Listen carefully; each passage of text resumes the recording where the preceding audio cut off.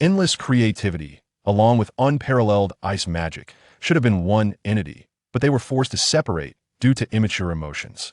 Innocent lives were instantly reduced to ashes. The root of it all was, if the evil legion? No, it was my unnecessary mercy. What do you desire? It is unparalleled power. You should think this way, you must think this way. No, I want to protect everyone. Traveler? Adventurer? Now, I am the royal knight of justice. I in the frozen world of village. On the cold ice field, a lonely shadow stubbornly moves forward. Beneath the thick ice layer seems to be buried something. Not long ago, this was a wonderful place, filled with the sounds of birds and flowers, laughter and joy. Why is there only coldness and endless ice now? The cause of all this can be traced back to that lonely figure. What exactly made her freeze everything here? The answer must be traced back to yesterday.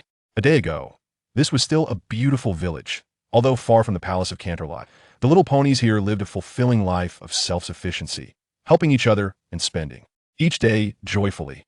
Autumn is a beautiful season. Fruits and other crops have ripened. Among the few children in the town, there happened to be a little girl celebrating her second birthday.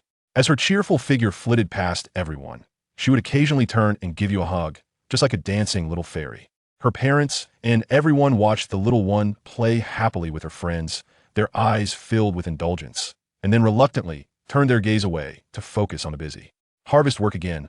Unknowingly, it was already afternoon. Watching the work nearing completion, everyone was wholeheartedly striving to finish before dark. After all, they couldn't miss the little treasure's birthday. Before they knew it, the sun had set, and with the arrival of nightfall, today's harvest work finally came to an end. Looking at the colorful fruits and the mountains of other produce, everyone was quite satisfied. There was no time to rest. The preparations for the little treasure's birthday party were not yet complete.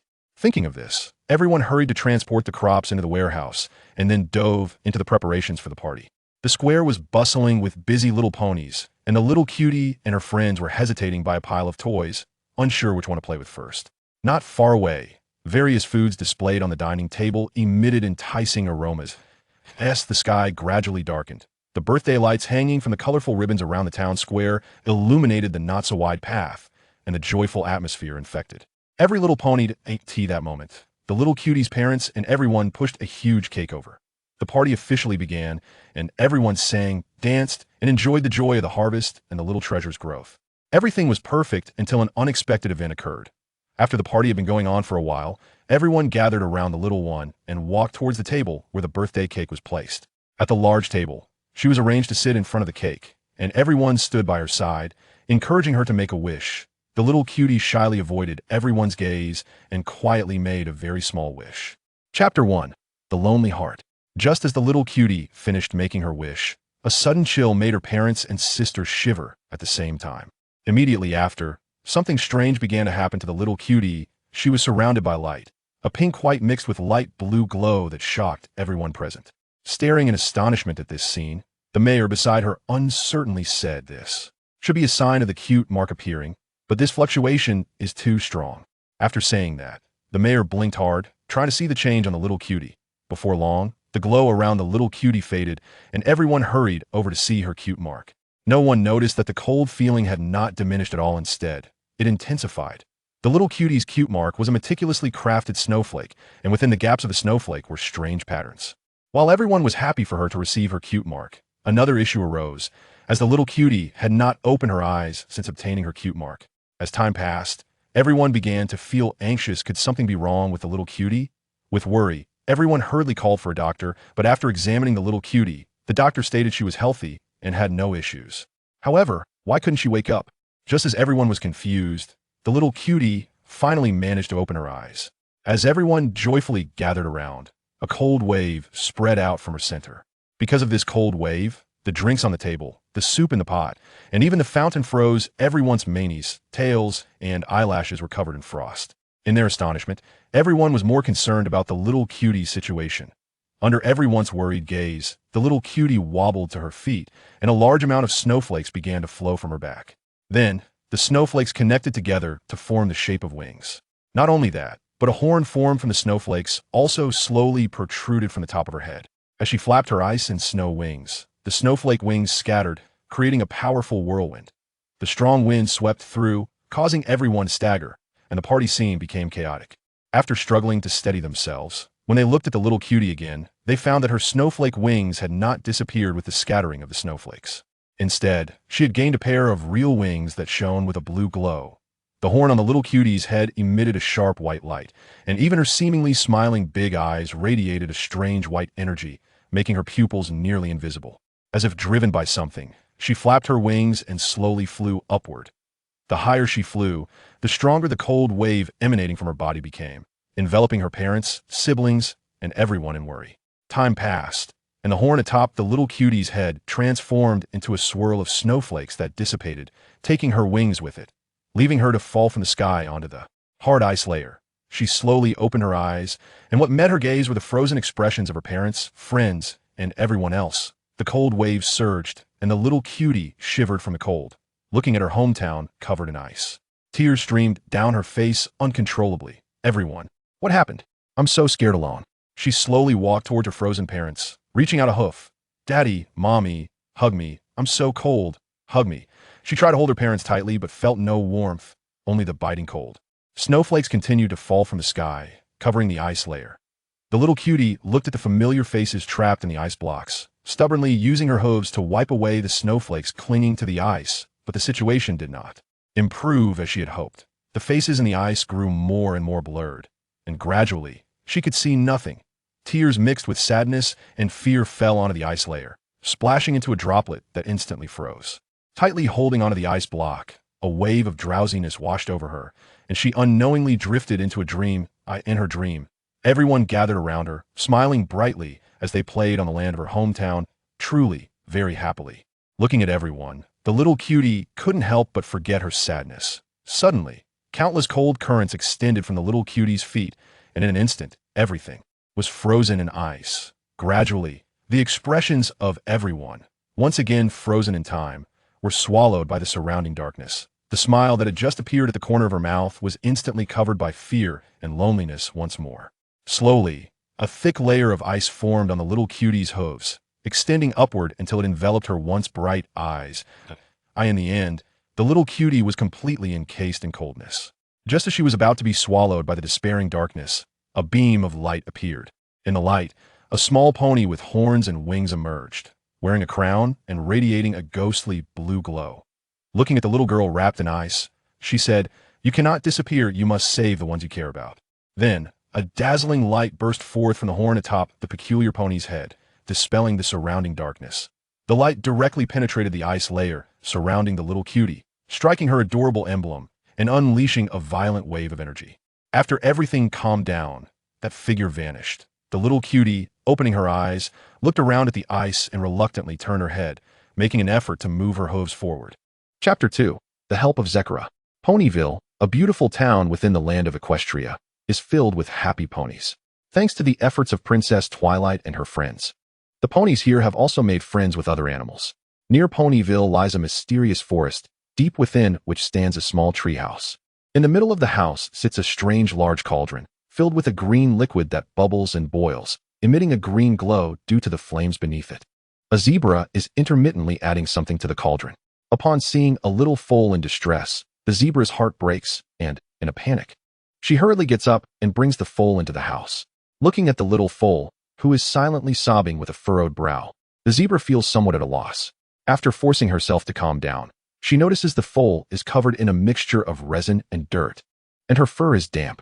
She quickly grabs a towel from the shelf and begins to help clean the little foal, gently wiping her little face. She finally places the towel on her forehead, but the situation doesn't seem to improve. Seeing the foal's pained expression and feeling helpless, the zebra anxiously paces back and forth in front of her. Suddenly, an idea strikes her. She remembers something that could help. After making a decision, the zebra carefully places the little foal in a basket and then rushes out of the house, sprinting towards Ponyville. In the iconic friendship castle that towers over Ponyville, the princess is discussing recent friendship tasks with her friends and students. Everyone is happy, enjoying snacks and fruits while chatting pleasantly, the atmosphere quite harmonious. On the road from Ponyville to the Everfree Forest, a zebra carrying something is racing through the streets towards the castle, causing the surrounding ponies to look on in surprise. A purplish-red pony exclaims, "Huh? What's wrong with Zekra? I've never seen her so anxious." Another light blue pony approaches the purplish-red pony and says, "Yeah, she's usually so laid back. A blue pony shopping turns their head and remarks, "Oh, maybe something urgent has come up. Did you see what Zekara is carrying?" A light cyan pony, who is selling things, glances towards the castle while packing up. What Zekara is carrying might be some important documents. Everyone starts discussing in a flurry. Zekara bursts into the palace, running directly towards the castle hall. Inside the hall, Princess Twilight is discussing where to go camping next. When suddenly the large doors are flung open, Zekara stands at the entrance, nervously looking at the princess. "Princess, I think this little one needs help." Seeing Zekara's anxiousness, Princess Twilight approaches her. "Zekara, what's the matter? You seem very nervous. Calm down, and let's talk this through." However, despite the princess's comforting words, Zekara cannot calm down at all. "Princess, there's no time. We need to save her, and I'll explain everything afterward." The princess hesitates for a moment, then nods and uses her magic to bring the basket in front of her. Seeing the little foal in pain, time is of the essence. Under the watchful eyes of her friends, the princess uses magic to examine the foal's body, letting out a sigh of relief. She looks at Zekara with a smile and reassures her, "Don't worry, Zekara. This little girl is perfectly healthy. There's nothing wrong with her. Can we talk about what happened now?" After confirming with the princess's eyes several times, Zekara finally relaxes a little, takes a deep breath to calm her racing heart, and looks at the princess to explain. "Your Highness, I found this little girl in the forest by my doorstep. She seemed to be in a lot of pain when I saw her, and I didn't know how to help her, so I brought her here." The princess listens quietly to Zekara's words and then patiently corrects her. "Zekara, I'm glad you chose to come to me for help when you were unsure. But please don't call me princess. We are friends. You can call me Twilight or just Twilight Sparkle." Zekara is momentarily stunned and looks at the princess. "Okay, princess. No. Miss Twilight." Hearing her name called by Zekara makes Twilight smile. Observing Zekara's still somewhat awkward demeanor, Twilight reaffirms, "That's better. We are friends. And no matter how I change, our friendship will remain."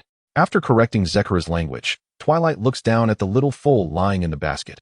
"Now, we can only wait for this little girl to wake up and tell us what happened." Chapter 3. Her name is Snowflake.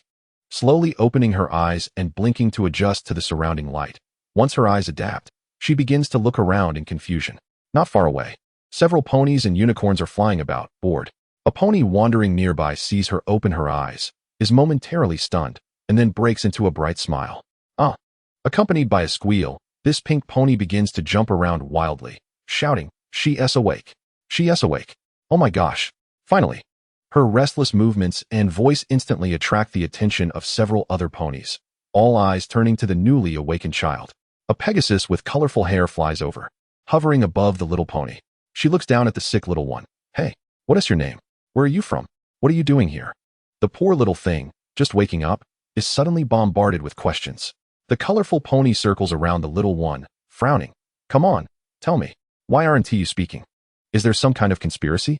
The harsh questioning completely shatters the little one's psychological defenses, and tears begin to flow like a flood. She shifts uncomfortably, distancing herself from the Pegasus, curling up in the corner of her little bed, her head down as she softly sobs, occasionally letting out a faint cough. The colorful-haired pony watches helplessly as she inadvertently makes the little one cry, looking to her friends for help, who all wear expressions of helplessness. Of course, there's an exception. The pink-haired earth pony bounces around excitedly, saying, Me. I have experience. Let me try?" If it weren't for the other ponies holding her back, she might have already rushed in. As they manage to control the overly excited pink earth pony, the princess looks at everyone, and they all gaze at the sobbing little one, their eyes slowly converging on another Pegasus with pink hair. Facing the pleading eyes of the group, the pink-haired Pegasus nervously steps back. "Me? I can't do it." However, an orange earth pony wearing a brown cowboy hat gazes at her with trust and says firmly, "Fluttershy, you're so good with animals. Only you can handle this." Fluttershy shakes her head, glancing at the little one curled up in the corner, crying, But she's not an animal. I can't do it." Seeing Fluttershy's helplessness, a deep blue-haired unicorn steps up beside her, smiling charmingly and encouraging her. "Dear, we believe in you. You should believe in yourself too." Looking into her sincere eyes, Fluttershy feels a wave of emotion. Glancing at her friends, who smile and give her courage, Fluttershy steels her resolve. "I'll do my best." She then walks over to the little one, who is still crying, gently stroking her back, and soothingly says, "Don't be afraid. The danger has passed. I'll be with you, don't worry. If you have any problems, just tell me." After speaking, Fluttershy reaches out her hoof to gently wipe the little one's tears. Under Rose gentle guidance, The little one slowly lifted her head and looked at Ro-Ro's swollen red eyes. Ro-Ro felt heartbroken and immediately comforted the little one in a soft voice. Watching this big sister who seemed to be even gentler than an angel, the little one suddenly reached out her front hooves and jumped into Ro-Ro's embrace, trying hard to squeeze closer to her. Ro-Ro also cooperated and hugged her tightly. After a while, the little one released her hooves from Ro-Ro and looked at her, starting a quiet conversation. It seemed that the little one was sharing her feelings with Ro-Ro, a topic not easy to interrupt, and everyone else knew they should do something else for a while, gathering to discuss the daily trivialities. The atmosphere around them, which felt frozen, finally dissipated, and everyone breathed a sigh of relief. Gently looking at the snowflakes, Ro-Ro smiled and said, "Don't be afraid. Sister will protect you. And you are the best child, right?"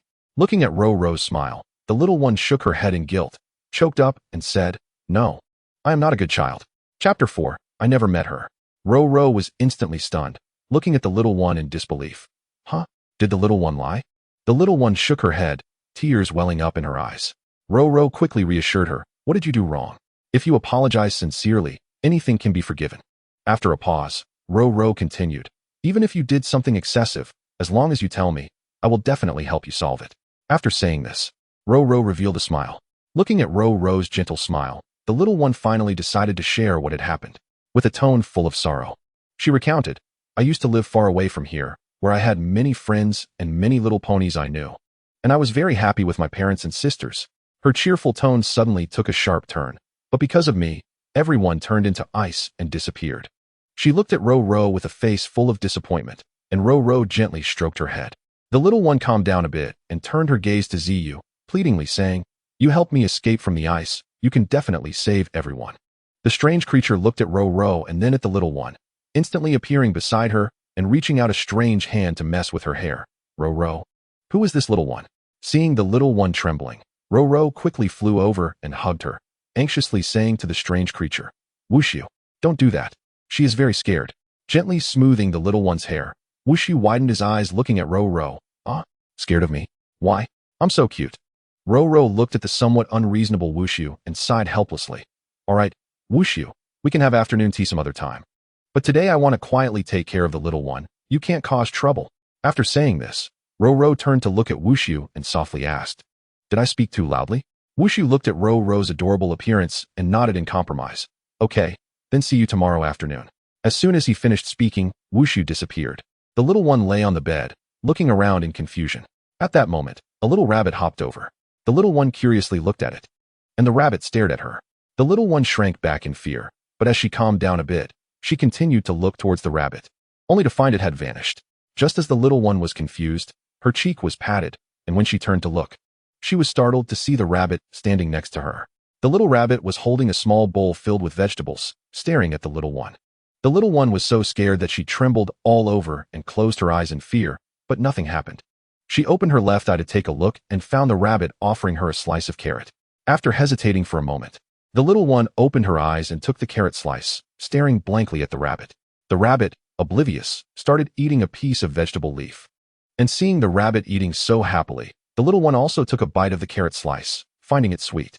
At that moment, Ro-Ro peeked out from the kitchen and smiled at the little one and the rabbit, saying, "Angel and the little one get along well." Then she happily turned around and went back to the kitchen to continue her busy work.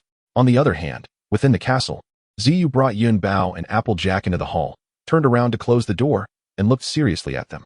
Ziyu frowned and looked sternly at Applejack. "Although I don't want to say this, yes." Applejack was instantly stunned. "My dear student," shining brightly.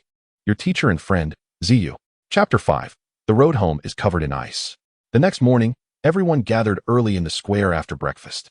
Ro-Ro slowly walked towards the square, with little Snowflake yawning and sleeping on her back. Zhenshi was waiting in the square with large and small bags and waved eagerly when she saw Ro-Ro. Yun Bao flew over from a distance, stirring up a lot of dust on the ground. Upon closer inspection, Applejack was running hard toward them on the dusty road. Bai Chi suddenly appeared from somewhere, hopping around everyone. "Let's go, let us go." Ziyu also flew over from the castle with Sui Long. At this point, everyone had arrived. Looking at everyone's preparations, Ziyu stared blankly at Zhenshi. "Zhenshi, I think you said yesterday that you only prepared some essentials. Isn't this a bit excessive?" Zhenshi flirtatiously brushed her bangs. "Ziyu, these are all essentials. This is my biggest concession. Zhenqi frantically protected her luggage. What do you want? Don't come over. With Zhenqi's scream, Applejack rushed over to pin her down, and Yunbao took the opportunity to start rummaging through Zhenqi's luggage, which was filled with all kinds of unnecessary items. After a considerable amount of time rummaging, with Bai Qi's help, they finally found the warm clothing they agreed on yesterday, dozens of different styles and sizes of flashy clothes. Yunbao held up the clothes. Looking bewildered, I don't think these are the clothes you mentioned yesterday. At the moment of Applejack's surprise, Zhenqi broke free from her restraints. Looking furious, you bunch of robbers. You ruined my luggage. As compensation, were these clothes and be my fitting dolls? Yunbao looked at Zhenqi in confusion, glancing down at the various damaged cosmetics and fragile accessories scattered on the ground, not to mention all the items girls use for skincare. All right. After a chaotic game of capture ended, everyone was finally dressed in those clothes, including Sui Long and Snowflake. Looking at the charming figures around her, Zhenqi smiled contentedly and said to everyone, "You don't think I was really angry, do you?" Yunbao just wanted to say she didn't think Zhenqi's forceful clothing change was without anger. After a small episode, everyone was finally able to set off normally. Although Zhenqi occasionally glanced at Bai Qi and Yunbao to send them a warm greeting, at least they were able to set off normally. Crossing the street and entering the terrifying forest, Snowflake curiously admired the scenery of the forest while on Roro's back. The journey was relatively smooth, but after asking Keela, it was learned that Snowflake was not very clear about the place she came from, and everything still needed her to guide the way. However, solving this problem in the jungle was not easy.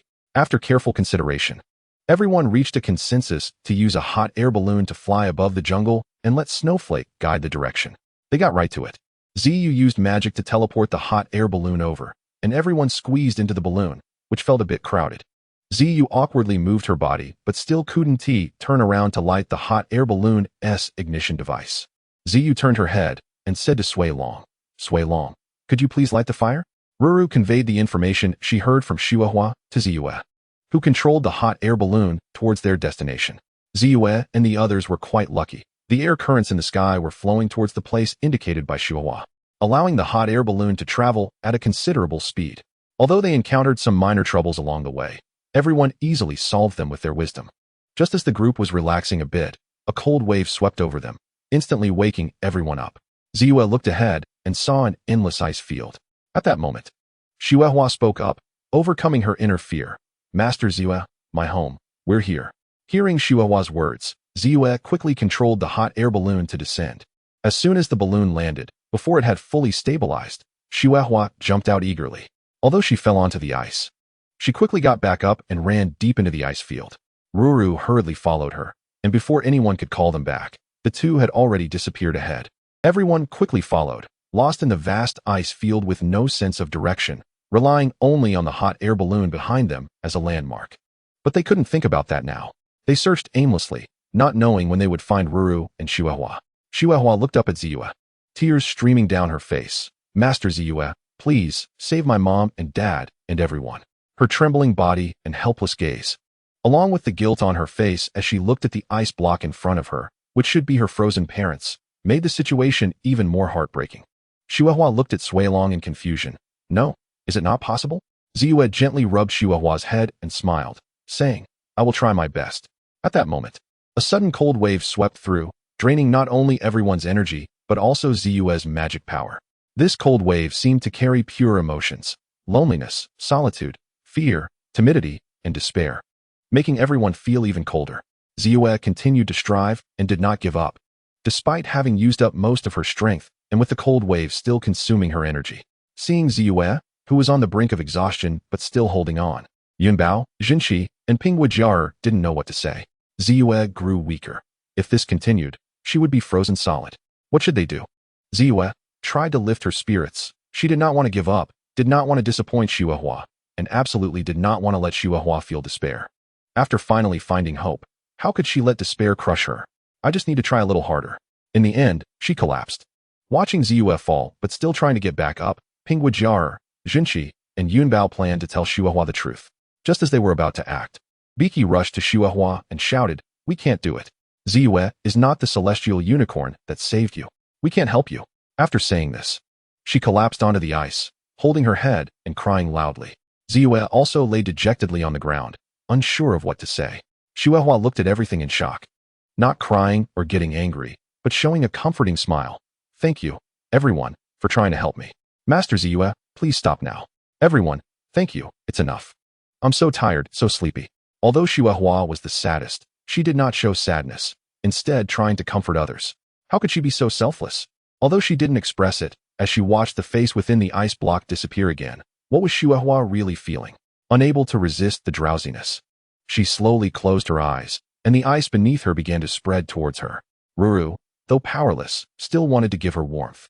She tried her best to hold Xuehua tightly, wanting to transfer her body heat to her. The cold ice crept up Xuehua's body, and as it touched Ruru, it slowly spread to her as well. In no time, both Ruru and Xuehua were completely encased in ice. Ziyue anxiously tried to stand up, but her weak body couldn't manage it. Just as Ziyue was about to topple over, her friends came over to support her. Tears slowly streamed down Ziyue's face. No need for more words. Everyone together. Ziyue continued to gather her strength, this time combining it with everyone's. Once again, a massive force struck the ice encasing Ruru and Xuehua, and the ice began to slowly melt. At that moment, Xuehua's cute symbol shimmered with white light, and the recently melted ice instantly froze again, even stronger than before. Although the energy impact continued to melt the ice, the melting couldn't keep up with the freezing speed. What should they do? At that moment, Ziyue smiled and looked at everyone, who nodded in understanding. Ziyue closed her eyes and transmitted her belief to Ruru within the ice. Inside the ice, Ruru's cute symbol also emitted a dazzling light, and in an instant, the ice around Ruru and Xuehua melted away. Just as everyone breathed a sigh of relief, Xuehua began to float slowly. With the increasingly intense glow of her cute symbol, Xuehua was surrounded by ice crystals, which suddenly exploded, revealing Xuehua with her eyes wide open. Her eyes were filled with overflowing energy, and she appeared to be on the verge of a rampage. Waves of energy erupted from Xuehua, causing the surrounding cold waves to increase several times. Ziyue looked to Ruru for help. Ruru, worried, glanced at Xuehua, paused for a moment, then walked towards Ziyue. Suddenly, a mass of ice crystal particles attached to Xuehua's back, and the same happened on her head.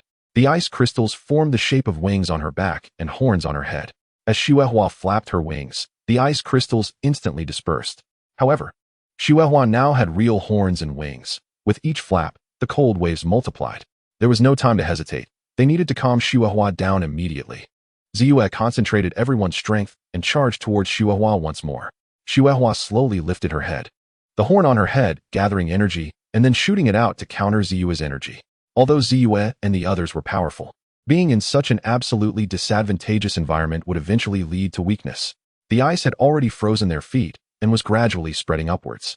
What to do? What should they do? Suilong was burning the ice with his dragon breath, but it was clearly in vain. Slowly, the ice had spread up to their chests. Was it over? Would it end like this? What should they do? Were they really going to have to seal Xuehua? Was this all they could do? While everyone was in a state of panic, a light flickered on Xuehua's cute symbol, tracing a beautiful arc before disappearing. In an instant, Xuehua's wings and horns turned into ice crystals and dissipated, her weakened body falling to the ground. The cold waves in the air instantly diminished by half. But everyone was already at their limit. Ruru rushed over to pick up Xuehua, hurriedly leaving the place with everyone. Suilong helped everyone onto the hot air balloon one by one, then climbed onto the igniter and breathed dragon fire to control the hot air balloon towards Ponyville. Chapter 6. Gathering Friendship to Save Her. Suilong worked hard to control the direction, but the cold wave slowly followed, and the hot air balloon was getting lower and lower. If this continued, it would be over. What to do? What should they do? Suilong looked at everyone and the increasingly low hot air balloon, feeling lost.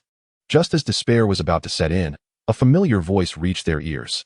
Hi Ru, it's tea time. Wushu was lying on the side of the hot air balloon. Feeling the surrounding cold wave, Wushu shivered. Hey, Ruru, this tea time location is really special. But I don't really like it here because I always have to dress like a penguin. As soon as the words fell, Wushu snapped his fingers, and thick clothes appeared on him, making him look chubby like a penguin. Ruru looked at Wushu and said in a somewhat hoarse voice, Wushu, this is not the time for jokes. Everyone and Xuehua need help. Wushu quickly adjusted his tone. Ruru, what help do you need? Ruru looked at everyone and then at Xuehua in her arms. Wushu, take everyone away from here. Wushu blinked at Ruru. No problem. After saying that, Wushu snapped his fingers, and in an instant, the entire hot air balloon disappeared. The next moment, everyone and the hot air balloon stopped in front of the Friendship Castle. Everyone shook off the snow on their bodies, took off the luxurious clothes designed by Jinchi, and walked into the castle. Seeing everyone's listless appearance, Ruru, somewhat angrily, carried Chihuahua away, while Wushu looked at everyone, unsure of what to say, and then vanished instantly. Yunbao looked at Ziyue with concern. Ziyue, if there's anything wrong, remember to tell us. We are friends. Not knowing how to comfort Ziyue, Yunbao was at a loss, and Jinchi led everyone outside, casually closing the castle door behind them. Jinchi looked at everyone and said, I think we should let her be alone for a while. If she needs help, she will definitely come to us. We are friends. Worrying now won't help. Sometimes, these things need her to figure out on her own. It's not something we can solve. Reflecting on the situation at that time, if it weren't for the strange light at the end, perhaps everyone would have been frozen. The few of them didn't know what to say, and each headed home. Inside the castle, Ziyue looked at Suilong, unsure of what to say, sitting on the ground with no idea what to do. Ziyue paused for a moment and then continued forward. I can't be sure I can find it, but I need to do my best, regardless of the outcome. Xingguang Yi smiled and said, Really? Is this your friendship secret, teacher? I want to experience it too. After saying that, Xingguang Yi took the lead and followed Ziyue toward the library. Suilong ran over with a smile. Leave it to me. The three of them flipped through countless books in the library. Although the progress was slow, they were indeed working hard. In the castle, the three were still busy when suddenly the library door was pushed open, and the other four stood at the doorway looking at the three. Yunbao looked at Ziyue and said, Ziyue, although I can't be of much help, I will go crazy if this continues. No matter what, let me join. Applejar glanced at Yunbao and then nodded at Ziyue. Pingqi and Jinchi also cast pleading looks, and Ziyue nodded at everyone, allowing the four to join the research effort. Unlike the busy library, Ruru's home was filled only with monotonous sobs and Wushu's cold jokes. Inside the house, Ruru watched Chihuahua sobbing uncontrollably, partly because she couldn't help Chihuahua and partly because of her friend's concealment. Seeing Chihuahua's current plight, Ruru didn't know how to help her. Wushu, watching Ruru, was at a loss. He had told so many cold jokes, yet Ruru hadn't shown even a hint of a smile. It seemed that all he had to do was wake up this little girl named Chihuahua, right? Wushu used his magic on Chihuahua, and her cute emblem reacted, slowly glowing. Wushu felt his hand, which was casting the spell, beginning to freeze, and hurriedly stopped. Just as he shifted his gaze from Chihuahua, he bumped into Ruru's gaze. Seeing Ruru's almost broken expression, Wushu quickly apologized. I just wanted to help. I have no other intentions. We are friends. You should trust me. Ruru lowered her head in frustration and quietly said, Wushu, can you not do it either? Hearing Ruru's almost desperate voice, Wushu nodded helplessly. Ruru fell silent, with no sound of crying because she was almost in despair. Angel, beside Chihuahua, quickly jumped in front of Ruru to wipe her tears, trying to comfort her, but the effect was not significant. On the other hand, Chihuahua fell back into a dream. Ahead, there was a brilliant light, and from it emerged a unicorn. Chihuahua rushed forward, desperately trying to grasp the last hope, and with a hoarse voice said, Princess, it's not you. Who are you? Where are you? I really want to save everyone. With tearful eyes, she looked at the unicorn. They must be very cold, right? Can you help everyone? Even if it means putting me in ice, as long as I can save everyone. The unicorn shook its head, silently looking at Chihuahua. Chihuahua sat down in despair, looking at the unicorn and asking hopelessly, why? The unicorn looked at Chihuahua seriously and said, Do you care about them? Do you want to make them sad? Aren't they friends? Why are you always waiting for others to help? Why not try it yourself? In front of her was the almost collapsing Ruru, and Chihuahua slowly crawled over, trying hard to hug Ruru. Ruru opened her eyes and saw Chihuahua, immediately hugging her back. Angel beside them showed a dissatisfied expression, but soon relaxed because Chihuahua put her on her back. Ruru then began to prepare dinner with some snacks and fruits. The warm dinner finally made Ruru happy again, and Chihuahua boldly hugged Angel, meeting various animal friends in Ruru's home. All in all, it was a wonderful night. It was already late, and it was time to rest, but Chihuahua still reluctantly released Angel. Speaking of which, she had been hugging him since dinner, which was quite enough. It was time to sleep. Ruru looked at Chihuahua, who wouldn't let go of Angel, and shook her head helplessly. She then hugged Chihuahua, covered her with a blanket, and began to rest. Chapter 7. Striving to cheer up. The sun had not yet risen, and Ruru was already awake.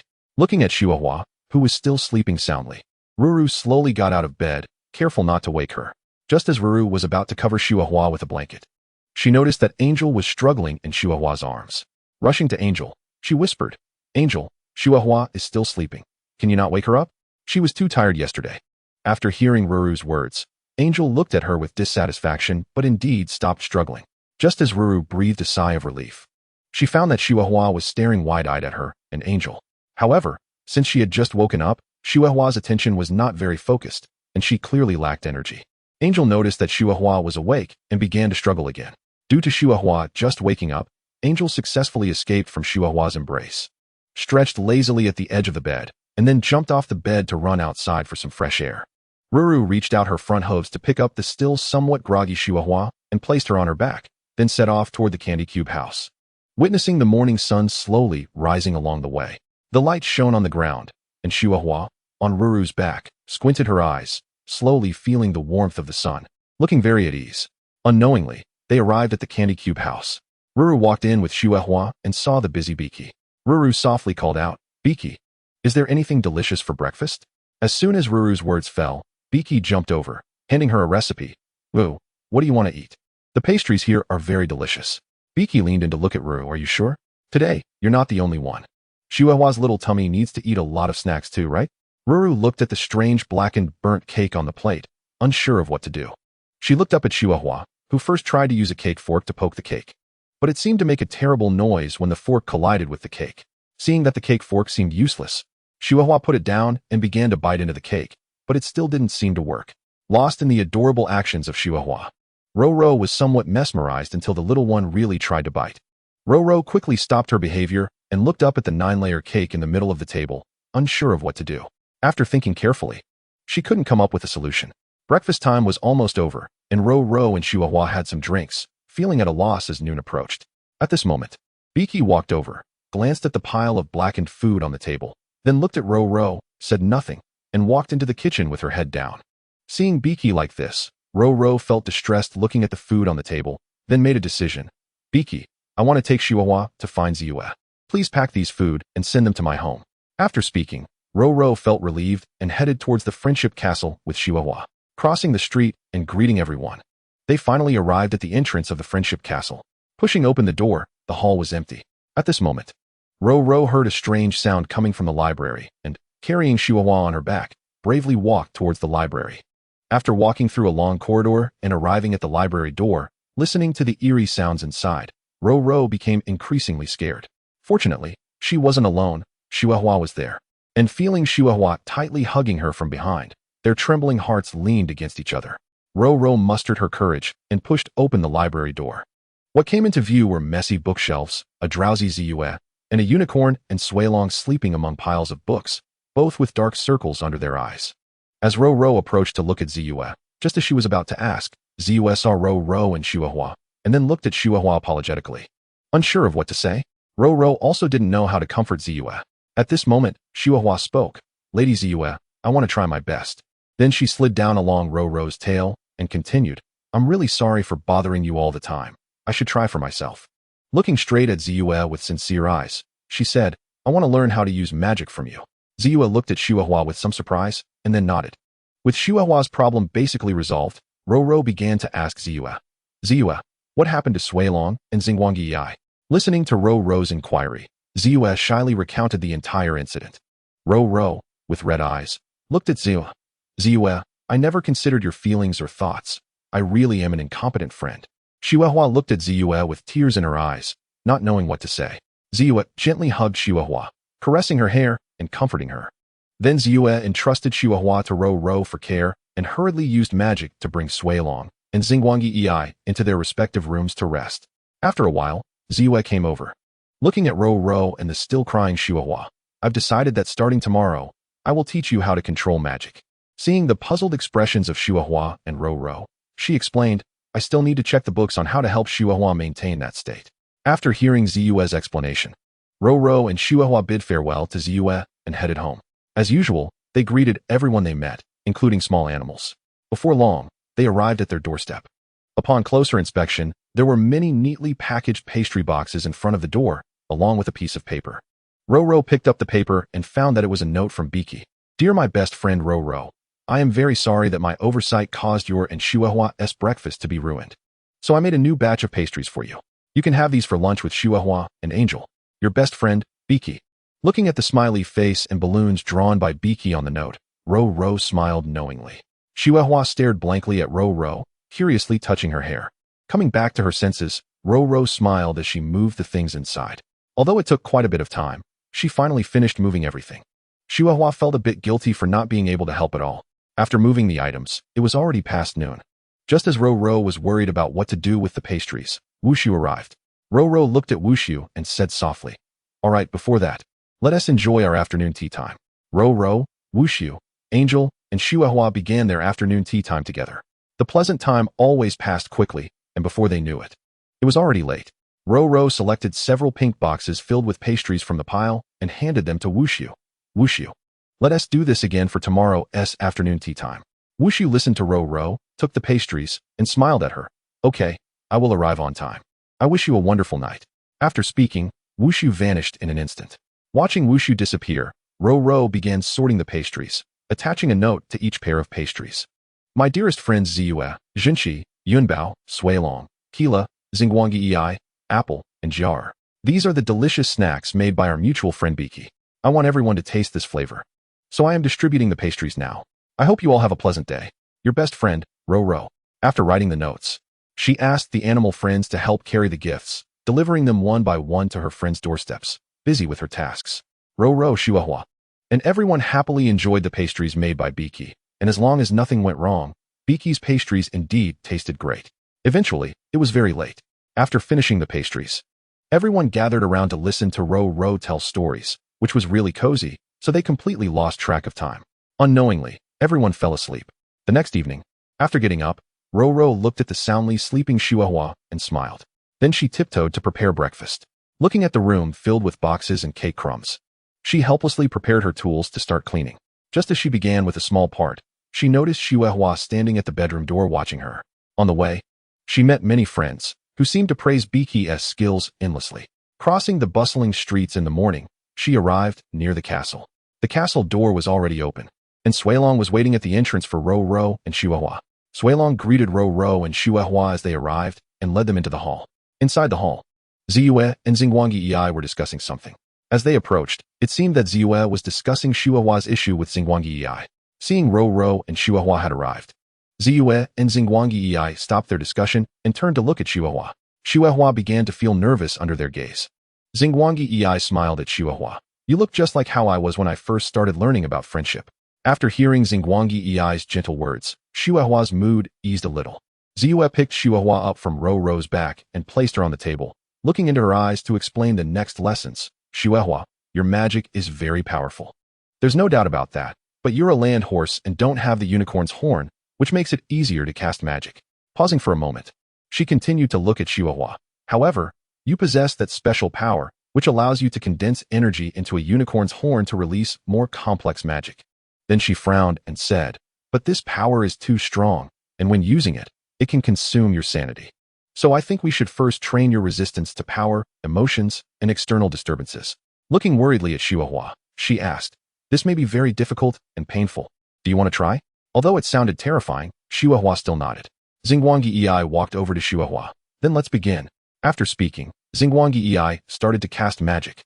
Her eyes revealing purple-black energy, completely altering her demeanor, with dazzling purple-black light emanating from her horn. Everyone in the ice layer smiled as they looked at Chihuahua, while her parents watched her with doting eyes from the ice layer.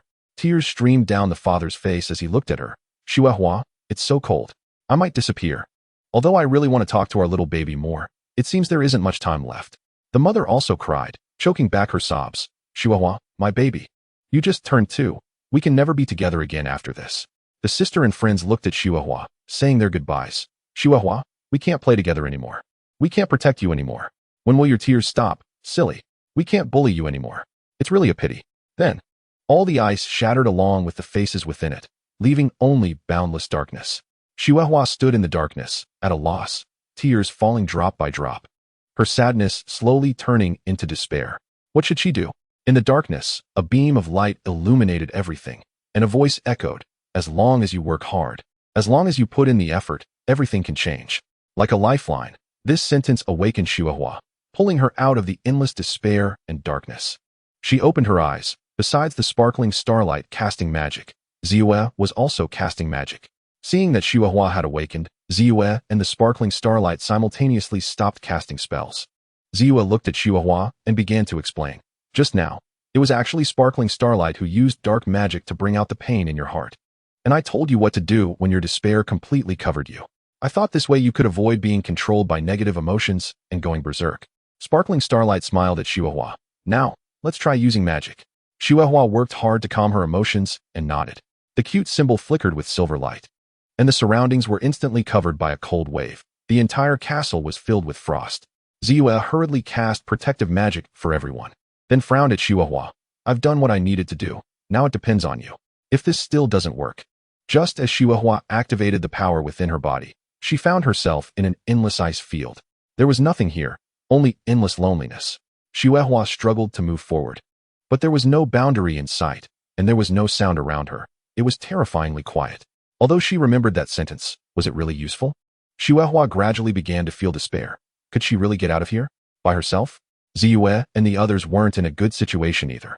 Sparkling Starlight had already started helping Ziyue cast protective magic, and even Suilong was trying to breathe fire to keep everyone warm. But it was clear that this little flame couldn't do much. The cold wave had spread throughout Ponyville, and it began to snow. The whole place was in chaos. Ruru looked at Chihuahua's helpless expression with her eyes closed, braving the cold wind as she approached Chihuahua, extending her front limbs to hug her tightly.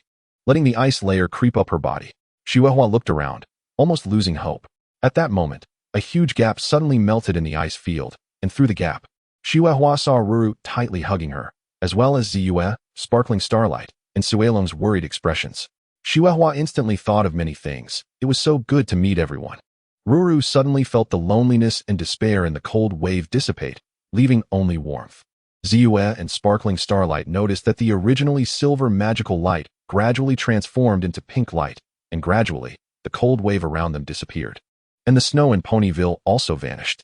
The recovered Ruru looked at Chihuahua in surprise. Chihuahua slowly floated up, opened her eyes to look at Ruru, and smiled. Ruru's sister. You're my favorite.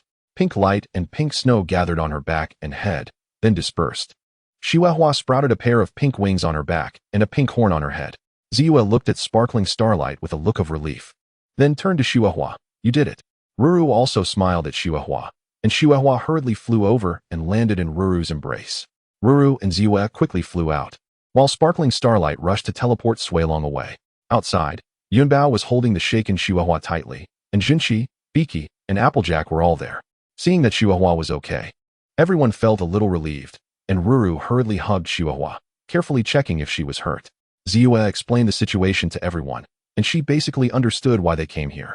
Because of the strange weather in Ponyville, everyone thought of Chihuahua, so they came to the castle, the center of the problem, and just happened to see Chihuahua falling. After hearing the process of the problem, Ziyue came over to check on Chihuahua's condition. It seemed there was no issue. Her wings and horn were fine. Could it be a flying technique problem? Ziyue looked at Chihuahua curiously. Chihuahua, can't you fly? After hearing Ziyue's words, Chihuahua shook her head. Ziyue pondered what was different when the problem occurred, and then looked at Ruru. Gently hugging Chihuahua, Ziyue looked at Ruru's worried expression. She wasn't sure if she should do this. In the end, she decided to conduct this experiment. Ziyue looked at Yunbao. Yunbao, take Ruru and fly up high. The higher the better. Ruru looked at Ziyue in confusion after hearing her words.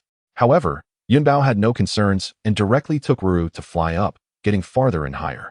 Ziyue quickly looked at Chihuahua's condition. As Ruru moved further away from Chihuahua, her wings and horn began to dissipate to varying degrees. Continuing to observe Chihuahua's condition. As Ruru came closer, Chihuahua's wings and horn gradually restored. After trying several times, it really was like this. Seeing Ruru's forlorn gaze, Ziyue showed an apologetic expression, then suggested that Ruru take Chihuahua to rest.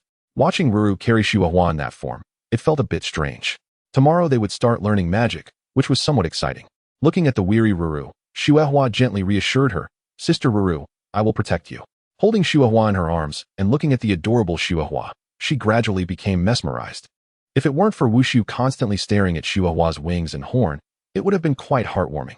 After tea time ended, Wushu looked at Chihuahua, then shifted his gaze to Ruru and said, Later, I will go have a gentleman's party with Suilong and Maytosh. Do you want to join? Watching Wushu disappear, Ruru sighed. Seeing the tense Ruru just now, Chihuahua looked at her with some questions, and Ruru softly said to Chihuahua, Actually, I'm very happy to be invited by friends. but that kind of fighting party really isn't suitable for me. After finishing, Ruru picked up Chihuahua and went outside to invite the animal friends. The animals, along with Ruru, Angel, and Chihuahua, lay under the bed as Ruru began telling a story. Once upon a time, there was a timid raccoon. Although it was a bit monotonous, being with friends was still quite nice. How to resolve dependence. After waking up in the morning, Ruru gently called Chihuahua and took her to the dessert shop. There were already some customers having breakfast in the dessert shop. Ruru chose a table away from the crowd and ordered some pastries for breakfast. After finishing eating with Chihuahua, they set off towards the castle. Upon arriving at the castle, Suilong led them to the hall. Seeing Ziyue and Sparkling Starlight busy, Ruru quietly greeted them. Stopping their busy steps, Ziyue and Sparkling Starlight came over, looking at Chihuahua and nodding. Ziyue picked up Chihuahua and placed her on the ground. Smiling. Today we officially start learning magic. The first lesson is teleportation magic. She then demonstrated by teleporting behind Ruru. Ruru screamed in surprise and then looked at Ziyue with some annoyance, while Ziyue smiled apologetically. Starlight looked at Snowflake and gently said, "Give it a try, don't force it. We're all by your side." After hearing Starlight's words, Snowflake nodded and tried her best to muster her strength. As Snowflake closed her eyes to concentrate, her cute emblem slowly emitted a soft pinkish-white magical energy. Then, just like before, horns and wings formed above her head and behind her back, flapping her wings. She focused on using the horn on her head to gather magical energy. A violent magical fluctuation occurred, and in an instant, Snowflake's entire body turned into ice and snow, dissipating. While everyone was surprised and searching for her, Roro revealed a smile, and behind her, Snowflake was sweetly smiling while resting on her back. At that moment, Ziyu and Starlight also noticed Snowflake. They nodded, realizing that Snowflake had likely succeeded. It was truly an impressive ability to succeed on her first attempt. However, looking at Snowflake, who possessed such powerful magic and talent, Ziyu couldn't feel happy at all. Starlight glanced at Ziyu with a hint of confusion and then understood something, looking at Snowflake with concern. Finally, Ziyu stepped forward, frowning as she looked at Snowflake. Roro, although Snowflake is very clever and has strong magic, she won't be able to do anything without you. After hearing Ziyu's words, Roro looked at Snowflake with worry, unsure of what to say. Snowflake looked at Ziyu fearfully and softly asked, "Sister Ziyu, can I be with Sister Roro? But it seems like I've always been by Sister Roro's side."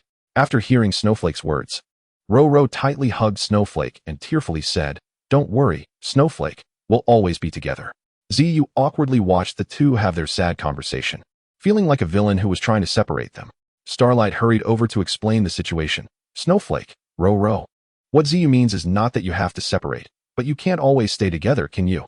Seeing Snowflake and Roro looking at her, Starlight continued, "If Snowflake goes too far from Roro, she won't be able to cast magic. Ziyu and I have looked up a lot of information. The specific reason is that the magic within Snowflake considers Roro to be a necessary factor for activating the magic. Therefore, it only becomes active when it senses Roro's presence. Without Roro nearby, the energy within Snowflake will lose one necessary factor, causing its activation to decrease. That's why yesterday, after Snowflake unleashed her magic and flew out the window, she lost her flying power and fell." After hearing Starlight's explanation, Roro essentially understood the situation. Looking at Snowflake, who still didn't understand, Roro hurriedly comforted her. "Don't worry, it's not about separating you and Roro. We will always be together." After Roro's reassurance, Snowflake calmed down a bit, but it seemed like her tears would take a while to stop. Seeing that Starlight had managed to stabilize Roro and Snowflake's emotions, Ziyu organized her thoughts and continued, "In summary, as long as Snowflake stays a certain distance from Roro." She quickly looked at Snowflake and said, "It's not about separating, just maintaining a certain distance." Seeing Snowflake hugging Roro's legs without breaking down, Ziyu breathed a sigh of relief and continued, "If Snowflake casts magic again, it could lead to big trouble. Even maintaining the explosive state will be very difficult." She frowned as she looked at Snowflake. Then Ziyu smiled and said, "But Starlight and I have thought of two solutions." Turning to Starlight, who smiled and began to explain the first solution. She glanced at Roro and Snowflake, shrugging her shoulders and continuing. "The second solution is to let Snowflake practice controlling her own power until she can manage the strength of her explosive state." After hearing Starlight's words, Roro looked at Ziyu with some confusion. Controlling the strength of the explosive state? After hearing Roro's question, Ziyu continued, "So, as long as you focus on gathering your wings or horn, you can cast magic even if you're far from Roro." After Ziyu finished speaking, Starlight summarized. "In other words, reduce consumption, The power Snowflake can control is not that much. Not paying much attention to Starlight's last sentence, everyone began to focus on Snowflake. A strong pinkish-white light shone, and within the light, Snowflake struggled to control her energy, gathering it. As the light faded, Snowflake flapped her wings and flew out. Rushing towards the window, everyone anxiously wanted to search for Snowflake, but at that moment, Snowflake flew back through the door, landing next to Ro-Ro. Ro-Ro looked at Snowflake with a comforting smile. Really, always so reckless. They affectionately rubbed their cheeks against each other. Ziyu and Starlight looked at Snowflake in fear, thinking, what a reckless little one. They tried to calm their spirits and began the next step of teaching. But it took a long time to help Snowflake transform into her unicorn explosive state. However, it still felt like Snowflake had some sense of disparity. Although she was learning magic quickly, there were still various problems when casting, and the entire castle looked somewhat dilapidated. No matter how hard she tried, the magic she remembered was many, and the spells she could cast were numerous, yet there always seemed to be issues. The accuracy was too far off, and the force control was also very poor. Magic control seemed extremely difficult for Snowflake.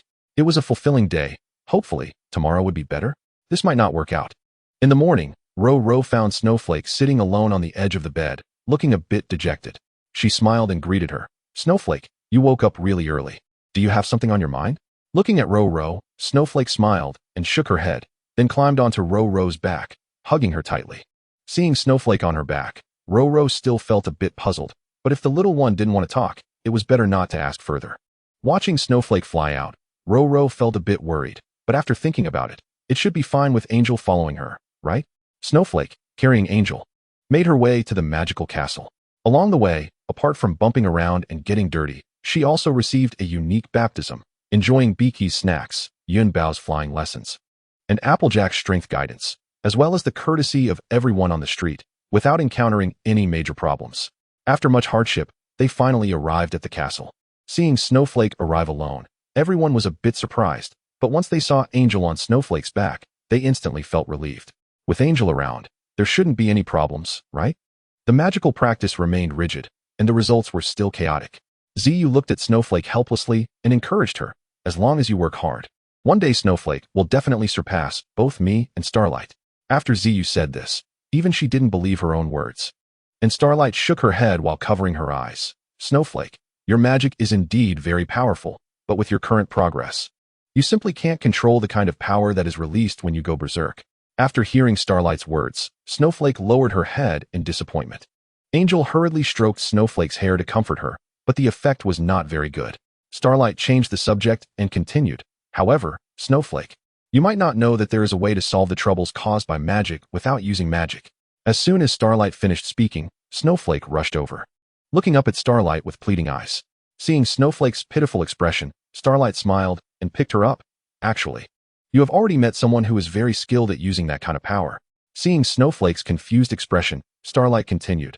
Cola, the one who initially discovered you, is a master potion maker. You can go find her and learn well. Turning to Ziyu, she revealed a puzzled expression. Ziyu smiled at Snowflake. That's right, Snowflake. What Starlight said is true. Cola is the most famous potion maker. After hearing Ziyu's words, Snowflake handed Angel over to Starlight and waved goodbye to everyone. Goodbye. I'm going to find Cola and ask her for help. She flapped her wings vigorously and flew towards the forest. Although her flying skills were not perfect, having a goal truly made a difference. Looking at the impatient snowflakes, Ziyu didn't know how to stop her. She raised her head and used magic to bring paper and a pen, starting to write a note to Ro-Ro. Dear my best friend Ro-Ro, your best friend Ziyu. The crying continued until midnight, and the next morning, Ro-Ro still didn't go out, hiding in her room. Angel called all the animal friends to comfort Ro-Ro, but it was obviously of no use. In the end, with no other options, Angel went to Ziyu's house, bringing Ziyu, shining brightly, and Sui Long to Ro-Ro's home. On the other hand, Keela discovered that Shuahua had a great talent for making magical potions. She had already memorized all the magical potions Keela had yesterday afternoon and could make potions by herself today. However, Shuahua always looked absent-minded. At that moment, footsteps were heard outside, and Shuahua's eyes instantly lit up. She burst out like a Pegasus and flew outside. Outside, Ro-Ro was still covering her head with a blanket, while Yunbao, Bai Chi, and Applejack were struggling to pull Ro-Ro's bed over here. Shuahua excitedly flew over, hugging the still crying Ro-Ro.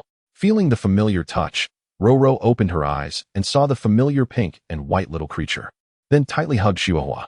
Seeing Roro's swollen eyes, Chihuahua cried sadly, "I'm sorry, Sister Roro, I really want to save everyone."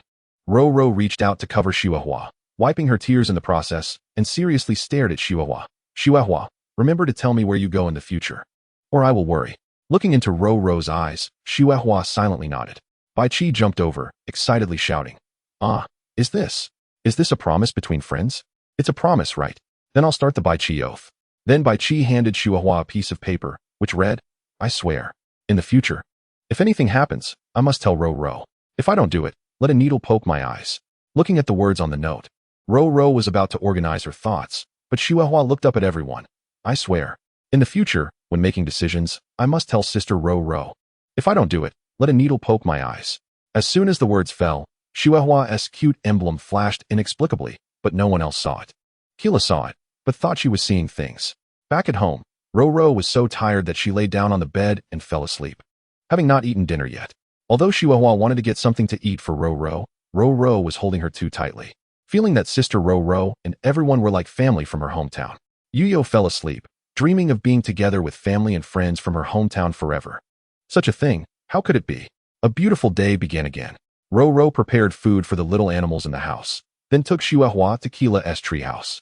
As soon as they got up in the morning, they saw that Chihuahua seemed to lack spirit again, but she mentioned the reason herself. Overall, it couldn't be said that Chihuahua was daydreaming, as she was already great. Probably, they didn't encounter any danger on the way and safely arrived at the treehouse. Although it was a bit uncomfortable in this place, Roro still couldn't rest easy about Chihuahua and decided it was better to stay. Roro didn't know what to say. Chihuahua's efforts were a good thing, but wouldn't that tire her out? With worry, Roro walked over to Chihuahua. Keela followed, looking at the busy Chihuahua in the house, unsure of what to say. Suddenly, Chihuahua stopped her movements. Roro and Keela, who had their backs to Chihuahua, didn't know what was happening and hurriedly rushed over to understand the situation. Then, they saw Chihuahua looking expectantly at the potion in front of her. The potion's color gradually changed, from red to purple, then from purple to blue, and finally to white. Looking at the potion that had stopped changing, Chihuahua happily picked it up, turned around, and wanted to share her joy with Roro and Keela. However, she suddenly noticed two figures standing beside her. "Ah!" A scream escaped her lips as the potion bottle slipped from her hands, watching her hard work be destroyed in an instant. Chihuahua looked dejectedly at the falling potion bottle. Just as it was about to hit the ground, two hands caught the potion bottle. The owners of those hands were Roro and Keela. Focused, they handed the potion bottle slowly to Chihuahua, who received it and looked gratefully at the two, unsure of what to say. Keela broke the silence and asked first, "Chihuahua, what is this potion?" Turning her head, she saw Roro looking at her with curiosity as well. Chihuahua first placed the potion down and then began to explain. "This is a magical potion I made to my own magic. Although I haven't tested it, I believe it will work." Looking at Keela, who was frowning in thought, and Roro, who was at a loss, Chihuahua emphasized, "I was very patient in making this. I think it will definitely work. I can make the Bai Chi oath." Seeing the skeptical expressions on Roro and Keela's faces, Chihuahua was almost in tears. Roro hugged Chihuahua, looking into her red eyes, and said seriously, "I believe you. I have always believed." Hearing Roro's words, Chihuahua suddenly lost confidence, fearing she would disappoint Sister Roro. At that moment, Keela looked at the potion and then at Chihuahua. "Actually, it's not impossible. I heard about the situation from you guys last time. Overall, this magic was caused by Chihuahua's own outburst, so the one who understands this magic best is Chihuahua. If someone else made this potion and said it could solve the problem, the credibility wouldn't be high, but if it's Chihuahua," she said, staring seriously at Chihuahua, "maybe it can work." After hearing Keela's semi-affirmative words, Chihuahua looked at Roro and Keela with little confidence, then firmly jumped out of Roro's embrace. Watching Chihuahua fly away alone, Roro thought of the worst-case scenario and hurriedly flew into the air. However, Chihuahua had already disappeared. After a moment of confusion, she thought of where Chihuahua was going and flapped her wings hard, flying off into the distance. Keela watched the two fly away, frowning, unsure of what to do. Suddenly, as if she thought of something, she hurriedly flew toward Ponyville. Chihuahua had already flown far away, still trying hard, but she was too far from Roro. Her wings and horn began to become unstable, and despite her efforts to control them, it was of no use. Ultimately, her wings and horn dissipated. Her falling body crashed onto the branches and leaves of a tree. Pain, a lot of pain, But Shuehua didn't care about that, tightly protecting the potion bottle in her arms. It was very difficult to stand up, but Shuehua couldn't give up, trying hard to reassemble her wings and awkwardly flapping them, moving forward. It was getting closer. She could already see the ice field ahead. Just a little more effort. Just a little more. Finally, she reached the ice field, collapsing onto the ice, using her last strength to pour the potion onto the ice surface, unable to move anymore. Only one last step remained. She couldn't give up. She had to rely on herself. She couldn't trouble everyone anymore. Gathering her strength, she unleashed her horn, infusing energy into the potion. A massive energy burst forth instantly, melting all the hard ice and dispelling the cold currents. The original appearance of this place reappeared. It was so beautiful. Everyone was at a loss, staring blankly at everything around them. Parents, sisters, friends, and even those who used to bully her approached. Her father silently picked up Shuehua, smiling at her mother. Although we don't understand the situation, it seems our daughter has done something incredible. He then took Shuehua home to care for her tenderly. Shuehua's sisters and friends surrounded her sickbed. Even the friends who often bullied her quietly watched her. Meanwhile, Ro flew halfway. In the end, she still lacked the strength to continue and had to land on the ground, continuing towards Shuehua's hometown. As Ro was feeling extremely worried about whether Shuehua would be in trouble and was about to lose hope, Yunbao and Ziyu rushed over and brought Ro to the hot air balloon in the sky. On the hot air balloon were Kula, Xingguang Yi, Pinguijia Air, Jinqi, Baiqi, and Sui Long, all watching anxiously as Ro seemed to want to say something. Ziyu covered her mouth and said, "You rest for a while. Kula has already told us what happened. Leave the rest to us." After hearing Ziyu's words, Ro nodded and leaned over the edge of the basket to look into the distance.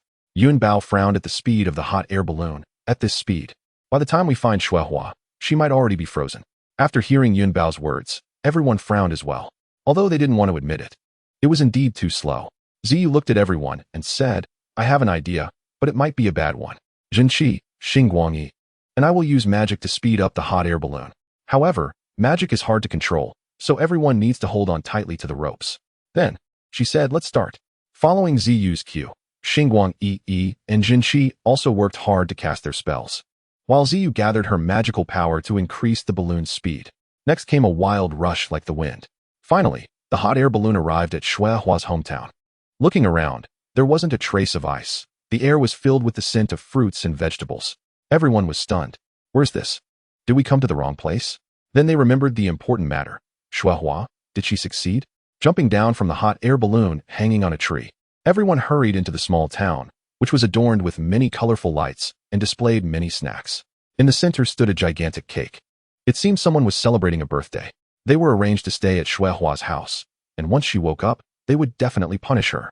They had said that if there was a problem, they would talk about it together and solve it, but she ran off alone after saying that.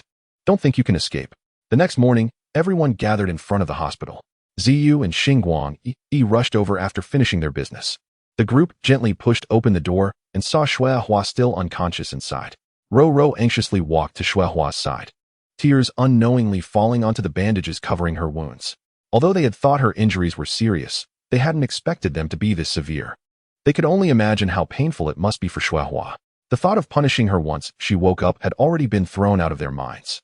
Ro looked at Ziyu and Xingguangyi with tearful eyes, seemingly pleading for them to help Shuehua.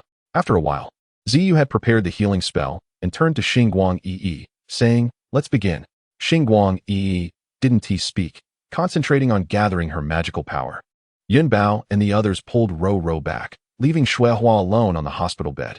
Ziyu and Xingguangyi were ready with their spells.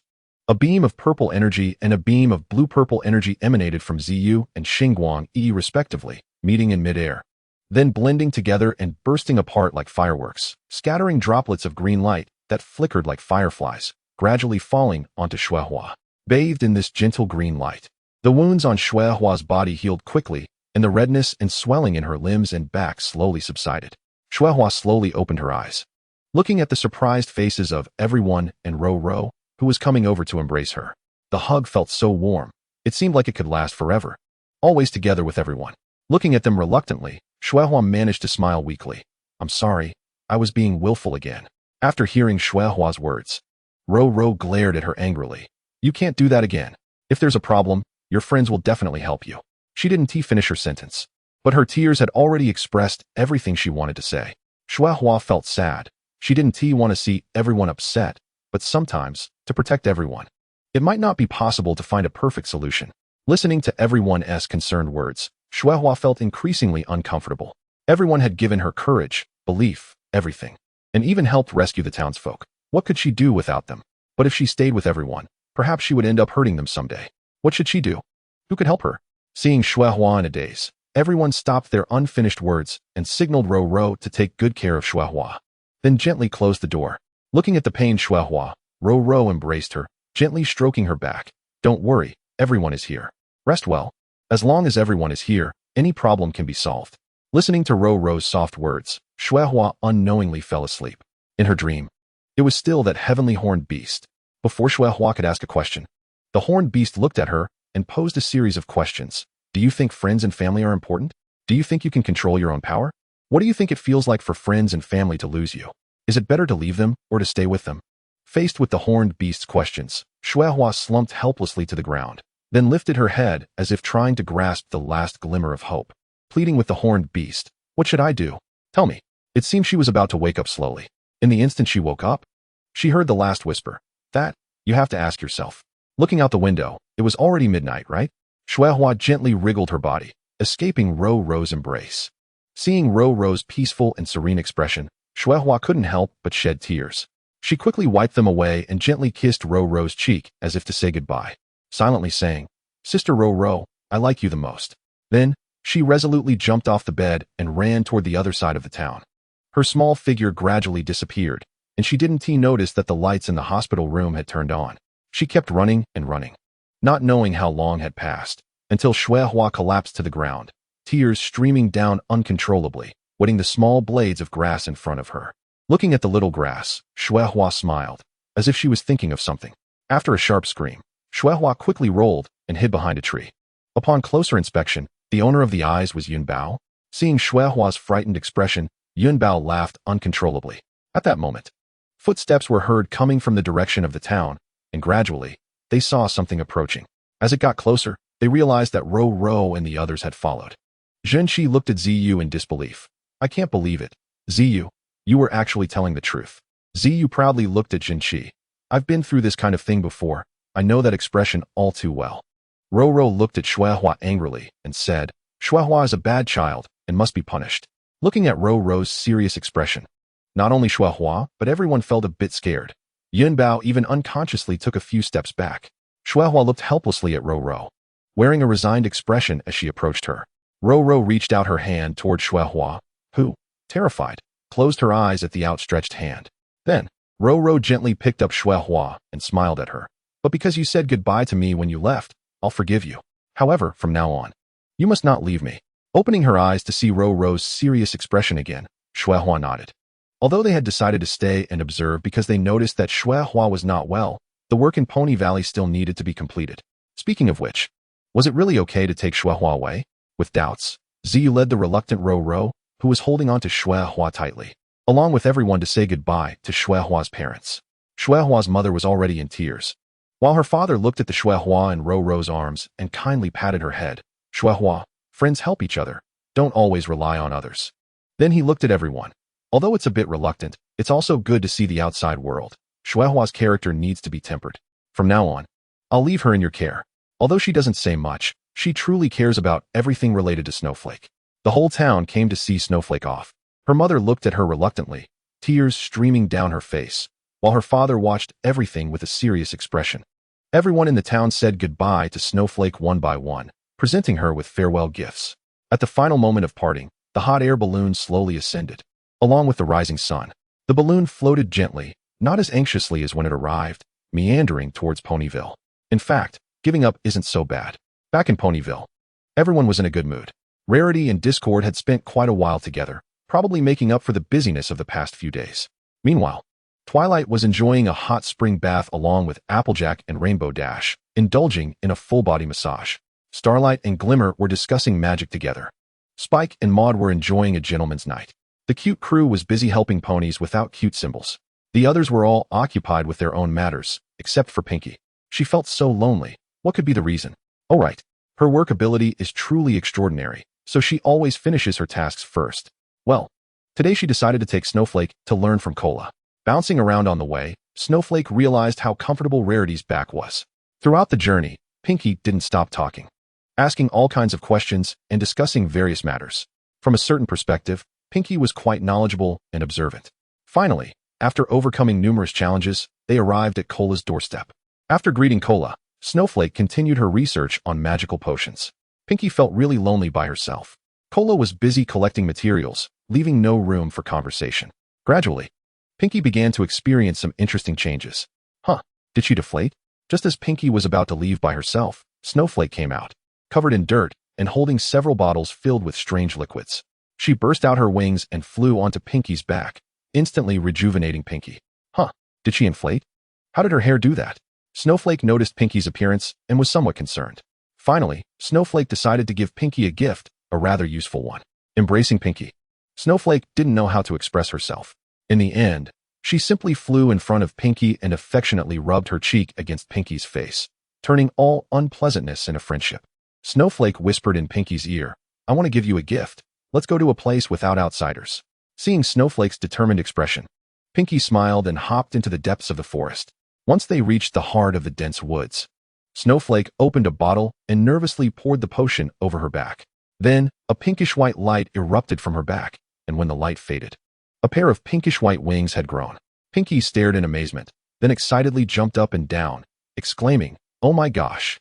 Afterward, she jumped next to Snowflake and began to touch the wings, then looked at Snowflake with some confusion. "Hey, Snowflake, aren't these wings created with magic?" Snowflake nodded. With Snowflake's confirmation, Pinky instantly took off, creating a beautiful pink trail in the air, which is the legendary Pinky Sonic Boom.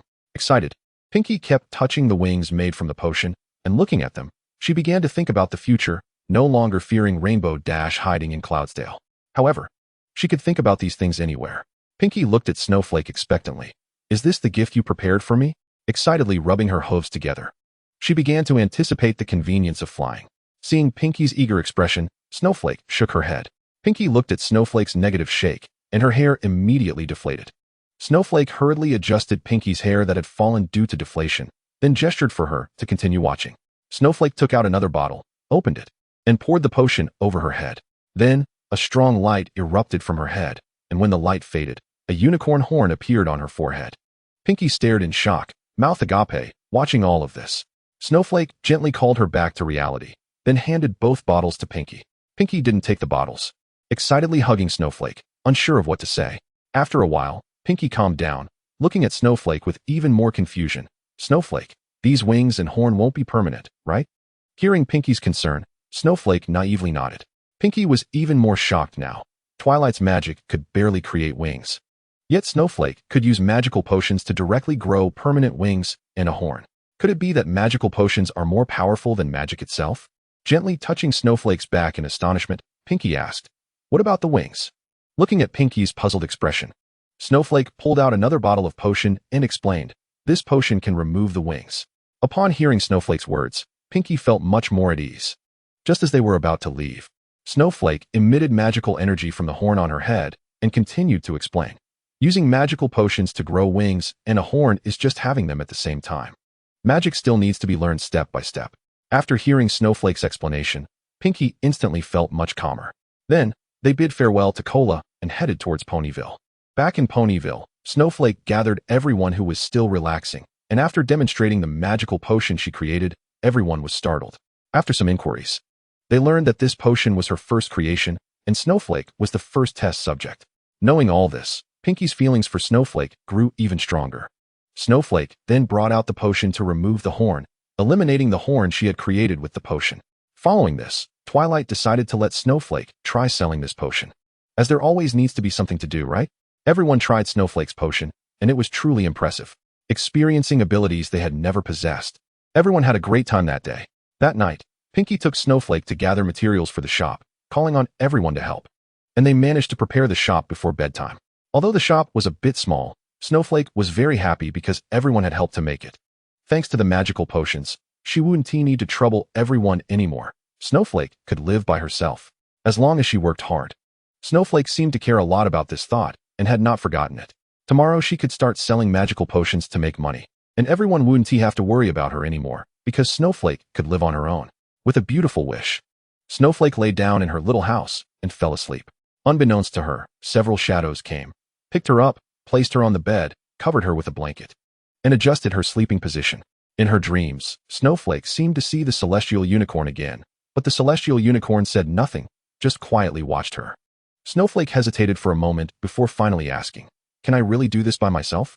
In the haze, the celestial unicorn seemed to say something, but Snowflake couldn't hear it clearly. Perhaps a night so quiet was foreshadowing something. Why was this happening? In the morning, Snowflake opened her eyes to find everyone around her. It seemed they had come early, preparing for Snowflake's first job. After washing up, Snowflake looked at everyone, unsure of what to do next. Twilight gently whispered in her ear, "Snowflake, you have to handle the opening ceremony yourself from now on." Then she handed Snowflake a list. Looking at everyone's encouraging eyes, Snowflake nodded, then shifted her gaze to the list. Opening ceremony notes. 1. Pay attention to your emotions. Don't mind others' expressions. They might just be a little curious about you. Additionally, one should not cry easily. Tears are a precious treasure. 2. Do not casually give away products just because others request them. 3. Be cautious of suspicious individuals and do not be deceived by trickster-like characters. 4. No matter what problems arise, discuss them with friends and do not keep them bottled up inside. Looking at these reminders, Snowflake's face turned red with embarrassment, as they seemed to reflect her own shortcomings. Upon seeing the last point, Snowflake felt very happy. Everyone is the best, and the feelings of friendship surged in her heart, making her tears almost fall. Remembering the reminders, Snowflake hurriedly held back her impending tears and smiled at everyone, continuing to read the list. Opening matters list. 1. Organize the room. 2. Prepare the counter. 3. Organize the potions. 4. Prepare potion introductions. 5. Arrange the potion price list. 6. Start the opening ceremony. 7. Officially open for business. Looking at the preparation items, Snowflake was instantly overwhelmed. So many things. How to do it? Where to start? Seeing Snowflake's state, everyone shook their heads helplessly. After all, she was just a 2-year-old child. Even a genius has things they are not good at. Ruru picked up Snowflake and gently stroked her hair, while everyone began to get busy. Snowflake looked at everyone working hard and hoped to help. Ruru looked at Snowflake and gently touched her cheek. Don't worry, there are many things Snowflake can do. Everyone has things they are not good at, so there's no need to mind. After hearing Ruru's words, Snowflake felt a bit dejected, staring blankly at everyone who was busy. Time passed quickly, and before they knew it, it was noon. Then everyone took Snowflake to the candy house to enjoy the delicious pastries that Beaky had prepared. They opened the windows and surrounding partitions, and the neatly arranged magical potions and potion manuals were displayed. Beaky had prepared many decorations, and everyone happily discussed their preparation processes. Then it was time for the opening ceremony and ribbon cutting. Ziyue, Jinshi, Ruru, Yunbao, Beaky, and Applejack were all dressed in gowns designed by Jinshi, reciting congratulatory speeches. Ziyue, today is a beautiful day, giving birth to some long-desired things that can make you feel different. Jinshi, land horses and flying horses can experience the joy and convenience brought by magic. Yunbao, flying horses can feel the life of land horses close to nature. Beaky, we can also soar through the skies. Ruru, if you're afraid of flying, you might consider giving up wings. Applejack, as long as you want. Flying and magic can even coexist in unison, and all of this was created by her. The curtain opened, and everyone's gaze was fixed on Snowflake. Facing the questioning looks and whispers from the little ponies in front of her, Snowflake felt like she was about to suffocate. She looked to everyone for help, receiving their encouraging gazes. According to everyone's plan, Snowflake concentrated hard to conjure wings and a horn, flying into the air.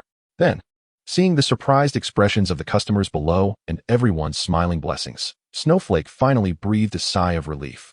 Then came the rush for purchases, with customers flocking in, and all the potions were sold out in no time. Some customers directly used the manuals to try out the potions on site. And seeing the real wings and horns that had grown, everyone went crazily into pre-ordering the potions. Watching the flustered Snowflake, everyone hurried over to help, removing excess pre-orders and keeping the quantity within Snowflake's capacity. After some explanation, they finally sent away the little ponies who hadn't successfully pre-ordered. After a day of busyness, everyone was exhausted. Looking at Snowflake, who was still diligently making potions, they didn't know what to do. They couldn't let her stop her hard-earned work, right? Ruru looked worriedly at Snowflake, unsure of what to do. This work was very important to Snowflake, wasn't it? What should they do? Snowflake was still working hard on her tasks, producing bottles of potions. In the darkness, a strange figure walked in, looking at Snowflake with a faint smile. Hi. Good morning. I just heard about you. I heard your potions can make little ponies grow wings and horns. Snowflake put down her busy work and looked at the unfamiliar guest in confusion. Yes, is there a problem? The pony, dressed in a black cloak that covered his head, continued to ask. Then there are potions that can make wings and horns disappear as well? Although his expression couldn't be seen, his tone always gave a very uncomfortable feeling. Snowflake looked at him in confusion and nodded gently. The strange pony continued. Then please give me all the potions that can remove wings and horns. After speaking, he placed a large bag of gold coins on the counter. Seeing this situation, Snowflake didn't know what to do and stood there in a daze. Watching Snowflake's in action, the strange pony slowly raised his head and revealed one eye looking at Snowflake. Is there a problem? After hearing his words, Snowflake came back to her senses and hurriedly protected the potions behind her, trembling as she said, No, I can't sell the potions to strange individuals. Although her voice was not loud, it was undeniably firm. Seeing Snowflake like this, the strange pony chuckled softly. Don't worry, I'm not a strange individual. Nor am I a scammer. I'm someone who was let out by Princess Twilight's dreams. After hearing this pony's words, Snowflake calmed down a bit, looking at him with some confusion. Seeing Snowflake's confusion, the pony quickly explained. Actually, Princess Twilight is the Princess Ziwa you know, originally named Twilight Sparkle. After hearing this pony's explanation, Snowflake finally relaxed completely, looking at him with curiosity. The pony, suppressing a smile, continued. Actually, I buy this kind of potion just to check if it really works, nothing particularly special. After hearing this pony's explanation, Snowflake finally sold all the magic removal potions to him. A hard-earned and restless morning, still a beautiful morning. Snowflake climbed down from her little bed in the shop and went to the door, only to find everyone gathered outside, loudly shouting towards the shop, seemingly very angry. In front of the shop, Ziwa and everyone were trying hard to calm everyone's agitated emotions. Seeing all this, Snowflake felt a bit confused. What happened? She walked towards everyone, looking at the angry crowd surrounding her, feeling a bit scared and wanting to understand the situation, but suddenly realized something was amiss. As Snowflake approached, everyone in front of the shop began to reprimand her. Snowflake, my wings have disappeared. Did you do something? And my wings. Mine too. Ziwa hurriedly defended. Snowflake wouldn't do that. Ruru and everyone nodded in agreement. But they didn't think so. Only she would make such potions, right? Only she would. You all said so yesterday. Her heart is really bad. My beautiful wings. Seeing the resentful gazes of everyone, Snowflake felt as if she had done many wrong things. Fearfully retreating. As Snowflake backed away, they became even more aggressive, reproaching her as they approached. Snowflake felt like the sky was falling, trembling, and staring at everyone in confusion. Although Ziwa and others were trying hard to block them, the angry crowd still relentlessly pressured Snowflake. In the end, Ziwa and Ruru were too weak, and the protective circle they built was about to be overwhelmed by the tide of anger. In that instant, Ruru let out a high-pitched scream, staring at the crowd, saying, You must stop this. We will definitely get to the bottom of this matter. Now please leave quickly. At the end, Ruru's gaze instantly returned to a weak appearance as she softly asked, Are you okay? They finally calmed down a bit, looking at Ziwa and everyone else. And the leader among them said solemnly, All right, but it must be done quickly, Princess Ziwa. This is our respect for everyone in Friendship Castle. The deadline is 2 days. We cannot let this situation affect our work. Ziwa looked at everyone and nodded. No problem. We will resolve the issue as soon as possible. After some negotiation, they finally sent them off, and everyone sat down exhausted. Ruru looked at Chihuahua and gently patted her head. Chihuahua slowly raised her head, tears in her eyes. But she held back her tears. Ruru hugged her tightly and softly comforted, Don't worry, as long as we are together, we can solve all problems. Ruru always believed in her friends. Ziwa looked at everyone and began to formulate a plan. This situation is really not good. I think we should act quickly. Time is running out. She then started assigning tasks one by one. Ruru, you need to take good care of Chihuahua and stay by her side. Yimbao frowned. A bit angry, Ziwa, are you implying that you suspect Chihuahua would do such a thing? The other friends also looked at Ziwa in disbelief. Ziwa hurriedly explained, Of course, I believe Chihuahua wouldn't do such a thing, but have you all forgotten what they said? Yimbao looked at Ziwa in confusion, and everyone asked her, What do you mean? Ziwa glanced at Chihuahua, then at the potions in the shop. These potions can only be made by Chihuahua. Jinchi looked at Ziwa and said uncertainly, Are you saying the reason for this situation is indeed Chihuahua's magical potion? Applejack added, And Chihuahua couldn't possibly do such a thing. Beaky excitedly said, So it must have been one of the customers from yesterday who bought a large amount of magic removal potions that caused this situation. Ah, everything is clear. Looking at Biki's conclusion, Ziyue nodded confidently. They nervously watched Xuehua's every move, fearing she would forget what happened last night. After a while, Xuehua looked at everyone uncertainly and softly said, "A gentleman bought all the magic removal potions. He said he was a friend of Princess Twilight. Is your original name Twilight Sparkle, Sister Ziyue?" Hearing Xuehua's question, everyone felt a bit awkward, as it seemed they had never discussed this issue with her. Just as everyone was about to explain the situation, they heard chaotic and panicked screams coming from the entrance of Ponyville. Everyone rushed out and saw a scene of chaos. A group of strange armored figures armed with weapons was marching into Ponyville, and now, without any Pegasi or unicorns, the Earth ponies alone could not withstand it. The bizarre army quickly overwhelmed all of Ponyville. Surrounded by the army, everyone watched their surroundings warily. A leading figure walked over, slightly curling his lips, his gaze fixed on the trembling Xuehua on Ruru's back. "Hi. Do you remember me? I'm the one who bought the magic removal potions from you yesterday. By the way, that was my name, right? Anyway, thank you." Hearing this guy's words, everyone understood everything. Xuehua jumped off Ruru's back, stumbled as she landed, quickly got up, and walked towards the leader, looking up at him in disbelief. "You? Why are you doing this?" Her voice trembled, and she still held back her tears. The leader looked at Xuehua with amusement. "Why? Haha, as long as I'm happy, that's enough." Listening to the leader's frivolous words, Xuehua continued to ask, "Didn't you say you were friends with Sister Ziyue? Didn't you say Sister Ziyue gave you a dream?" Unable to believe this person's actions, Xuehua cried out in despair. The leader frivolously lifted Xuehua's chin, looking at her pitiful expression as his smile widened. "Ha, what a naive little thing. Princess Ziyue gave me a dream. The dream of ruling Ponyville, haha, and in the future, there will be dreams of ruling all of Ponyland." Releasing his hold on Xuehua's chin and playing with her pink hair, he continued, "Being friends with Princess Ziyue? That was a lie, you know." He got it. He let go, turned, and walked away, giving the final order. "Take them all to the labor department. Let the princess and her friends experience life properly." Ha! His maniacal laughter, combined with the devastation wrought upon Ponyville by this army, was truly suited for despair. Xuehua lowered her head, mumbling to herself, saying they are friends was a lie, right? Everything is a lie, isn't it? Ruru sensed something was off with Xuehua and hurried over to comfort her. But before she could reach Xuehua, her wings and horns suddenly appeared, surrounded by scattered ice crystals. Watching Xuehua's eruption, the leader continued walking dismissively, but his unease grew stronger. Xuehua radiated a long-lost silver magical glow, a cold wave spreading outwards, reaching far, far away, disturbing the entire Ponyland. The Cosmic Princess and the Moon Princess of Canterlot also felt this strange energy fluctuation. The Moon Princess quickly transformed into a blue-purple light and rushed somewhere, while the Cosmic Princess opened a massive energy barrier to protect all of Canterlot. However, as the cold wave grew stronger, the energy barrier became increasingly fragile, as if another wave of cold could shatter it completely. On the other hand, in Ponyville, the leader finally realized something was wrong, but it was too late. Xuehua hovered in midair, continuously flapping her wings, and the cold wave intensified. The leader hurriedly ordered the Unicorn Magic Team to use magic for defense.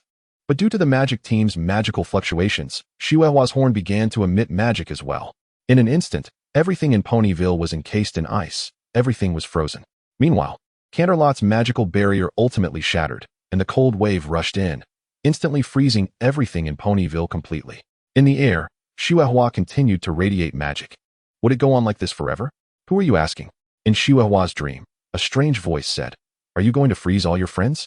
Everything in this world?" Hearing this voice, Xuehua turned to look at its source. A celestial unicorn. Now she could finally see her clearly. A blue-purple body, with a decoration on her chest and a cute mark on her rear, the moon, a beautiful moon. Xuehua hurriedly asked, "Are you the Moon Princess Sister Ziyue spoke of?" The Moon Princess nodded. "Xuehua, sometimes things need to be done by yourself, and sometimes things need friends' help, together with friends." Without time to discuss further with Xuehua, the Moon Princess's body was gradually encased in ice. The Moon Princess looked at Xuehua anxiously and said, "There's no time to explain. You need to solve this problem with your friends. Before that, you need to remove the effects of the magic removal potions on them. I believe you can do it yourself, or rather, you must do it yourself." As soon as she finished speaking, the Moon Princess was completely encased in ice and disappeared into the darkness. Above Ponyville, Xuehua's body remained suspended, flapping her wings, radiating magic and cold air. The only difference was that the horn on Chihuahua's head occasionally flickered with pink light, and amidst the cold wave, pink magical energy spread throughout Ponyland. The rainbow wave spread out, and all the ice melted away. Ponyland returned to normal. Soon after, a group of royal knights arrived in Ponyville, taking away all the troops along with their leader. As they left, the leader glared angrily at Chihuahua, his eyes filled with unwillingness and regret. Would everything turn into hatred? Ziyue didn't know how to explain, stammering and not knowing what to say. At this moment, the Moon Princess spoke. Ziyue, don't be nervous. I know everything. Looking at the snowflakes, I continued. In fact, the snowflake has been searching for the unicorn all along, and it is I who spoke some words to her in my dreams. However, it seems to have had the opposite effect. The cosmic princess comforted her sister by holding her hand, then looked at the snowflake and asked, "You have a great talent for magic. Would you like to follow Ziyue to learn magic?" Hearing the cosmic princess's words, the snowflake shook her head, saying, "I can't do it. I can't do anything well. Repeated failures, even a genius would despair, right?" With some concern, she looked at the snowflake and then cast a pleading glance at her sister. Seeing her sister's expression, the Moon Princess signaled the cosmic princess to be at ease, then said to everyone, "I believe you friends will help Snowflake find her goal again. Also, sister, I think we have many things to deal with." She then took the cosmic princess and left the crystal castle. Watching the two princesses leave, everyone relaxed and sat down on the ground, resting for quite a while. They noticed it was already late and decided to continue encouraging Snowflake tomorrow. Each of them left the friendship castle, with Ro bidding farewell to Snowflake and everyone before heading towards her home along the street. Looking at the trembling Snowflake with her eyes closed, Ro also didn't know what to do and hurriedly quickened her pace towards home. What will I do tomorrow? Is it really okay to give up everything? Inside the house, it was dark without any lights. Suelong found a nearby oil lamp and lit it, stepping inside first. Suelong didn't know what was wrong. He jumped and dashed outside, then sat at the door, using his little feet to pull out the glass shards stuck in the scales. Watching all this, Ziyue and a few horned unicorns used magic to illuminate everything around them, while the Pegasus flew up to look inside the house. The magical light instantly brightened everything. The house was filled with glass shards, specifically fragments of potion bottles. Staring at all this, everyone didn't know what to say and hurriedly cleaned everything up before entering the bedroom. In the bedroom, Snowflake was lying alone in the corner. When she saw everyone come in, she opened her mouth but said nothing. Looking at the snowflake surrounded by despair and hopelessness, everyone didn't know what to say. Beaky planned to set off a party cannon to lift everyone's spirits, but as soon as she took it out, she accidentally knocked over a nearby trash can, which contained a pile of black ash that wasn't very noticeable, but Beaky didn't pay much attention to it. Suddenly, Beaky's whole body trembled violently. It was Beaky's premonition. Very strong. It was a major event concerning friends. Struggling to understand the information brought by the premonition, Beaky jumped up and down, exclaiming, "Not good. Not good. What should we do?" Finally, she jumped in front of Ziyue, crying, "We're doomed. What should we do?" Seeing Beaky cry, everyone was puzzled. Ziyue hurriedly asked, "What's wrong? What happened?" Hearing Ziyue's question, Beaky sobbed and raised her hand, pointing at the pile of ashes, saying, "It's that." Everyone was somewhat confused. This pile of ashes. Starlight looked at Beaky in disbelief and said, "What problem can this pile of ash indicate? Just clean it up, right?" Suelong explained to Starlight, "Starlight, it's not as simple as you think. Beaky's premonitions have never been wrong. Note, method of making magical potions. Page 1, Wings of Flight. Page 2, Flickering Magic. Page 3, Wings that Fly Away. Page 4, Floating Magic. Page 5, The Magical Formula for Potions. Page 6, Follow-up. It seems this is a checklist of magical potion formulas. No wonder Beaky said it was not good. Did Snowflake burn these herself?" Looking at Snowflake's appearance, everyone didn't know what to do. After being deceived, had she already decided to give up her talents? While everyone was in a daze, Ro walked over. Seeing Ro's back, everyone didn't know what she was going to do. Ro approached Snowflake, raised her hand, and slapped her, making a crisp sound. Snowflake blankly lifted her head to look at Ro, who was biting her lip and crying, "Snowflake, you big idiot." Her voice was not loud, but everyone was stunned. Ro actually hit someone. Looking at the crying Ro, Snowflake felt very sad, but couldn't show any expression, not even tears. Her heart felt as if it was imprisoned. Yes, they were friends. The imprisonment in her heart was instantly shattered, and tears flowed freely, sobbing painfully, unable to breathe, and unable to make a sound. Unknowingly, after calming down, everyone embraced each other and cried, feeling a bit shy. Once they calmed down, they began to think about Snowflake's next tasks. The formula list was destroyed, and Snowflake really thought everything through when it was burned after being crossed out. Although remaking it wouldn't be difficult, Snowflake refused to make it again no matter what. In the end, Zua's plan was rejected. After a long discussion, they still couldn't figure out what to do. Finally, Beaky jokingly suggested, why not turn the magical potion into a toy potion? Something that can make everyone happy? Huh. Everyone looked at Beaky with confusion. Beaky raised her eyebrows and continued, what is wrong with that? I think it sounds great. She had a somewhat uncertain smile. Beaky picked up Snowflake and looked at everyone, saying, then let us look forward to our good news. After saying that, she took Snowflake to collect materials for the magical potion. Watching Beaky leave, Applejack and Rainbow Dash exchanged worried glances and said, is this really okay? Roro smiled slightly. I think it will be fine. Although Beaky is usually unreliable, she can easily resolve issues concerning friends and friendship. After hearing Roro's words, everyone seemed to feel a lot more at ease.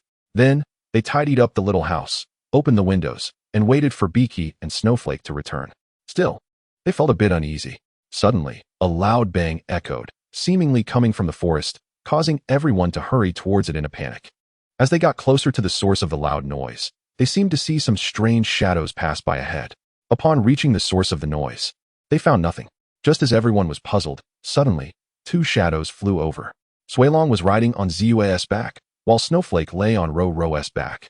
Gently stroking Snowflake's hair, Roro looked at her adorable appearance and lovingly touched her cheek. No wonder there was no sense of fear just now. It turned out to be Snowflake. Seeing the wings behind Beaky and the horn on her head, everyone understood what had happened. Zua hurriedly asked Beaky, how did you convince her? After hearing Zua's words, Beaky looked at Zua in confusion. Convince her? I didn't. Hearing Beaky's words, Zua thought she had misheard. Didn't? Then why do you have wings and a horn? Pointing at the horn on Beaky's head and the wings behind her, she continued.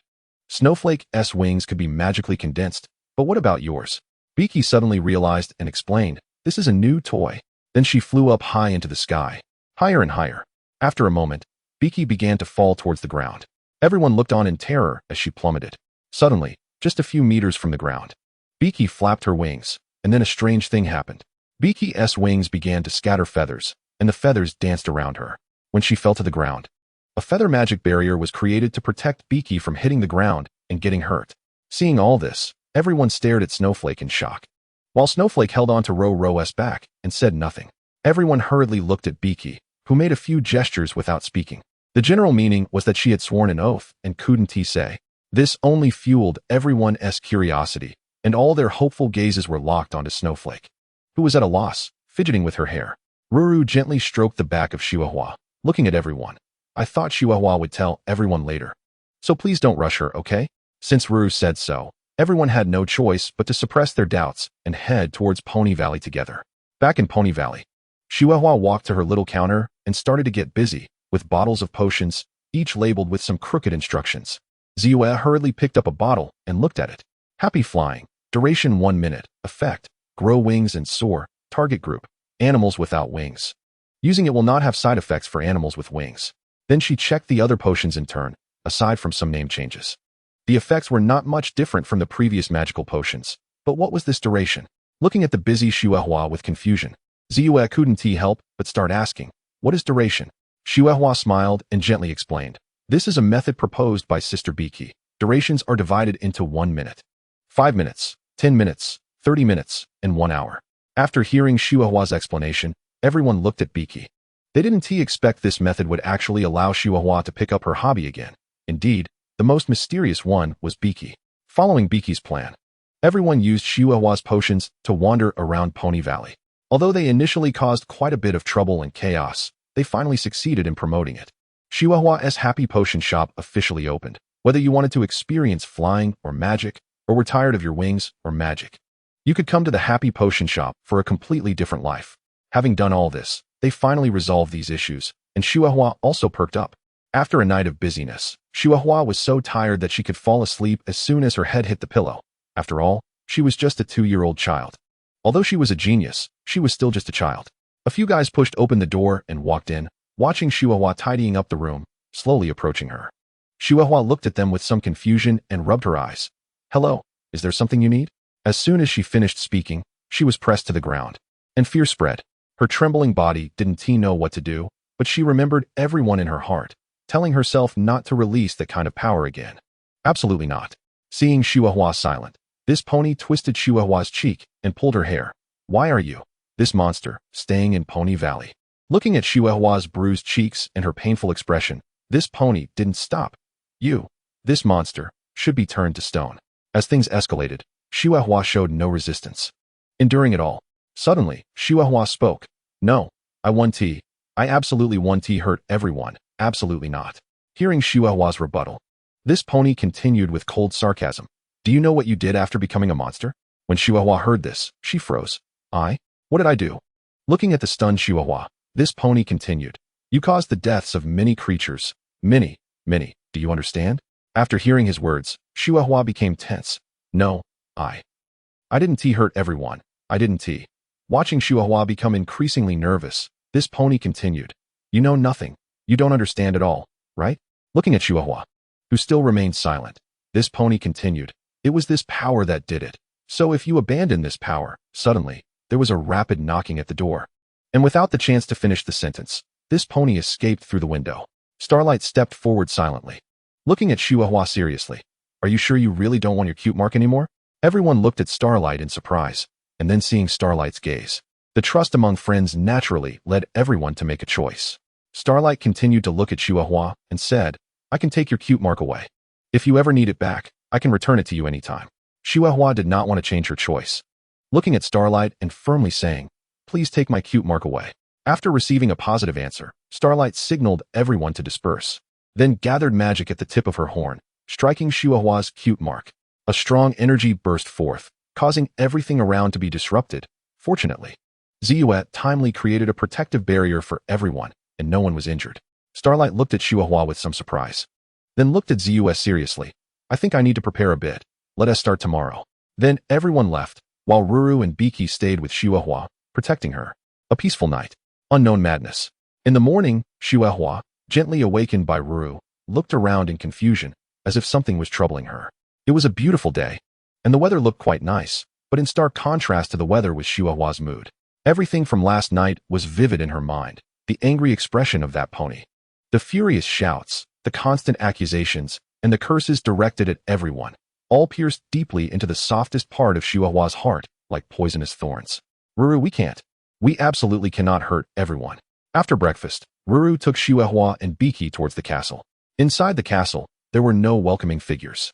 Pushing open the door, the hall was empty, and on the table lay a note. Ruru, we are preparing on the top floor of the castle.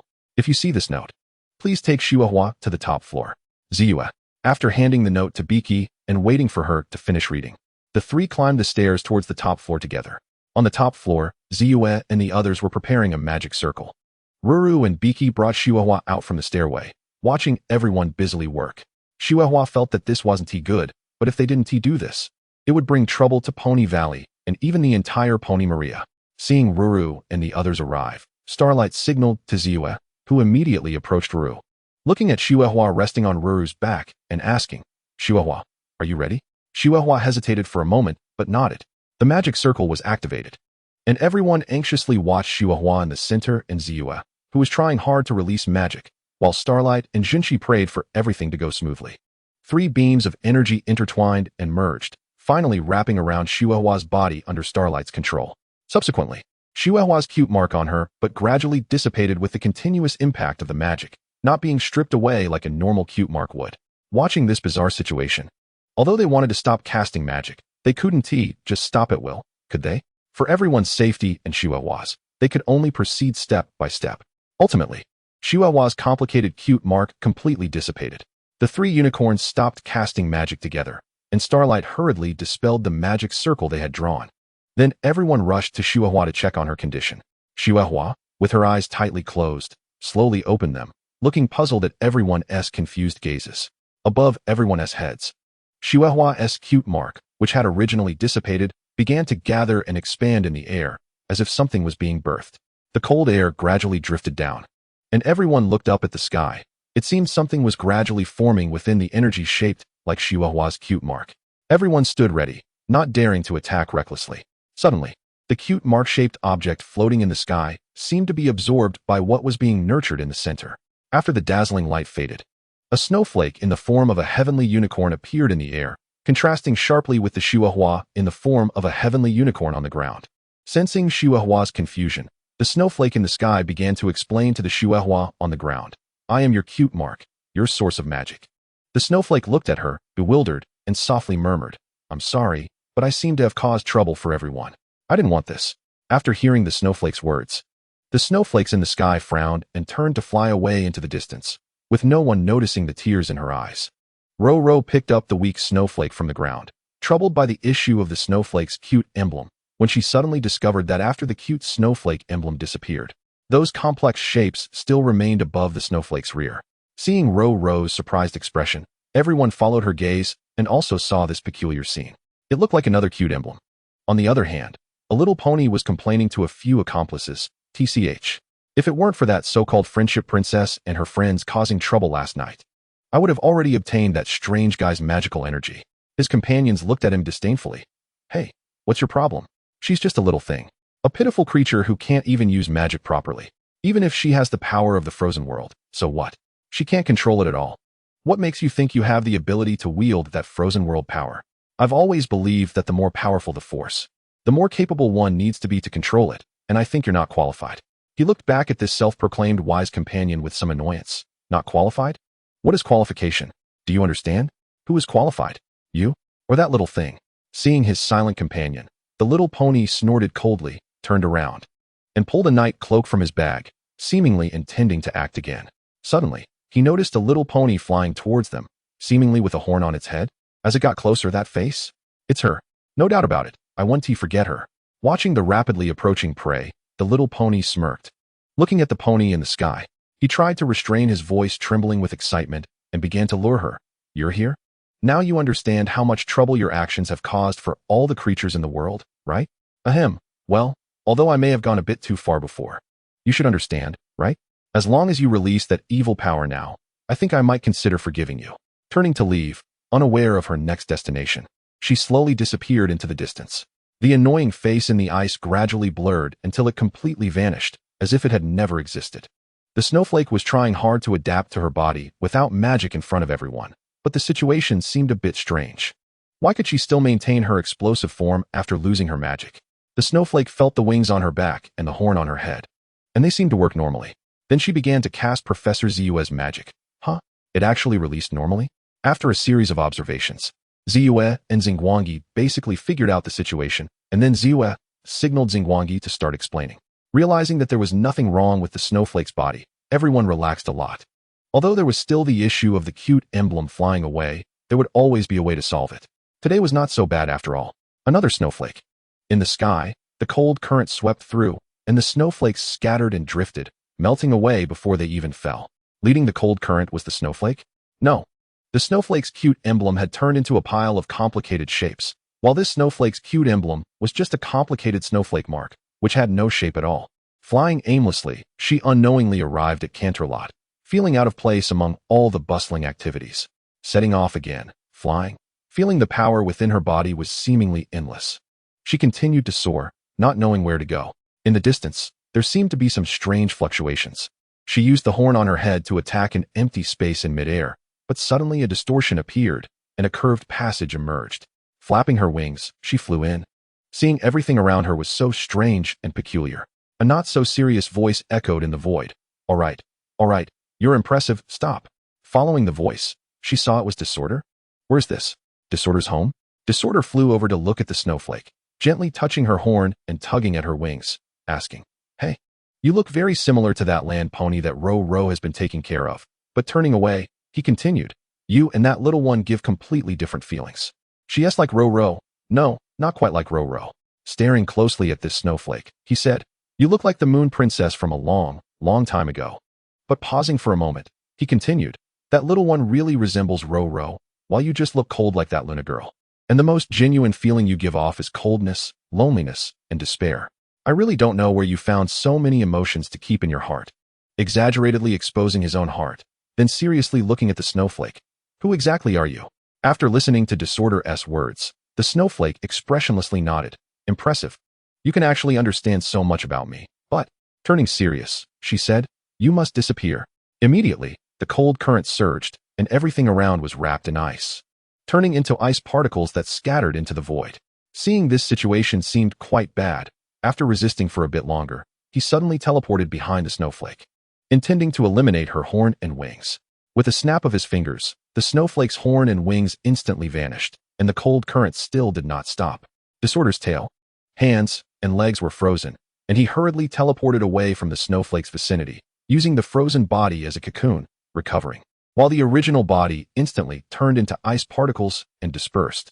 Frowning at this strange being, the one who could release magic without a horn, Disorder began to have a headache. What kind of monster is this? Well, there's nothing to be done about this situation. Disorder teleported away from his home, while the snowflake turned this place into a chaotic ice and snow city. Disorder arrived at Ro-Ro's house. Seeing the snowflake sitting on a stool playing games with Angel and various little animals, he was shocked and instantly transformed the snowflake into a rabbit. The sudden change left the snowflake a bit stunned, but after adapting to the new form slightly, she controlled her not-so-skilled rabbit jumps and continued to play games with Angel. Ro-Ro came out holding some snacks, and, seeing the two little rabbits, one of which was pink and white, she was puzzled about where the snowflake had gone. Then she saw Disorder standing beside her, still in shock, and basically understood the situation. Ro-Ro looked at Disorder, whose behavior was completely different from before, and out of concern for her friend, asked, "Disorder, is there something wrong? You seem off today." Disorder awkwardly waved his hand, setting the snowflake beside Angel, and then began to explain the situation. Filled with confusion, Ro-Ro and Disorder went to Friendship Castle together. Inside the castle, Ziwa looked at Ro-Ro, puzzled. No? The focus was on why Ro-Ro brought Disorder here.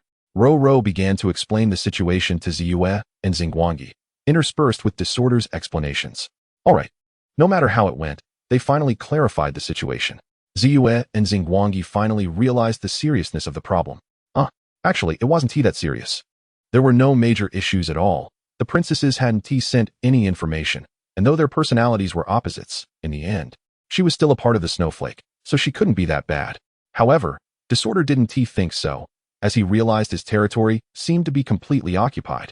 Reluctantly, Disorder had to temporarily stay at Ro-Ro's house.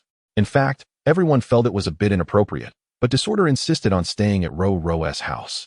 In front of the potion shop, customers were coming and going. Wait, wasn't he the snowflake playing? Who was watching the store? Inside the house, Beaky was working hard to get every customer their desired potion. Well, if Beaky was helping, it wouldn't interfere with her own work, so that's pretty good. Kids should just relax and enjoy themselves. Let's throw away all worries. It's a beautiful morning, and although there are still many unsolved problems, we should strive to live happily today. After getting up in the morning, washing up, having breakfast, and cleaning the house, if there are high places, I can use magic to conjure wings and fly up to clean. Speaking of which, there are a lot of vegetable scraps around Angel's house.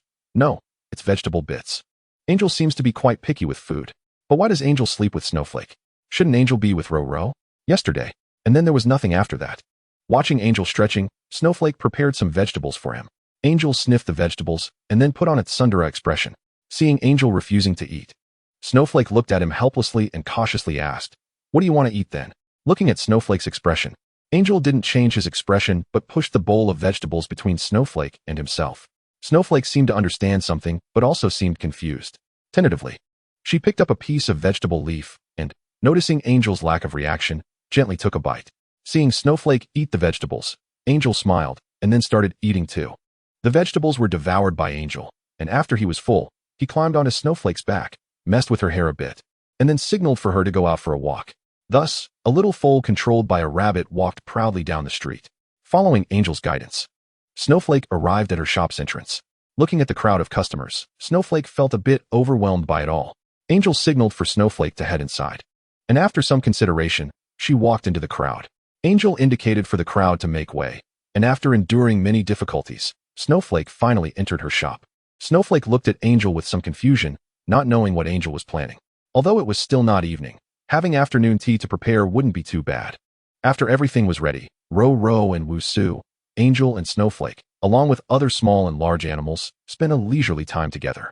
However, this leisurely situation was really not suitable for Snowflake and Angel, the two little ones. Although leaving quietly without saying a word wasn't quite appropriate, there was no other way.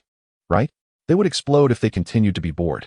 Angel walked aimlessly with Snowflake, and suddenly, a thunderclap made Snowflake jump. Luckily, Angel was there, otherwise, Snowflake wouldn't know where she would be hiding and crying now. However, Snowflake then conjured wings and flew up, seeing Cloudy laughing on the clouds, holding her belly. Alright, that was really a bit infuriating. Following Angel's instructions, Snowflake brought over several rain clouds and arranged them above where Cloudy was, of course, not too low, where Cloudy would see her and run away. It was time for some amusing pranks. Soon, Cloudy regained her senses and, noticing the missing Snowflake, became a bit worried. She flapped her wings to search for her, and as soon as she flapped, the nearby clouds were blown, causing a thin line in the clouds to snap. And something hidden inside the clouds fell out. Cloudy was attracted by that strange sound and turned to look down. Suddenly something fell from above her head, blue liquid. Then, drops began to fall, and soon it was a heavy downpour, leaving Cloudy drenched and looking apologetically at Snowflake, who was also laughing behind her. Although a bit angry, looking at Snowflake's expression made Cloudy not want to lose her temper. After a while, she helplessly shrugged, wiped the liquid off her body, and suddenly noticed it was sticky. Looking at Snowflake in confusion and asking, "What is this?" Snowflake hurriedly explained, "This is tree sap mixed with syrup." After that, it was time for hiding and seeking. After a while of hiding, Snowflake finally realized she seemed to have brought Cloudy some serious trouble, and regret and self-blame wrapped around her heart. Watching the increasing number of bees flying over, drawn by the scent, Snowflake resolutely opened her eyes, her horn bursting forth, and then she magically wrapped Cloudy completely, rushing towards her house, breaking through the window, and entering inside. Then she used magic to take out a bottle of potion from a box and poured it over Cloudy. With a flash of light, the sweet smell disappeared, and the swarm of bees lost their target and left.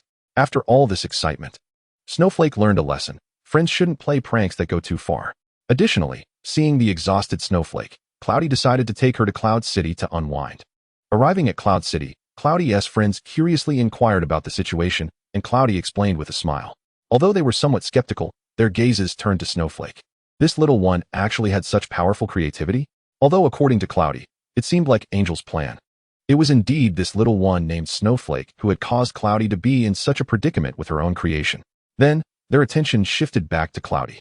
Various jokes followed, while Snowflake nervously watched everything. It was really hard to grasp. After a noisy exchange, Cloudy bid farewell to her friends and led Snowflake towards the weather workshop. Unknowingly, they arrived at the weather workshop.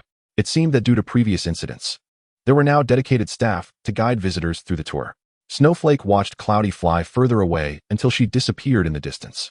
Coming back to her senses, she noticed that the small pony guiding the tour was calling out to her. Feeling a bit shy, she followed her into the workshop. The first stop was the rainbow making area, and due to the colorful rainbows, Snowflake lingered here for quite a while. Unable to resist the colors of the rainbow, she reached out to touch it, resulting in her hand turning into a strange color. Kids are just too restless. In the arena, many flying ponies were striving to fly. Some practicing, while the majority were in competition. They were so fast, always leaving behind a trail that had their own unique characteristics.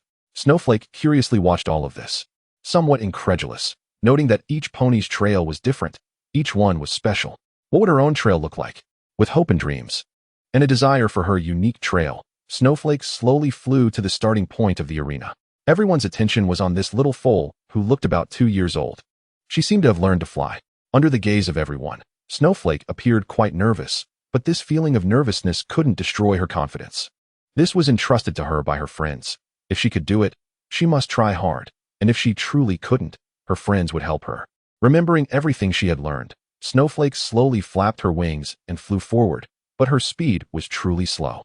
Although her speed was slow, she was indeed flying quite well, steadily passing through obstacles and heading towards her target. However, this way, I can assure you that her trail would basically not emerge. Snowflake flapped her wings with all her might, but it felt like her strength was constantly draining. Slowly, her consciousness began to blur, and without lift, Snowflake fell through the hollow beneath the dueling ground, her speed increasing. Was that a trail? A trail was appearing. A pink trail seemed to be mixed with white and pink. But wasn't the focus supposed to be on this? Snowflake was in danger. The consciousness of Snowflake has become hazy, but it seems that Snowflake remembers something. Ziyue and the others said that Snowflake now needs to train to accumulate magical power like ordinary unicorns when using magic. Snowflake's wings are granted by the explosive stance, but they also require stamina to maintain, just like ordinary Pegasus. Snowflake's body is so weak and small that its strength naturally depletes very quickly. Feeling the wind rush past. All sounds seem so illusory. In the city among the clouds, many little ponies are desperately trying to fly down to save Snowflake, but it seems to have no effect. The speed of the fall is just too fast. It seems everyone is saying something to Snowflake, but it can no longer be heard clearly. Suddenly, a beam of rainbow rushed down, swirling Snowflake towards the ground. When it stabilized, Snowflake saw that it was actually Chuanbao who had saved her. Looking at her tired appearance, she must be very exhausted, right? Chuanbao looked at Snowflake with some lingering fear, wanting to scold her, but seeing Snowflake's state, she ultimately held back. At that moment, the group of little ponies watching Snowflake fly, as well as those flying down to rescue her, gradually landed from the air. Seeing that Snowflake was fine, everyone breathed a sigh of relief and began to chatter, but in the end, there were a couple of key points. Should we fill the arena floor with clouds in the future? We absolutely cannot let this happen a fourth time. Your way of thinking is really not okay. Only danger can stimulate fighting spirit. Or should we prohibit 3-year-olds and younger foals from entering the arena in the future? Yes. If they are too young, they won't have enough stamina, and we can't keep holding them. Otherwise, they will never learn to fly. Prohibiting young foals from entering the arena. And also, there must be safety measures during competitions. Watching them discuss the safety issues of the arena, Snowflake seems to feel that she has caused some trouble again. Chuanbao could tell from Snowflake's expression that she was overthinking again, but she wasn't really good at comforting others.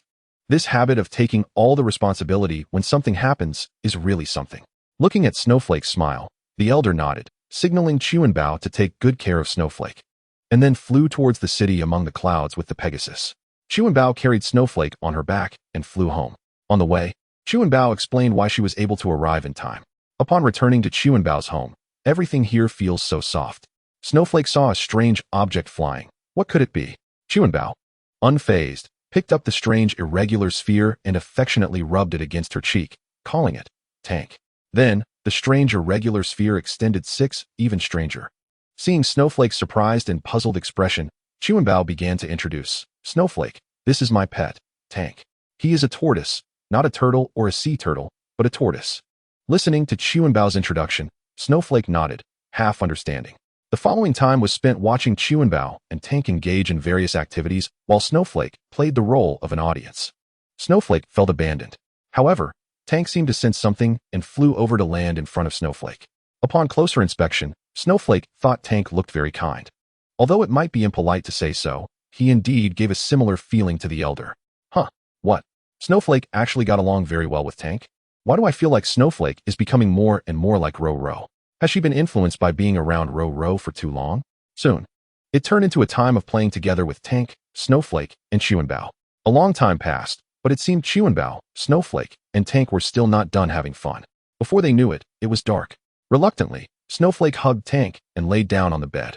Chuanbao, feeling a bit jealous, joined in and hugged both Snowflake and Tank. It was yet another beautiful day. A belated introduction. In the morning, before the sun had risen, Chuanbao woke Snowflake up. Looking at the sleepily blinking Snowflake, Chuanbao found her indescribably cute. However, time was running short, and they had to prepare ahead of time. After waking Snowflake, washing up, and enjoying a delicious breakfast, Chuanbao took Snowflake to fly to Ponyville.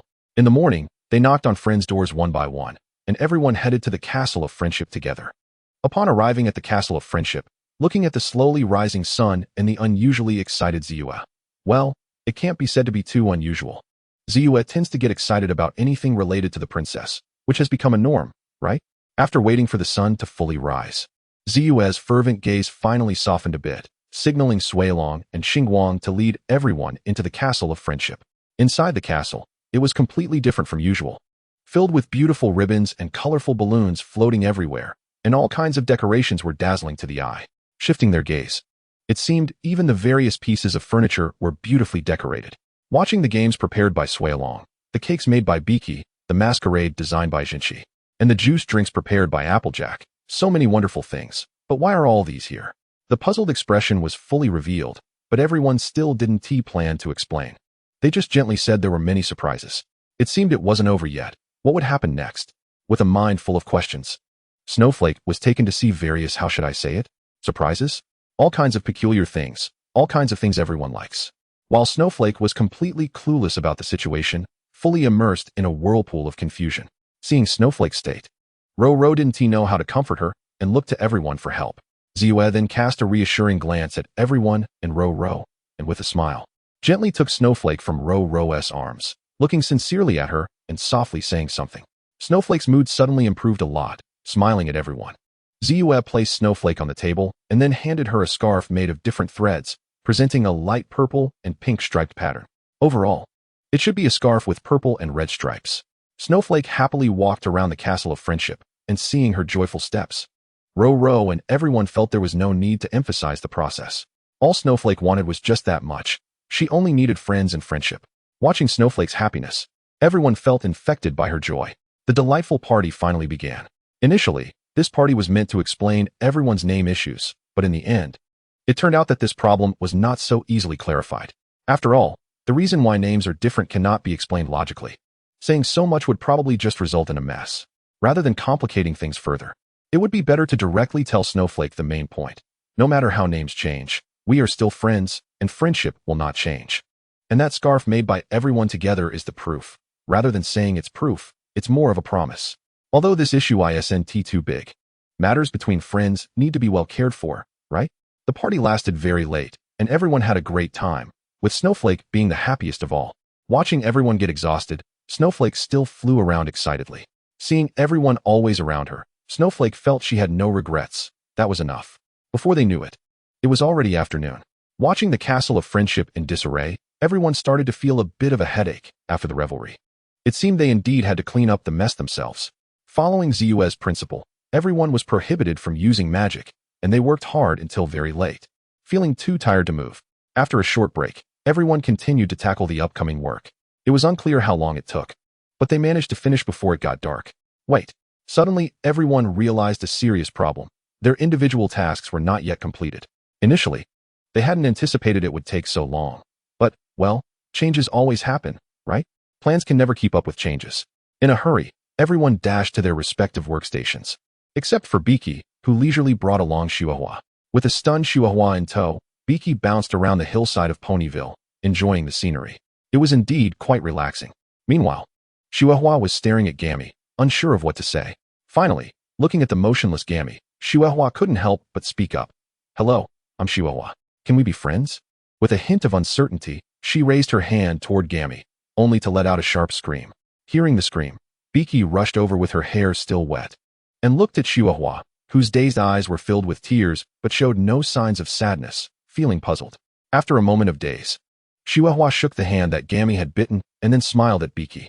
Seeing that Chihuahua was fine, Beaky sighed in relief and then started telling a scary bedtime story to Chihuahua and Gammy.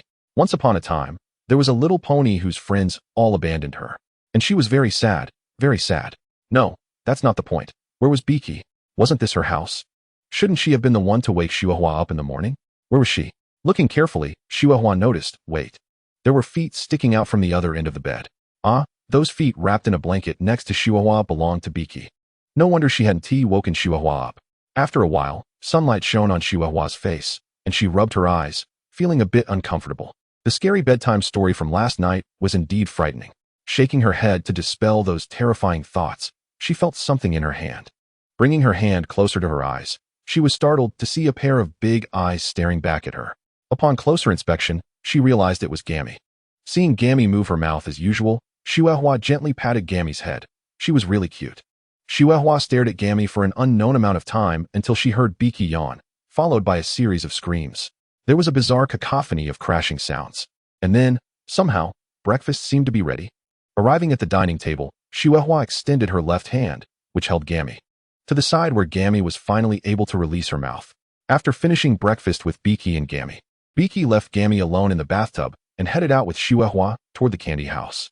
After greeting Mrs. Cake and Mr. Cake at the candy house, they began their busy work of making desserts and various pastries. Feeling a bit out of place, Chihuahua wondered if she might be getting in Beaky's way. However, seeing Beaky's cheerful demeanor, it didn't seem likely. So why did they leave without finishing their work? Watching Beaky hop around, Chihuahua couldn't help but voice her curiosity, cautiously asking, Sister Beaky, is something wrong with the work? Noticing Chihuahua's puzzled expression, Beaky seemed to sense something and felt a bit guilty. Friends are indeed sensitive about each other's feelings. After that, things became much easier. Although Beaky always bounced around, she was surprisingly fast. Before long, They arrived at the potion shop of Magical Joy, where there was a massive line of ponies waiting, which was hard to believe. However, apart from the confusion in her mind, Chihuahua couldn't figure out what was going on. Something seemed to have happened. All the ponies left, leaving only Beaky at the counter waving goodbye, saying, "Thank you for your patronage, and welcome next time." Huh, is it over? How did she manage that? Next, Beaky carried Chihuahua to Rarity's house, which she hadn't visited in a long time. After opening the door, Beaky happily chatted with Rarity and Chihuahua, while in the corner. The chaotic Discord half closed his eyes pretending to sleep.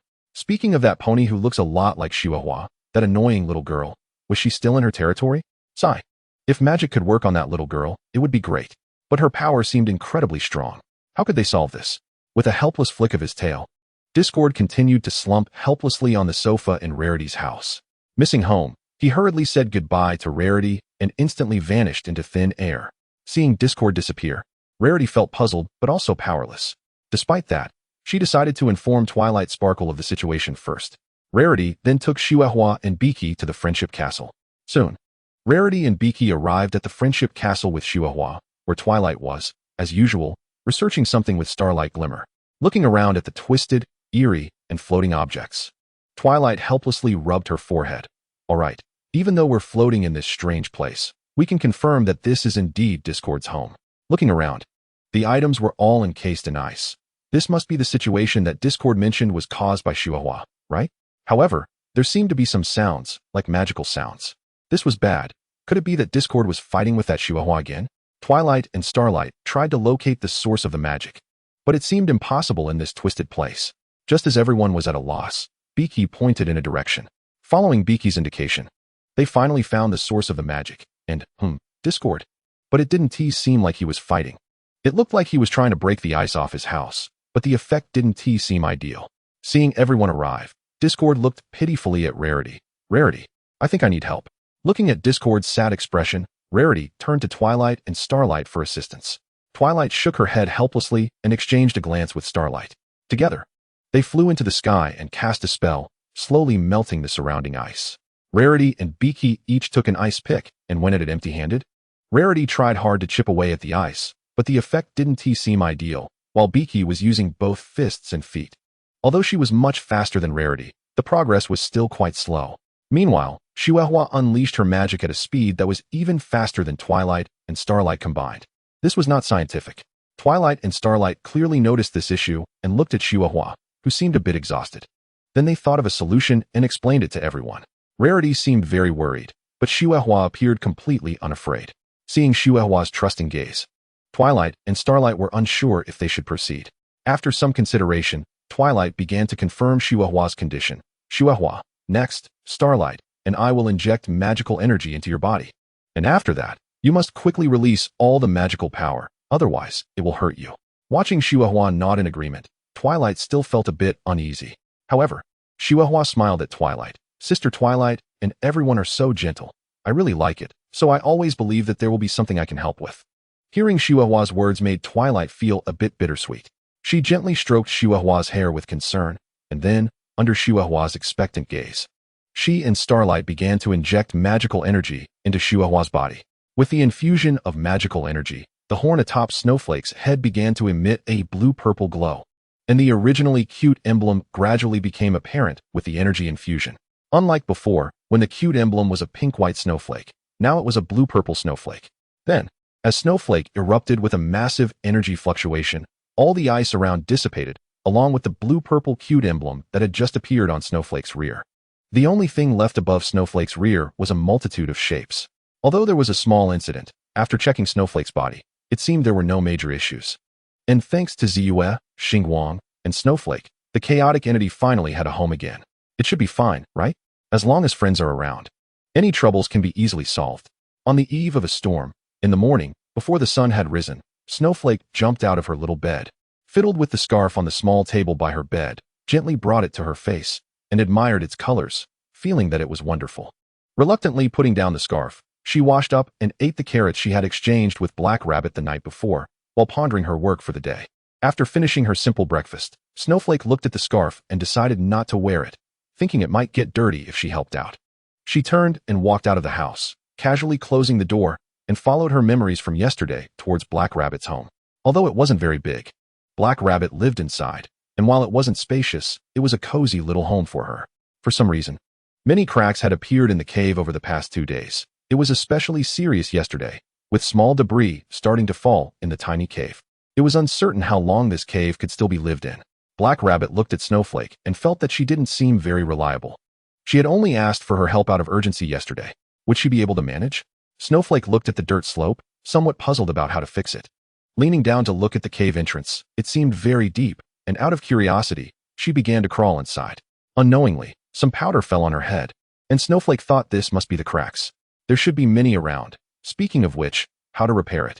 As she pondered the problem, Snowflake slowly crawled out, continuing to think while looking at the dirt slope. After a little while, she turned to Black Rabbit and said, "How about we dig a new cave in a different place?" Hearing Snowflake's words, Black Rabbit seemed a bit angry and said something. Snowflake seemed to understand and then patted Black Rabbit's head, saying, "I get it. I will definitely help you." After saying that, Snowflake climbed up the dirt slope, made an effort to bounce a few times, and then a large collapse began in the cave. Seeing Snowflake's actions, Black Rabbit hurriedly ran up the slope to stop her, but it was of no use. The entire slope collapsed. Although the slope didn't lower much, Black Rabbit's cave was completely buried. Looking at the vanished cave, Black Rabbit was at a loss as she gazed at Snowflake, while Snowflake comfortingly patted her head before picking up Black Rabbit and walking down the dirt slope. Turning to face the dirt slope, Snowflake's expression suddenly became very focused. Magical energy began to disperse above her head, and then a horn formed. Magic surged from the horn, enveloping the entire dirt slope. As the magic took effect, the slope became increasingly compact. After watching the slope gradually stabilize, Snowflake paused her magic and brought Black Rabbit to the edge of the slope, saying, "All right, the next step is the final one." Look at Black Rabbit's puzzled expression. Snowflake smiled and said, "Choose a spot for a new home. I will build a new cave." Seeing Snowflake's serious expression, Black Rabbit was somewhat stunned. Not knowing how long it took, Snowflake finally remembered she still had unfinished work and hurriedly bid farewell to Black Rabbit, making her way out of the cave, covered in dirt, and ran towards her little shop. Upon arriving at the shop, it seemed the work had already been completed. Oh right, Beaky had been helping her all along. Thinking of everyone made her heart feel warm. Then, Snowflake headed towards the Friendship Castle. In the depths of the eternal Freedom Forest, there were ruins everywhere, wet ground, and terrifying cracks extending far and wide, surrounded by shattered debris from unknown instruments. Not far away, there seemed to be craters formed by explosions. What exactly had happened here? It felt eerie. In the abyss, a group of strange little ponies seemed to be organizing something. The leader among them quietly said, "Everyone, be careful. We must clean everything around without leaving a trace. If anything goes wrong, we will all have to bear the consequences." Listening to the leader, one of the organizing ponies seemed indifferent and said, "Boss, this is the eternal Freedom Forest. Those idiots wouldn't dare come in here. How could they possibly discover our plan? You're just being overly cautious." Seeing her team's careless demeanor, the leader sighed. "You guys, seriously, stay focused. If it weren't for their power being a sufficient threat to us, would we be so cautious?" Then she glared at them sternly. "It seems you've forgotten that the adult has been captured, right?" Hearing the leader mention that adult, everyone became a bit nervous. Seeing the atmosphere finally improve, the leader helplessly glanced at her inept team, then turned to walk away. Watching no one agree with her, she gradually stopped talking and lowered her head to join the cleaning team. An eerie power. In the morning, a wonderful day began. Closing the door, Snowflake walked towards the distant street. Although still a bit timid, she recognized more and more ponies, and the familiar feeling seemed to gradually dilute her timidity. First, she arrived at the candy house on the street, where a delightful breakfast began. Although she had eaten vegetables given by other ponies yesterday, those ponies didn't always have troubles, so that situation couldn't be considered a normal food source. Indeed, she still needed to eat something. Arriving at the candy house, Snowflake found a vacant seat and sat down, watching Beaky bounce over, feeling somewhat relieved. After eating an apple pie, Snowflake left a few coins and said towards the kitchen, "Sister Beaky, I'm leaving now. We must play together sometime." Then she turned and left. Gasping for breath, Snowflake hurriedly walked away and happened to arrive at the Rare clothing store.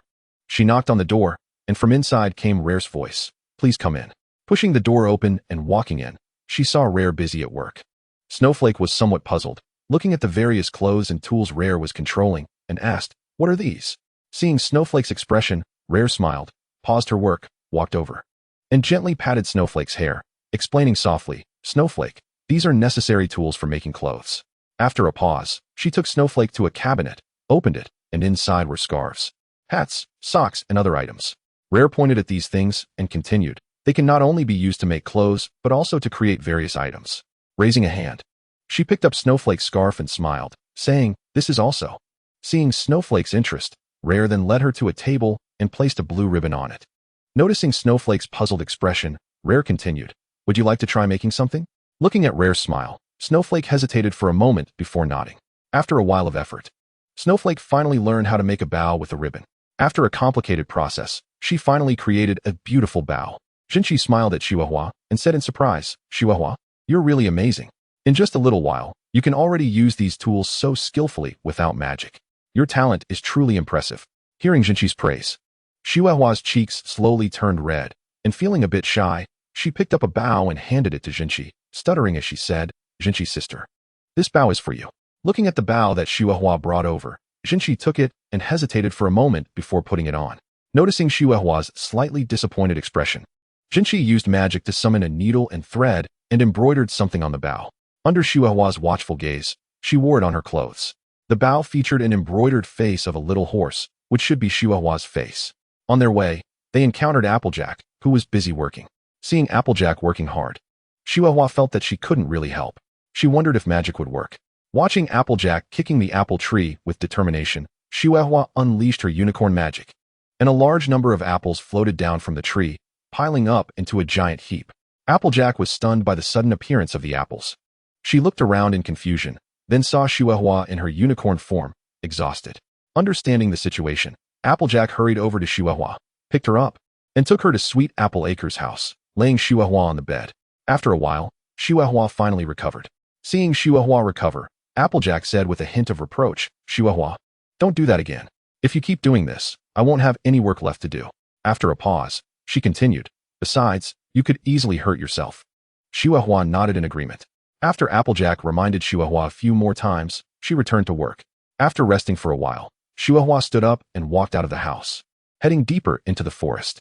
After a long time, she finally arrived at Keela's house.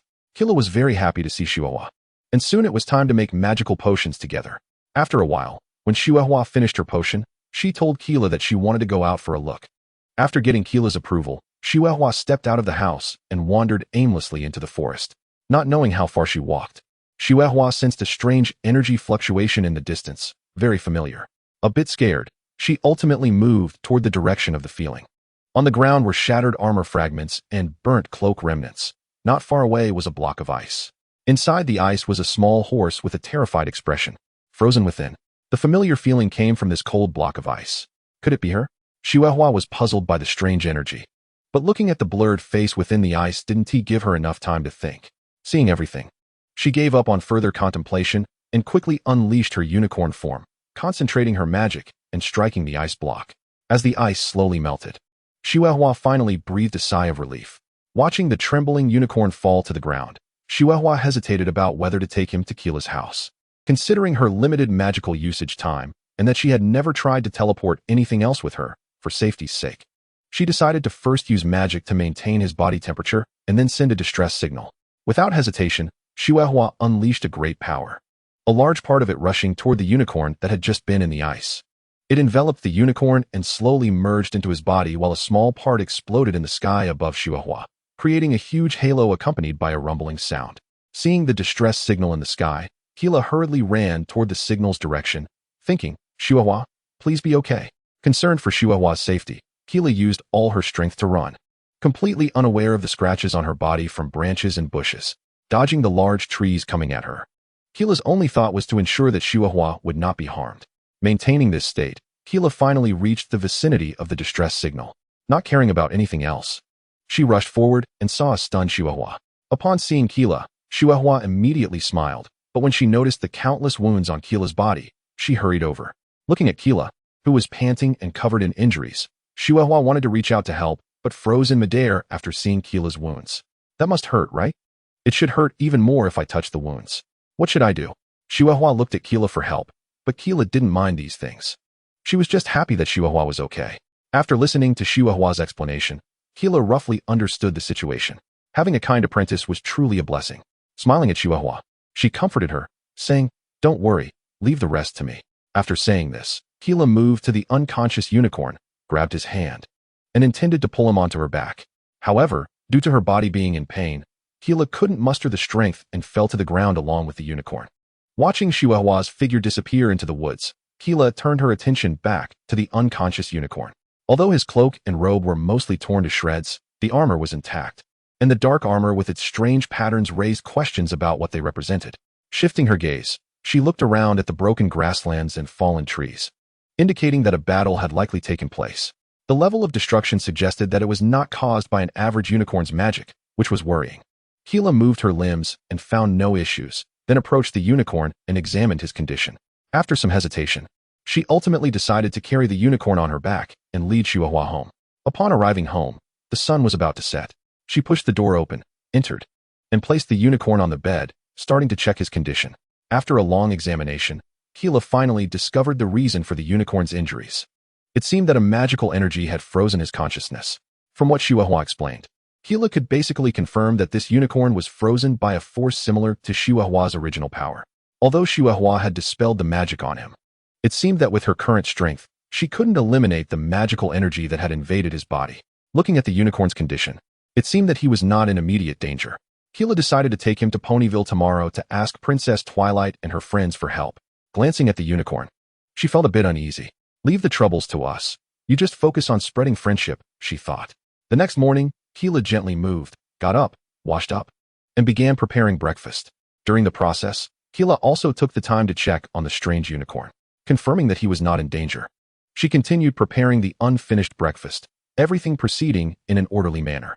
Unbeknownst to her, breakfast was nearing completion. Chihuahua stretched and opened her somewhat dazed eyes, looking around. When her gaze fell upon Keela, who was busily preparing breakfast, it felt like she was seeing her mother from her hometown. After washing up and having a simple breakfast, the next headache was the still unconscious unicorn. Although he was still in a coma, who knew when he would wake up? What if he turned out to be a bad guy? Sighing, the armor reminded Keela of something ominous. The crystal guards created by King Sombra using dark magic. Those dark soldiers completely tainted by dark magic. After a little while, Keela and Chihuahua brought the mysterious unicorn to the front of the Castle of Friendship. Watching the Friendship Princess and her companions seemingly waiting for something in front of the castle gate, not only Keela, but even Chihuahua felt something was off. When Keela and Chihuahua arrived, everyone looked at them without any surprise, as if they already knew of their arrival. However, they showed puzzled expressions when looking at the thing on Keela's back. Just as Keela was about to explain, Ziyue stepped forward and seriously said to Keela, "Let's talk in the hall. This matter is not simple." After hearing Ziyue's words, Keela nodded, and then everyone entered the hall of the Friendship Castle together. Chihuahua and the others placed their hands together to make a gentle promise among friends. At that moment, Ziyue suddenly came back to her senses, feeling a bit moved looking at everyone immersed in their emotions. Suddenly, Ziyue realized that something seemed to have been overlooked. While observing around, she discovered that the unicorn still lying on the ground was indeed an easily forgotten fellow. Hurriedly waking everyone up, Ziyue, along with the other 5 chosen ponies of the rhythm elements and the magical starlight, cast spells to prepare to heal the unicorn. True trouble began to gradually approach. A huge problem that limited and deprived another Chihuahua's magical energy. Not far from Ponyville, along a winding path leading to an ordinary village. The ponies here passed their days peacefully and fulfillingly. In the village, Pegasi, earth ponies, unicorns, and even some other animals and dragons coexisted peacefully. This place had a bit of a paradise feeling. The ponies in the village each had their roles, working hard, and everything was proceeding in an orderly manner. Aside from the busy ponies and various busy animals, only small animals and foals remained. Anything around could become their playthings. Even broken chairs and torn curtains could turn into their armor. The one leading among them dreamed of becoming a member of the Canterlot Royal Knights when she grew up. With dreams in their hearts, they played carefree. Squeezing past the busy workers, they arrived near a spacious square, where a few little ones seemed to be discussing something significant together. A large group of little foals arrived at Land's door, and a little Pegasus rushed up to knock on the door, then, along with everyone, pushed the leader to the front of the door. As the door slowly opened, a huge figure stood before them. The leading pony swallowed hard, feeling the strength of her friends behind her, trying to muster her courage to speak when the giant figure spoke first. "Hey, you guys, are you friends of Lan?" Seeing the children nod, she continued, "That's great. Lan has been staying indoors lately and hasn't gone out. If this continues, she might get sick." Then, Changing her tone, she smiled at everyone. Lan is in her bedroom. Why don't you go see her? It would be best if you could take her out for some fresh air. Staying indoors is not a good idea. After hearing what the figure said, everyone happily ran towards Lan's bedroom. The figure then muttered to herself, in the past. She would listen to me if I just let her go out for some fresh air. I don't know what's happened recently. She just stays in her bedroom. Arriving at Lan's bedroom door, the leading pony nervously rubbed her hands together, then slowly opened the door. Inside, a unicorn seemed to be happily playing with something floating around, which felt a bit suspicious. The leading pony awkwardly stood there watching, while everyone was also immersed in the strange atmosphere. At that moment, the thing flying around Lan landed on her head, and Lan slowly walked towards everyone. Seeing Lan approach step by step, the leading pony felt her heart racing. And her teammates behind her seemed very nervous as well, but they still did not run away, serving as a solid support for their leader.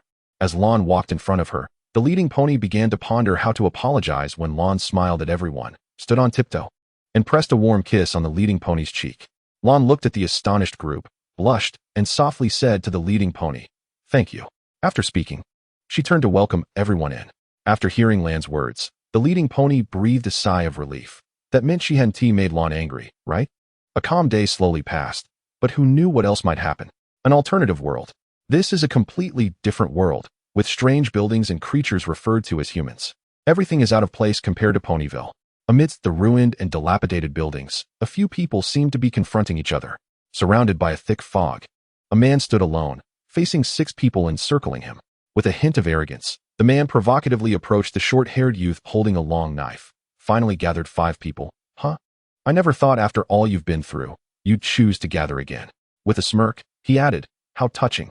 No more words. This time, you won't escape." The youth glared at the man, tightening his grip on the long knife. With disdain on his face, the man slowly corrected him. "Please stop. It wasn't you who killed me last time. Even if you combine the powers of the 5 elements, the gap between us is immeasurable. This time is different." Quickly drawing the heavy sword from his back, the young man in a gray tracksuit raised his head to look at the man and rebutted, "Over this past time, our power has increased tremendously, while you have gained nothing but death." After hearing the young man's words, the man grinned, looking at him with disdain and reminding him, "Please stop. I've always been here. Death, that's just your one-sided wishful thinking. You've only killed one person, so don't get too cocky. Disgusting monster." With a face full of disgust, a girl with long blue hair clenched her fists, her arms wrapped in flowing energy like water. And she harshly announced judgment on the man. "Your actions are filthy. Your plans are intolerable. This time, you will not touch him. Let's get started." Carelessly tossing away the phone he was holding, a seemingly laid-back young man immediately took a combat stance.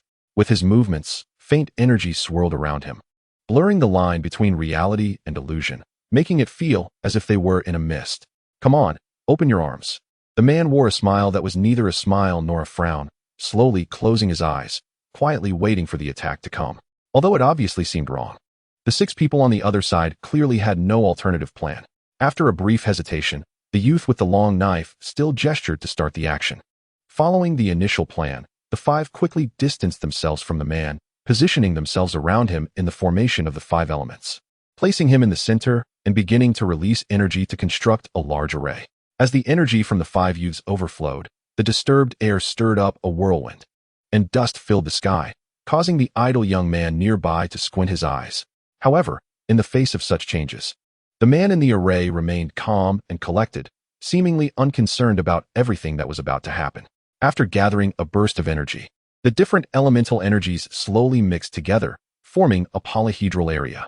Now, it seemed that the array was finally starting to look like its name: wood, fire, earth, metal, and water. As the 5 took turns casting their respective elemental seals into the array, the energy finally revealed its original attributes. Like cannonballs, 5 pillars of energy struck the man, and various forms of damage indeed showed up, as if they had succeeded. "Thank you for the hospitality," the man said with a sinister smile, his face barely hanging on.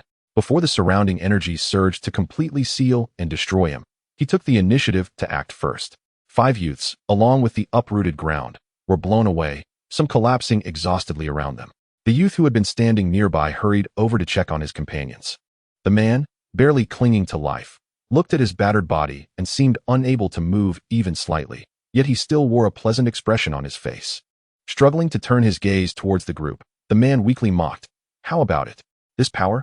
I've been very careful to direct different attributes that can suppress you all towards each of you. After a brief pause to catch his breath, he continued to murmur. But looking at your haggard appearance, I suppose my efforts weren't in vain. The furious youth lunged in front of the man, seemingly speechless with anger. Looking at the familiar face before him, the man sighed with a smirk. Unexpectedly, yet not unexpectedly, it seems we are destined for a one-on-one duel after all. I wish I could kill you right now. The youth glared with bloodshot eyes, raising his right hand as if to summon something. Kill me? Hold on. Let us reminisce a bit first, the man said, straining to tilt his head to the left, reminding the youth, don't exert yourself. Your sword, along with your body, has been engulfed in flames. It's all because of you.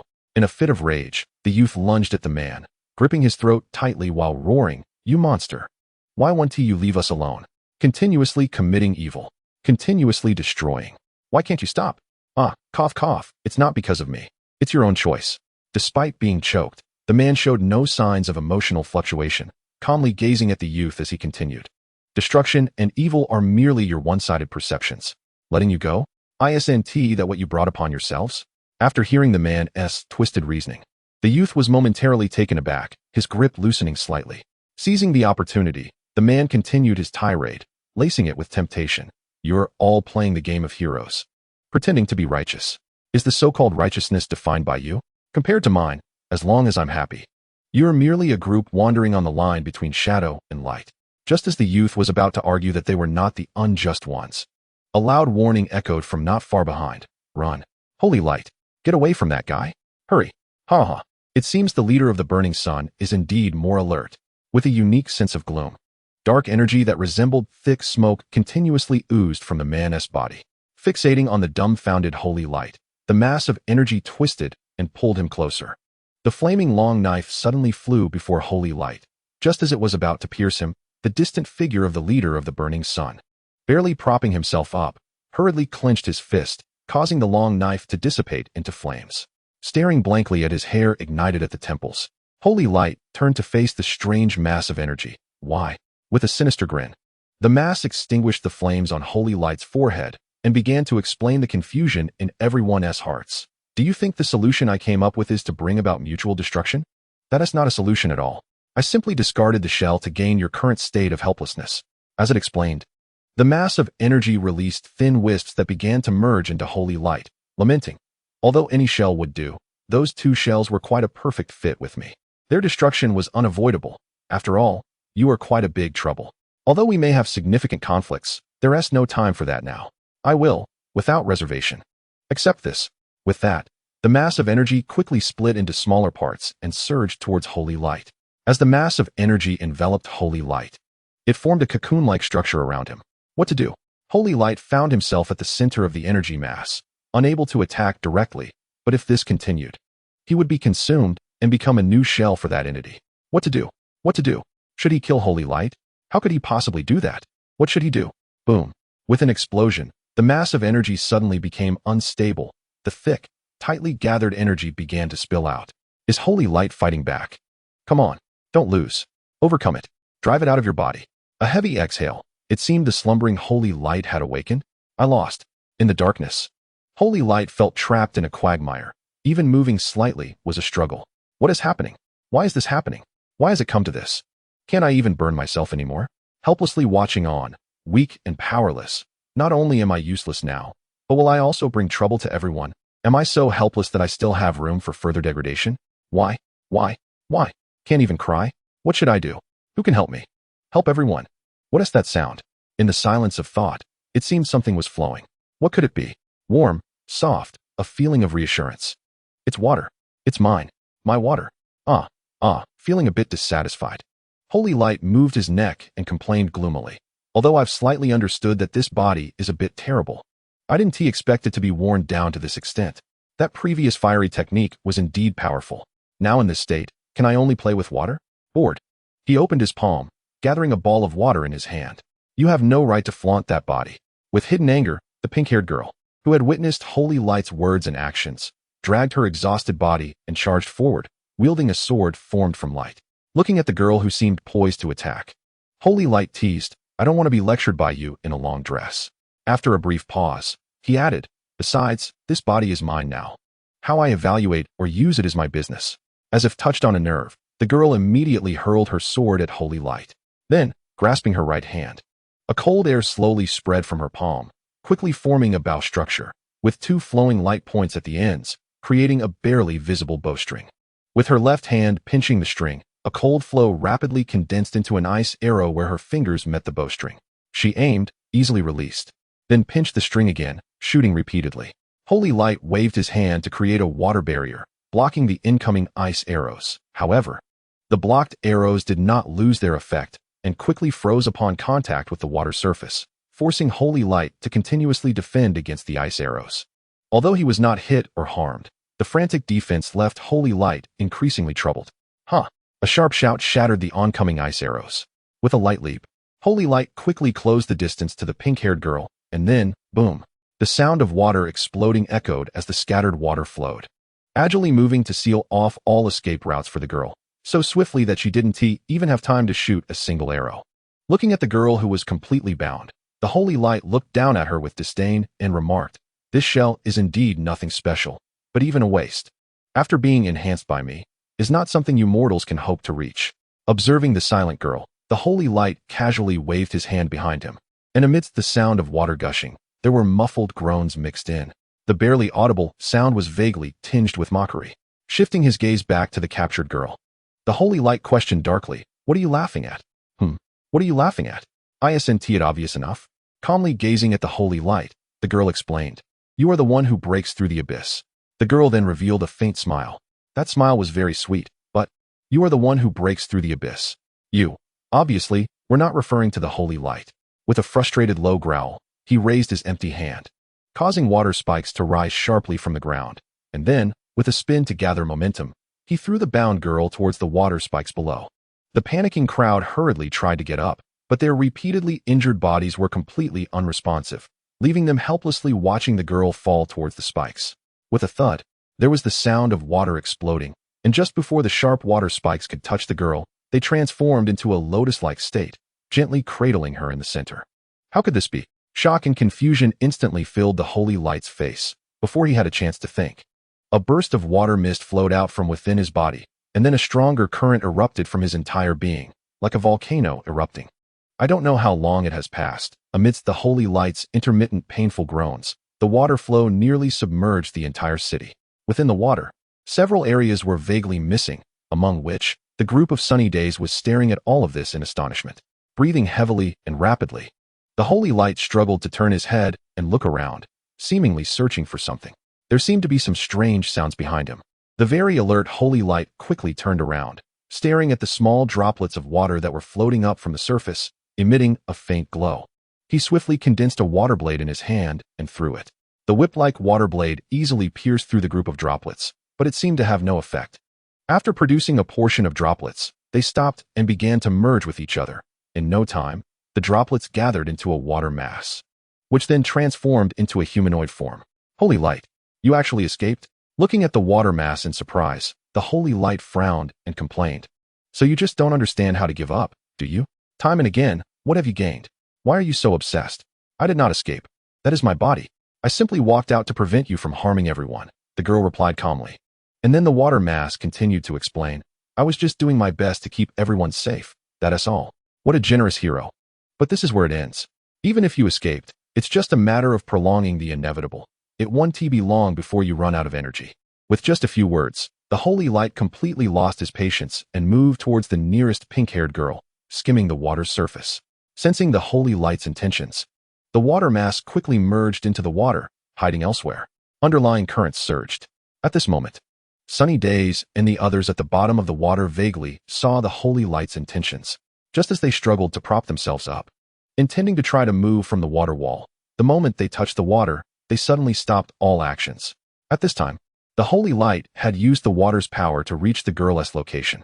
However, just as his gaze crossed the waves and was about to see the girl, an ice arrow suddenly entered his line of sight.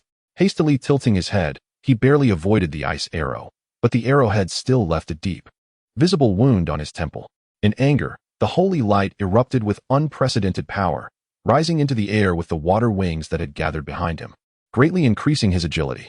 Swiftly maneuvering in the air, he dodged several of the pink-haired girl's sharp arrows, and in a fit of rage, the holy light immediately condensed a 13-pointed giant spear of water in his right hand, using its size to block his form as he lunged at her with all his might. Thud! The dull sound of water hitting an object echoed. Imagining the foul girl being pierced and left with countless wounds, the holy light eagerly leaned forward to catch a glimpse. In front of him, the thickest spear tip grazed the girl's side waist, brushing against the bow on her dress and piercing into the water behind her, while the other spear tips were enveloped in water, even creating a layer of water membrane as a shield to protect the girl from harm. What is this? Before the holy light could comment, a massive surge of water erupted from beneath the surface on either side of the girl's body, accompanied by the furious voice of the water mass. Filthy creature. The powerful water pressure, along with the voice filled with rage from the water mass, instantly sent the holy light flying away. I'm sorry. The water mass turned and quietly expressed its apology to the pink-haired girl with deep regret. However, just as he adjusted his flying posture, the water surface exploded again, and a mass of water flew into the air. Glancing helplessly at the mass that had surfaced again, the holy light raised an eyebrow and asked, "So is this supposed to be interesting? No matter what schemes you and your companions use, I can survive. Even if the situation worsens, it's just a matter of changing shells, while you all will die." A silent pause lingered, whether it was in a daze, in thought, or in relative silence. The holy light couldn't help but consider many possibilities, but the chance of being swayed by emotions was almost zero. How could a monster that could burn its life to strike at enemies be swayed by a few words? But allowing them to have a hint of doubt also provides an opportunity, one by one. Breaking them down and clearing obstacles requires using all means. While calculating his own little schemes and condensing the water flow on his arm for emergencies, the holy light slowly approached the water mass with his wings. After all, the energy available within the shell was running low, and he needed to ensure everything was foolproof. With an angry shout, the holy light charged in front of the water mass, and then his right hand, transformed into a blade, pierced through the center of the water mass. Slowly twisting his hand, the water blade that had pierced through the water mass quickly branched out again, emerging from various angles within the water mass. Boring thoughts. This is the price. Rapidly absorbing the energy within the water mass, the holy light's excitement was evident. Ultimately, just a desperate struggle. A pitiful creature trapped in an endless cycle. This is good. I will end your muddled life. All right, I've made up my mind. Suddenly, the water mass spoke again, and the emotion contained within seemed to have dulled considerably. Glancing curiously at the water mass, seeing its increasingly dim glow, the holy light felt a sense of relief. Hey, the sweet dream should wake up now. Taking a deep breath, the water mass's emotions were unprecedentedly relaxed, carrying a hint of indifference. It spoke again to the holy light. Just you and me, together. Looking at the water mass that didn't seem to be bluffing, the holy light was momentarily puzzled. Could this guy be serious? Did he have any trump cards left? Seemingly sensing the holy light's confusion, the water mass reminded, "Look up." Not understanding, he raised his head, and a tremendous wave came crashing down from above. In the water, the holy light flailed his limbs in panic, unable to swim. He harbored a subconscious fear of water. Holding his breath and trying to suppress his underlying fear, he slowly floated towards the surface using the water wings behind him. Is this all? Just this? If this is really all there is, then I win. Ignorant souls, pitiful lives, everything has come to an end. Breaking through the surface of the water, everything is as usual. So, what is it? Is it possible? But it is indeed reality. Relaxing my nerves a bit, I stared at the somewhat shriveled water mass still perched on the edge of the water, and for a moment, I didn't know what expression to show. How to put it, pitiful creatures. Splashing, flow, clatter. Something's not right. The water is swirling. Oh, the gasp cut off abruptly, as the holy light, helplessly caught in the water, continued to spin with the current, eventually reaching the center. The water mass had absorbed everything. I should be able to control these currents, so why can't I move? You've completely fallen into the trap. What? You. Our confrontation ends here today. Damn it. You worthless thing. Move. Do you want to escape? But no matter where you run, as long as my energy is present, you cannot avoid this attack. It doesn't matter anymore. It's over. The violently swirling water vortex seemed abandoned by time, stopping its rotation in an instant, along with the waves below, transforming into a blue and white glacier. Weakly piercing through the ice layer, escaping from the frozen water vortex. The black energy mass seemed somewhat unstable at this moment. Unable to suppress the joy, Looking at the swollen and deformed water vortex, the energy mass couldn't help but mockingly say, "The so-called unavoidable attack refers to yourself. Haha, what an interesting fellow. Is this your so-called end?" "Yes." A cold voice echoed not far behind. A girl with pink hair was staring at it with piercing eyes. "What?" Panic, followed by confusion. "How did you?" "We don't have the leisure to answer you. Now, let us go to hell with my brother." Angrily slapping the ice surface, a pale yellow energy instantly surged along the ice layer, swiftly forming tentacle-like appendages that climbed up the energy mass, then pierced through it like chains, completely suppressing it. Soon after, the energies of several others followed, completely sealing off the energy mass's escape route. "Stop! Let me go!" The gradually fading pain caused the energy mass to writhe incessantly, howling, but those who had fought it multiple times clearly remembered its actions. The girl with pink hair looked up at the giant ice vortex not far away, as if praying or confiding. A beam of pale golden light cascaded down. Under the light, like dawn illuminating the darkness, the black energy mass rapidly dissolved until it completely vanished. The holy light entered the registration office. Looking at the expressionless working pony with glasses, feeling a bit creeped out, hurriedly filled out the form and walked out. Calming down, looking at this new environment. A smile appeared. It's not bad after all. Then, controlling this unfamiliar new body, I began to wander around, observing this unfamiliar place with curiosity. The holy light unknowingly circled the town's streets several times. The clumsy way of walking, stumbling with every step, was attracting strange looks from those around. Out of politeness, although curious about the holy light's behavior, no one rushed up to ask about its unusual actions. Despite this, the holy light became increasingly awkward, then lowered its head and stumbled into an alley. Just as it was about to step into the alley, the holy light slipped, and its whole body fell toward the ground. Just as the holy light's face was about to make close contact with the ground, several small hands grabbed it and pulled it into the alley. Before long, the holy light arrived at the town's edge, where there were no houses, only some dilapidated warehouses. The little Pegasus led the holy light to the largest warehouse, pushed open the door, and what came into view was a room filled with children's collectibles, toys, various parts, and waste. Although it wasn't very tidy, it seemed to have been cleaned. The holy light entered the room, examining it carefully. Although there were no beds or other furniture, it was manageable to stay. After casually finding some food in the surrounding woods, the holy light, moving its unfamiliar body, lay down in the warehouse, falling asleep amidst various doubts. The next morning, the little Pegasus got up, washed up, and after breakfast, anxiously ran out the door. Stretching its wings, the little Pegasus flew toward the leader's direction, flapping its wings anxiously, frowning as if it had something on its mind. Pulling the little Pegasus, they quickly ran toward the abandoned warehouse, picking up other ponies along the way. Everyone gathered in a group and ran to the warehouse door. The leader looked at the little Pegasus, smiled, and pointed at the door, signaling the little Pegasus to knock. Looking at the leader, then at the others, the little Pegasus mustered its courage and knocked on the door. "Is anyone there?" After speaking, the little Pegasus anxiously watched the warehouse door. After a short while, sounds of banging came from inside the warehouse, followed by a scream. Hearing this, the little Pegasus pushed the door open in fear. And what came into view was the holy light gritting its teeth and lying on the ground. Seeing the little Pegasus and the other ponies, the holy light awkwardly smiled. "I suddenly changed into this body, so I am not used to walking on all fours."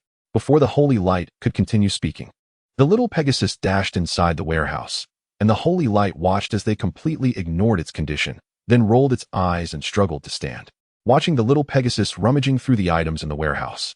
After a while, the little Pegasus finally sighed in relief. At this moment, it noticed the leader, the strange little pony, and everyone sitting on the ground staring at it. Feeling a bit awkward, it flapped its wings. I paused and looked at the leader's eyes. The leader was looking at it helplessly, and just as the little Pegasus was about to explain, the leader, looking at the little Pegasus, said helplessly, "You really shook your head and didn't continue." The little Pegasus looked at everyone with disappointment, and everyone silently stared back at it. Then it lowered its head in grievance.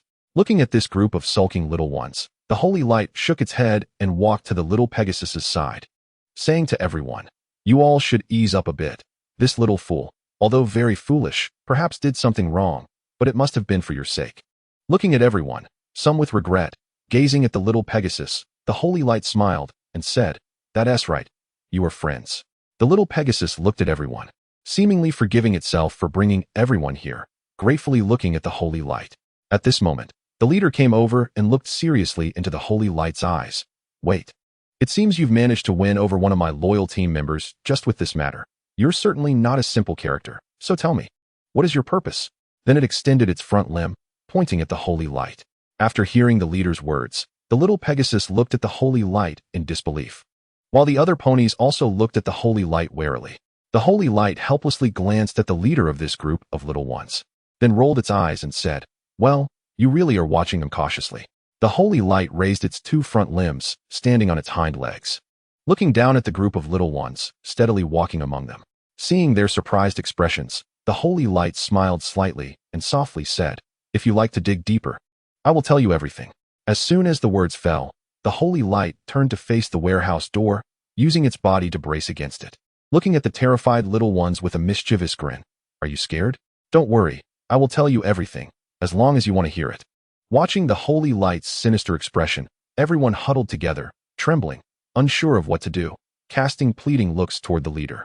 The leader saw the fearful expressions of his team members, and in order not to let them realize that he was also very scared, he mustered up his courage and looked at the holy light, trembling as he said, "I'm not afraid of you. It's fine to say everything."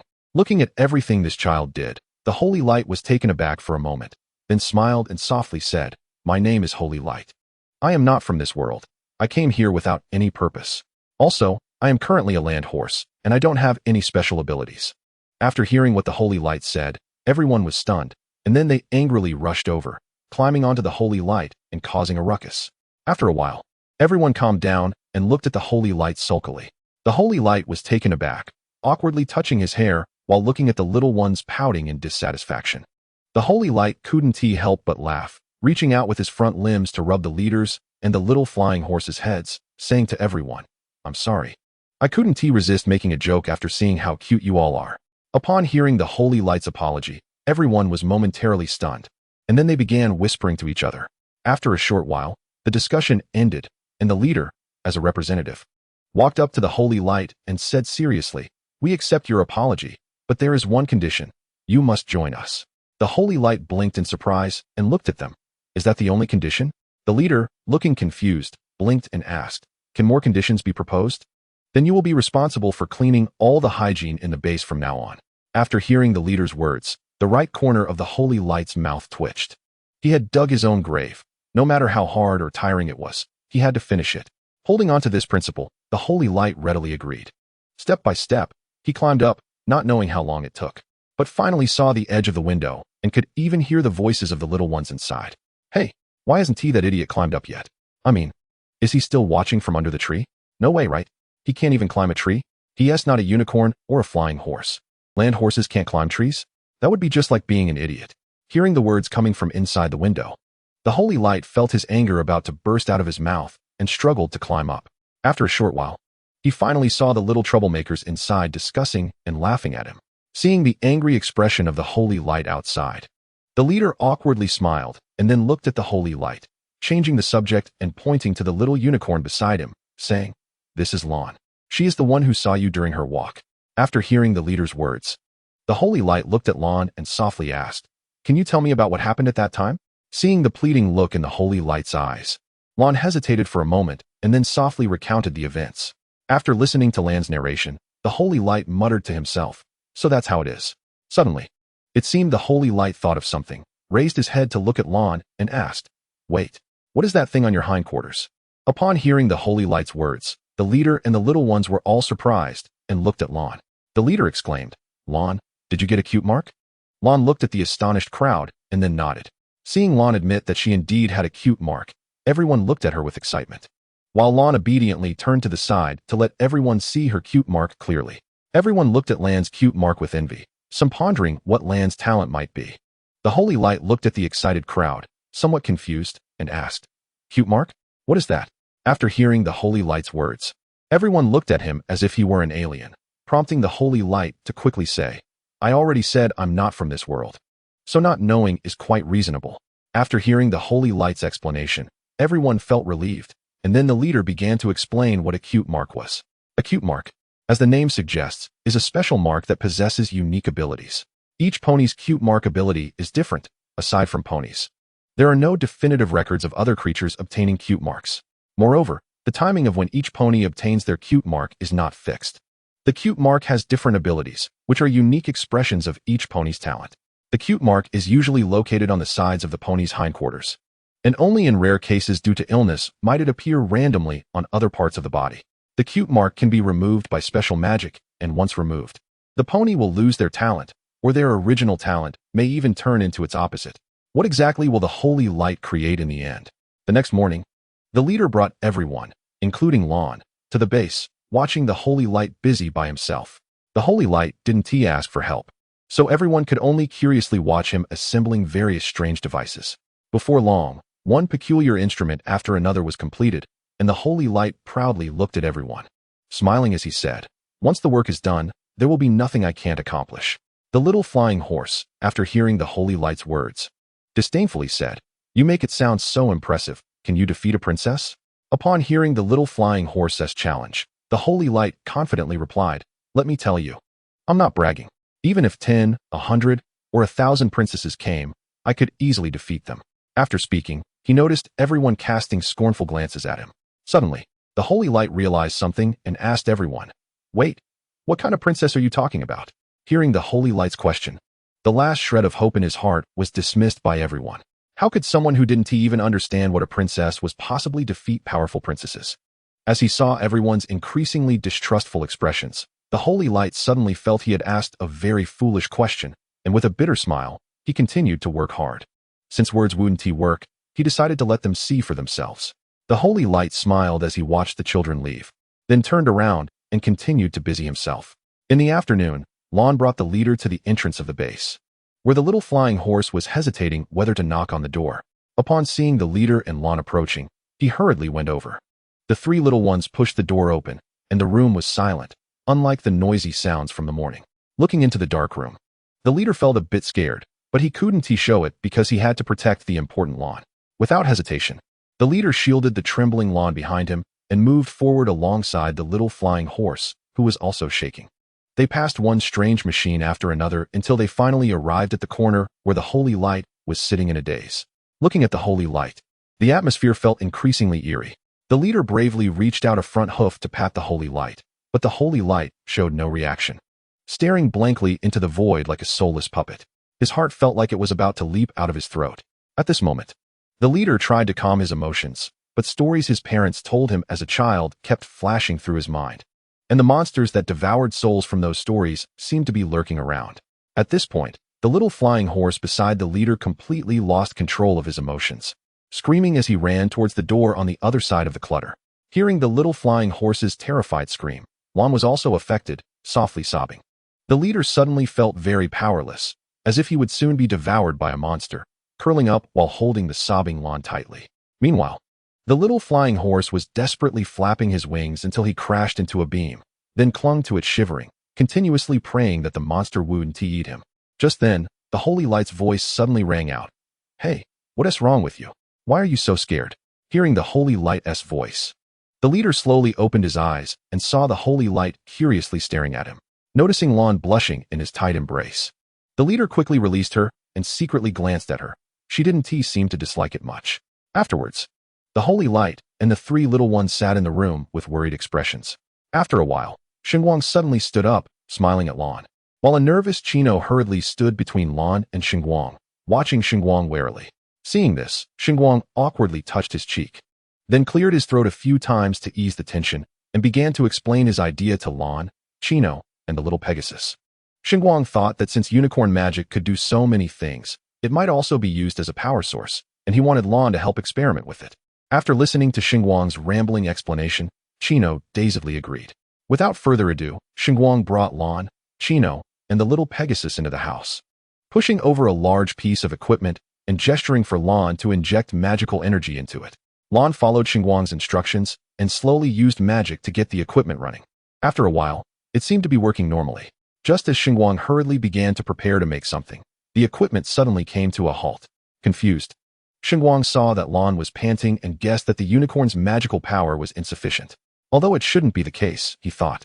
Looking at Chino, who was worriedly watching Lon, then turning to the little Pegasus and saying, "Little one, go bring all the unicorns that have joined us." After hearing Xinguang's instructions, the little Pegasus frowned and said angrily, "My name is Fei Huang. Remember it clearly." After saying this, he flew off in the direction of the village. Xinguang watched Fei Huang fly away and muttered to himself, Fei Huang, huh? I'll remember that. He then turned around to take care of the exhausted Lan with Chino. Not long after, Fei Huang returned with several little unicorns to the base. After briefly explaining what they needed help with, they began to get busy. Compared to their simple tasks, Xinguang had a lot more complicated work to do. Watching Xinguang's clumsy and flustered appearance, everyone couldn't help but smile slightly. Xinguang glanced at the peculiar rectangular object that had just been attached to his right front hoof and smiled. This will definitely amaze you. Exhausted, he closed his eyes, and the smile on his lips hadn't faded as he fell asleep contentedly. The morning was as calm as yesterday. Xinguang got up, blinked his eyes, and looked at his body again, realizing that he was indeed a little pony, still unable to fly or perform magic, just an ordinary land pony. Recognizing the situation, Xinguang pouted, walked out of the warehouse, and turned towards the stream, leaving the warehouse door wide open. Why did he forget to close the door? Actually, it wasn't that he forgot. It was just that Chino and the others often came here these days, and it was more convenient to leave the door open than to keep pretending to close it. Xinguang was the type who disliked trouble. Feeling his still growling stomach, Xinguang looked around and then set his sights on a nearby fruit tree. One by one, the lush fruit trees bore fruits of different colors and shapes. Swallowing hard, Xinguang ran over anxiously, the hunger gnawing at his intelligence, and he was now thinking solely about how to fill his stomach. Arriving at a fruit tree, Xinguang looked at the nearly ripe fruits, eagerly climbing up the tree. A land pony climbing a tree? Climbing so fast? That's not scientific. Wait, he had climbed a tree once when he went to see Lan last time. Could it be that his specialty was climbing trees? Before long, Xinguang finished eating a large apple, throwing the core down, and continued to reach for another nearly ripe, rosy apple.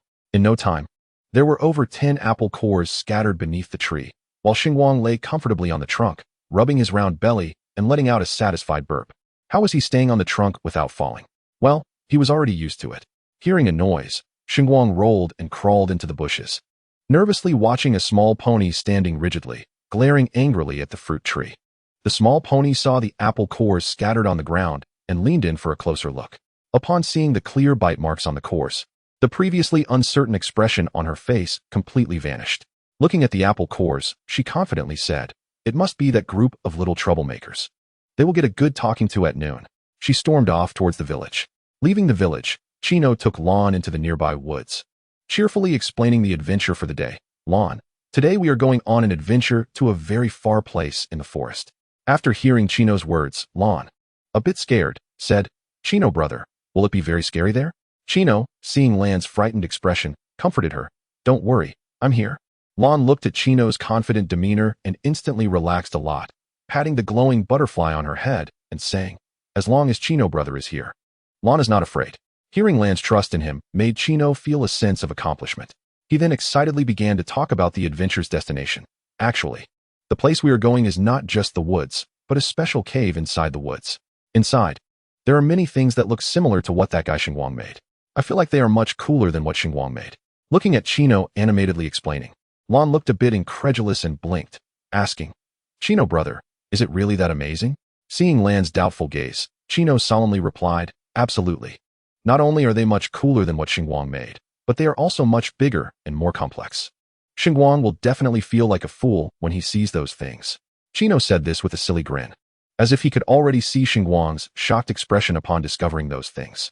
Coming back to reality, Chino noticed Lan curiously staring at him and awkwardly scratched his head, then continued walking ahead, avoiding Lan's inquisitive gaze. Not knowing how far they had walked, Lan was too tired to speak. Just as she was about to collapse, Chino stopped, pointing to a cave not far away that was obscured by weeds, dead wood, and a slope. With weary steps, Lan followed Chino to the cave entrance, which was just an ordinary cave. Seeing Lan's puzzled look, Chino hurriedly explained, "Actually, this is just the entrance.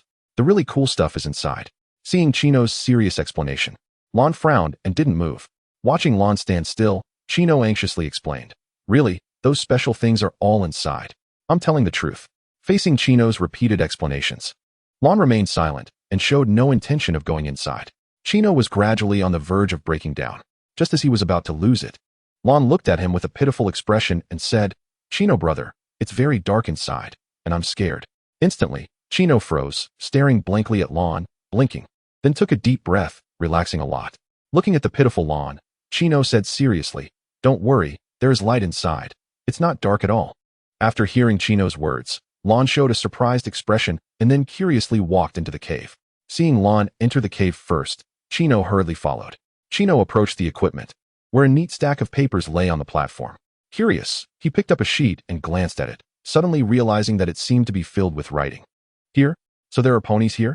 Holding this question, Chino began searching around the room. After a while, he discovered a half-hidden passage and quickly called Lon over to look. Looking at this passage, it seemed to lead somewhere, and after thinking for a long time, he couldn't come up with any danger. Then Chino walked into the passage, and seeing him enter, Lon followed him in. Upon entering, I realized that this was completely a new place. This corridor was completely different from the one in the initial cave. On both sides of the corridor, there were doors everywhere. Looking at these eerily sealed doors, Chino couldn't suppress her curiosity and pushed towards the nearest door. She exerted all her strength, but the door seemed to have no reaction. After trying one door, Chino didn't give up and continued to walk towards other doors, pushing one after another, but every door was tightly locked. Until she reached one door. She found it was open without even touching it. She glanced back at Lon, who was sticking to her like a piece of candy, and breathed a sigh of relief. Lon hadn't gotten lost. After confirming that Lon was still by her side, Chino pushed open the door. Inside the room, a group of little ponies were fiddling with something and discussing various topics. Chino held her breath and listened carefully. Sigh, the experiment failed again. Why does it always turn out this way? Enough. Calm down a bit. How can you think clearly with a hot head? Hey. Enough. Calm thinking won't help. Will it? If thinking worked, it wouldn't be so troublesome. What we need are experimental data and a basic experimental goal. Setting the goal so high. How can we solve it? Stop complaining. Which experiment isn't done step by step? Fundamentals? The fundamentals are that there are no fundamentals. Every first time has no precedents to refer to. We are the first time. How about we conduct some live experiments? Simulating experiments won't yield sufficient data at all. You're right. After all, we already have the experimental subjects. Isn't there a town nearby? That town has a complete variety of Pegasi, earth ponies, and unicorns. Upon hearing this, Chino basically understood the current situation. This group of guys in this place seemed to be part of a very, very bad organization that viewed life as insignificant. Turning to look at the trembling Lon, she whispered, Lon, let's leave quickly and tell everyone in the town. Let them inform Princess Celestia, so the town and everyone won't be in danger. After hearing Chino's words, although still trembling, Lon noticeably calmed down a lot and nodded at Chino. The two little ones tiptoed back towards the corridor they came from. As they passed through the town, although their bodies felt numb, they didn't want to give up. While Saint Light was in a daze, he suddenly saw a small figure running towards him and hurriedly went to meet it, only to realize it was Lon. Lon looked at Saint Light with surprise and said, Saint Light, save Chino. Before fainting, Saint Light frowned and said with some annoyance, that idiot Chino said he would protect her well, didn't he? Helplessly, he picked up Lon and put her on his back, trying to identify Lan's hoofprints on the ground. Then, carrying Lon, he raced back the way he came, ignoring the shouts from the little ponies in the town, and hurried towards his destination. After passing through the town and reaching the edge of the forest, Saint Light looked at the fallen leaves and weeds everywhere in the forest, feeling somewhat helpless. At that moment, a glowing butterfly flew up from Lan's head and headed into the forest.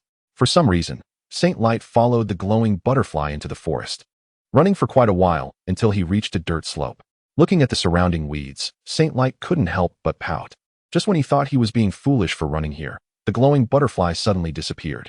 As Saint Light was puzzled, the glowing butterfly reappeared.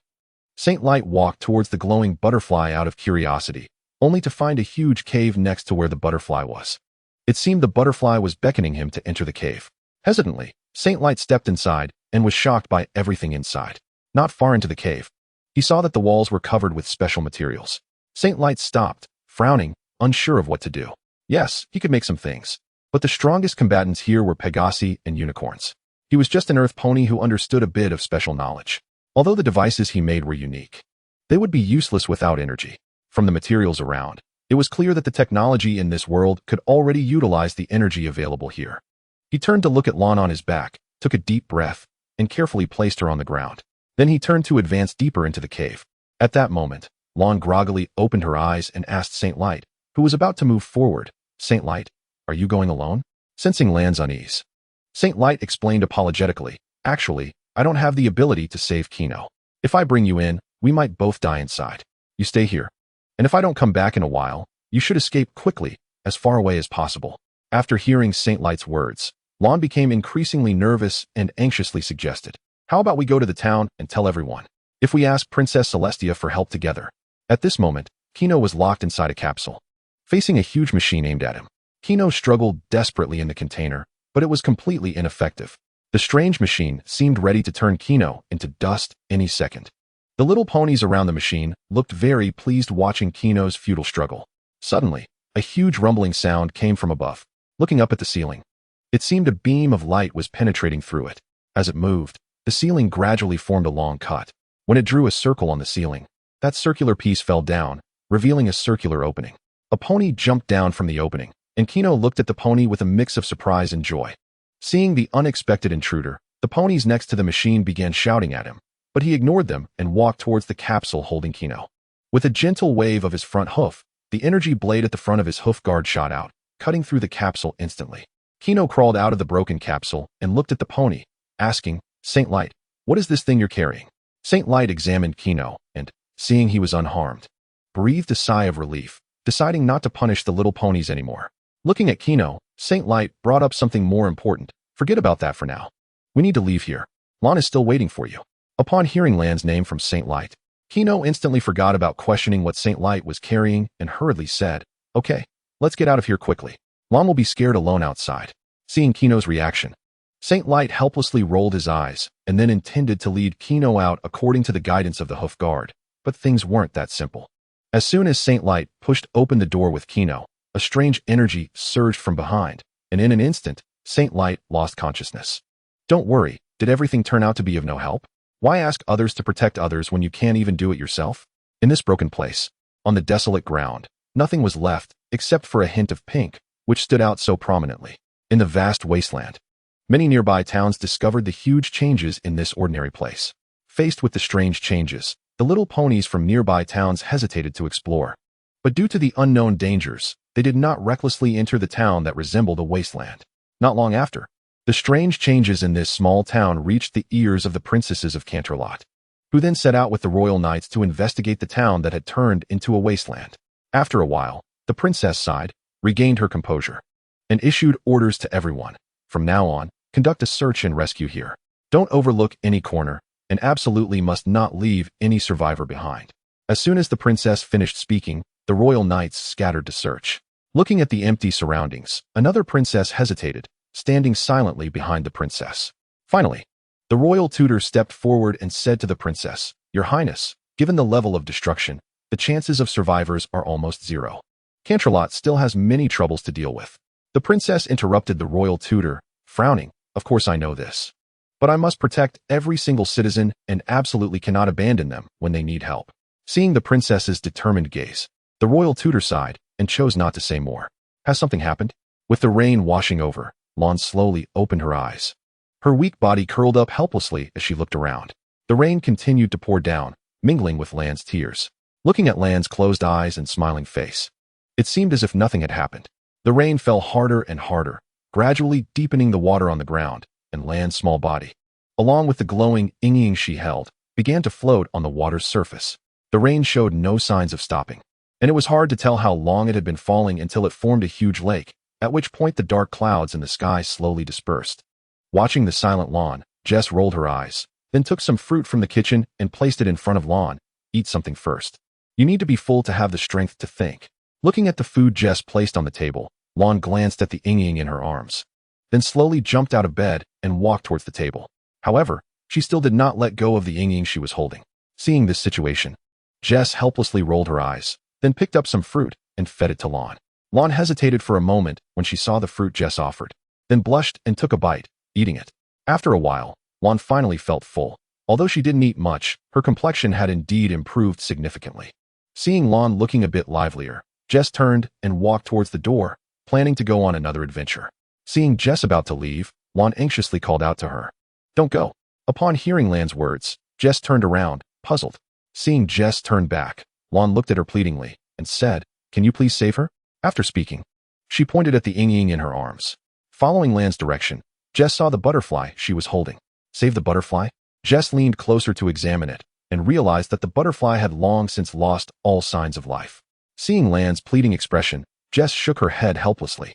Seeing Jess' refuse, Lon anxiously said, "As long as I can save her, I am willing to do anything." Jess hurriedly corrected her. "It's not that I don't want to save her, but it's that I can't save her. She's already." Before Jess could finish, Lon lowered her head. Seeing Lan's disappointed look, Jess turned and walked out of the room, intending to give her some space. The cute symbol represented a talent. Watching Jess leave, Lon sat there in a daze, looking at Ying, unsure of what to do. Memories of the friends who had always been with her flooded her mind. They were all helping her, but there was so little she could do in return. What could she possibly do? When would she be able to help everyone? Everything began after the holy light promised Lon, "I will help you discover your talent. I promise." Despair spread, and all the negative emotions lingered in her heart, refusing to fade away. Gradually, the only shred of hope she had for the holy light and the princess was corroded away. Lon sat alone on the edge of the bed, hugging Ying, not saying a word. Seeing Lon enter that strange state again, Jess sighed helplessly. Then, she picked up Lon and carried her into the bathroom, turned on the bathtub faucet, tested the water temperature, and placed Lon in the tub. Watching Lon remain motionless in the tub, Jess conceded and grabbed the nearby soap and shower gel, creating a lot of bubbles in the water. Then, she pulled Lon over and began to wash her. Lon obediently allowed Jess to handle her, so the washing went smoothly until it was time to wash Lan's chest. Seeing Lon tightly hugging Ying and glaring at her warily, Jess helplessly raised her hands, then rinsed off the remaining bubbles on Lon with the shower, grabbed a towel to dry her body, and then took Lon to the bedroom. After tidying everything up, Jess covered Lon with a blanket, but when she turned to leave, she found Lon looking at her helplessly. Frowning, Jess thought for a while and finally decided to stay and sleep with Lon. After a busy day, Jess quickly fell asleep. While Lon was not the same, she pushed the blanket aside, curled up in a corner of the bed, tightly hugging Ying, looking around at the darkness with fear, as if some terrifying monster would jump out of the dark at any moment. She looked to Ying for help, and when she saw Ying's damaged body, tears began to flow slowly. If only she had protected Ying sooner, perhaps it wouldn't have turned out this way. Sunlight streamed through the window and shone on Jess's face. Jess shook her head, stretched her body, and stood up. Looking around, she found that Lon was missing. Feeling a bit dejected, she sat on the floor, helplessly staring at the ceiling, muttering to herself, "I might not be able to help her."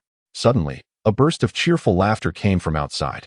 Although the sound was faint, it was indeed a heartfelt laugh.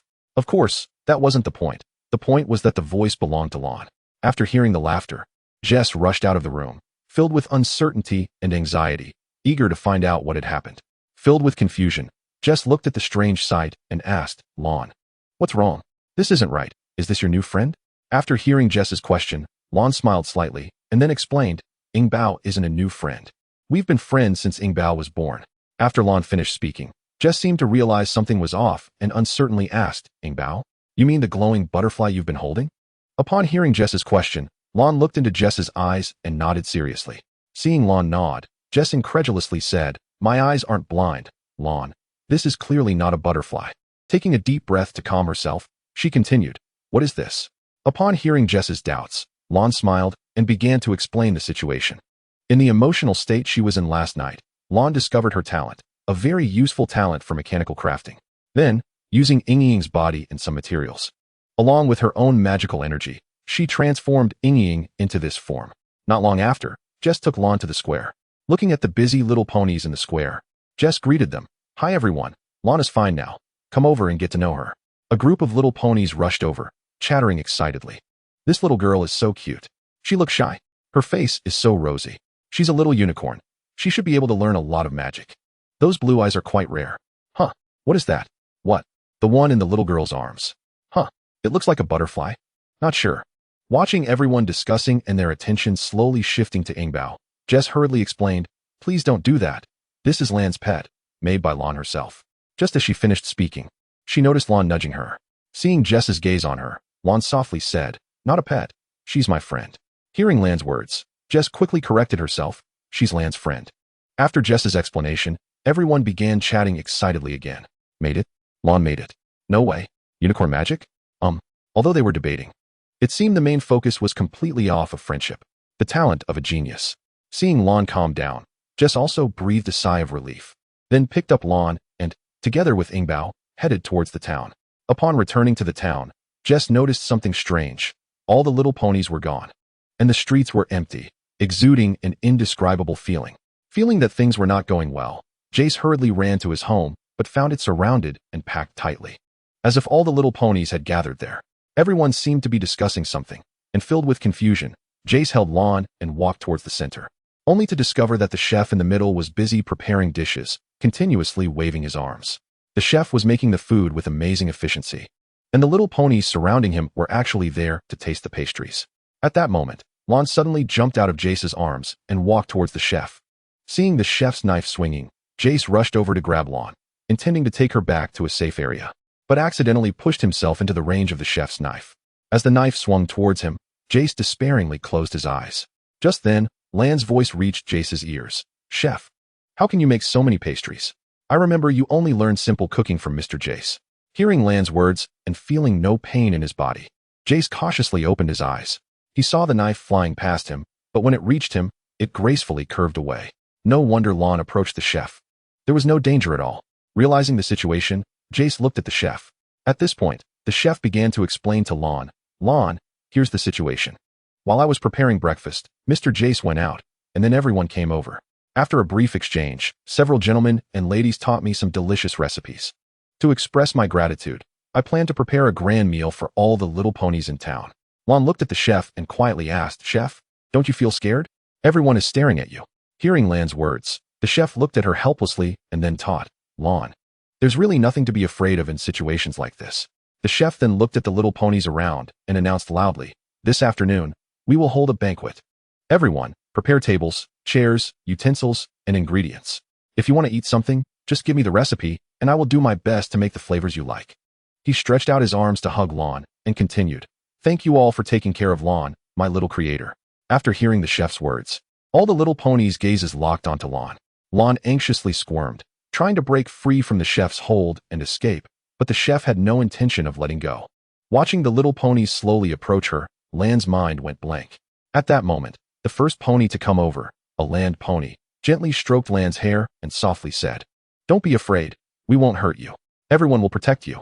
After saying that, he gently kissed the top of Lan's head and then walked over to the other little ponies, saying, "She's very shy, so let's not put too much pressure on her. Take it slow, she'll be fine." After hearing his words, everyone paused their steps, realizing that excessive enthusiasm could also pressure her. Lon blushed and stared blankly at everyone. Somewhat surprised, Jace took Lon to a spot with fewer ponies and sat down, helplessly resting his head on the table while watching Lon, who seemed deep in thought. After a while, Lon looked up uncertainly at Young Bao above her head. Sensing Lan's gaze, Young Bao flew down to Lan's face and touched noses with her. Encouraged by Young Bao, Lon took a deep breath and walked towards the crowd. Lon really had unknowingly taken on a lot of work for herself. Tomorrow was bound to be a busy day. Being so young, she should be carefree, Jace thought helplessly, shaking his head as he tucked Lon and Young Bao into bed and turned to leave. Would tomorrow be a calm day as well? Perhaps. This is the Royal Knights? You say, Lon. Everyone plans to ask Lon to create some more convenient things. So she was taken to the square by the mayor to discuss what to make next. That's right. The mayor said the town needs an inventor. Seeing that they still wanted to chatter on, Jace quickly found an excuse and ran towards the square. True or false? On the not-so-smooth path through the woods, Scarlet was carrying Lon while walking absent-mindedly with his other teammates. Seeing the fearful expression of the little unicorn on his back, Scarlet couldn't help but smile. What an interesting little fellow. With a long distance still to go, the long journey had dulled most of Scarlet's vigilance.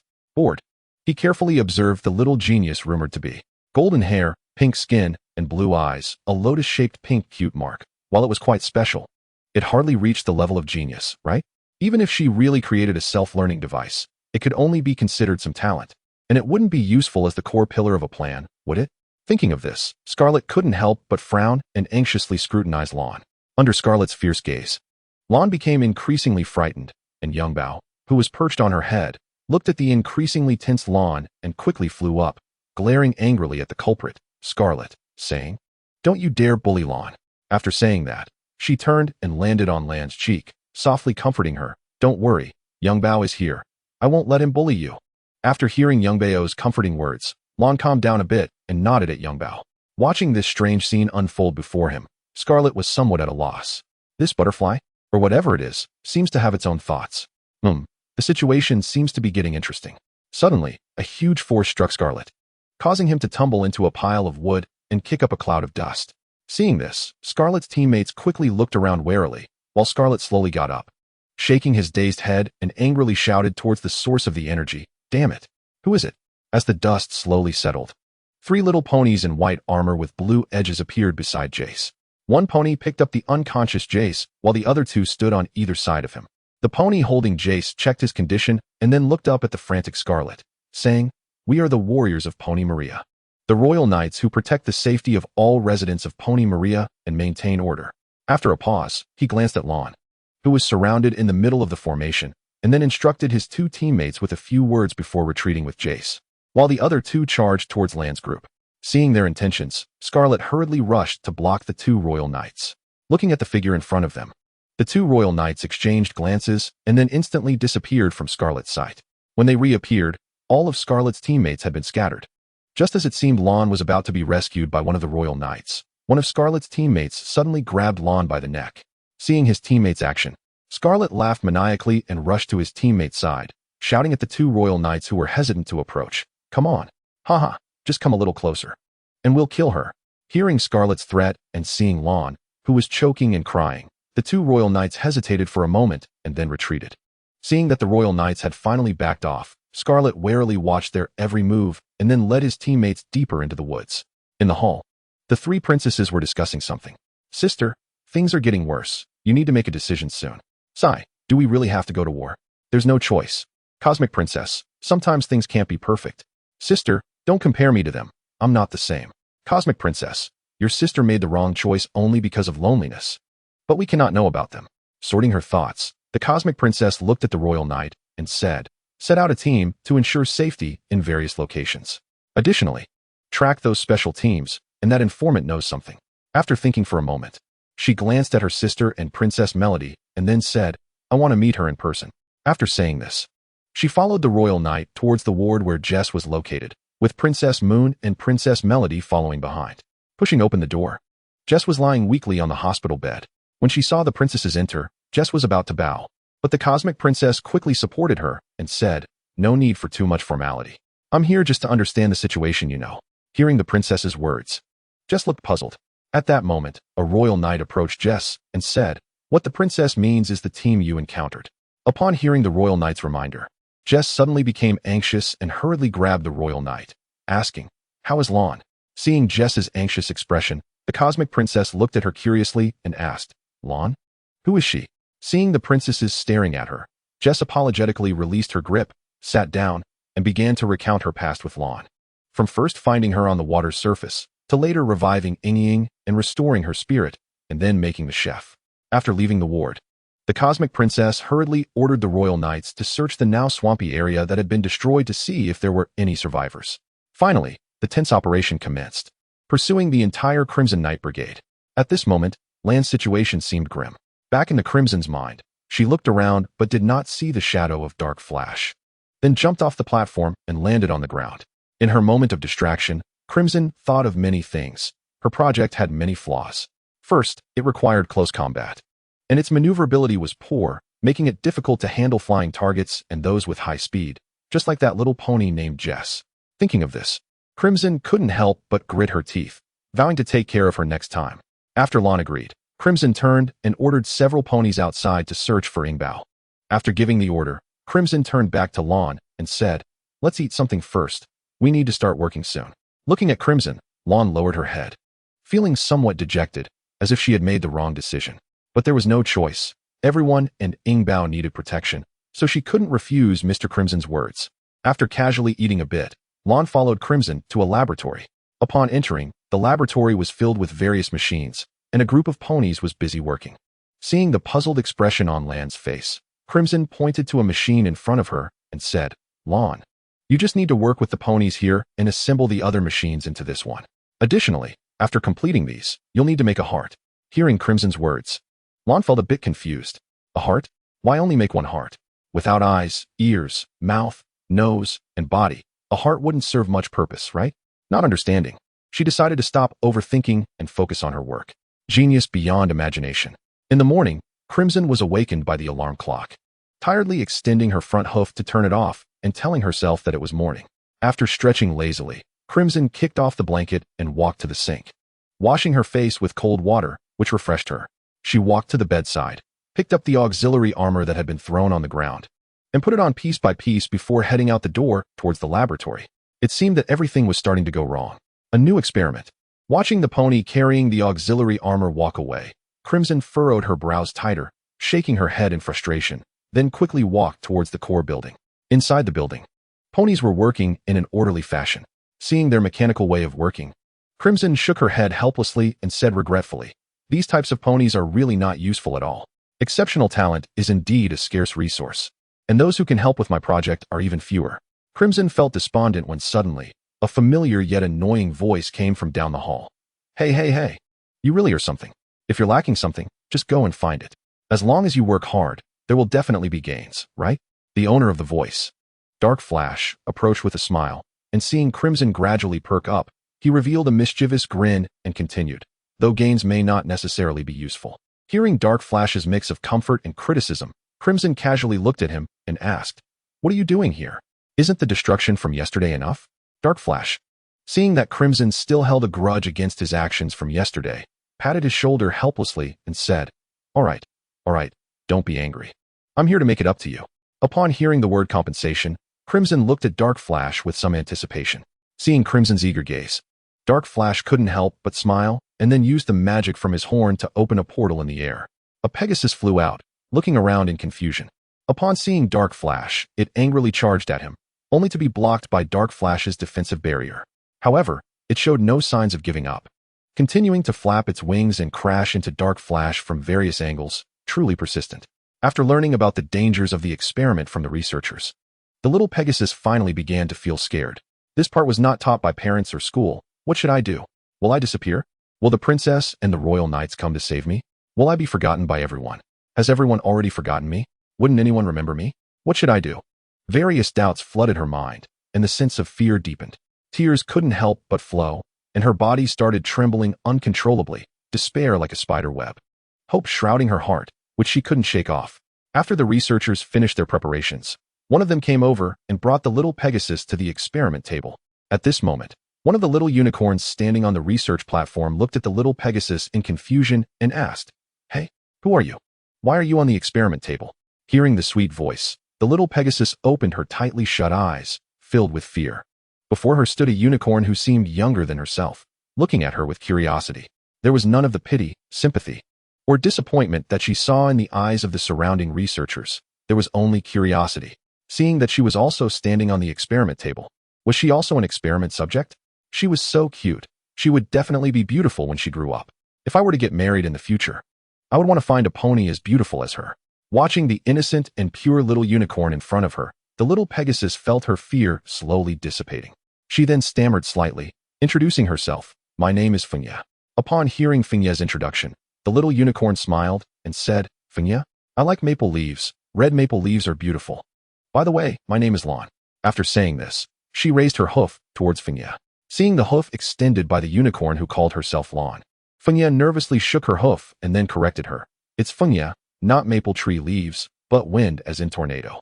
After hearing Fenya's explanation, Lon blinked awkwardly and then brushed her hair, apologizing.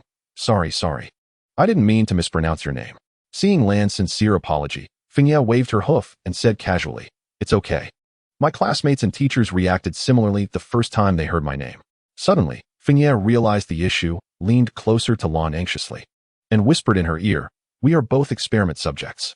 If we undergo the experiment, we might disappear. We must escape from here." Seeing Fenya's serious expression, Lon looked at her in terror and asked, "Experiment subject? What should we do?" Watching Lan's anxious appearance, Fenya was about to say something more when several researchers hurriedly comforted Lon. "Don't worry, Miss Lon, you are not a test subject. That's right. There is only one test subject, and the test subject will not disappear. It's just that the body has suffered severe damage. Of course, this little Pegasus's body is relatively tender and might not hold up." Listening to their chatter, Lon basically understood the situation. Ignoring Fenya's incredulous gaze, Lon stood firmly in front of Fenya and said, "No, you can't treat Fenya as a test subject. He is my friend." Seeing Lan's actions, several researchers shook their heads helplessly. One of the researchers explained, "Miss Lon, you need to understand one thing. You are working for Lord Scarlet. If the task is not completed, even if you have great talent, you will be eliminated by Lord Scarlet." Another researcher nodded and continued, "Moreover, If the experiment is not completed, we will also be implicated. We don't want that. Listening to them, Lan reluctantly lowered her hand that was protecting Fengya. Watching Lan fall silent, the other researchers began preparing the mechanical pony's equipment. When everything was ready, Lan suddenly rushed over and said softly, "The task will be completed. From now on, I will handle everything. You all leave." Hearing Lan's words, one researcher shook his head and said, "I'm afraid not. We can't let you out of our sight. If you or the test subject escapes, we will be held fully responsible."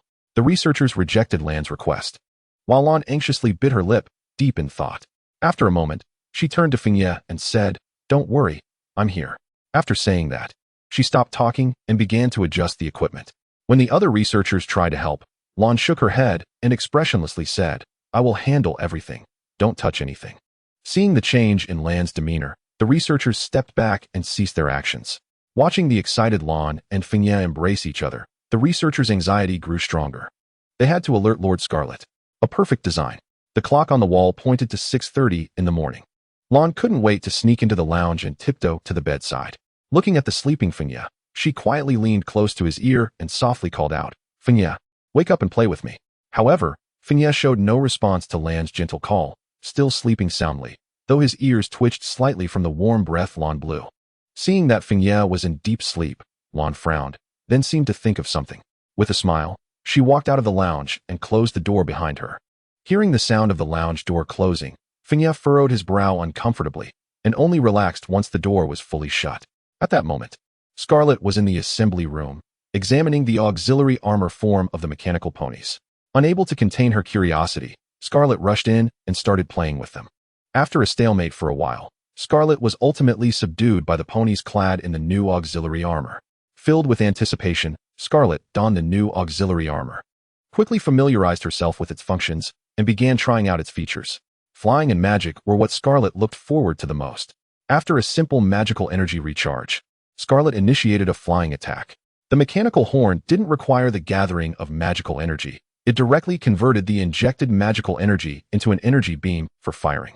Although the power was immense and the release was convenient, Scarlet soon discovered the flaws of this new auxiliary armor. Since the horn and wings were not her own, flying became difficult to control, and the accuracy of the horn's magic was also quite disappointing. Despite exceeding expectations, its imperfections were still very discouraging. While pondering, Scarlet walked along the corridor, looking around thoughtfully.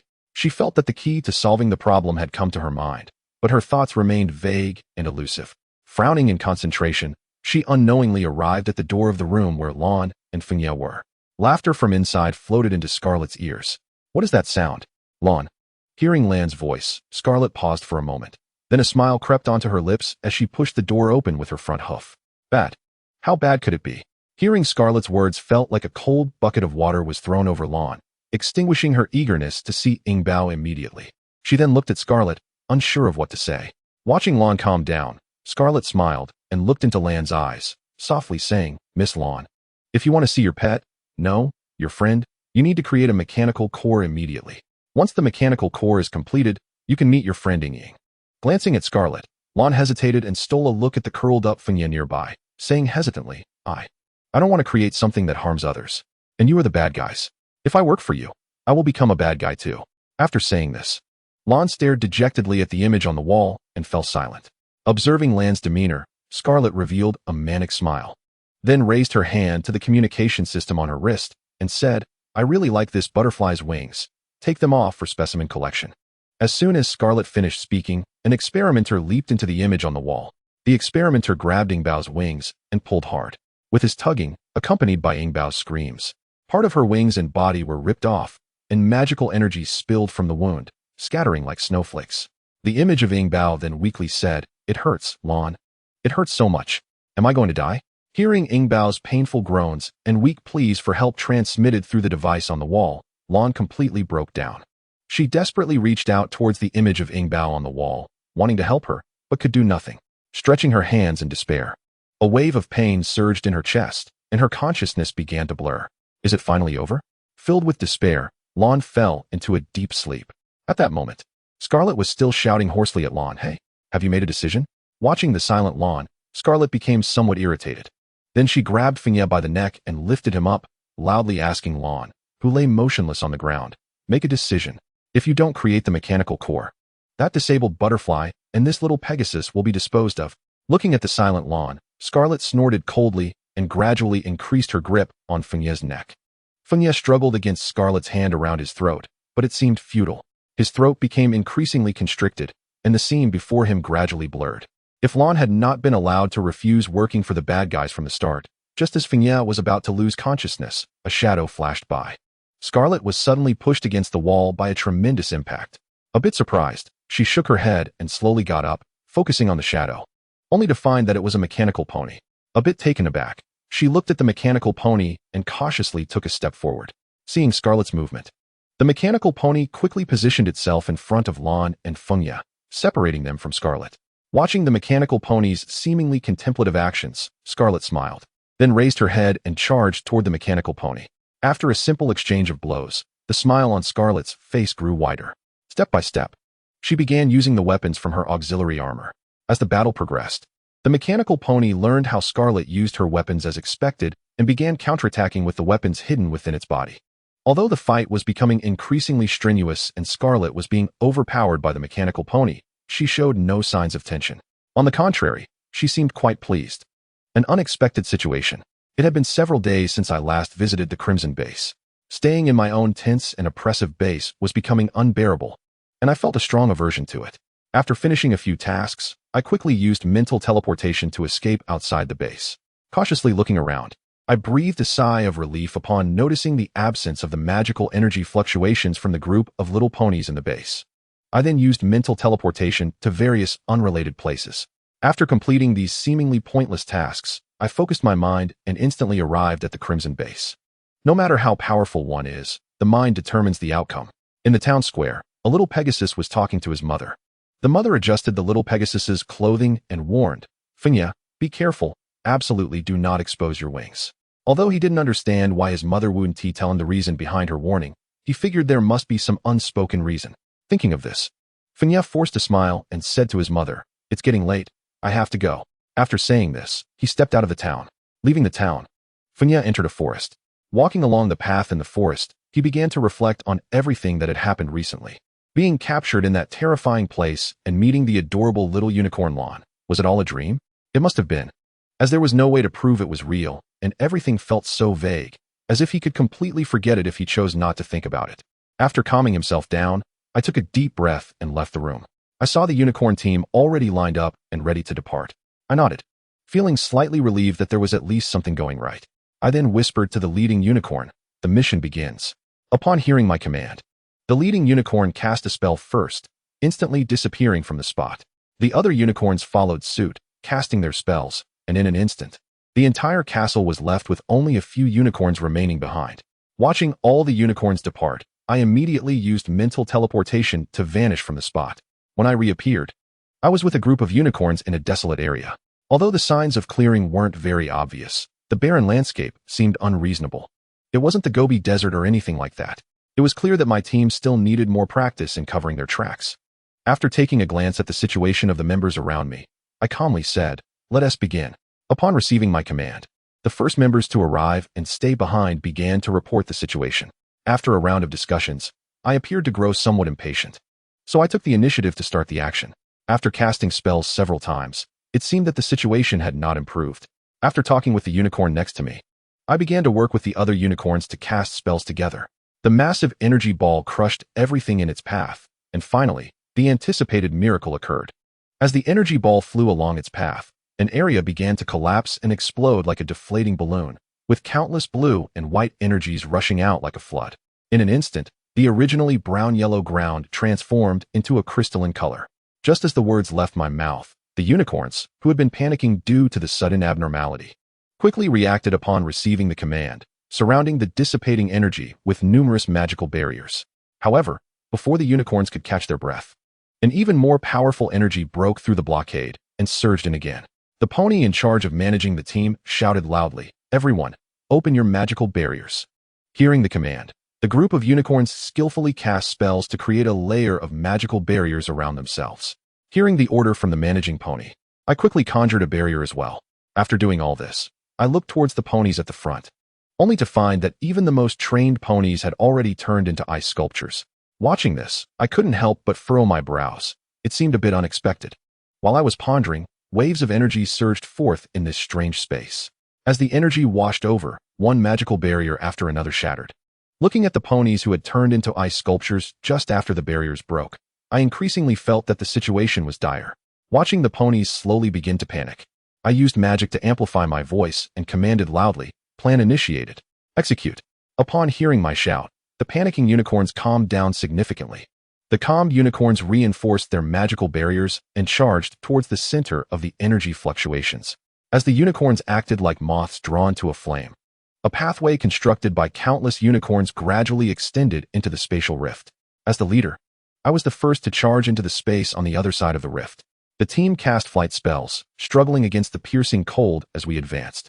With the passage of time, the unicorns following me fell one by one, and yet, looking ahead, we had only moved less than a dozen meters.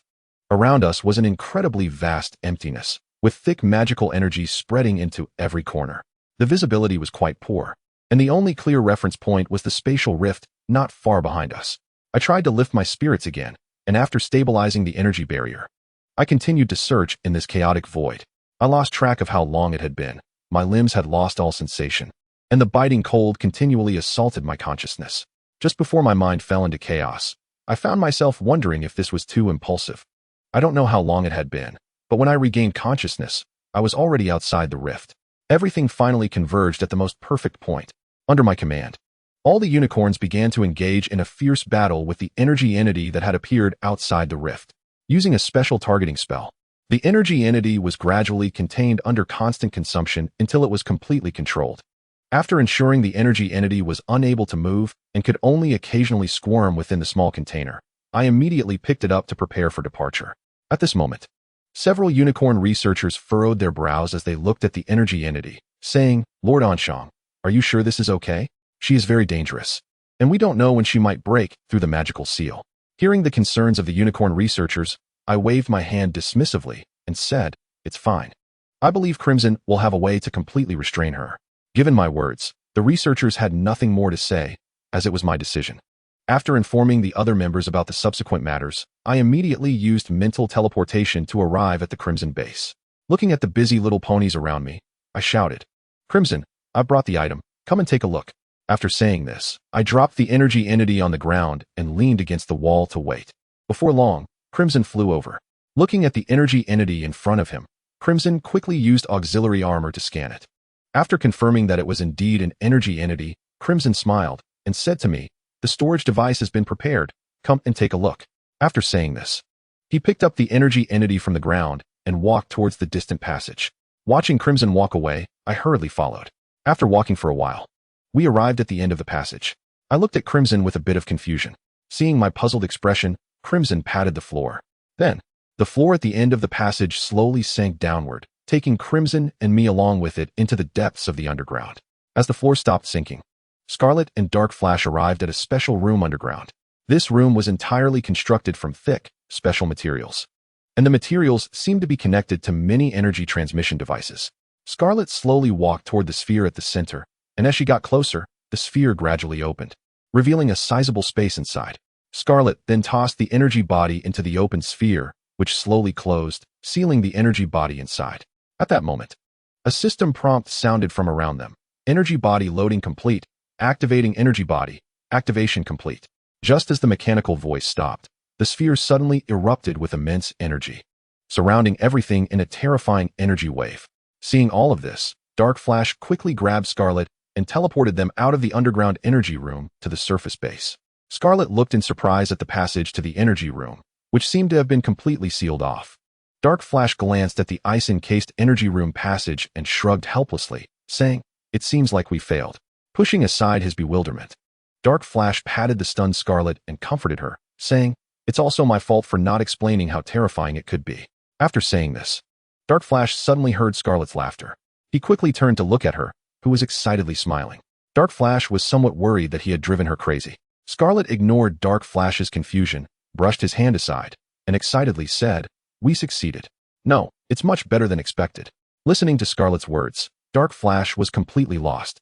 Seeing Dark Flash's puzzled expression, Scarlet smiled and explained, The energy system is now functioning normally. Seeing Dark Flash's surprised reaction, Scarlet pulled him closer and whispered, "Next, I need to test the application of the energy." Pony Maria, a calm and prosperous place, is managed by the Royal Castle of Canterlot, which is an important institution for maintaining order in Pony Maria. Within the royal city of Canterlot reside two spiritual leaders of Pony Maria, Princess Celestia and Princess Luna.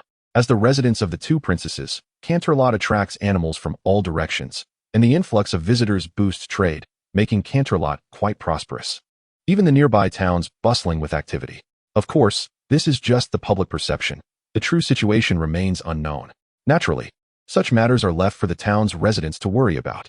The mischievous little sprites in the town certainly don't consider these things. Especially notable is a particularly talented little unicorn in the town. This unicorn has had a vague mark on her hind since birth. Initially, her deep skin color made it hard to notice, but as time passed, the vague mark became increasingly pronounced. Although her skin is light purple, this indistinct purple patch is quite conspicuous. Looking at her parents snuggled together, Thunder Shadow tilted her head in confusion for a while, but they still wore the same expression. Finding the situation boring, Thunder Shadow pouted and ran out of the house. Gazing at the shining sun, she took a deep breath and ran toward the agreed-upon location. She squeezed through various holes and gaps until she finally arrived at the secret base shared by all the ponies in town. Here, no parents would disturb them. It was a space that belonged solely to them. What should they play today? Climbing? Digging? Picking? Or magic? No, if it's magic. Thunder Shadow would definitely win, making it less interesting. Besides, everyone wouldn't want to compete with her in magic. While pondering what to play next, Thunder Shadow lay on the ground, deep in thought, waiting for everyone to arrive. Thunder Shadow, lying in bed, felt a bit down, a feeling she couldn't quite articulate. Was that tear streak on her mother's face? Filled with doubt, she furrowed her brow and fell asleep, with her mind full of questions. Thunder Shadow went to the square as usual and saw a few familiar ponies discussing something. She immediately rushed over, somewhat angrily asking, "Everyone, why didn't you go to the base yesterday? Didn't we agree?" Seeing Thunder Shadow's annoyed expression, the ponies scratched their heads awkwardly. One of them looked at Thunder Shadow apologetically and said, Sorry, Thunder Shadow. Yesterday, my secret passage at home was discovered and blocked by my parents, and I spent a long time trying to open it." Hearing this, the other ponies quickly chimed in. "Yeah, mine was blocked too. And mine. Same here. Something felt off. Why were everyone's secret passages blocked at the same time? It felt as if someone had snitched."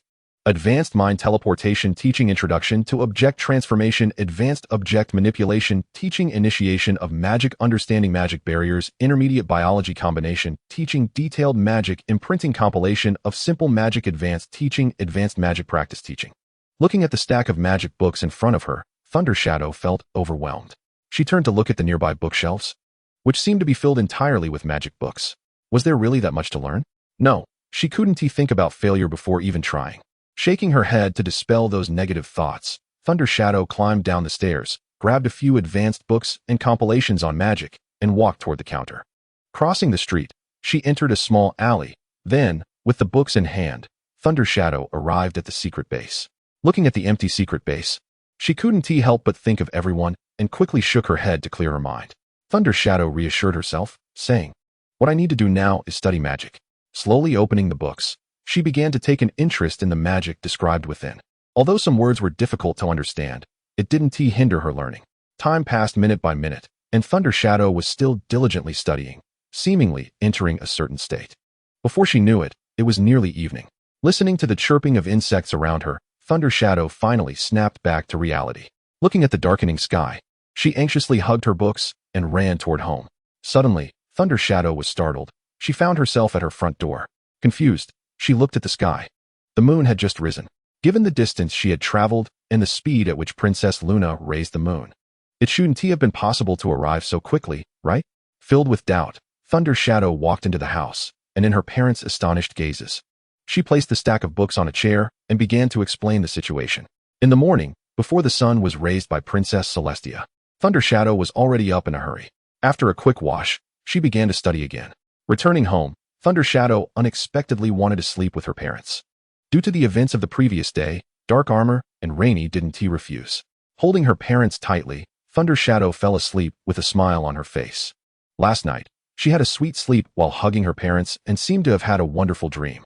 Now lying in bed, Thunder Shadow squinted her eyes and smiled, as if she had seen something she really liked in her dream. Getting up and heading to her room, she opened yesterday's books and aimlessly flipped through the pages, with images of different little babies floating through her mind. She couldn't concentrate on studying magic at all.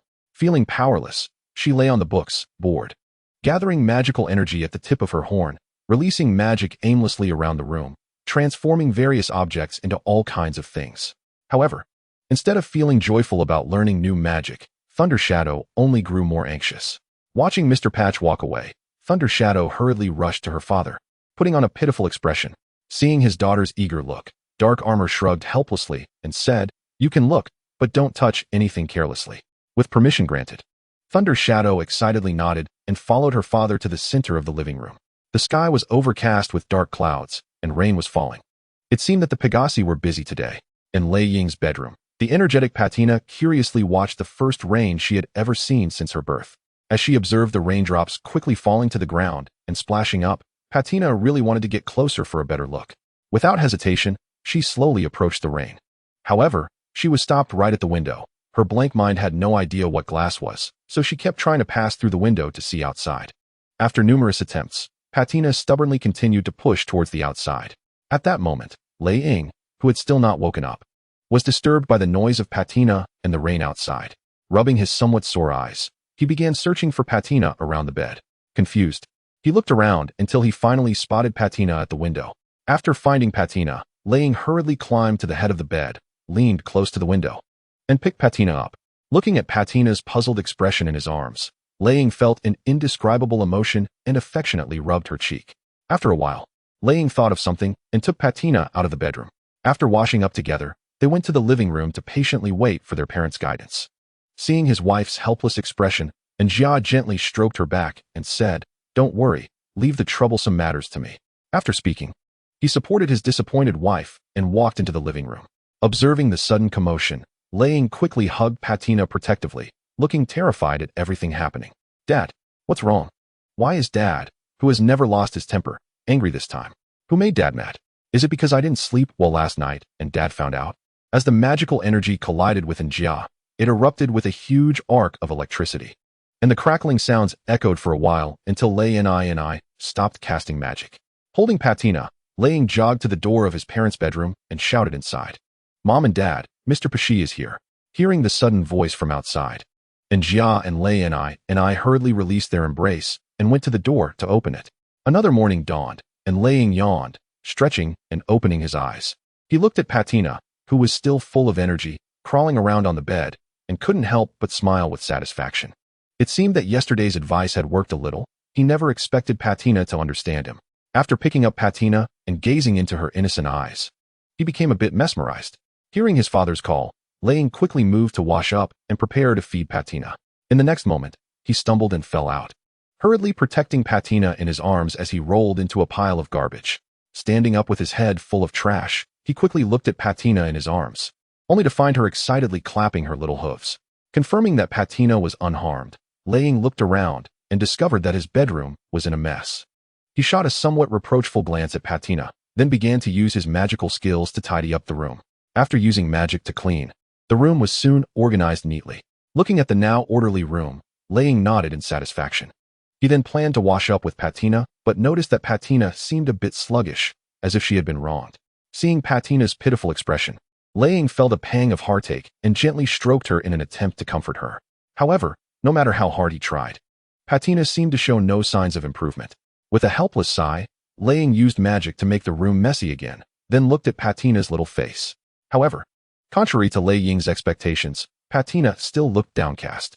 Seeing her like this made Lei Ying feel like he was about to cry. Carefully pondering every word his daughter had said, suddenly, Lei Ying seemed to notice something. She looked at Patina in surprise, then calmly instructed her daughter, "Try smiling." Not quite understanding her mother's words, Lei Ying looked at Lei Ying in confusion. Noticing the confusion in her daughter's eyes, Lei Ying continued, "Smile." Although Lei Ying didn't understand what his mother meant, he thought there must be some reason behind it. With a mindset of giving it a try, he slowly raised the corners of his mouth.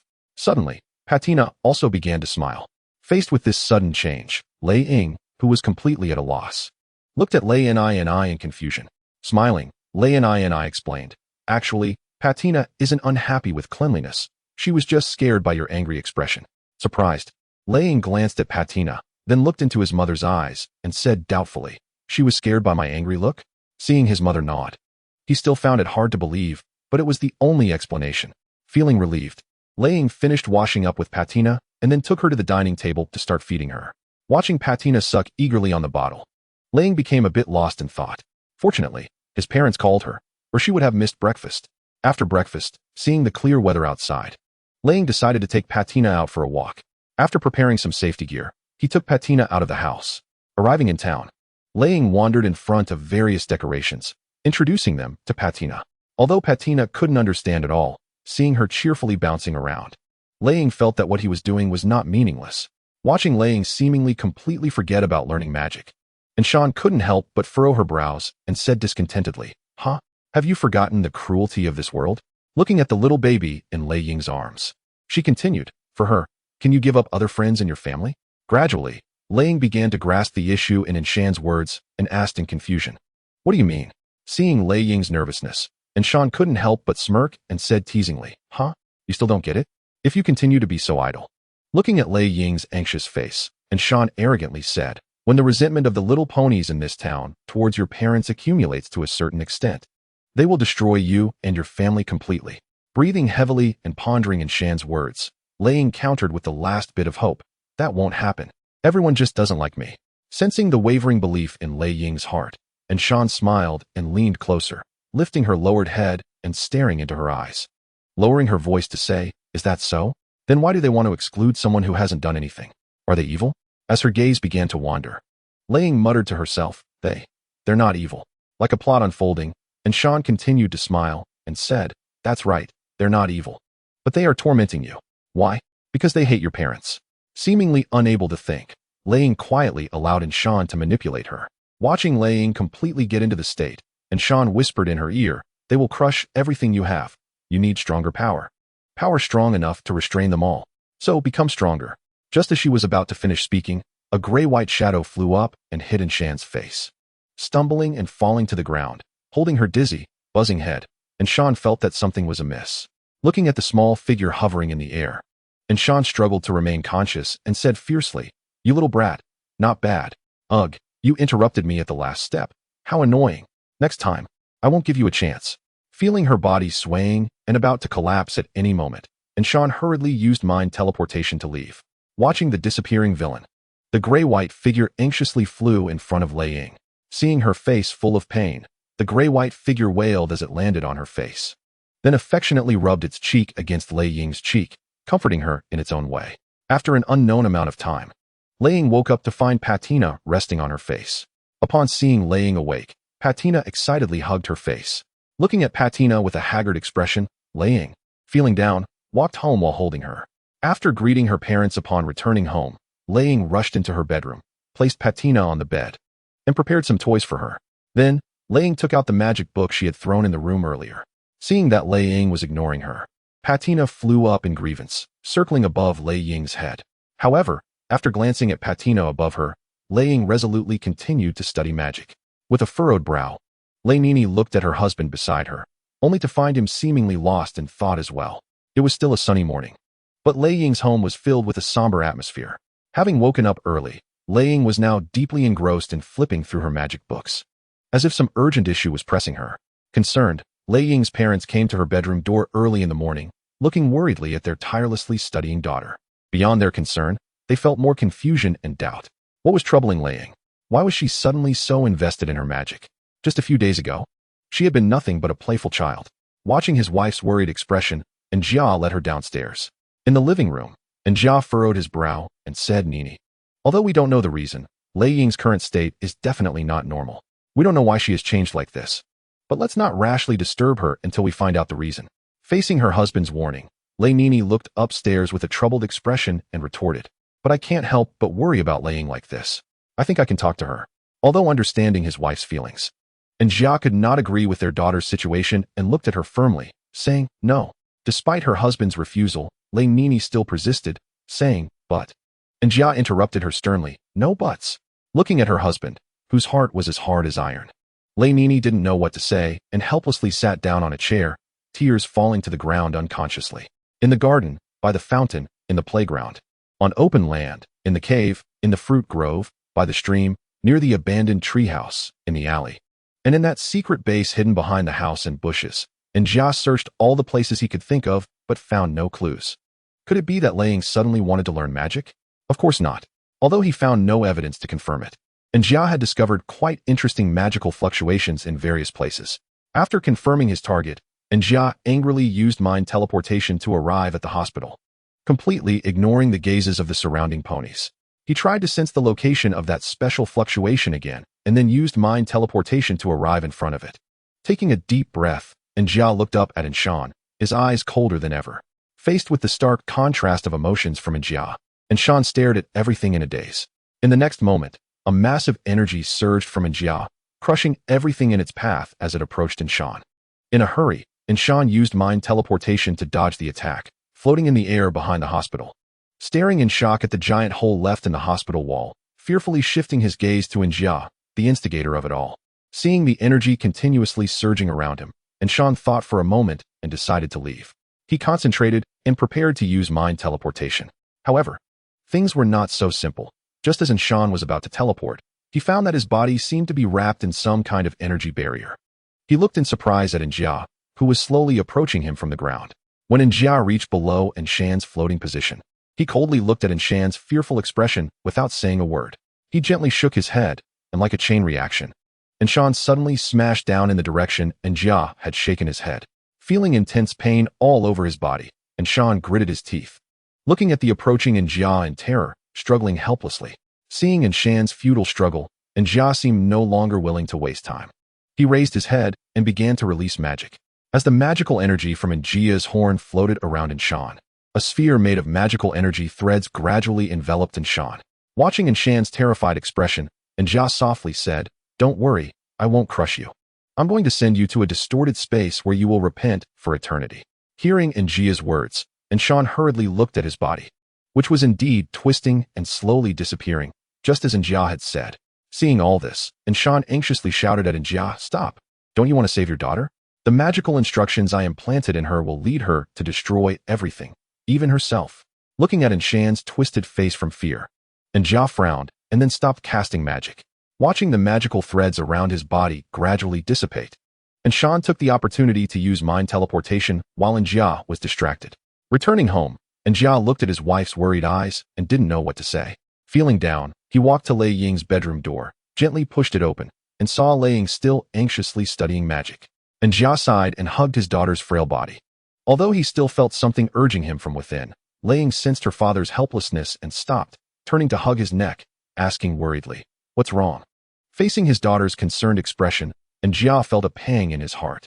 He tightly embraced Lei Ying and comforted her, saying, "Don't worry, I'll handle everything. Just do what you want." Lei Nini, holding Patina, walked over and, seeing her husband's expression, vaguely sensed something was wrong. She opened her mouth to ask something, but Jia looked up and pleaded, "Nini, don't ask anything."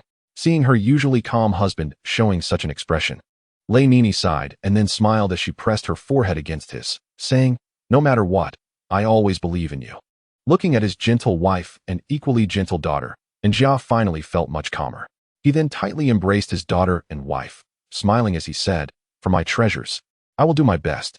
It was a rare moment of warmth. As Lei Ying and her parents immersed themselves in this happiness, a sudden sound of cooing broke the silence. Looking down, they found Patina pouting in dissatisfaction. Smiling, Jia picked up Patina, and everyone smiled at each other.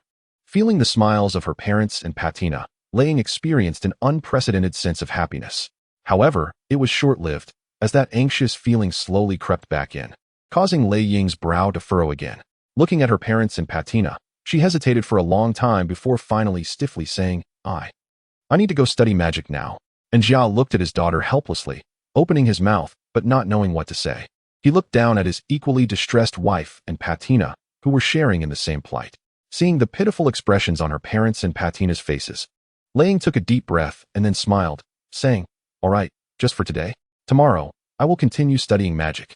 Seeing his daughter finally agree, Jia immediately pulled her and Lei Nini, who was holding Patina, out of the house.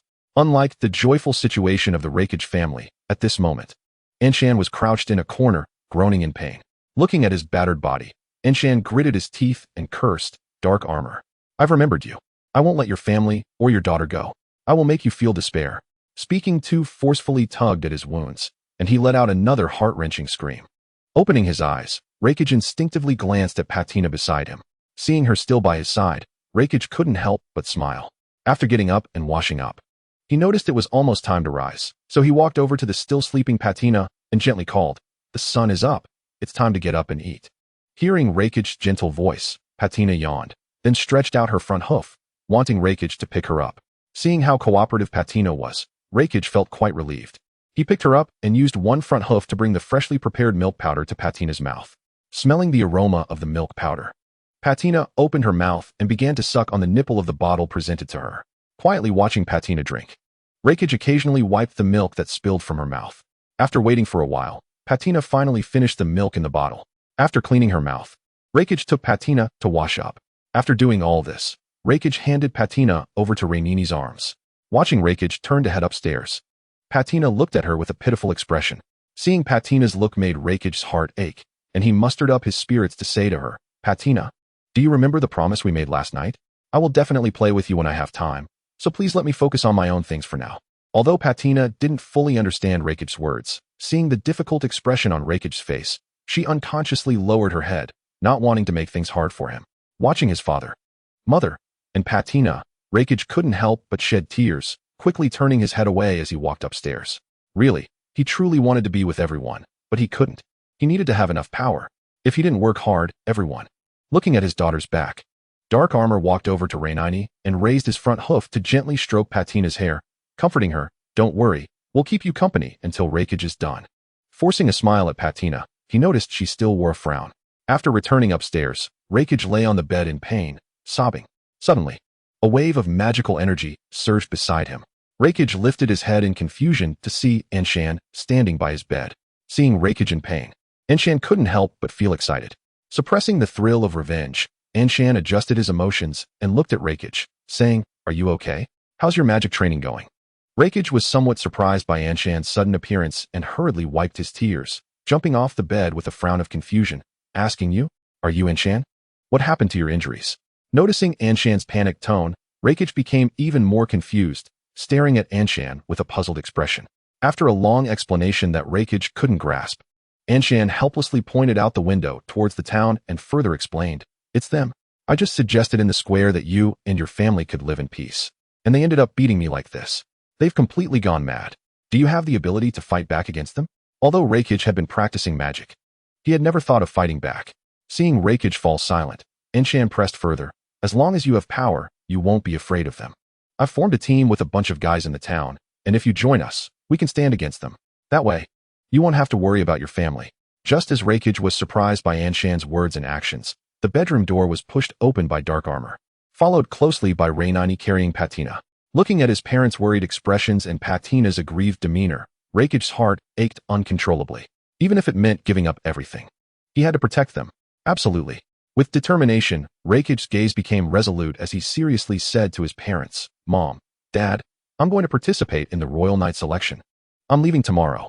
Although they didn't understand the logic behind their daughter's words, they could at least give her their absolute trust. Rainini smiled unusually at her daughter and then slowly walked over to Rakij while holding Patina, using one front hoof to gently stroke Rakij's hair, saying softly, "Do what you think is right. No matter what happens, we'll be waiting for you at home."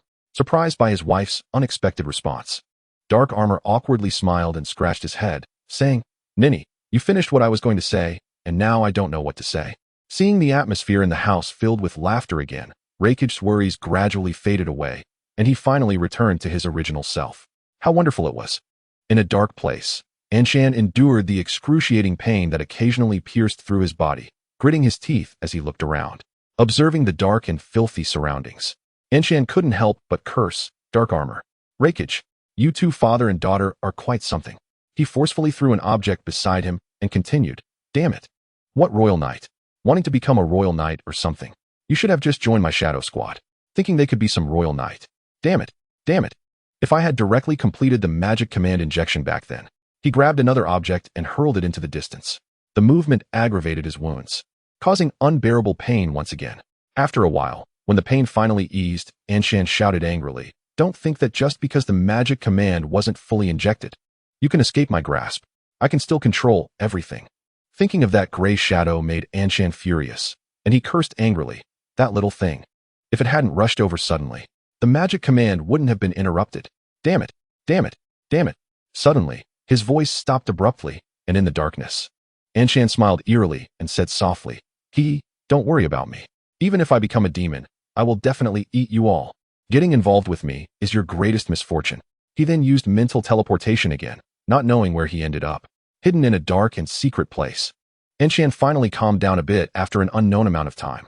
He moved his still pained body, took a deep breath, and tried to shift his focus away from his hatred for dark armor, shaking his head, which was still clouded by anger, and began to think about his next plan. As soon as the card landed on the dirt slope, the slope seemed to respond and collapsed, revealing a deep passage. Curling his lip, Anshan jumped into the passage. As soon as Anshan's figure appeared in the passage, the entrance closed instantly, and the disguise of dirt was reapplied over the entrance. Sliding through the dark passage for an unknown distance, Anshan finally saw a light. After sliding out of the passage, due to inertia, Anshan rolled several times before stopping upon hitting a wall. Rubbing his sore head, he completely ignored the surprised gazes of the surrounding ponies, and self-absorbed, he commanded them, "Where's Crimson? I need to find him for something important." Ignoring the curious and confused looks from the other ponies, Anshan rubbed his aching body and found a chair to sit down. Before long, a figure walked in, and as he approached, he said to Anshan, "I didn't expect you to really use that passage." Looking at the pony walking towards him, Anshan asked in confusion, "Didn't you tell me your base has a function to prevent unicorn teleportation?" As he examined Anshan, he explained, "Ah, you mean that? That's an emergency function. Used for special situations, it's generally not activated." Listening to his words, Dark Flash glanced at him and said calmly, "You've been played, Crimson." Looking at the seemingly calm Dark Flash, Crimson scratched his head in confusion and asked suspiciously, "Huh, just like that? Although your temper isn't as bad as mine, you are still the type to get angry easily, right?" Leaning closer to Dark Flash, he examined the scars on his body and frowned seriously, saying, "Is it because of these?" "Exactly." Rubbing his wounds and feeling the pain, Dark Flash gritted his teeth and continued, "It's this. Compared to this, your jokes are not worth mentioning." Raising an eyebrow, Crimson looked at Dark Flash and asked, "Who? Do you need my help?" Waving his hand toward Crimson, Dark Flash refused, saying, "No need. If I don't handle the hatred myself, it won't mean anything." Slumping in his chair, he looked up at the ceiling, trying to calm his emotions, and then said, "Let's talk about work instead. Has that guy escaped yet?" Crimson also found a chair to sit down and looked at Dark Flash, saying, "Not yet. But it shouldn't take long, right? That idiot." The mention of that guy made Dark Flash furious. He gritted his teeth and said, "That fool's recklessness has wiped out most of the combat power in our base. I really don't know what else he can accomplish." Hearing Dark Flash's complaints about the leader of the base, Crimson agreed, "Indeed. The team hasn't even grown yet, and he dares to attack the royal city with some unknown magical potion. He really is adorably foolish." Hearing Crimson's teasing, Dark Flash couldn't help but laugh. Sitting up straight, he looked at Crimson and asked, "By the way, do you have a detailed record of that guy's battle situation at the time?" "Wait a moment, let me check." Letting Dark Flash wait for a bit, Crimson dragged his chair to the nearby filing desk, rummaged through it for a while, and finally looked at Dark Flash with a helpless shrug, saying, "No? You don't have it either?" "You mean, I can't believe it," Dark Flash said softly. "That guy's entire army was wiped out?" Looking up at Crimson with a serious expression, he said uncertainly, "It should be, but it's impossible. So many troops. Even if they were wiped out, the information team doesn't participate in combat.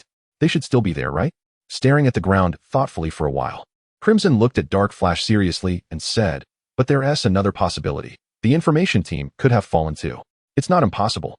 Still feeling uneasy, Dark Flash looked at Crimson and said anxiously, "Maybe you're right." Not knowing how to explain Dark Flash's unease, Crimson quickly changed the subject, saying, Hey, stop thinking about that. By the way, how's your recruitment team going? Your shadow squad?" After asking this, Crimson immediately knew it was a bad idea. Dark Flash's expression was extremely heavy. Stop. Quickly urging Dark Flash to stop, Crimson wiped the sweat off his forehead and said helplessly, "Let's not talk about your matters for now. Let's take a look at my upcoming schedule." After saying that, he picked up a folder from the table, opened it, and handed it to Dark Flash. Receiving the folder handed over by Crimson, Dark Flash casually flipped through it. Watching Dark Flash start to look at the contents of the folder, Crimson smiled, and began to explain. First, I plan to develop many convenient weapons, and then install all these weapons into the auxiliary armor. This way, every little pony wearing the auxiliary armor will be like a whole army. Watching Crimson excitedly talk about the auxiliary armor, Dark Flash interrupted. Have you thought about how much your auxiliary armor's agility would decrease if it was equipped with so many weapons? At this moment, Dark Flash interrupted Crimson again, saying to himself, but when it comes to automation, it's not as agile as a pony. Crimson's mouth twitched involuntarily, suppressing his anger, and continued to explain. No matter how agile a pony is, they can't escape the computational power of a mechanical pony. Suddenly, Dark Flash handed the folder back to Crimson, pointing to the contents of the folder and said, but there are too many calculations to be made during combat. It's difficult to account for uncertain factors, right? Isn't that why you modified the mechanical pony project to develop the auxiliary armor instead? Being rendered speechless by Dark Flash's argument.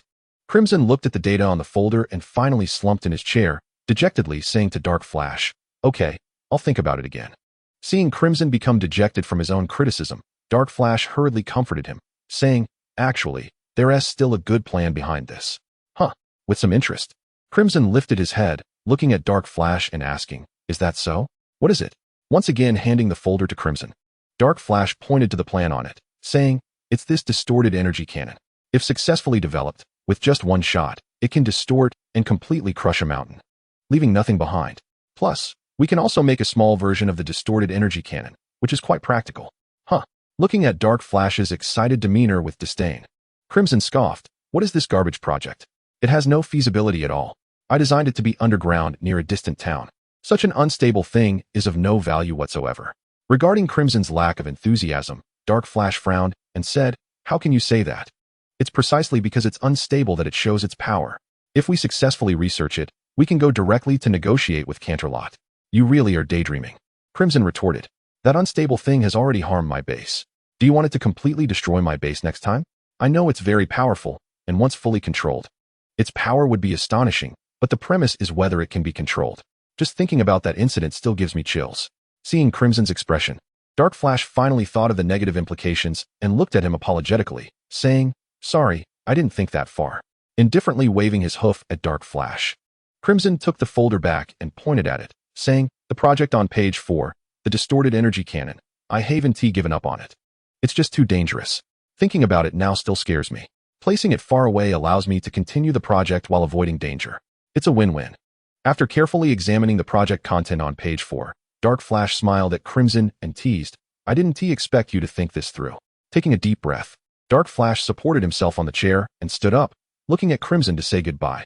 All right, I need to continue my task now. I'll head out first, and we can chat more when we have time. After saying this, he urgently used teleportation to leave. Watching Dark Flash disappear, Crimson couldn't help but pick up the folder and look at the distorted energy cannon project. It's all Dark Flash's fault for making me suddenly care about this project again. Stepping out of the room, Crimson instructed a few ponies waiting outside, send a team to check on this project. After saying this, he handed the folder to one of the ponies. After finishing these tasks, Crimson stretched and walked towards the distant workshop. An ordinary town had just experienced an extraordinary event. In the jungle near this town, a massive explosion occurred, affecting the entire forest along with the nearby town, leveling everything to the ground, leaving only a barren surface. The affected area was quite vast, and in this open area, a remorseful and lonely soul was sobbing. Being with everyone and living together was happier than he had imagined. Just as he was immersed in the beauty of his dreams, suddenly, everything in front of him distorted, and he helplessly watched as everyone was crushed. Opening his reddened eyes and clenching his teeth, he slowly stood up, wiping his tears away forcefully and looking into the distance. At this moment, all he felt was rage. He wanted revenge. Completely consumed by anger, he stepped forward step by step. With each step he took, a glowing stripe appeared on his left cheek. Not knowing how many steps he had taken, his left cheek was already covered with interlaced stripes of different colors, and his eyes had completely turned a light red. He raised his head towards the sky and let out an angry roar, accompanied by a massive surge of energy with different attributes radiating from his body, spreading outwards. The ground, which had been desolate, was once again marked with deep scars. With his light red eyes wide open, he slowly walked towards the distance, his expression blank but extraordinarily resolute. On the other hand, within the Canterlot royal city, the Cosmic Princess was discussing the punishment for the members and leader of the rebellion organization with her sister. Looking at her sister with a furrowed brow, she said, "Luna, what should we do? Keeping them locked up in prison is not a solution, and there aren't enough guards or food supplies. Do you have any good ideas?"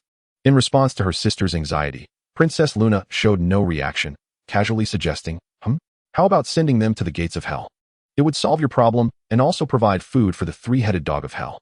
Upon hearing her sister's suggestion, the cosmic princess completely disregarded it, helplessly looking at Luna and saying, "That's impossible. Don't you have any better ideas?" Luna was not surprised by her sister's words. She raised her foreleg and pointed to the sky outside the window, proposing, "How about sending them all to the moon?" "Luna," the cosmic princess called her sister's name, looking at her with a troubled expression, pleading, "Stop talking nonsense. Is there no slightly better way?"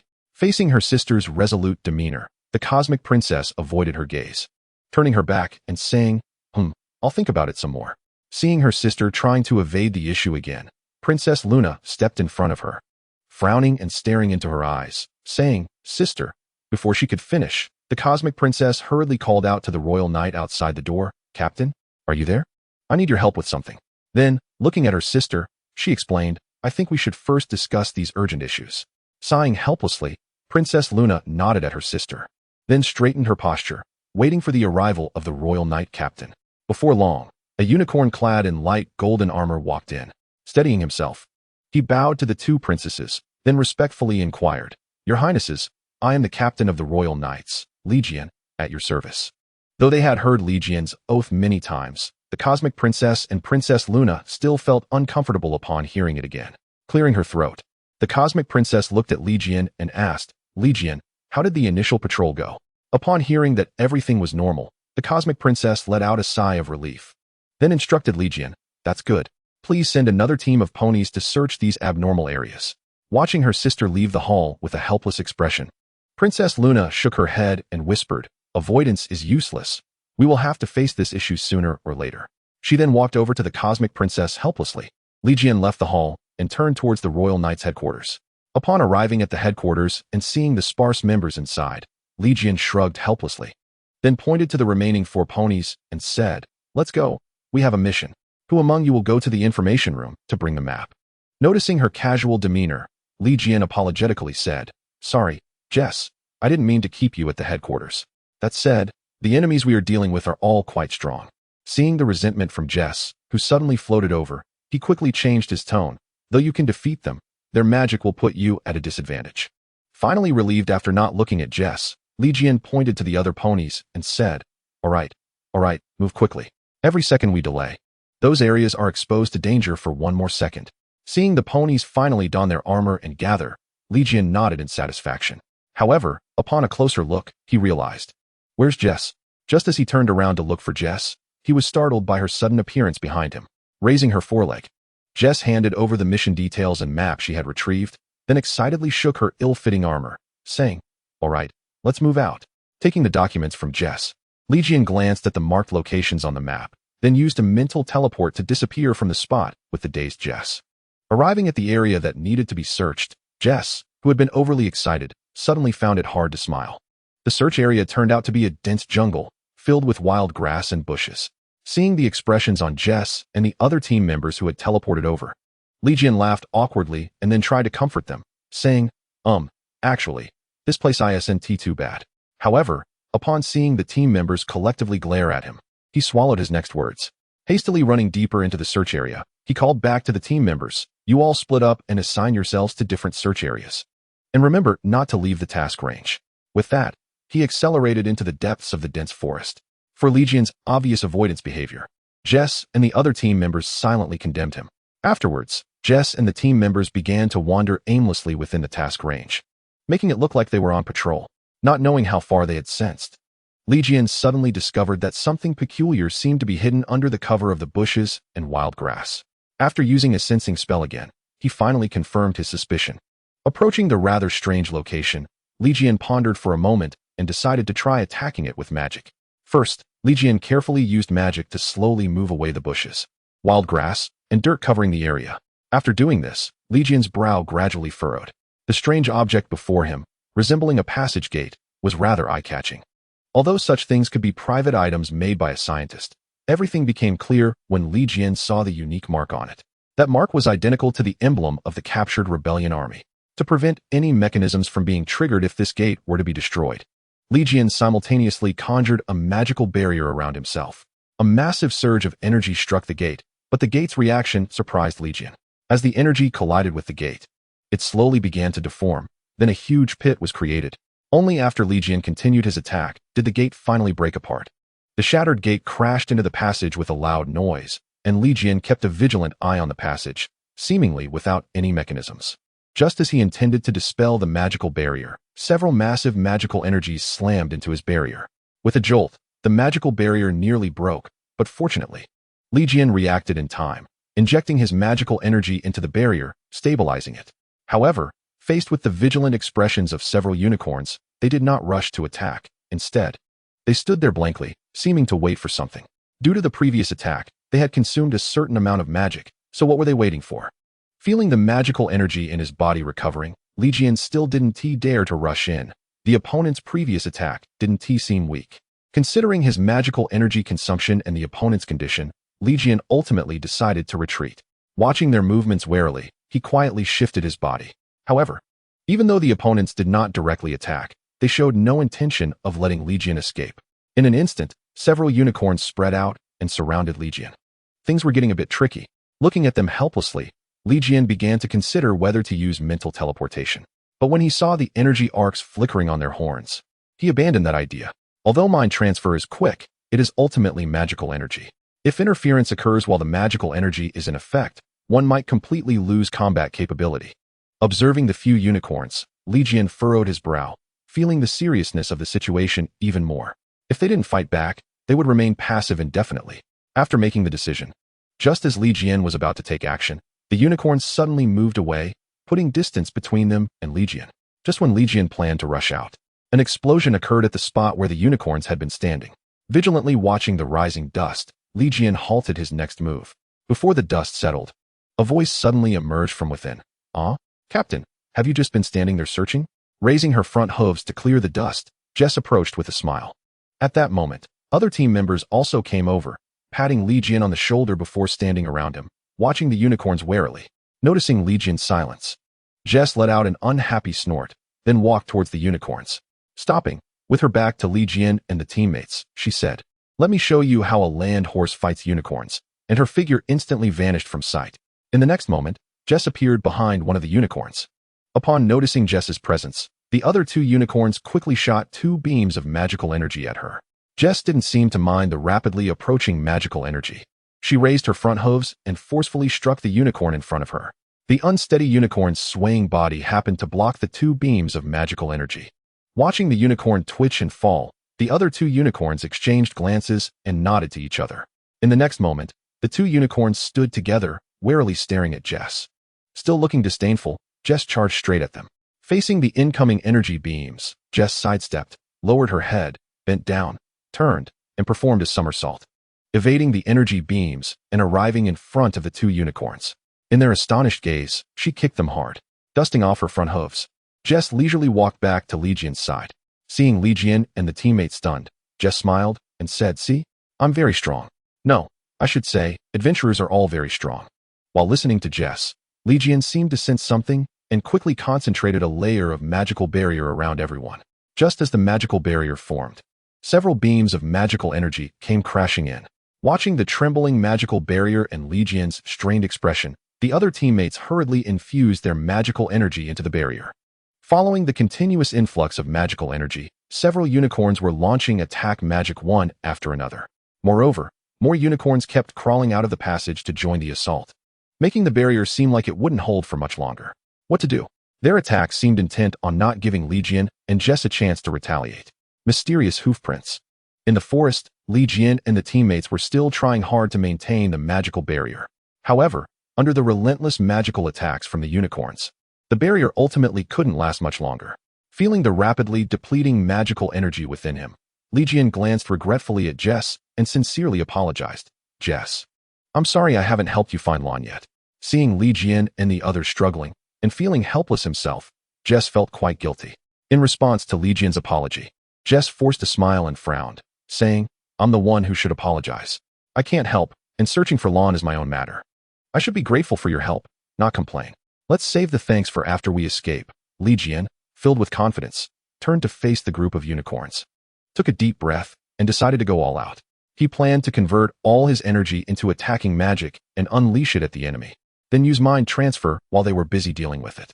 Just as Li Jian was about to execute his plan, a massive sphere suddenly crashed down from the sky. When the sphere hit the ground, a huge surge of energy erupted, instantly shattering the magical barrier Li Jian and his teammates had formed. And Li Jian and his teammates were sent flying far away by the energy. Struggling against the intense pain in his body, Li Jian hurriedly got up and rushed to protect his teammates, vigilantly watching the center where the magical explosion had occurred. Through the thick dust, Li Jian vaguely saw a figure and blinked in surprise. When he looked again, he found there was nothing there. Did he see it wrong? No. That was clearly not an illusion. Thinking of this, Li Jian kept a wary eye on his surroundings, on guard against any sudden danger. After staying tense for a while, Li Jian still didn't see anything suddenly appear. However, he didn't dare to relax his nerves. He didn't want to risk his teammates' lives. Checking Li Jian's wounds, Jess was somewhat surprised. The physical condition of the unicorns couldn't compare to his, yet Li Jian had managed to stay conscious and hold on for so long despite being more seriously injured. Staring incredulously at Li Jian's exhausted face, Jess felt increasingly perplexed by him. Turning to his teammates, he instructed, "Come help out a bit. Take care of Li Jian first. I'll go check the situation." After handing Li Jian over to his teammates, Jess stood up and walked towards the place where he had seen the strange scene before losing consciousness. Approaching the group of unicorns, seeing their barely alive state sent a chill down his spine. If Li Jian and the others hadn't formed the magical barrier at that time. "Captain, I observed the situation briefly. It seems that due to the meteorite, the entire unit lost combat capability and is in critical condition." Hesitating for a moment, Jess ultimately decided to mention the bizarre scene. "However, there's one thing I'm very concerned about. The meteorite pit has a small pony's hoofprint, and judging by its condition, it seems to have formed at the same time the meteorite fell." Upon hearing Jess's words, Li Jian suddenly stood up excitedly, but fell back down due to the strain on his injuries. "It's okay," he said through gritted teeth, seeing the worried expressions of his teammates. "It seems the figure I saw after the explosion wasn't an illusion." Figure. The teammates and Jess looked at Li Jian in astonishment. Taking a deep breath to calm himself, Li Jian looked at the deep pit in the distance and explained, "You may not understand, but that explosion was a very powerful magical blast. A unicorn must have saved us." Jess was somewhat unconvinced by Li Jian's hypothesis. Angrily pointing at the deep pit, he complained, "Saved us? Because of this explosion, those unicorns are all barely hanging on. If we hadn't been in the magical barrier, we would definitely end up like those unicorns." Under the confirming gazes of his teammates, Li Jian struggled to stand up. Seeing the unicorns lying on the ground in the distance, he furrowed his brow in deep thought. Taking a deep breath, with the help of his teammates, Li Jian approached the fallen unicorns. Slowly adjusting his state, Li Jian began to prepare for mind transfer. While Li Jian was concentrating his magic, Jess and the other teammates hurriedly gathered the unconscious unicorns together. After checking that there were no unicorns left behind, Li Jian exerted all his strength to perform mind transfer. After issuing the command, Li Jian dragged his exhausted body to the hall. Looking at the surprised expressions of the Cosmic Princess and the Moon Princess, the sword raised its head and seriously explained the situation. "Your Highness, while my team was on a mission, we encountered an attack from the rebel army. At a critical moment, we were rescued by an unknown little pony, and we captured a unicorn from a small base who is now being housed at our station." As he spoke, the sword suddenly fainted. Seeing the unconscious sword, the Cosmic Princess hurriedly called for a doctor to treat him. Watching the doctor, who looked grave, take the sword away, the Cosmic Princess couldn't help but show a worried expression. Seeing her sister's demeanor, the Moon Princess patted her back and comforted her. "Sister, don't worry. The sword will be fine." Hearing her sister's reassurance, the Cosmic Princess smiled and self-deprecatingly shook her head, saying, "You're right. The sword is a very promising little pony, and he will recover in no time." The comfort finally had an effect. Seeing her sister calm down, the Moon Princess prepared to continue the topic. "By the way, sister, how should we deal with the rebel army this time?" Surprised by her sister's question, the Cosmic Princess quickly changed the subject, saying, "Oh, right. I promised Ziyue that I would talk to her last time. Let's discuss this later." After saying this, she hurriedly flapped her wings and left. Watching her sister leave, the Moon Princess shook her head helplessly and turned to walk towards the Royal Night Station. Upon arriving at the Royal Night Station, seeing the groups of doctors and the rebel army, the Moon Princess couldn't help but frown. She slowly walked past the doctors who were busy treating the rebel army and headed towards the hall of the royal knights. Listening to Jace's explanation, the Moon Princess frowned at them, then sighed with regret and said, "I'm sorry for the trouble caused by my sister's orders. I will talk to her about this." After saying that, she turned and disappeared from the spot. What solution might the Moon Princess come up with? New members. Walking to her bedside, she collapsed weakly onto the bed. Just as she was about to rest, a figure walked in. Tilting her head to look at the figure, Jace immediately stood up, quickly tidied her hair, straightened her posture, and respectfully greeted, "Hello, Moon Princess. Is there a task for me?" Looking at Jace, whose hair was disheveled and face tired, the Moon Princess felt a bit reluctant but still ordered her, "Jace, new task. There's a town 40 kilometers to the south where something seems to have gone wrong, and they need you." After seeing Jace nod tiredly and glancing at the bandages wrapped around the other royal knights, she couldn't help but frown. Sighing, the Moon Princess gestured for Jace and the other royal knights to wait a moment, then used her mind teleportation to disappear from the spot. In the next moment, the Moon Princess appeared in the hall of Canterlot Castle, anxiously calling her sister's name as she searched for her. After searching the entire hall, she still couldn't find her sister. Filled with anger, the Moon Princess stormed out of the hall and shouted at the guards outside, "Where is the Cosmic Princess? Where is she? Her guards are exhausted. Why are we always doing meaningless things that drain their strength?" Returning to Jace, the serious expression on her face was replaced by determined eyes. Looking at Jace and the other royal knights waiting for her orders, the Moon Princess took a deep breath and shouted, "Let's go." Hearing the Moon Princess's command, the royal knights were about to use magic to teleport with Jace when the Moon Princess shook her head and said, "However, there has been a slight change in the mission." The Moon Princess spread her wings and began to gather magic. With puzzled looks from the royal knights, she smiled and said, "I will go with you." Before they could show their surprise, in the next moment, the royal knights were teleported to the town where the problem had occurred alongside the Moon Princess. Upon arriving, everything before her instantly overshadowed her initial surprise, leaving only anger.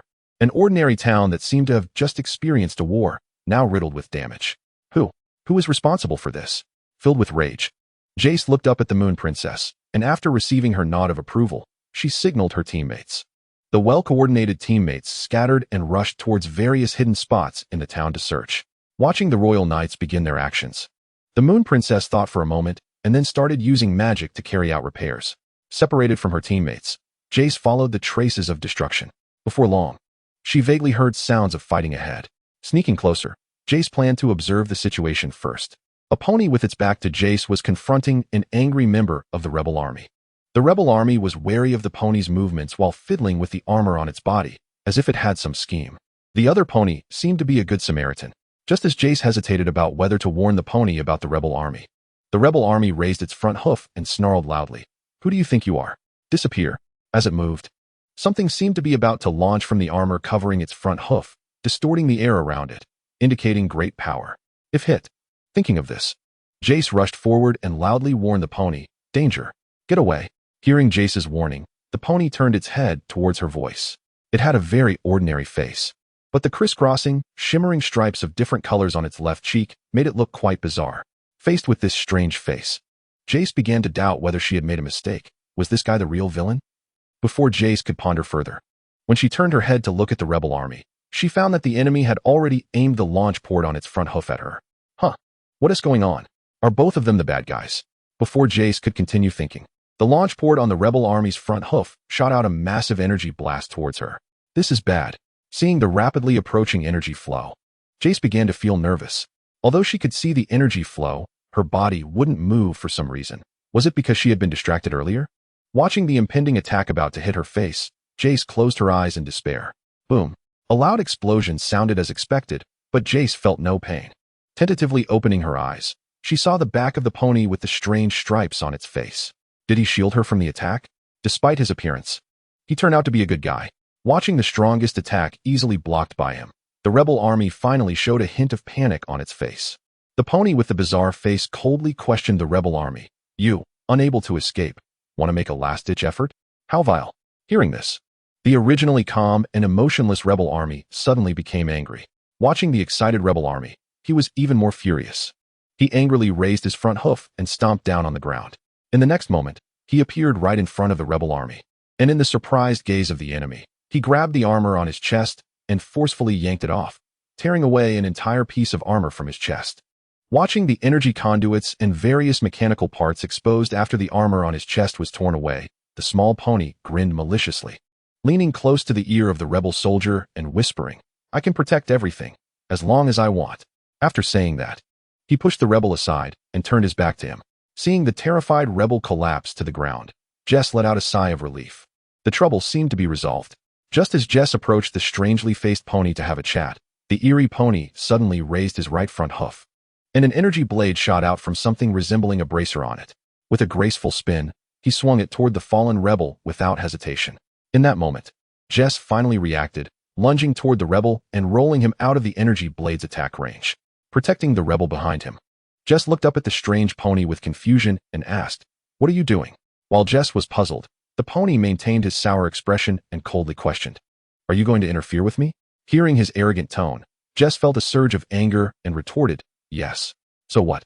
Although he hadn't used the energy blade, Jess still sensed something was off and hurriedly quickened his pace, dragging the rebel to a bush behind a few trees.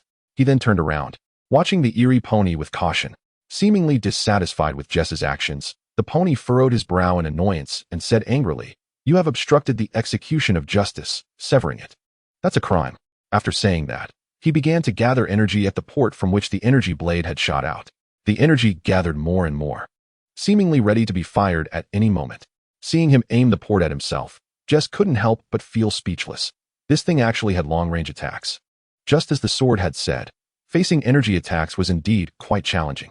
A beam of energy surged forth, rushing toward her, and Jess hurriedly leaped away from her original spot. Landing steadily on the ground, she looked at the bracer gathering energy again and began to feel a headache coming on. What should she do? This was not a solution. Perhaps she should attack while he was gathering energy? Let's give it a try. Thus, Jess charged toward him. However, just as she was about to approach, the energy port that was gathering energy suddenly fired a beam.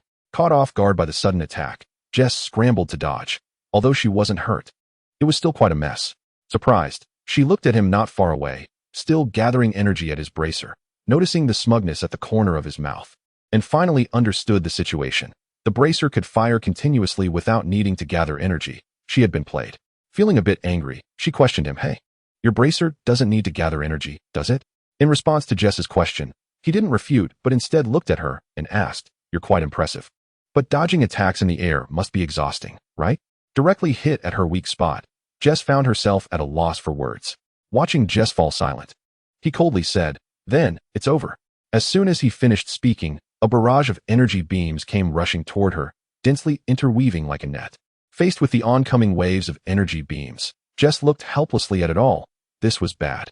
With a dull thud, Jess still didn't feel any pain. Why was it like this? She had been scared twice in one day. Surprised, she opened her eyes to find none other than Princess Luna standing before her. Princess Luna stood in front of Jess, conjuring a magical barrier that blocked all the densely packed energy beams shot by the eerie pony.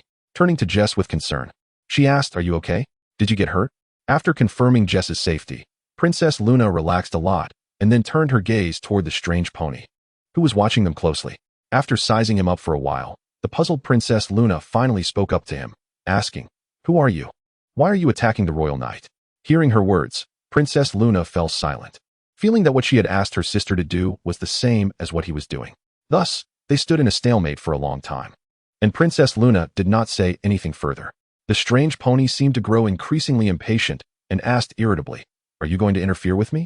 Seeing Princess Luna still silent, he continued to question, "Then I will begin the purge. If you interfere with me, you will be included."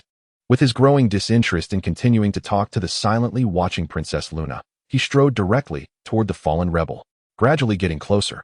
He gently waved his right front hoof, looking at the energy blade shooting from his bracer, slightly adjusting the angle of the energy blade with his right front hoof, and then stopped in front of the rebel. Just as he raised his right front hoof, ready to strike down, Princess Luna turned around, panting, and commanded, "Stop." Looking at Princess Luna in surprise, he furrowed his brow in annoyance and said, "What now? Are you going to interfere with me?" Saying that, he turned around and faced Princess Luna, taking a battle stance. In response to his actions, Princess Luna shook her head and said, "No matter how evil it is, there are specific punishments. It's not for you to interfere." Hearing Princess Luna's words, he seemed to find something amusing and couldn't help but laugh, mimicking her tone. "No matter how evil it is, there are specific punishments. Ha ha." Suddenly, He stopped laughing, coldly looking at Princess Luna and questioning. Then what about those who are harmed by evil? Why must they suffer? Should they suffer from the beginning? Raving madly at Princess Luna, he shouted, if we purge them before they commit unforgivable sins, we can avoid everything. And for those who are already unforgivable, his intense emotional fluctuations caused the stripes on his left cheek to flicker continuously, and massive amounts of magical energy overflowed from his body, slowly floating in the air. Looking down at Princess Luna, he roared, those kinds of people must feel 100 million times. No, 1 billion times the pain. They must suffer forever. Forever. Watching the pony completely lose his sanity, Princess Luna took Jess and moved to the side of the fallen rebel. Then, using magic, she levitated him and began to walk toward the town. Turning her back to the eerie pony in the air, Princess Luna stopped and said, you don't care about justice at all. You only care about yourself. Like a clap of thunder, the strange pony froze in the air, and the massive magical energy also dissipated. In Jess's astonished gaze, he fell from the sky, struggling to move his sore body. He got up and shook his head in confusion. Still not turning around, Princess Luna, with her back to him, said, what you want to protect must be beautiful, right? Why not try to protect others' things? Isn't it better to see others smile than to make them suffer? If you want to give it a try, then come with me. After a pause, Princess Luna said harshly, of course, if you still want to wallow in your own pain and hurt others, that's fine. After saying that, she led Jess and the rebel toward the town.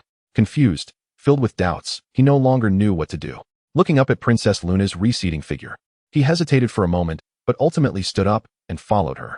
Seeing the townspeople excitedly surrounding Princess Luna to express their gratitude, Jess basically understood the situation. It should be that Princess Luna used magic to repair the town. At this moment, under the fearful gazes of the townsfolk, the strange little pony slowly approached. Looking up at Princess Luna, it mumbled in a daze, I want to give it a try. The townsfolk looked at Princess Luna in surprise, then unexpectedly glanced at the eerie little pony. After chatting briefly with the townsfolk, Princess Luna, the royal knights, and the strange little pony left the town.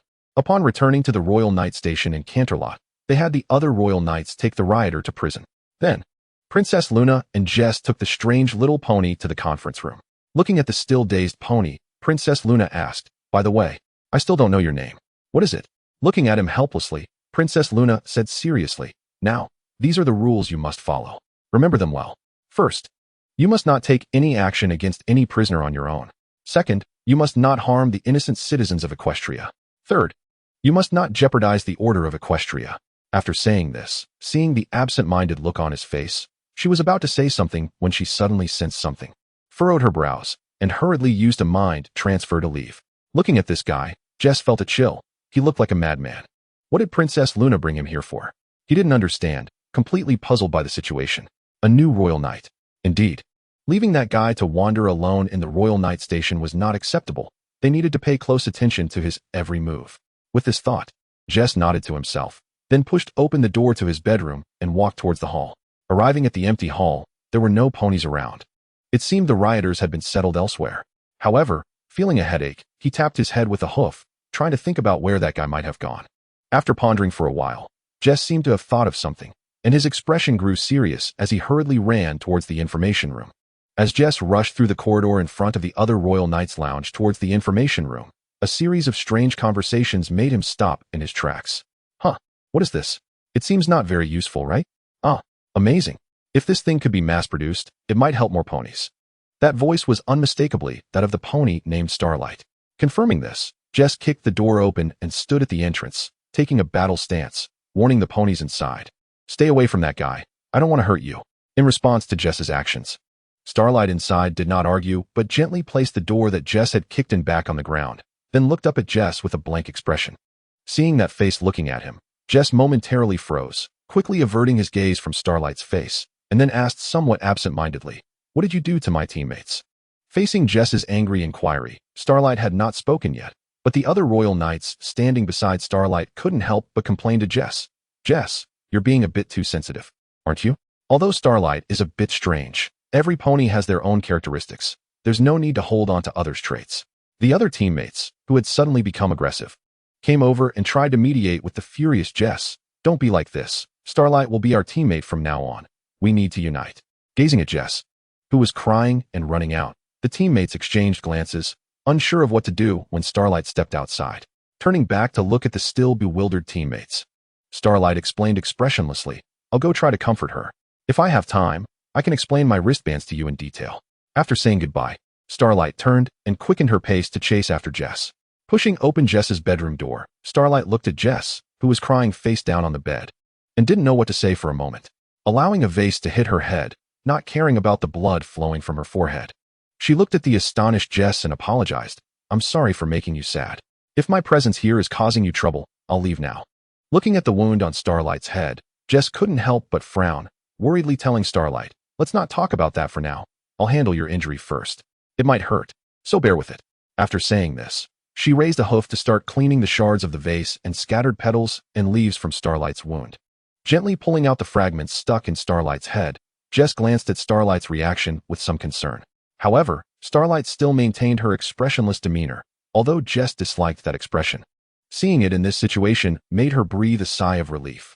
After clearing the debris from the wound, Jess carefully applied medicine to Starlight's injury, then meticulously bandaged it with gauze. After waiting for Jess to finish bandaging the wound, Starlight looked up at Jess and asked, "Do you care a lot about my issues?" While tidying up the leftover materials from the bandaging, Jess was momentarily taken aback by Starlight's sudden question. She pondered for a while in silence, then looked up at Starlight and nodded seriously. Facing Jess's straightforwardness, Starlight was somewhat surprised. After adjusting her thoughts, she looked at Jess and explained, "I'm not a rioter, nor do I plan to become one. What I want to understand now is justice." Seeing Jess staring at her, waiting for her to continue, Starlight shook her head and said, "I'm sorry, there are some things I don't want to say." Jess felt a bit regretful about Starlight only saying a little, but at least she could confirm that he wasn't a rioter. She didn't care much about the rest. However, it seemed there was still a question she cared about that wasn't clarified. With this thought, Jess couldn't help but blurt out to Starlight, "Then what are those things on your left cheek? Why are they gone now?" Looking at Jess, Starlight hesitated for a moment, then looked up and explained, "Are you talking about that? It's a kind of sealing thing, a total of 10 types. Because of the sealing energy, I can cast abilities similar to magic, but what?" Jess asked, looking at Starlight, who suddenly stopped. Taking a deep breath, Starlight looked into Jess's eyes and said seriously, "But I can't fully control these seals. If I use them, I could easily lose consciousness." Jess looked at Starlight in disbelief, then lowered her head to ponder for a moment, muttering to herself, "So you wanted to eliminate me because you lost your sanity?" Looking at Jess, who was lost in thought, Starlight interrupted her, saying, "No." Looking at Jess again, she repeated earnestly, "No." Feeling resigned in front of Starlight, Jess said somewhat dejectedly, "So you're still a bad guy. Why did you want to eliminate me?" "I told you at the time," Starlight explained to Jess, "because you hindered me from executing justice. Did you come here just to eliminate me?" Jess was already unsure of what to say to this strange guy. Facing Jess, who seemed a bit impatient, Starlight explained slowly, "No, I just want to understand what true justice is." Listening to Starlight's somewhat helpless tone, Jess didn't know what to say, staring blankly at her. Nature is hard to change. Walking through the long corridors of the hospital, Princess Luna arrived at the door of the room where Sword was. After thinking for a long time, she finally mustered the courage to push the door open. Looking at the surprised Sword, Princess Luna opened her mouth, but ultimately couldn't say anything.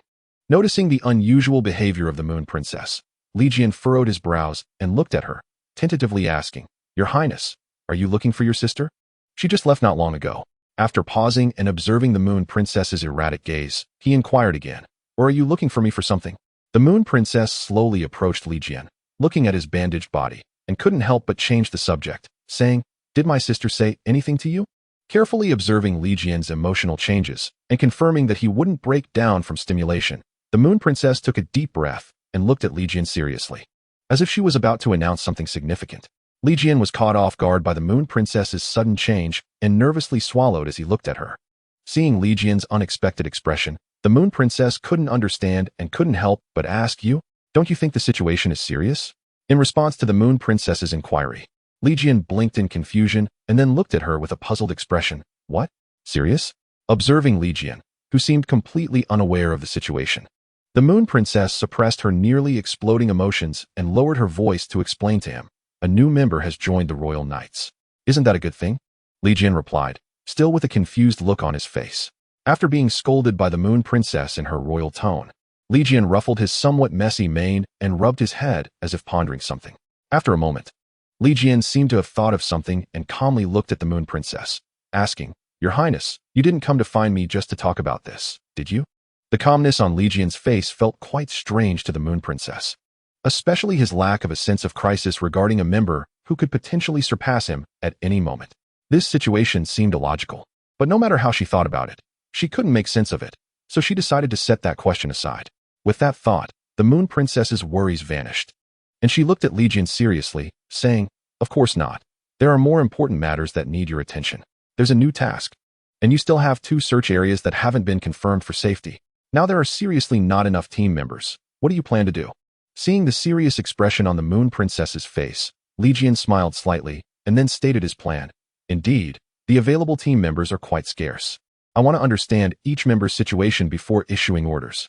Looking at Li Jian, who was full of confidence, the Moon Princess tentatively asked, "So how do you plan to understand?"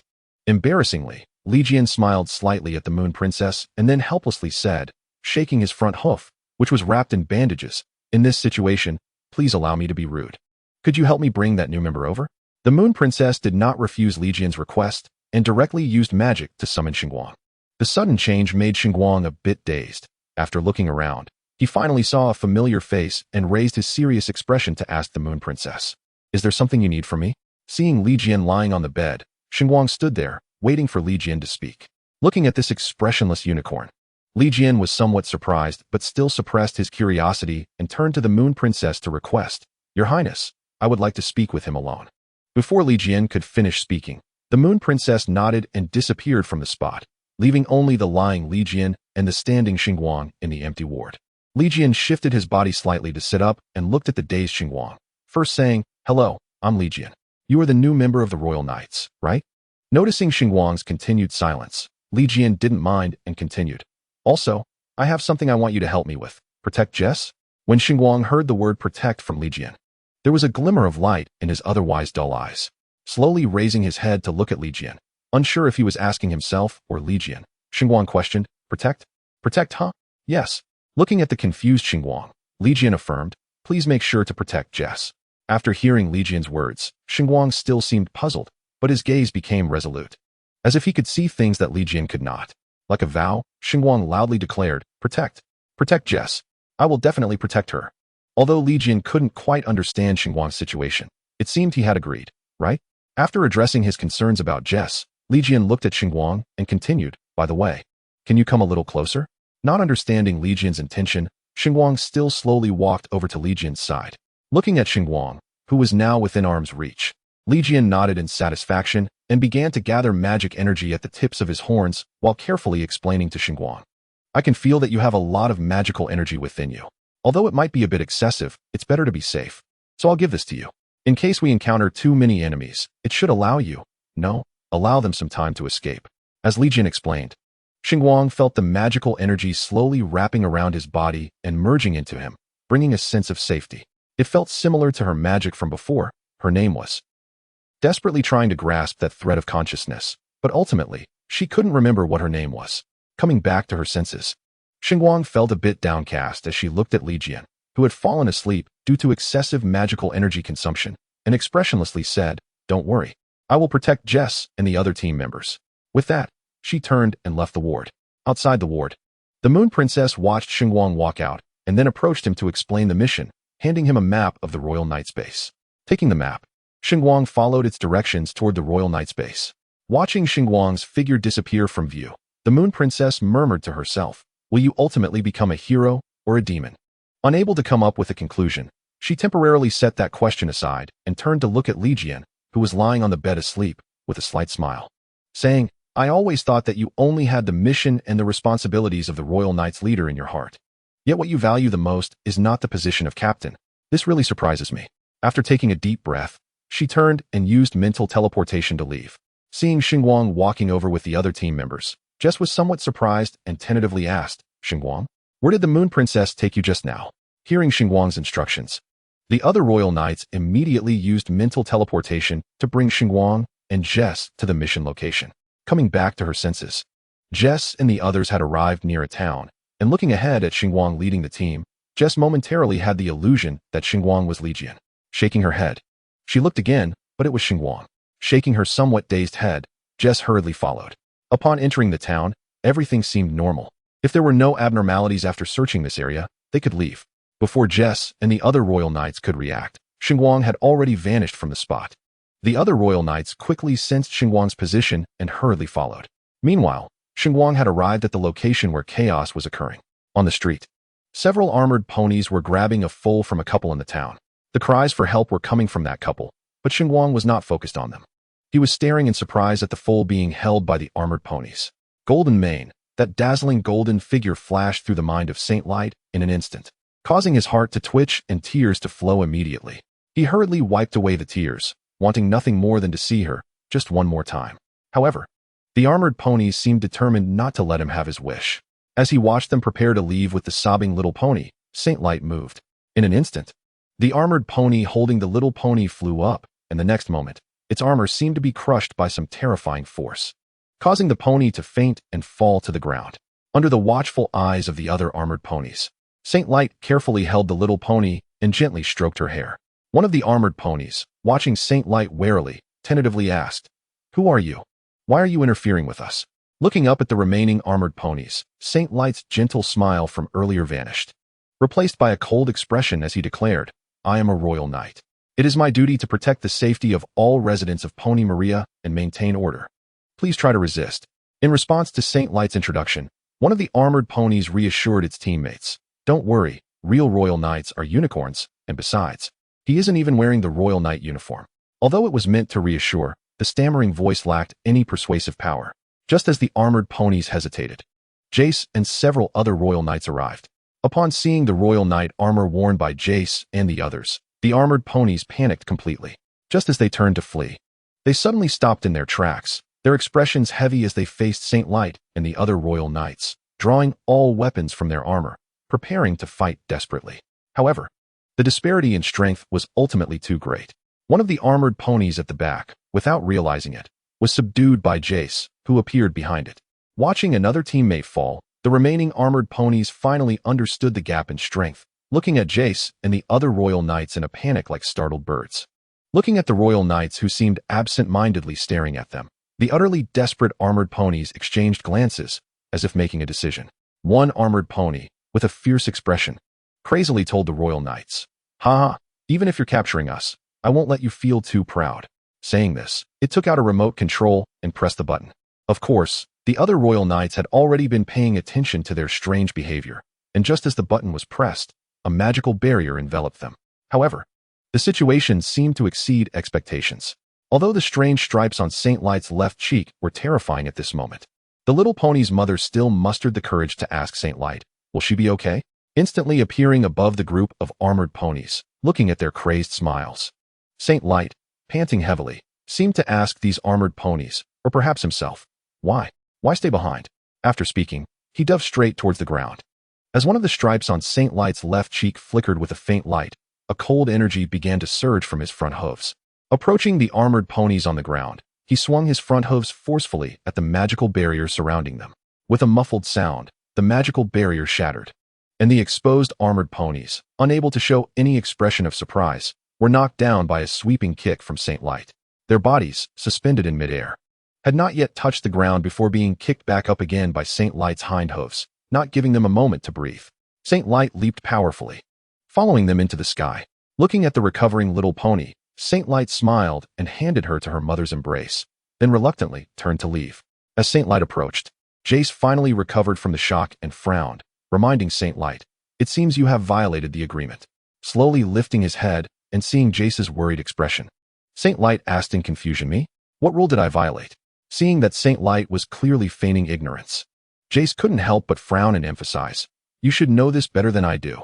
Turning his head in annoyance to look at the two armored ponies, he reluctantly said, "They're still alive.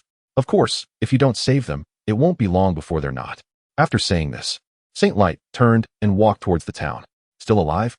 Jace repeated Saint Light's words in disbelief, then hurriedly looked towards the armored ponies. After exchanging glances with his teammates, they walked over in unison to carefully check the condition of the armored ponies, seemingly only seriously injured. That guy really is surprising. Burdened with responsibility and filled with doubts, Jace followed the silent Saint Light as they completed the patrol task. After doing all this, looking at Saint Light, who was preparing to return, Jace still couldn't help but hurriedly ran in front of him, blocking his way and asking, "Why did you stop attacking? Is it because of the agreement with the princess?" Not long after, the train finally arrived at the station. Following Saint Light off the train, Jace noticed that the station didn't seem to be Canterlot. "Stop calling. I'm here." Suddenly, Saint Light's voice came from nearby. Following the sound, Jace finally found Saint Light, who was now painfully lying on the ground, clutching his left cheek. Seeing Saint Light in distress, Jace quickly bent down to support him. With Jace's help, Saint Light slowly stood up and walked towards the Royal Knight's base.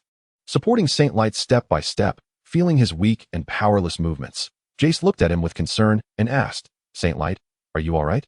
Frowning slightly, Jace quietly complained, "You don't seem fine at all." Growing tired of Saint Light's dishonesty, Jace finally reached his limit. Grabbing Saint Light's front hooves, he forcefully tossed him onto his back and quickly ran towards the Royal Knight's base. Although surprised by Jace's actions, the pain spreading across Saint Light's left cheek and the jostling from Jace's rapid running left him too weak to respond. Hurriedly weaving through the various rooms, the princesses who used to issue orders here were nowhere to be found.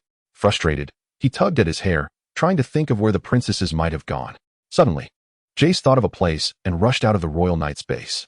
He hurriedly arrived at the hospital where Blade was, took a deep breath, and quickly ran towards Blade's ward. Pushing open the ward door, Jace saw the two princesses and Blade seemingly discussing something, but he didn't know what to say. Stepping outside, Princess Luna looked at Jace and asked, "What happened? Is there a situation?" Nodding seriously at Princess Luna, Jace turned and quickly ran back towards the Royal Knight's base. Flapping her wings, Princess Luna followed Jace to the Royal Knight's base, then landed and hurriedly entered the lounge with her. Noticing Jace and Princess Luna outside the door, the Royal Knights in the lounge quickly made way. Approaching the restless Saint Light on the bed, feeling the magical energy constantly leaking from him, Jace couldn't help but frown. Lifting his front hooves to support Saint Light's head, Jace looked at the magical markings gradually spreading from Saint Light's left cheek and was somewhat surprised. Seeing the change in Princess Luna's expression, Jace, worried, tentatively asked her in a soft voice, "Princess, what's wrong with him?" After hearing the Moon Princess's reminder, the Holy Light, who was feeling down, lowered his head and muttered, "Do I have to? Even if I don't, they probably won't agree, right?" Suddenly hearing the Holy Light say this, Jess curiously asked, "Who are they?" The image of the Blade smiled awkwardly at everyone and then shyly apologized. "Sorry for speaking to you this way, but I can't help it. My physical condition is not great." After that, he continued, "All right, let's get to the point. Jess and Holy Light, could you come over here? I have something important to discuss with you." As soon as the words left his mouth, the magical orb disappeared. The Holy Light jumped off the bed and looked at Jess, then turned to the other teammates and said, "Well then, we'll head over first. Bye." After saying that, he walked towards the lounge exit. Looking back at Jess, who was still in the lounge, the Holy Light called out, "Hurry up, Captain Blade needs us." Surprised by the Holy Light outside, Jess thought about how much he had changed. After reflecting on this, she quickly ran out of the lounge, following the Holy Light towards the hospital. Upon arriving at the hospital, they pushed open the ward door and walked to Captain Blade's bedside. Without speaking directly, Captain Blade handed the documents beside the bed to the Holy Light and Jess. Royal Knight Selection. The Royal Knight Selection is held every 1 to 3 years to inject fresh blood into the Royal Knight Corps. As long as you have courage, confidence, and perseverance, you have the chance to become a new Royal Knight. Looking at the title and promotional phrase on the document, Jess raised her head and asked Captain Blade, "Captain Blade, is the Royal Knight Selection starting again?" Nodding slightly while flipping through the documents, Captain Blade explained, "The Royal Knight Selection requires the presence of the princess and the leader of the Knight Corps to select a group of ponies who want to become Royal Knights. Then, some Royal Knights will train them, and from there, the most outstanding ones will be chosen as Royal Knights." After finishing, he scratched his head in frustration and said helplessly, "But right now, I'm having some problems, and I probably won't make it to the Royal Knight Selection. What should we do?" Jess looked at Captain Blade in surprise, her face filled with concern. At this moment, the Holy Light, who had been quietly looking at the documents, suddenly raised his head and said to Captain Blade, "But if that's the case, it would be disrespectful to those ponies coming for the selection." Smiling and nodding at the Holy Light, Captain Blade said seriously, "So I think we should find a new Royal Knight. What's your plan then?" Looking at Captain Blade, Jess couldn't guess his thoughts. Turning to Jess, Captain Blade began to explain his next plan. "Actually, it's simple. Let Holy Light become the new leader of the Royal Knights, and then Jess, you can train the selected ponies. This way, more land ponies should become Royal Knights." Looking at the Holy Light beside her, Jess felt uneasy and anxiously asked Captain Blade, "Are you sure this will work?" "It will be fine. The two of you can definitely make it work," Captain Blade said, looking at the holy light and Jess with confidence. After saying that, he handed the other documents to Jess with a smile, saying, "All right, time is short. The selection starts tomorrow, so hurry up and prepare." I can't believe it," Jess said as she grabbed the documents and hurriedly flipped through them to check the selection date. It really is tomorrow. This guy Captain Blade is something else. Unlike Jess's resentful demeanor, the holy light blankly accepted the documents and then looked at Captain Blade and said, I'll do my best." Snapping back to reality, Jess shot an unhappy glare at Captain Blade and then hurriedly ran out of the ward. After Jess and the holy light left, Captain Blade lay tiredly back on the hospital bed, feeling his not-so-agile body and muttering helplessly, "Sigh, there's no way this body can give everyone a sense of security. I can no longer protect everyone." With regrets, he sighed deeply. Royal Knight selection. In the spacious hall of the Royal Knight residence, the Holy Light and Jess were discussing with other Royal Knights. Holding the documents given by Captain Blade, the Holy Light looked at everyone and said, "This is the information prepared by Captain Blade, which seems to detail the preparations and precautions for the Royal Knight selection. I'm not very confident about the upcoming work." Raising a hoof and patting the Holy Light's shoulder, a Royal Knight comforted him, saying, "Don't worry, we'll work hard together. It will definitely be fine. Besides, we've prepared for this event before, so there shouldn't be any major issues." Looking uncertainly at his teammates beside him, just as he was about to confirm, another Royal Knight walked over and said dismissively, "Hey, don't be too optimistic. In previous years, we did prepare for this event, but you seem to have forgotten one thing, right? In past years, there weren't so many troublesome issues. Basically, all the Royal Knights were in Canterlot, so it wasn't too difficult to prepare. But this time," he glanced around at the sparse Royal Knights and then looked at the Holy Light and the Royal Knight beside him and said, I see." Looking at the Royal Knight beside him who had acknowledged this, the Holy Light sighed and, feeling a bit hopeless, sat down on the ground, complaining, "This is bad. We're doomed." Quickly walking to the Holy Light's side, Jess raised her front hoof and slapped him, angrily accusing, "Are you an idiot? As the captain, get it together, Captain." Hearing Jess's words, the other Royal Knights looked at the Holy Light, who was struggling to get up, with some confusion, struggling to stand. He met the doubtful gazes directed at him, scratching his head awkwardly and stammering, "Well, actually, here's the thing. Captain Blade is having health issues, so he asked me to act as the captain until he recovers." After finishing, he smiled at everyone and said, "Don't forget, there's only one leader of the Royal Knights." After hearing the Holy Light's statement, the Royal Knights were momentarily stunned, then approached him with smiles and asked, "Captain, please give us orders. Tomorrow is the Royal Knight selection event. We can't slack off."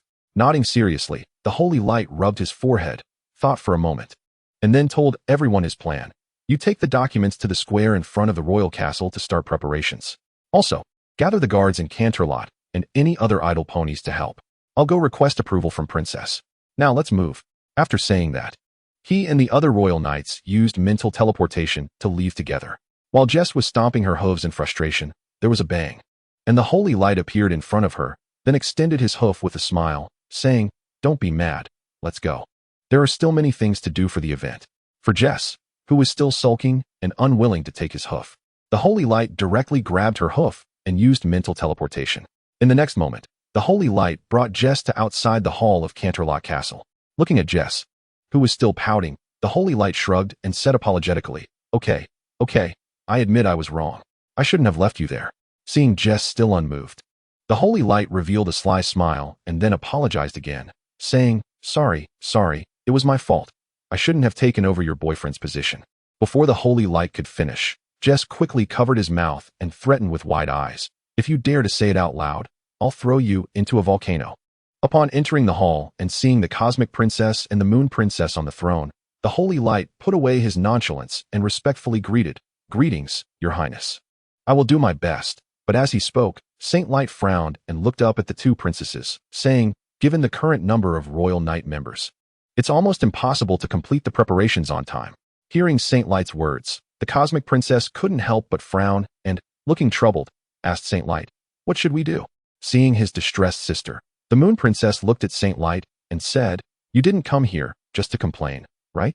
If you have a solution, just say it." "There is a solution." Looking seriously at the princesses, Saint Light explained his intention. "I hope that the idle ponies in the royal city can come and help. In response to Saint Light's request, the Moon Princess looked to her sister for guidance, while the Cosmic Princess pondered with a furrowed brow for a while before looking up at Saint Light and nodding. After bowing his head in respect, Saint Light assured the two princesses, "I will make sure the selection event takes place on schedule." With that, he exited the hall. Just as Jess was hesitating whether to walk in, she noticed Saint Light coming out. Just as she was about to ask about the situation, the ponies in the royal city started running towards Canterlot Square. The mental transport brought Saint Light and Jess to the center of the square and seeing the busy ponies. Saint Light nodded in satisfaction, then walked towards several royal knights. Upon seeing Saint Light's arrival, the royal knights were initially happy, but then their expressions turned gloomy. Picking up the documents, several royal knights hurried over to Saint Light. Raising a front hoof, one of the royal knights handed the documents to Saint Light and explained, "Captain, the situation might be a bit troublesome. The flowers weren't ordered, the sculptures weren't ordered, and many decorations need to be ordered. There's simply not enough time to rush things. My teammates and I are using magic to create them, but we just can't keep up." Hearing this, the serious expression on Saint Light's face suddenly brightened as he smiled at everyone and said, "Don't worry, these things can be put aside for now. Just focus on completing the other tasks." Looking at the square, which was gradually taking shape, Saint Light couldn't help but show a satisfied smile. Seeing Saint Light's silly grin, Jess rolled her eyes helplessly and casually asked, "You do plan to use magic to create the missing decorations yourself, right? While I admit your magic is powerful, the side effects seem quite evident. I suggest you not do that." Without further questioning, Saint Light continued to explain to himself, "The reason I'm trying so hard is because I've made a promise." After saying that, he floated straight up into the air, recalling the position of each decoration he had memorized from the documents. Saint Light began to concentrate his magic, feeling the energy in his body gradually expanding. Along with the striped imprint that was gradually appearing on his left cheek, Saint Light waved his front hooves, controlling the magical energy to create one decoration after another needed for the selection event in the square. Sculptures, fountain sculptures, flowers, and various tracks, flying lines, obstacles, magical targets, and other competition props used during the selection event. Under the watchful eyes of all the ponies in the square, Saint Light completed everything, and then, exhausted, he fell straight down from the air. In the sudden turn of events, several royal knights reacted first, hurriedly using magic to wrap him in magical energy. But it seemed that during the brief moment of their shock, his falling speed increased significantly, tearing apart the magical energy that enveloped him and continuing to fall towards the ground. Just as tragedy was about to happen, Jess rushed to the bottom of Saint Light and kicked up with her hind hooves. Bang! Saint Light rebounded and drew a beautiful arc in the air before crashing into the fountain pool. Waiting in confusion for Saint Light to say something, when he remained silent, Jess didn't press further and ran straight into the infirmary to grab a bunch of ointments, placing them on Saint Light's bedside table. Pointing at the ointments, Jess explained to Saint Light, "These ointments reduce swelling quickly. You should rest well. We need to attend the event tomorrow. Let's go see what else needs to be handled in the square. Well then, goodbye." Waving at her departing teammates, Saint Light began to apply the ointment, and groans of pain occasionally echoed from the rest area. The selection event officially began. In the morning, Saint Light was awakened by the sound of footsteps outside. Rubbing his sore eyes and yawning, he got out of bed. He arrived at the full-length mirror used for changing clothes, tidied up his hair a bit, and was about to put on the royal knight armor when he noticed his face had already recovered in the mirror. Saint Light unexpectedly touched his cheek and muttered, "Huh? It's really healed. This ointment is amazing." With a smile, Saint Light opened the wardrobe and put on the royal knight armor, then went to the washstand for a quick wash before hurrying towards the hall. Passing through the corridor, Saint Light soon arrived at the hall. Looking at the teammates who had already gathered early in the hall, Saint Light smiled and waved his front hoof to greet them, saying, "Good morning, everyone." Walking over to them, he noticed they were staring at him intently, making Saint Light feel a bit uneasy. He chuckled awkwardly, intending to ease the tension, but the atmosphere seemed to grow even more awkward. Noticing Saint Light's nervousness, one of the royal knights asked, "Captain, you didn't just wake up, did you? Did you have breakfast?" Awkwardly nodding, and seeing the teammates' expressions shift from surprise to suspicion, Saint Light laughed nervously and changed the topic. "Haha, the selection event is about to start, right? I'll go check if there are any issues in the square, so I'll head out first." In a hurry to find an excuse, Saint Light tried to slip away, but the other royal knights reacted quickly, casting magic to keep him in place. Struggling against the magical restraint, Saint Light looked around and asked, "Why are you holding me? I still have a lot of things to finish." Shivering, he nodded at Jess and assured her, "I will correct my mistakes." Seeing Saint Light's reaction, Jess nodded in satisfaction and pointed to a nearby room, indicating for him to go inside. Turning back, Saint Light looked at everyone with a grateful expression, unsure of what to say. Seeing such an expression on Saint Light, Jess hurriedly turned her head and explained, "Don't get the wrong idea. It's not that I care about you. It's just that a captain can't be in bad health." Looking at Jess, who was talking nonsense, Saint Light couldn't help but smile, then saluted everyone seriously, saying, "Thank you all." Seeing Saint Light looking somewhat sentimental, a royal knight quickly urged, "Captain, hurry up and go in. After breakfast, we still need you for the rehearsal." After being urged repeatedly by his teammates, Saint Light finally walked into the dining room. At that moment, on the train heading to Canterlot Royal City, Thunder Shadow sat in his seat with a furrowed brow. Deep in thought, maintaining this state for over an hour, he finally heard the train station announcement. The repeated station announcements finally pulled Thunder Shadow out of his distress. He stood up and stepped off the train, looking at the distant Canterlot Royal City with hope. Walking along the road and observing the bustling streets, Thunder Shadow clearly felt out of place. Enduring the noise of the streets, it took him a long time to finally arrive near the royal city. Unlike the lively streets, everything was orderly in front of the royal city. Approaching a guard, Thunder Shadow expressed his intentions. After listening to Thunder Shadow's explanation, the guard handed her a map and pointed to a building inside the royal city, saying, "If you want to participate in the royal knight selection, you need to find that place to register." This map is a simplified version of Canterlot Royal City. You can follow the directions on it to find your way to the registration area. Nodding towards the guard, Lei Ying thanked him, saying, "Thank you. No need to thank me. It's what I should do." "All right. Hurry up. The selection event is about to start," the guard kindly reminded Lei Ying. After hearing the guard's words, Lei Ying said goodbye to him and hurriedly looked at the map as she set off towards the registration area. Navigating through various buildings, woods, ponds, and other administrative institutions, Lei Ying finally arrived at the registration area. Looking at the empty registration area, Lei Ying walked in with confusion. Upon entering, she saw a small pony tidying up the registration forms and asked, "Excuse me, is this the registration area?" The small pony looked up at Lei Ying, nodded, and then asked her in return, "Are you here to register too?" With a helpless pout, the small pony said, "The registration time has already closed. Come back next time." Huh. Hearing the small pony's words, Lei Ying stared at him in disbelief. After a while, she weakly slumped to the ground. Surprised by Lei Ying's reaction, the small pony quickly came over to help her up and comforted her, saying, "It's okay. You're still very young. You can come back next time." Unintentionally, the small pony noticed Lei Ying's face, which was filled with a desperate, ashen expression. Staring blankly at the small pony, Lei Ying began to doubt if she had misheard. With a forced smile, the small pony explained to Lei Ying again, "You need to fill in your identity information for registration. Tell me." Confirming that she hadn't misheard, Lei Ying looked at him gratefully and kept thanking him. In response to Lei Ying's gratitude, the small pony waved his front hoof, saying, "Actually, it's not me you should be thanking, but the special exception set by Her Highness the Princess. If there are special circumstances, exceptions can be made." Rubbing Lei Ying's hair with his front hoof, he encouraged her, saying, "I can tell from your expression that registration is very important to you. Although I don't know your troubles, good luck." Nodding seriously at the small pony, Lei Ying took the registration card he handed over and walked out of the registration area. Following the map's instructions on the registration card, Lei Ying headed towards the square. Arriving at the entrance of the square, she saw several guards carefully checking each pony's identity card. Rushing over, Lei Ying handed her registration card to the guard. The guard paused for a moment upon seeing the registration card, then returned it to Lei Ying, pointing to another entrance not far away and explaining, "Hello. This is the entrance for spectators. The ponies participating in the selection will enter from there." Embarrassed, Lei Ying took her registration card and blushed as she ran towards the nearby entrance to the competition area, handing over her registration card again. The guard checked it and then placed it in a box beside him, casually taking a numbered tag from the box and handing it to Lei Ying. Taking the numbered tag and looking at the instructions on it, Lei Ying immediately stuck it onto the cute emblem on her side. After completing all of this, Lei Ying walked through the barrier opened by the guard and entered the competition area. Upon arriving at the competition area and seeing the ponies warming up, Lei Ying also began to imitate them and warm up in a somewhat clumsy manner. Before long, the surrounding ponies suddenly erupted with excitement, cheers rising and falling. Looking up, Lei Ying discovered that the princesses had arrived.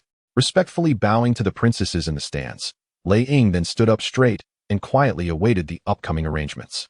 Watching the surrounding ponies, she waited for them to settle down completely, after which the princess began her customary speech. After the princess finished her speech, The captain of the Royal Knights and several Royal Knights came to the center of the square. Looking at the captain, Lei Ying felt something was off in previous events. The captain of the Royal Knights seemed to be a unicorn, but this pony appeared to be an earth pony, right? Moreover, he didn't seem to be wearing the captain's armor. Such a big change was noticed not only by Lei Ying, but also by the audience present and many ponies participating in the selection event.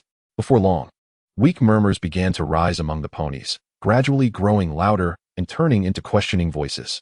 Just as the princesses were about to speak up to maintain order, the captain of the Royal Knights began to speak. After listening to the captain's words, the entire square fell silent, and after a while, the ponies finally started to stomp their feet enthusiastically, staring blankly at the slowly descending captain of the Royal Knights. Lei Ying pushed her way towards the center of the square. Approaching the few Royal Knights, she took cover behind a nearby fountain, gazing at these dashing Royal Knights, and began to imagine the life of a Royal Knight. While Lei Ying was lost in her daydream, a voice pulled her back to reality. Hey, what do you mean, Earth Pony? You're just a liar. You clearly can use magic, yet you shamelessly say something about hard work. An angry voice exclaimed. That was just to give some Earth Ponies a bit of hope to become Royal Knights, so they would try to work hard. The voice belonged to the captain of the Royal Knights who had just spoken. Cautiously raising her head, Lei Ying peeked at the few Royal Knights. Humph. An Earth Pony as a Royal Knight. The Earth Pony Royal Knight continued to nag the captain. No matter what excuse you find, a lie is a lie, and you actually used magic in front of so many ponies. With a forced chuckle, the captain of the Royal Knights awkwardly defended himself, pointing at the other Royal Knights nearby. Actually, it's fine, with them around. Everyone will surely think they used magic to make me float, so it won't be a problem. Despite the captain's defense, the Earth Pony Royal Knight remained furious, staring fiercely at the captain as she reprimanded him. Humph. Just because you lied, does that mean you're right? Pressured by the Earth Pony Royal Knight's accusations, the captain retreated repeatedly, helplessly leaning against the fountain behind him, apologizing. I was wrong. I shouldn't have lied. Watching the Earth Pony Royal Knight finally stop lecturing, the captain organized his words and then approached her to explain. Actually, when I mentioned Earth Ponies, I wasn't referring to myself. I know better than anyone that I can use magic. The Earth Pony I was talking about is actually you. Glancing at the captain, the Earth Pony Royal Knight pondered for a moment, then looked back at him and confirmed. Are you serious? Looking at the captain, who nodded seriously, she lowered her head, unsure of what to say, and after a long while, she quietly mumbled, I'm sorry. Hearing her apology, the captain walked around the fountain while asking, what did you say? I didn't hear clearly. Listening to him, the Earth Pony Royal Knight raised her head apologetically and said earnestly, I'm sorry. I've been a bit troubled lately due to various matters. Facing her sincere apology, the captain asked her again, looking at the captain with some confusion. When she saw the hint of a sly smile at the corner of his mouth, her anger instantly flared up. This guy? He.S. actually teasing her again. Quickly rushing over, just as she was about to give him a piece of her mind, she noticed the radiant light surrounding the fountain had stopped moving. Watching the cautious demeanor of the radiant light, it seemed to have encountered a more serious problem. This guy wouldn't he be trying to pull a fast one again? Would he? With doubts in her heart, Jess stepped forward a few more paces and finally saw what was in front of the radiant light, a unicorn. At that moment, the radiant light was staring at the unicorn with a serious expression, and seeing the unusual behavior of the radiant light, and Jess, the other Royal Knights, also gathered around. Looking at the Royal Knights who had completely surrounded her, Lei Ying trembled and asked, what happened? Ao nodded, and then, under the tense gaze of Holy Light, he seemed to be pondering something. After a while, Holy Light's gaze once again locked onto Lei Ying. Taking a deep breath, as if making a significant decision, Holy Light looked at Lei Ying with a serious expression and said, can you please forget everything you just heard? Please. Faced with Holy Light's aggressive demeanor, Lei Ying couldn't utter a complete sentence. She tried to agree, but her tongue wouldn't cooperate, and she was so nervous that tears were about to flow. Yet she still couldn't say a word. Seeing Lei Ying's state, Holy Light sighed helplessly and then casually said, well, it seems the negotiation failed. So I have no choice but to use that trick. He chuckled self-mockingly a couple of times, then stretched his body. And a mass of black shadows surged towards Lei Ying. Nervously closing her eyes, Lei Ying seemed ready to endure the pain, but the pain did not come. Tentatively opening her eyes a crack, she saw Jess sighing with her back to her, while the captain had vanished. Widening her eyes in confusion, she looked around, but suddenly heard Holy Light's voice. Please, don't tell anyone what you heard. It's a secret of the Royal Knights. Can you help keep it? Following the voice, she finally found the captain, who was now lying on the ground, pleading with Lei Ying to keep it a secret. excitedly looking up at Lei Ying. Holy Light confirmed with her, really? That's great. Looking at the Royal Knight Captain, who was quite different from what she had imagined. Lei Ying started to doubt whether she was dreaming. Seeing the number tag on Lei Ying, Holy Light pointed at it in surprise and asked, "Oh? So you are one of the candidates?" Jess, who was nearby, rolled her eyes at Holy Light's comment and loudly explained, "Hey, no spectators are allowed in the middle of the square. Besides us, the judges, and the candidates. Who else could there be?" Embarrassed, Holy Light scratched his head and introduced himself to Lei Ying, saying, "Hi, my name is Holy Light, and I'm the acting captain. That sister over there with a bad temper is called Jess. What's your name?" Blinking, Lei Ying thought for a moment, then told Holy Light her name. "My name is Lei Ying." Huh. Holy Light looked at Lei Ying in surprise and muttered to himself, "That doesn't sound like a girl's name." Not focusing on the name issue for now, Holy Light noticed the test was about to begin in the distance. Then looked at Lei Ying and said, "Hey, little girl, the first round of testing is starting. We need to get busy. Let's talk next time." Nodding at Holy Light, Lei Ying quickly ran towards the testing area. It felt familiar.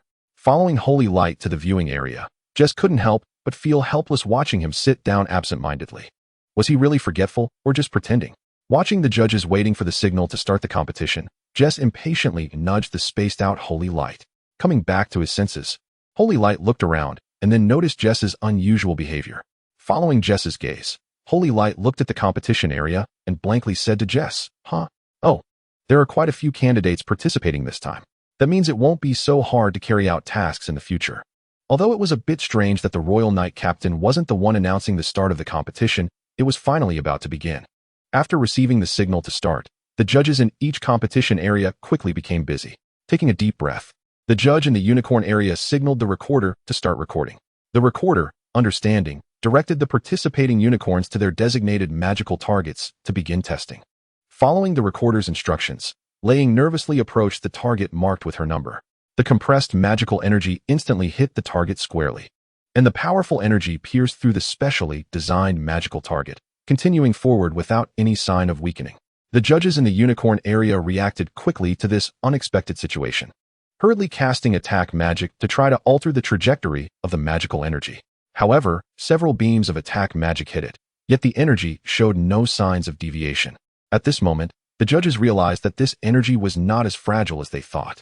Just as they planned to increase the intensity of their attack magic to try again, the energy didn't give them a chance and directly pierced through the protective barrier set up around the unicorn area, flying towards the Earth Pony area on the opposite side. At that moment, the judges in the Earth Pony area quickly reacted, hurriedly moving the few Earth Ponies to a safe zone. Just as everyone breathed a sigh of relief, Princess Celestia and Princess Luna noticed something was amiss. The magical energy had directly penetrated the Earth Pony testing equipment along the way and was heading towards the viewing area. As Princess Celestia and Princess Luna prepared to stop the magical energy, Holy Light acted first. Using mind teleportation, Holy Light instantly appeared in front of the magical energy, raised his right front hoof in front of him, and faced the incoming energy beam. The sudden situation left the audience in a daze, and they began to discuss as they watched Holy Light being hit by the magical energy and raising dust. "Hey, how did an Earth Pony end up there? It feels like this Royal Knight Captain has something unusual about him." "Unusual? Really? I think it's probably the other Royal Knights who sent him over." "Hey, why would they send him over? He's just an Earth Pony." Listening to the endless discussions around her, Princess Luna couldn't help but feel a bit angry. Just as she was about to scold them to be quiet, the changes in the dust shifted everyone's attention again. Waving his front hoof to disperse the dust in front of him, Holy Light turned around and loudly reported to Princess Luna and Princess Celestia in the viewing area. "It's all good, Your Highnesses, the testing can continue." The audience, still immersed in their confusion about why he wasn't injured, started complaining again upon hearing Holy Light's words. "Captain, are you really sure it's safe? What if that unicorn attacks again?" "Yeah, if she does that again, it could definitely hurt everyone. Disqualify her. Disqualify her from the competition. It's just a test. Why did it go through the testing area and reach the viewing area? It feels a bit unusual. Now that you mention it, it does seem a bit off." Looking at the group of ponies gradually shifting towards conspiracy theories, the two princesses couldn't help but feel troubled. Without directly refuting their words, Holy Light headed straight to the unicorn area, quickly running to the trembling Lei Ying's side. He lifted his right front hoof to comfort and pat her head, assuring her, "Don't worry, it's just a simple accident. Our protective measures had a little oversight. Just relax and continue with the next test." After saying that, he smiled and encouraged her with a nod. Ignoring Lei Ying's puzzled expression, Holy Light turned to the densely packed ponies in the viewing area and loudly announced, "I will ensure her magic won't harm anyone." However, Holy Light's assurance seemed worthless in the eyes of the ponies, mixed with disdain and endless skepticism. "Ensure? Not harm? How can you guarantee that? With your hooves? Yeah, how can you guarantee that? Don't be so self-righteous. You can't do anything, can you? Mr. Captain, do you have wings? Do you have a horn? If not, how can you guarantee it? Are you joking, Captain?" Listening to their mockery, Princess Luna angrily interjected, "Be quiet. I trust the leader of the Royal Knight Corps. He wouldn't act without assurance." After the princess spoke, although somewhat reluctantly, the entire viewing area finally quieted down. Observing her fiery sister, Princess Celestia glanced at the Holy Light in surprise and then announced that the competition would continue. Following the princess's instructions, the competition resumed. At this moment, Thunder Shadow, under the referee's direction, continued with the next test. Initially hesitant due to the earlier incident, Thunder Shadow finally revealed her true abilities with the encouragement of the Holy Light. According to the referee's instructions, Thunder Shadow and the other unicorns who passed the test headed towards the Royal Knight's base. Waving her front hoof towards Thunder Shadow's back, Holy Light walked towards several other Royal Knights. Suddenly, a familiar figure passed by her side, and Holy Light turned her head in curiosity to see Jess. Confused, Holy Light hurriedly followed Jess and asked, "Jess, what are you doing?" Jess disdainfully glared at Holy Light and replied irritably, "Didn't the information from the sword mention it? You're in charge of managing the selection event as the leader, and I'm going as the coach to train those who pass the test." Furrowing her brow in worry, Holy Light looked at Jess and said, "That wasn't a speech." Although she knew it wasn't a speech, Jess couldn't articulate what it actually was. "Huh." Looking puzzled at Jess, Holy Light muttered to herself with a frown, "Isn't it? What is it? Ugh, my head feels like it's going to explode." Listening to Holy Light's constant complaints, Jess felt a wave of irritation and firmly gripped her shoulder. Glaring at her threateningly, "If you want to know what it is, why not go see for yourself? If you keep whining, I'll throw you into the fountain." Faced with Jess's threat, Holy Light hurriedly nodded and tightly closed her mouth. Without Holy Light's incessant chatter, the world suddenly felt much quieter. Leading Holy Light to the Royal Knight's base, Jess glanced at the neatly arranged unicorns and directly walked past them to the princess's side. As per usual, she introduced the coach, followed by various greetings, then the princess's speeches, and finally, it was time for formal training. As always, there were some uplifting words. Although Holy Light wasn't fond of such flattering speeches, they were still decent. Watching the speaking princesses, Holy Light leaned against the edge of a nearby fountain, calmly observing everything. If only the world could remain peaceful like this. However, while Holy Light was immersed in this sweet bliss, the actions of a few little ponies shattered the tranquility. Among the neatly arranged ponies, several quietly shed their clothing, revealing the armor hidden beneath, pushing past the ponies in front of them, and quickly approaching Thunder Shadow. Seeing the familiar insignia on their armor, Holy Light's left cheek involuntarily twitched. Suppressing her inner fury, Holy Light vaguely reminded herself to stay calm. The most important thing was everyone's safety. With that in mind, she rushed forward. However, it was ultimately too far away. Even using mental teleportation, she was still a step too late, as Thunder Shadow had already been subdued by those few. Watching the fear in Thunder Shadow's eyes and the tears that fell, Holy Light seemed to recall something, and her heart twisted painfully. Observing the panicking ponies scatter, Holy Light maneuvered around them and continued toward the assailants. Stopping not far from them, Holy Light raised her head and sternly commanded, "Let her go, immediately." Completely disregarding Holy Light's words, the armored ponies warily stared at her while dragging Thunder Shadow away toward a direction with fewer ponies. As they moved, a familiar mark slowly appeared on Holy Light's left cheek, one that Jess and Princess Luna recognized with alarm. Feeling the situation was dire, Jess and Princess Luna hurriedly cautioned Holy Light, "Stay calm, don't do this, Before they could finish, Holy Light interrupted, "Don't come closer, I'll handle it." With that, she slowly approached the fleeing armored ponies. Seeing Holy Light approach, the armored ponies quickly tightened their grip on Thunder Shadow's neck. Watching their actions, Holy Light furrowed her brow, squinted her eyes, and then vanished from her spot. In the next moment, Holy Light appeared in front of the pony holding Thunder Shadow hostage, raised her right front hoof, and delivered a strike. After a sound of twisted metal, Holy Light retreated while holding Thunder Shadow, covering her wildly beating heart. She raised her front hoof to touch the deformed armor on her head, breaking into a cold sweat when she felt the dent. After placing Thunder Shadow safely into Jess's arms, she instructed, "Jess, protect her." With that, She turned to glare at the armored ponies. Seeing the terrified armored ponies, Holy Light calmly asked, "Who is your leader? I want to see him." In response to Holy Light's inquiry, the armored ponies exchanged glances and then charged toward Princess Luna and Princess Celestia. With an explosion, a mushroom cloud slowly rose, using magic to dispel the smoke. Holy Light then lifted the magical barrier surrounding the princesses and Jess. After completing these tasks, Holy Light approached the few severely injured armored ponies. And before Jess could stop her, she acted. After a wave of magical energy, the armored ponies looked at Holy Light in surprise. Seeing the few ponies recovering significantly, Holy Light continued to ask, "Who is your leader? Take me to him." Observing Holy Light's actions, Jess and the princesses were somewhat taken aback, then shifted their focus to the armored ponies. Staring blankly at Holy Light, one of the ponies spoke up, "I don't have a leader, nor am I being directed by anyone. I did this of my own accord." On the other hand, Holy Light took the few armored ponies to the Royal Knight's prison. Roughly throwing them into the cell, she summoned a recording pony and a bystander for fairness, and a pony to set punishments based on their crimes. After preparing all this, Holy Light began the formal inquiry. "Why did you come here?"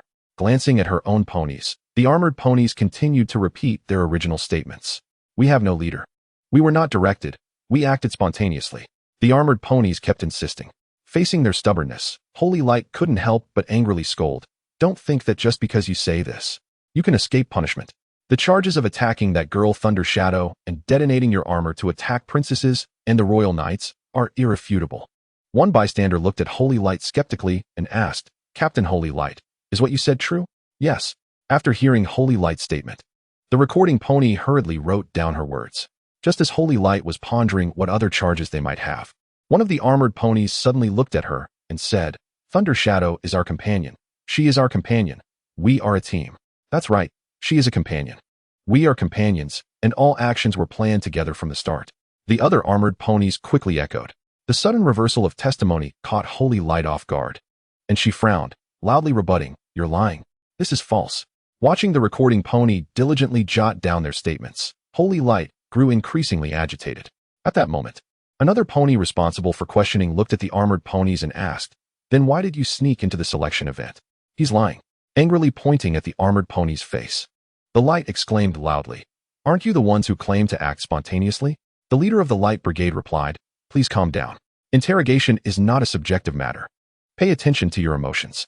The pony responsible for the interrogation looked at the Light with some dissatisfaction. Watching their self-righteous expressions, the Light felt a surge of anger but continued to think. Taking a few deep breaths to calm down, the Light considered the direction of the interrogation. In the end, he thought, "No way. Absolutely not. I promised to protect her. How can I go back on my word?" "Calm down. Use your brain. Why do they want to drag Lightning into this?" Initially, they plan to capture Lightning, which means their target is Lightning. They are afraid that Lightning will stay at the Royal Knight's base. If she does, they won't be able to take her away. But if they drag her down, she can't become a Royal Knight, giving them the opportunity to capture her. How despicable. They actually have a backup plan. What to do? What to do? Think of a way. In a state of anxious contemplation, the Light desperately considered the best course of action. Suddenly, he froze for a moment before turning and leaving the prison. Using mind teleportation, he quickly arrived at the Royal Knight's base. Seeing the ponies preparing to leave, the Light rushed over. Jumping onto the platform and looking at the surrounding ponies, the Light hesitated for a while before finally speaking, "Lightning, you have been disqualified from the competition." Hearing this from the Light, Lightning, on the verge of collapse, looked at him and choked out, "Why?" But with a pitiful look. She added tearfully, "But this is very important to me." Taking a deep breath, the Light said earnestly to Lightning, "Sometimes, you have to give up those goals that are very important to you. It's unavoidable." Watching the uncharacteristically serious Light, Jess vaguely sensed something was off, but ultimately didn't ask. She quickly walked over to Lightning, sighed as she looked at the Light, then picked up the tearful Lightning and hurried away. Staring blankly at Jess's retreating figure, the Light stood there, unsure of what to think. At that moment, several ponies responsible for the interrogation ran over, hurriedly handing over the documents to the princesses. After reading the documents, as the princesses were about to ask the Light, he preemptively spoke, "Your Highness, the charges against Lightning are just the prisoner's one-sided claims. I don't believe there is enough evidence to arrest her." Hearing the Light's words, the ponies responsible for the interrogation looked at him arrogantly and said, "Even if we can't prove her guilt, she still qualifies as a suspect for attacking the princess and intentionally causing an attack.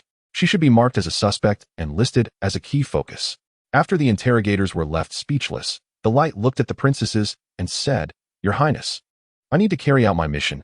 Please continue with the royal knight ceremony." Without looking at the interrogators again, the light directly used mind teleportation to leave.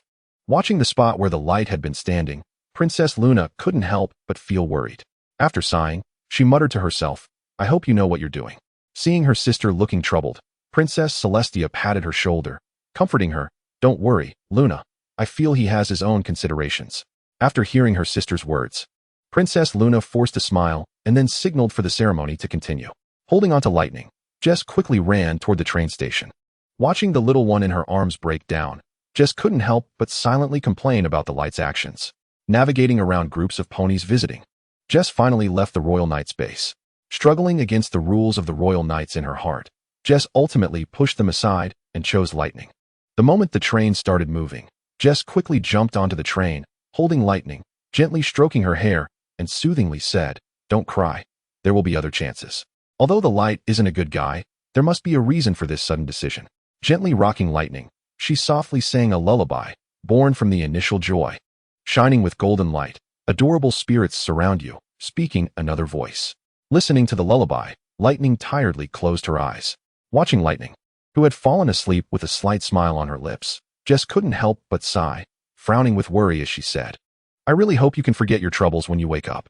Self-deprecatingly shaking her head, Jess looked out at the rapidly passing scenery and lamented, "Sigh. There's nothing I can do to help you. I can only make you forget your troubles. I really am quite useless." After saying this, she still gazed out the window with a furrowed brow. A wave of magical energy surged, and the light appeared at the train station. Watching the train that had already left, he still felt uneasy. After pondering for a moment, he used mind teleportation to disappear from the spot. In the next moment, the light suddenly appeared on the rapidly moving train car. Looking at the distant figures in the car, the light couldn't help but frown. He stepped forward and quickly ran toward those figures. When he reached a position 3 carriages away, the light stopped and began to observe. An armored unicorn grumbled about the situation in the carriage. "This is a problem. That guy next to Lightning, although he's a land pony, is still very strong. We have no real confidence in being able to take Lightning away."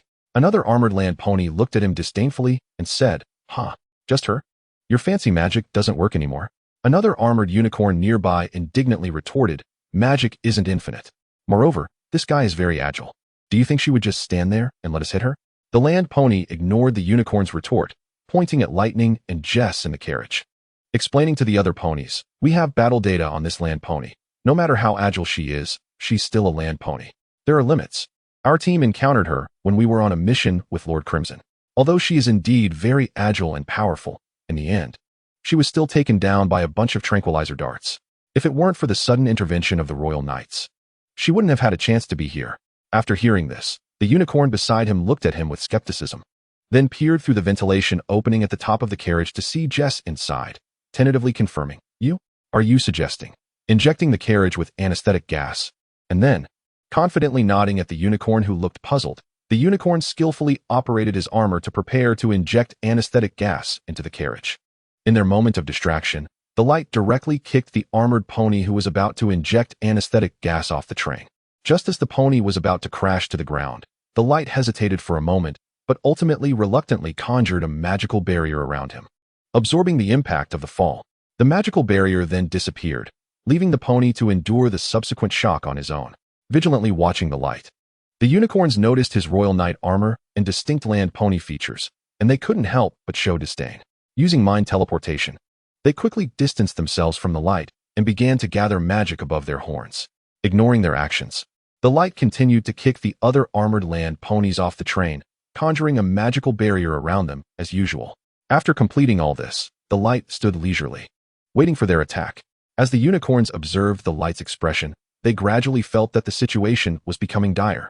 But it seemed like there was no chance of escape now, right? The feeling of magical fluctuations around seemed to suggest that they were trapped within a special magical barrier. This strange unicorn could actually use magic? The plan to bluff and then escape using telepathy seemed to have been seen through. Gritting their teeth, a few armored unicorns seemed to have made a decision. Subsequently, the originally gentle magical fluctuations of telepathy gradually transformed into a frenzied destructive magic. They continued to concentrate magical energy at their horns, completely disregarding their nearly exhausted bodies, with a hint of madness on their faces. The unicorns transmitted all their magical energy as an attacking spell to one of the ponies. The other unicorns collapsed to the ground in exhaustion, while the one that received all the magical energy underwent a dramatic transformation. The armor he wore had become tattered from the overflowing magical energy, and his body, filled with magical energy, lost its visible pupils, replaced by the glow emitted from the overflowing magic. His blue hair seemed to be mixed with white due to the influx of magical energy. The horn on his head had also undergone a massive change. The original spiral pattern had disappeared, and the length of the horn had grown significantly. The constantly flowing magical energy around him transformed his entire aura dramatically. Uncertain if he still retained some consciousness, he took a step toward the holy light, and that tiny step deformed the entire ceiling of the carriage. Observing the sudden change, the holy light gradually sensed the severity of the situation. After much thought, the holy light controlled the surrounding magical barrier to rise, and the strangely behaving unicorn followed, displaying hostility toward the holy light. After rising to a high altitude, the holy light looked at the strange unicorn across from him and felt that the magical barrier might not have any effect on it. Just as he hesitated to remove the magical barrier, the strange unicorn let out an impatient roar, shaking its head lightly. An energy burst forth from its horn and charged toward the approaching holy light. Faced with the sudden magical attack, the holy light hurriedly used magic to create a diamond-shaped crystal protection barrier. The massive energy directly pushed the crystal barrier down to the ground, and the continuous magical energy continued to assault the barrier, gradually causing fine cracks to appear on its surface, which then spread. In a panic, the holy light infused magical energy into the barrier to repair the cracks while frantically contemplating a countermeasure. However, before the holy light could come up with a plan, the diamond-shaped crystal barrier could no longer hold. With a crisp shattering sound, the energy finally shattered the magical barrier and struck the holy light. Feeling the pain of his body being gradually crushed by the magic, the holy light struggled to lift his right front hoof, placing it in front of his chest, gritting his teeth and using his last bit of strength to swing his right front hoof. After a buzzing sound from the energy collision, seeing the familiar light blade emanating from the wristband on his right front hoof, the holy light couldn't help but smile. With a roar, he used all his strength to swing the energy blade and cut through the magical energy. The holy light, clutching his chest and raising his right front hoof, looked at the unicorn and smiled, saying, "Come on." The provocation proved effective, and the unicorn charged straight at him, colliding with the energy blade swung by the holy light, its body overflowing with magical energy. It was unclear how much time had passed, but now, on the severely damaged ground, the holy light panted as he held the energy blade in front of him. Watching as the magical energy on the unicorn gradually dimmed, he rushed over.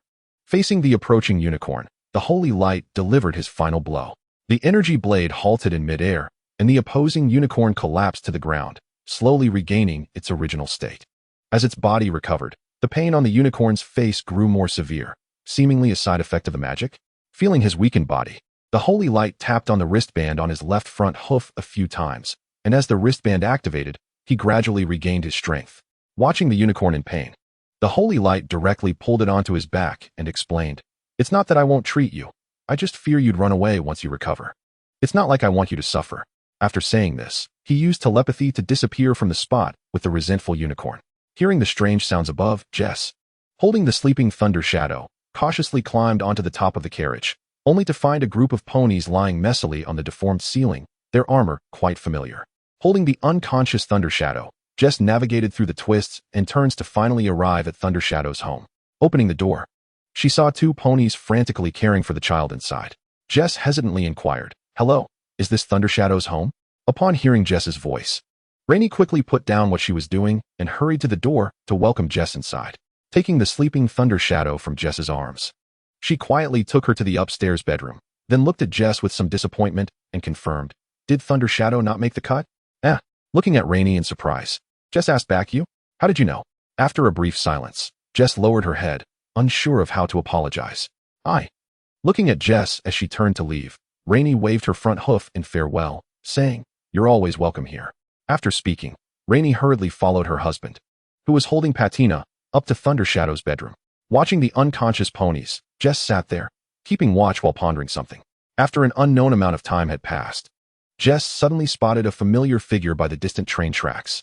However, at that moment, The holy light had just lifted the last pony that had been kicked off. Raising his right front hoof and looking at the data displayed on the wristband, the holy light murmured to himself, good. I've found them all. First, I'll send them to Canterlot, then I'll see. Suddenly, his expression darkened as if he thought of something, and he hurriedly self-hypnotized. There's no other way. This is the only way to protect her. I can't, absolutely can't let her be hurt again. After doing all this, the holy light used telepathy to disappear from the spot with the pony on his back. A reluctant choice. After placing the last unconscious pony in the prison at the Royal Knight's base, the holy light stepped out of the prison. Rushing over, Jess lifted her front hoof and grabbed the holy light's shoulder, asking somewhat angrily, Holy light, what do you want? You were so concerned about her at first. But in the end, you... Stopping the magic she was casting, the holy light turned to look at Jess, hesitating to speak. Taking a deep breath, he pushed Jess's front hoof away, coldly turning his head and using telepathy to disappear from the spot. After sending Jess away, Rainy and Dark Armor stayed close to the sleeping Thunder Shadow. After a long time, Thunder Shadow woke up, looking at her worried parents, and hurriedly jumped out of bed to tidy up her clothes. Seeing her unusual behavior, Rainy couldn't help but ask, Thunder Shadow, what's wrong? What is this? Looking a bit confused at Thunder Shadow, Rainy then lowered her voice to ask her husband, Dear, what's wrong with Thunder Shadow? After hearing her father's words, Thunder Shadow paused for a moment, then stopped her actions, lowering her head in a depressed manner and muttering to herself, Yeah, I've already participated. Participated already. Tears once again streamed down her cheeks onto the floor. Every sob from her daughter made Renini's heart ache uncontrollably. She hurried to Lei Ying's side, tightly embracing her and comforting her. Don't worry, Lei Ying is so smart. Next time it will definitely be fine. Unknowingly, Renini ended up crying together with her daughter. Holding Patina's Dark Armor, she felt a bit at a loss, looking at the two of them crying. At that moment, Patina suddenly spoke up, Sister Lei Ying, I'm hungry. Wiping her tears, Lei Ying struggled to force a smile at Patina, then turned to her mother and said, Mom, I'm fine now. Patina is hungry. We should go prepare food for her. Seeing her daughter's haggard appearance, Renini stopped crying and looked at her with concern. Are you really okay? Nodding seriously at Renini, Lei Ying smiled and said, Don't worry, I'm much better now. Just a little care and I'll be fine. Although Lei Ying said this, Renini clearly still felt uneasy, just as she was about to ask something else. The Dark Armor behind her tugged at her clothes, stopping her from continuing. Pulled outside by her worried husband, Renini looked at him with a bit of annoyance and reproached. How can you be a father like this? Don't you care about our daughter? Listening to her husband's reasonable explanation, Renini opened her mouth helplessly but didn't know how to refute him. Finally, she went downstairs with a heavy heart and walked towards the kitchen. Holding Patina, the Dark Armor stood in front of her daughter's door, not knowing what to think. Looking up at the Dark Armor that stood still, Patina tilted her head, pondering something. After a while, she twisted her body and said to the Dark Armor, Mr. Dark Armor, I want to see Sister Lei Ying. Surprised, the Dark Armor looked at Patina. After staring at her innocent eyes for a while, he nodded and pushed open the door to Lei Ying's bedroom. Just as he was about to remind his daughter that he was going in, Patina flapped her wings and flew through the gap he had opened. Flapping her little wings and flying with effort, Patina finally reached the air above Lei Ying's bed. Looking at Lei Ying lying on the bed, she didn't know what she was doing. Stopping her wings, Patina directly fell onto Lei Ying and then rolled to the side along her body. Getting up, she walked over to Lei Ying's head and, seeing her buried in the pillow, Patina asked with some confusion, Sister Lei Ying, are you okay? Hearing Patina's voice, Lei Ying perked up and lifted her tear-stained face. Looking into Lei Ying's eyes, Patina, filled with confusion, replied, But everyone is different from usual. Under Lei Ying's gaze, Patina explained, feeling wronged. Everyone is unhappy, and you, Sister Lei Ying, seem strange. Seeing Patina's distressed face, Lei Ying felt a pang of heartache. She hurriedly hugged her and comforted her, stroking her hair. It took a while before Patina calmed down. After soothing Patina, Lei Ying began to consider her next plan. The Royal Knights had no more chances, and there wasn't much time for anything else, so there was only. After making a decision in her heart, Lei Ying carried Patina out of the room. Carefully going down the stairs, she gently placed Patina at the dining table. After doing all this, Lei Ying walked towards the outside of the house. She ran quickly towards the distance, swiftly avoiding obstacles and slipping through gaps, finally arriving at that familiar place. Standing in the secret base, Lei Ying anxiously called out, Mr. Dark Flash, Mr. Dark Flash, I want to join. After a short while, a shadow suddenly appeared from a hidden corner of the secret base. sneakily looking around to confirm there were no other ponies before walking up to Lei Ying. Seeing Dark Flash appear, a hint of joy spread across Lei Ying's face. Just as she was about to say something, Dark Flash raised his front hoof and made a shushing gesture, then lowered his voice to explain, "I already know your intentions. So follow me." Furrowing her brows and cautiously moving forward, Lei Ying followed Dark Flash for a while. Finally, the scenery began to change. The originally uniform stones turned into smooth, polished stone floors. In front of her stood a structure carved from the surrounding rocks. After Dark Flash left, Lei Ying sat on the ground in confusion, contemplating everything that had happened recently. After using mental teleportation to leave, Dark Flash was about to proceed with the next task when a figure suddenly appeared in front of him. Looking up warily at the shadow before him, Dark Flash tentatively asked, "Hey, who are you?" Looking at the figure in confusion, Dark Flash furrowed his brows and replied, "What? What are you talking about?" The shadow continued in an authoritative tone, "Stop trying to recruit that girl. Her fate should be decided by herself, and I won't let you manipulate her life." Upon hearing this, Dark Flash finally understood the meaning behind the figure's words. Angrily, he provocatively said, "Huh? You're talking about that unicorn named Lei Ying, right? What I want to do is none of your business. Besides, she's already joined my team, the Shadow Team. By the way, Royal Knight, are you planning to capture her and me together?" Without showing any reaction to Dark Flash's provocation, the figure simply stared at him and did not say anything further. Instead, he raised his right front hoof and charged at him. Surprised by the figure's actions, Dark Flash hurriedly dodged the attack, warily watching as he gathered magical energy to prepare for a counterattack. After missing his first strike, the shadow quickly charged at Dark Flash again. Faced with the charging figure, Dark Flash quickly launched the gathered magical energy at him. After being hit by the magical energy, the figure rubbed the bracer on his right front hoof and muttered, "Seems like this won't work." After speaking, the figure raised his head to look at Dark Flash and did not charge again. However, after the figure stopped attacking, Dark Flash felt a sense of danger. In the next moment, he realized how correct his premonition was. His entire body was unable to move, seemingly trapped by some kind of energy. Before Dark Flash could comprehend the situation, the figure had already approached him. Upon closer inspection, he noticed that something seemed to be spreading on the figure's left cheek. Without making any further attacking moves, the figure looked at Dark Flash and spoke again. "Our strength is vastly different. I can easily make you disappear from this world." With a cold snort, Dark Flash disdainfully replied, "Vastly different? Your attacks were all dodged by me, right? If I hadn't suddenly been immobilized, just based on you?" The figure smiled slightly, looking at Dark Flash and asked, "Haven't you figured it out yet? The one who used magic to immobilize you is me."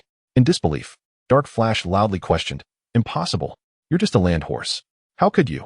As if to further provoke Dark Flash, the figure released the immobilization spell on him and taunted him by waving his front hoof. Losing all reason due to the figure's provocation, Dark Flash stood up and began to frantically gather magic to launch at the figure.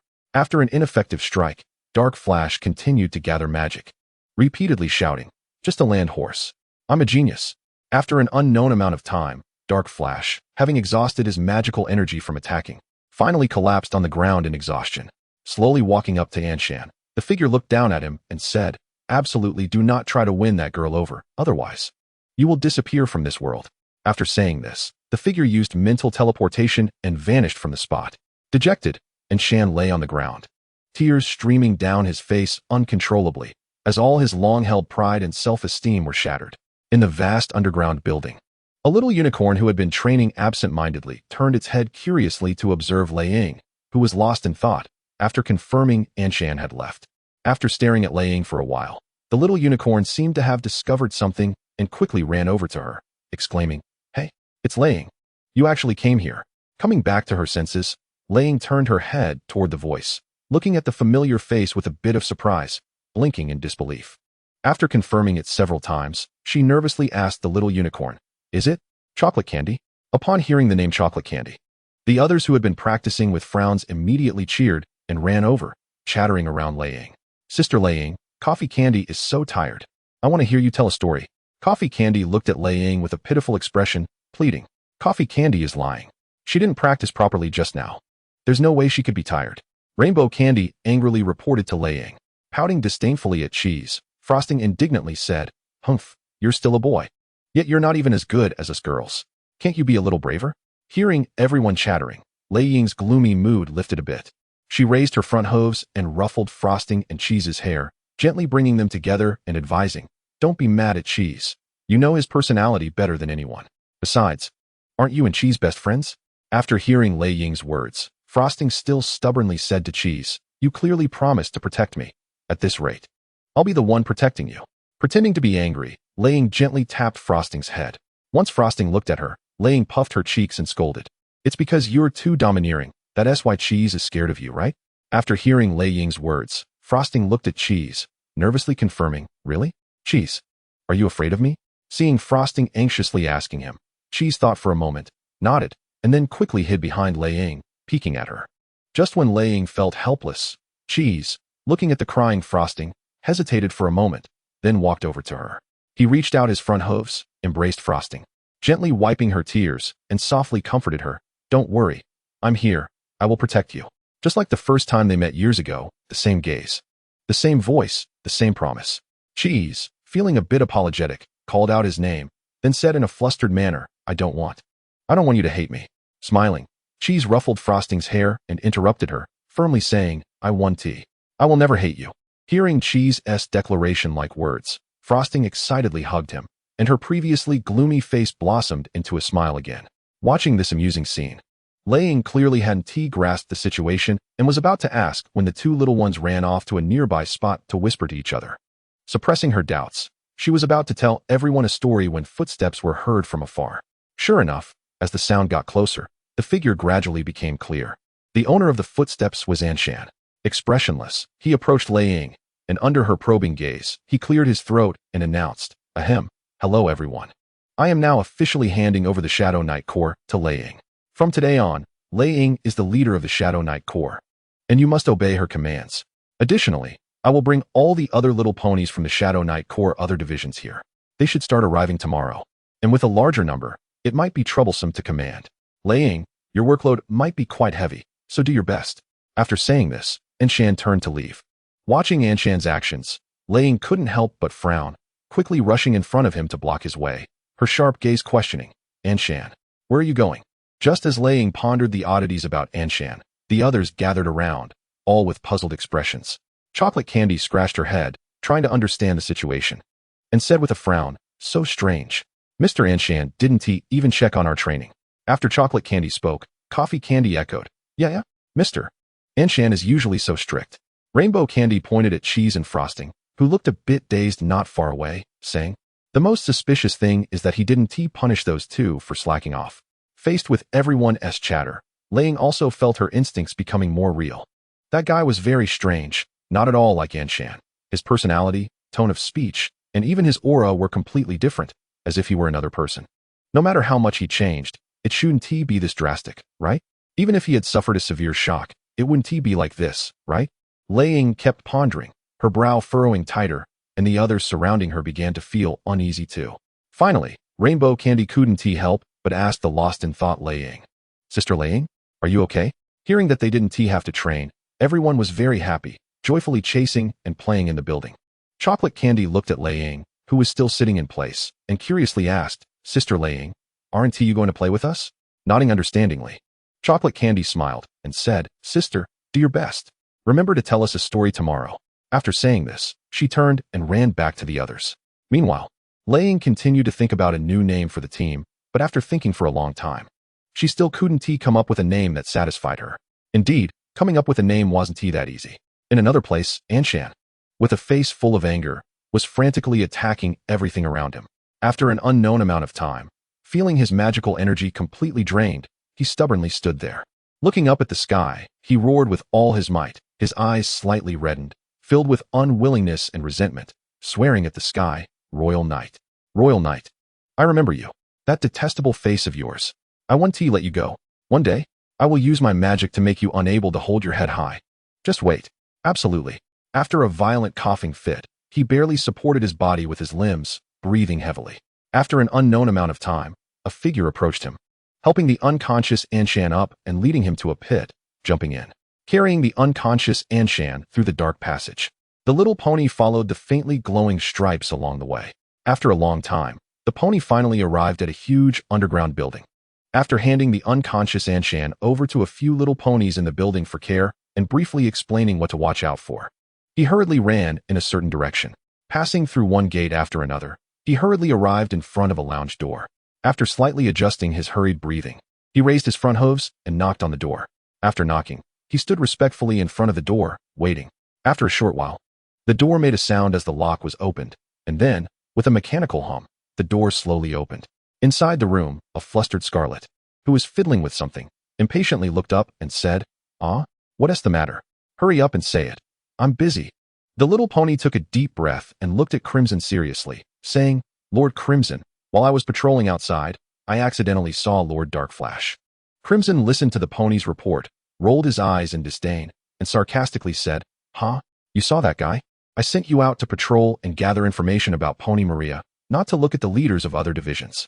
Seeing Crimson starting to get angry, the little pony hurriedly explained, "It's not like that, Lord Crimson. When I encountered Lord Darkflash outside, he seemed to be in a terrible state, originally about to explode."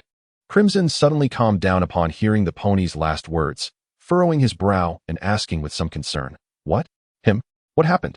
After considering his suggestion, Crimson nodded and said, "All right, I also wanted to ask him how that matter was handled." With that, Crimson stood up and walked out of the lounge towards the medical department. Feeling the aches all over his body, Darkflash struggled to sit up and looked at the familiar mark on the wall of the room he was in, feeling a bit more at ease.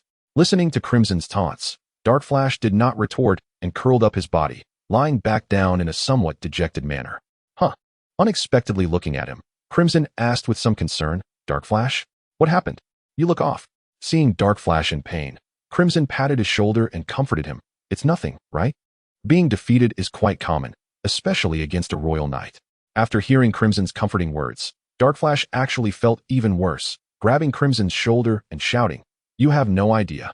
That guy is an earth pony. An earth pony. He actually defeated me with magic." With a crisp sound, Darkflash, somewhat dazed, covered his cheek that had been slapped and stared blankly at the angry Crimson. Crimson looked at Darkflash with disdain and scolded him angrily. "Darkflash, enough. Is this never ending? So what if it's an earth pony? Even if a celestial unicorn defeated you, wouldn't you still be a loser? Instead of worrying about who defeated you, why not think about how to become stronger and defeat him?" He lifted Darkflash's chin with his front hoof, looking him in the eyes and firmly said, "Are you going to be immersed in the pain of failure or in the thrill of revenge? No need to say more, right?" Turning his head to glance at Crimson, Darkflash teased, "By the way, you can even brainwash others." "Humph." Curling his lips and snorting coldly, Crimson raised an eyebrow and asked, "What's wrong? Have you come to your senses?" Ignoring Darkflash's complaints, Crimson turned to the desk, picked up a document, and casually tossed it in front of Darkflash, looking at him sternly. "Take a look." With some doubt, Darkflash picked up the document, and under Crimson's repeated gestures, reluctantly flipped through it. Distorted Energy Project. Project Priority Level. Priority Adjustment. Experimental Members, 10. Member Adjustment, increase by 30. Experimental Facility Development Resources, 5 containers. Resource Adjustment, additional allocation of 15 containers. Looking at the adjustments on this project sheet, Darkflash looked at Crimson and said with satisfaction, "It seems my suggestion was adopted, and they're starting to pay attention to this project. Speaking of which, if this project succeeds, it will definitely be amazing." Facing Darkflash's excitement, Crimson still kept a straight face, raised his front hoof, indicating him to continue looking at the document. "Isn't this about the plan? What could have made Crimson so angry? The other projects I recommended shouldn't be that problematic, right?" Filled with confusion and unease, Darkflash continued to read the document. Accident Report. Distorted Energy Project. During the experimental process, equipment malfunctioned, resulting in the destruction of all experimental personnel, data, and equipment in the experimental area. Currently, all core members involved in the project have been caught up in the accident, so the project cannot continue. Upon seeing the big words, Accident Report, at the top of this page, Darkflash felt that the situation was not good. After reading the contents, he finally understood the situation. As expected, it was the project most likely to have problems, and it really did have problems. Just as Darkflash was unsure how to apologize to Crimson, with a mischievous smile, handed him another document. Seeing Crimson's smile, Darkflash felt a sense of foreboding, hesitating for a while holding the document, and finally mustered the courage to open it. Shadow Knight Core Project Changes. Change of Shadow Knight Core Leader. Former leader Darkflash has left the Shadow Knight Core. The position of Shadow Knight Core Leader is now held by Thunder Shadow. Shadow Knight Core Code. Original absolute obedience, absolute loyalty, absolute dedication, absolute compliance with the leader's orders. absolute loyalty to the leader, and absolute dedication of everything for the leader. Shadow Knight Core Code. New. Guard. Help. Unite. We guard Pony Maria. We help all ponies. We always unite together. After reading all this, Dark Flash's mouth involuntarily twitched. Haha. Looking at Dark Flash's expression, Crimson couldn't help but laugh. Wiping away the tears of laughter from his eyes, he teased Dark Flash, doesn't your current feeling resemble mine? Taking a deep breath to adjust his emotions, Dark Flash helplessly rolled his eyes at Crimson and then said unhappily, You, this guy, are not happy yourself and want to drag me down with you. What a twisted sense of humor. Saying this, he handed the document he had finished reading back to Crimson. With a nonchalant look at Dark Flash, Crimson's smile had not completely faded. He took the document Dark Flash handed over, glanced at it, and casually said, What twisted sense of humor do I have? It's clearly your fault for piquing my interest in the distorted energy project, and it ended up like this. If you don't blame yourself, who else can you blame? Sighing, Dark Flash conceded. Okay, it's my fault. Can we stop talking about it? I'll compensate you later. Is that okay? I need to come up with a thorough plan to handle my side of things. Can you let me think in peace? Shrugging his shoulders nonchalantly, Crimson stopped talking and quietly sat aside, flipping through the documents. Reflecting on the girl named Thunder Shadow, Dark Flash was filled with anger. It seemed like that place and that girl were cursed. Just going there to recruit members led to all sorts of troubles time and time again. Especially after encountering that Earth Pony, that Royal Knight. Reflecting on all this, it seemed to be because of Thunder Shadow, because of that girl. Stronger than me, right? Crushing me easily, right? Ha ha ha. One after another, they are torturing me.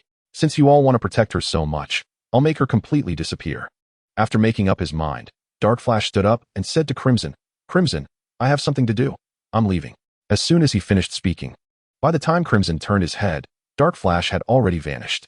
Shrugging his shoulders nonchalantly, Crimson continued to busy himself with his own matters. Lord Commander, can you use magic? Lord Commander, can we become amazing Royal Knights like you? Lord Commander, how can we pass the test to become true members of the Royal Knights? Faced with these selected ponies, Holy Light appeared somewhat flustered. Looking at their expectant eyes, he really couldn't bear to scold them. Not far away, Jess was watching all this, hesitating whether to step forward to help him, but still couldn't forgive him for what he did to Thunder Shadow. Looking at the silent Holy Light, the ponies grew even more puzzled, their questions bombarding him like a rapid-fire barrage. Why is Lord Commander covering his cheek? What is up there? They asked suspiciously, staring at Holy Light's cheek. What could it be? They echoed, still staring at Holy Light's cheek. Lord Commander, you look like you're in pain. Are you okay? Looking at Saint Light, who seemed to be enduring, the little ponies furrowed their brows with some concern and asked him, What is that you have, Captain? One of them gently touched the wrist guard on Saint Light's right front hoof and inquired. Faced with the persistent questioning of the little ponies, Saint Light pondered for a moment and made a decision, slowly releasing the hoof that was covering his left cheek, waiting for them to look at him with fear before running away. After a short while, Saint Light estimated they should have fled and was about to step towards the lounge when he found the little ponies still surrounding him. With confusion in his heart, Saint Light stammered and asked them, Why? Why aren't you afraid? Why should we be afraid? They replied, looking at him in puzzlement. Captain, you are so strange. One of them smiled at Saint Light. Why do you think we would be scared? A little pony asked, staring at him. Don't you like the lines on your cheek? They asked in surprise, looking at him. It's really cool. I want it too, another one said, enviously staring at Saint Light's cheek. It's cool on the captain's face, but it doesn't really match my skin tone. Obviously not suitable for me, one little pony said, brushing their own hair with a hint of regret. Listening to everyone's chatter, a smile unconsciously appeared on Saint Light's face. Then he looked at them and said, Do you want to see my magic? Seeing the little ponies looking forward to it, Saint Light began to gather magic and hinted to them. The performance is about to start. After a simple adjustment of his breathing, Saint Light jumped forcefully and disappeared from the spot. As everyone searched around in confusion, his voice came from above. Wrapped in a layer of magical energy, he was now hovering in midair. Amidst the cheers of the little ponies, he slowly descended to the ground. Looking at the eager expressions on their faces, Saint Light smiled and slowly raised his right front hoof, gently tapping the wrist guard on it while explaining, This has many abilities. So, follow me to the training ground, and I'll let you see for yourselves. With that, Saint Light led the way towards the training ground. After arriving at the training ground and moving his right front hoof a little, Saint Light placed it in front of him and charged towards the target on the training field. Watching everyone's surprised expressions, he patted the wrist guard and explained, These are not its main functions. Its main functions are healing, protection, and enhancement. Healing? Someone asked with a furrowed brow, confused. Protection? Enhancement? That sounds so powerful. Though not fully understanding, they felt it was impressive. Looking at the intrigued little ponies, Saint Light smiled and said, after collecting enough materials in the future, I can make more to give to you. Really? That would be amazing. They exclaimed excitedly, bouncing around. Wow, that's so powerful. If that's the case, we'll be invincible. They seem to have already imagined the scene after getting the wrist guards. Then we can use this to punish those bad guys, they said determinedly, looking at Saint Light. Shaking his head gently, Saint Light told them, no, bad guys should be punished by the rules. We cannot take it upon ourselves to punish them. What you need to do is just catch them and send them to prison, that's all. But there are so many bad guys, they are really very bad. The punishment is just not enough, someone said indignantly. Ruffling the mane of that little pony, Saint Light comforted him, saying, there must be a reason for the punishment. If the punishment is really too lenient, we can talk to the princesses about it. We are royal knights. We cannot replace the rules. After watching him gradually calm down, Saint Light finally breathed a sigh of relief. Pointing to the wrist guard on his right front hoof, Saint Light explained to everyone, this wrist guard is not for fighting. It is for protecting yourself and the things you want to protect. Looking at the wrist guard, Saint Light unknowingly fell into deep thought again. Coming back to his senses, he noticed Jess and the other little ponies looking at him curiously. Surprised, Jess said thoughtfully, Saint Light, what are you thinking about? I feel like your spirit is constantly changing. I can't understand you more and more. Saint Light looked at the little ponies and said, let's talk next time. I have something to discuss with your coach. Well then, goodbye, Captain. They waved their hooves and walked towards the Royal Knight Station. After watching all the little ponies leave the training ground, Saint Light turned his back to Jess and said somewhat mysteriously, I will solve everything. They just need to continue being carefree. As Jess was trying to understand his words, Saint Light turned and walked towards the lounge. Just a little bit more. After a long time, he finally reached a spot near the entrance, found a hidden place to conceal his figure, and widened his eyes to observe the little ponies who were coming into the base one after another. Time passed second by second, and he remained there, not knowing what his purpose was. It was unclear how long it took, but suddenly his hidden body moved, and a faint smile appeared on his lips as his gaze locked onto a little pony who was about to enter the base. Lowering his head gently, he gathered the magical energy from his horn, sending out waves of weak magical fluctuations around him. Watching the little pony leave, a few others who were with him looked at each other in confusion before turning to enter the base, avoiding the sight of the little ponies at the entrance. This little pony circled around for a while before finally arriving in front of the figure, bowing respectfully and then cautiously asking, Lord Dark Flash, do you have any orders? Feeling a dull pain in his body, Dark Flash frowned and angrily commanded him, after Thunder Shadow appears in the base, take care of her. Watching Zero leave, Dark Flash said blandly, don't disappoint me, Zero. After saying that, he turned around and used magic to disappear from the spot. In the morning, the sun was shining brightly. Feeling the restless little creature in her arms, Thunder Shadow pouted in dissatisfaction and opened her eyes, looking at Patina, who was eagerly gazing at her. Thunder Shadow shook her head helplessly and then released her embrace, worriedly watching the fading image of Patina in the air. Just when she was concerned about whether Patina would get hurt, an immense force pushed against her chest. Being pushed by this force, she rolled several times on the bed before barely stabilizing herself. Shaking her slightly dizzy head, Thunder Shadow looked at Patina, who was lying on her chest, and couldn't help but smile, quickly reaching out her hoof to pull Patina back into her embrace as she attempted to fly again. Thunder Shadow pretended to be angry and pouted at her, saying, Patina, you can't be willful. If you keep acting recklessly, then what will I do? Tilting her head and thinking for a long time, Thunder Shadow still couldn't come up with a solution. Feeling her messy brain, she directly gave up on further thought and, holding the puzzled Patina, went to the wash basin to start a simple wash-up. As Patina chewed her food while looking at her with a puzzled expression, Thunder Shadow finally finished her breakfast. Well, it wasn't exactly peaceful. Being stared at so intently was quite uncomfortable. With a helpless smile towards her worried parents, she gently looked at Patina and said, all right, I can take you with me, but you must finish your breakfast first. After hearing Thunder Shadow's promise, Patina immediately broke into a smile and hurriedly stuffed all the food from her plate into her mouth, eagerly gesturing with her hooves for Thunder Shadow to pick her up. Smiling, Thunder Shadow lifted the adorable Patina, and facing her parents' worried gazes, she confidently assured, don't worry, I will take good care of her. After making the promise, Laying carried Patina out of the house. Laying was clearly not very reassured by her daughter's promise and looked at her husband with concern, asking, and Jia, Do you think Laying will be okay? I just have this feeling. And Jia, somewhat annoyed, interrupted his wife's words and looked at her, reproaching. Can't you trust our daughter for once? She has inherited the strengths of both of us. There's absolutely no problem. Looking disdainfully at her proudly beaming husband, Lei and I glared at him and retorted, oh, really? Are you sure they are all strengths? What about the weaknesses? Frowning, and Jia looked at his wife, who was full of disdain, and asked in confusion, weaknesses? What are you talking about? With a hint of sarcasm, she replied, those weaknesses that you have. And Jia, irritated, retorted, who says they must be my weaknesses? They could very well be yours. After hearing Jia's words, Lei and I glared at him in anger. And a surge of magical energy erupted from her body and the horn on her head. Seeing this, Jia finally snapped back to reality, realizing he was in trouble. Although he knew he was in trouble, he couldn't just sit there and do nothing.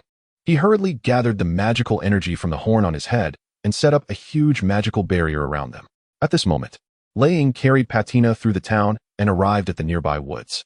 After confirming that there were no little ponies around, she cast a mind transportation spell, bringing Patina to the Shadow Knight's base. Upon seeing Laying suddenly appear, the busy coffee candy, chocolate candy, rainbow candy, frosting, and cheese excitedly gathered around her. Sister Laying, you're here, they greeted with smiles.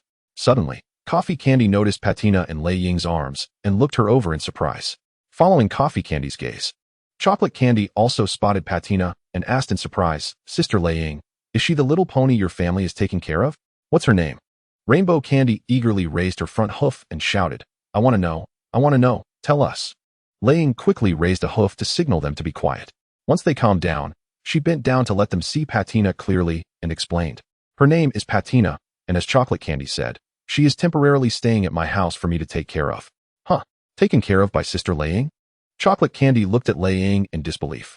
After hearing Frosting's words, Lei Ying seemed to think of something, lowered her head sadly, and looked at Patina with an apologetic expression, whispering, I'm so sorry. Seeing Lei Ying's expression, Patina raised her front hoof to comfort her, almost on the verge of tears. Noticing Lei Ying's sudden emotional downturn, everyone began to scold Frosting. Frosting, you really are a fool. You know Sister Lei Ying is easily prone to guilt. Chocolate Candy pouted in dissatisfaction at her. Frosting, can you please watch your big mouth a little? You're always so harsh when you speak. Coffee Candy helplessly advised Frosting. Hey, how many times have you made Sister Lei Ying cry now? Rainbow Candy asked while pretending to take notes with a piece of paper and a pencil. Mimicking Lei Ying's actions, Cheese gently patted Frosting's back and whispered to her, Frosting didn't mean it, so don't be sad. Just pay more attention next time. After putting protective gear on Patina and placing her on her back, Lei Ying began to get busy. Watching Lei Ying busily using magic, Frosting and the others also perked up and started working. Amid their busy figures, a discordant shadow coldly watched everything. After observing Lei Ying and the others for a while, he turned and walked toward a hidden corner. Hiding in the corner, he confirmed that no little ponies were paying attention to him before beginning his own work. Sneaking up to the podium at the center of the building, he hurriedly did something, then quickly jumped down and left before any of the ponies noticed. After hastily making some adjustments to all the places Lei Ying would pass through, he turned his gaze back to the girl who was working busily with everyone. He squeezed through the crowd of working ponies, disregarding their puzzled looks, and made his way directly to Lei Ying. Looking at Lei Ying, who was focused on cleaning the building's walls, he pondered for a moment before raising his head and smiling, saying, Mistress Lei Ying, we can handle this work. Please start preparing for the upcoming speech. Faced with Lei Ying's helplessness, Coffee Candy was the first to react, looking at him with an air of superiority and commanding. You don't need to remind her about this. Lei Ying can decide for herself. After being choked up by Coffee Candy's words, the little pony awkwardly twitched his mouth and retreated in defeat. Nonchalantly waving her front hoof, Coffee Candy explained lightly to Lei Ying. This guy actually dared to give you direct orders. If you go along with him now, who knows, he might steal your position as captain later. Huh, you can't be serious? Lei Ying replied, looking at Coffee Candy in disbelief. Chocolate Candy, with a look of exasperation, looked at Lei Ying and scolded her in a senior tone.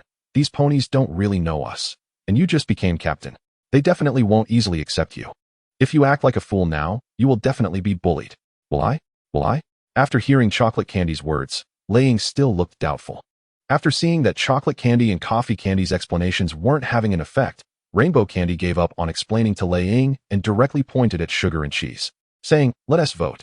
Raise your right front hoof if you want Sister Lei Ying to be more assertive, and raise your left front hoof if you want her to stay as she is. Unsurprisingly, The voting results were unanimous, all wanting Lei Ying to be more assertive. Faced with the unanimous vote, Lei Ying had no choice but to compromise.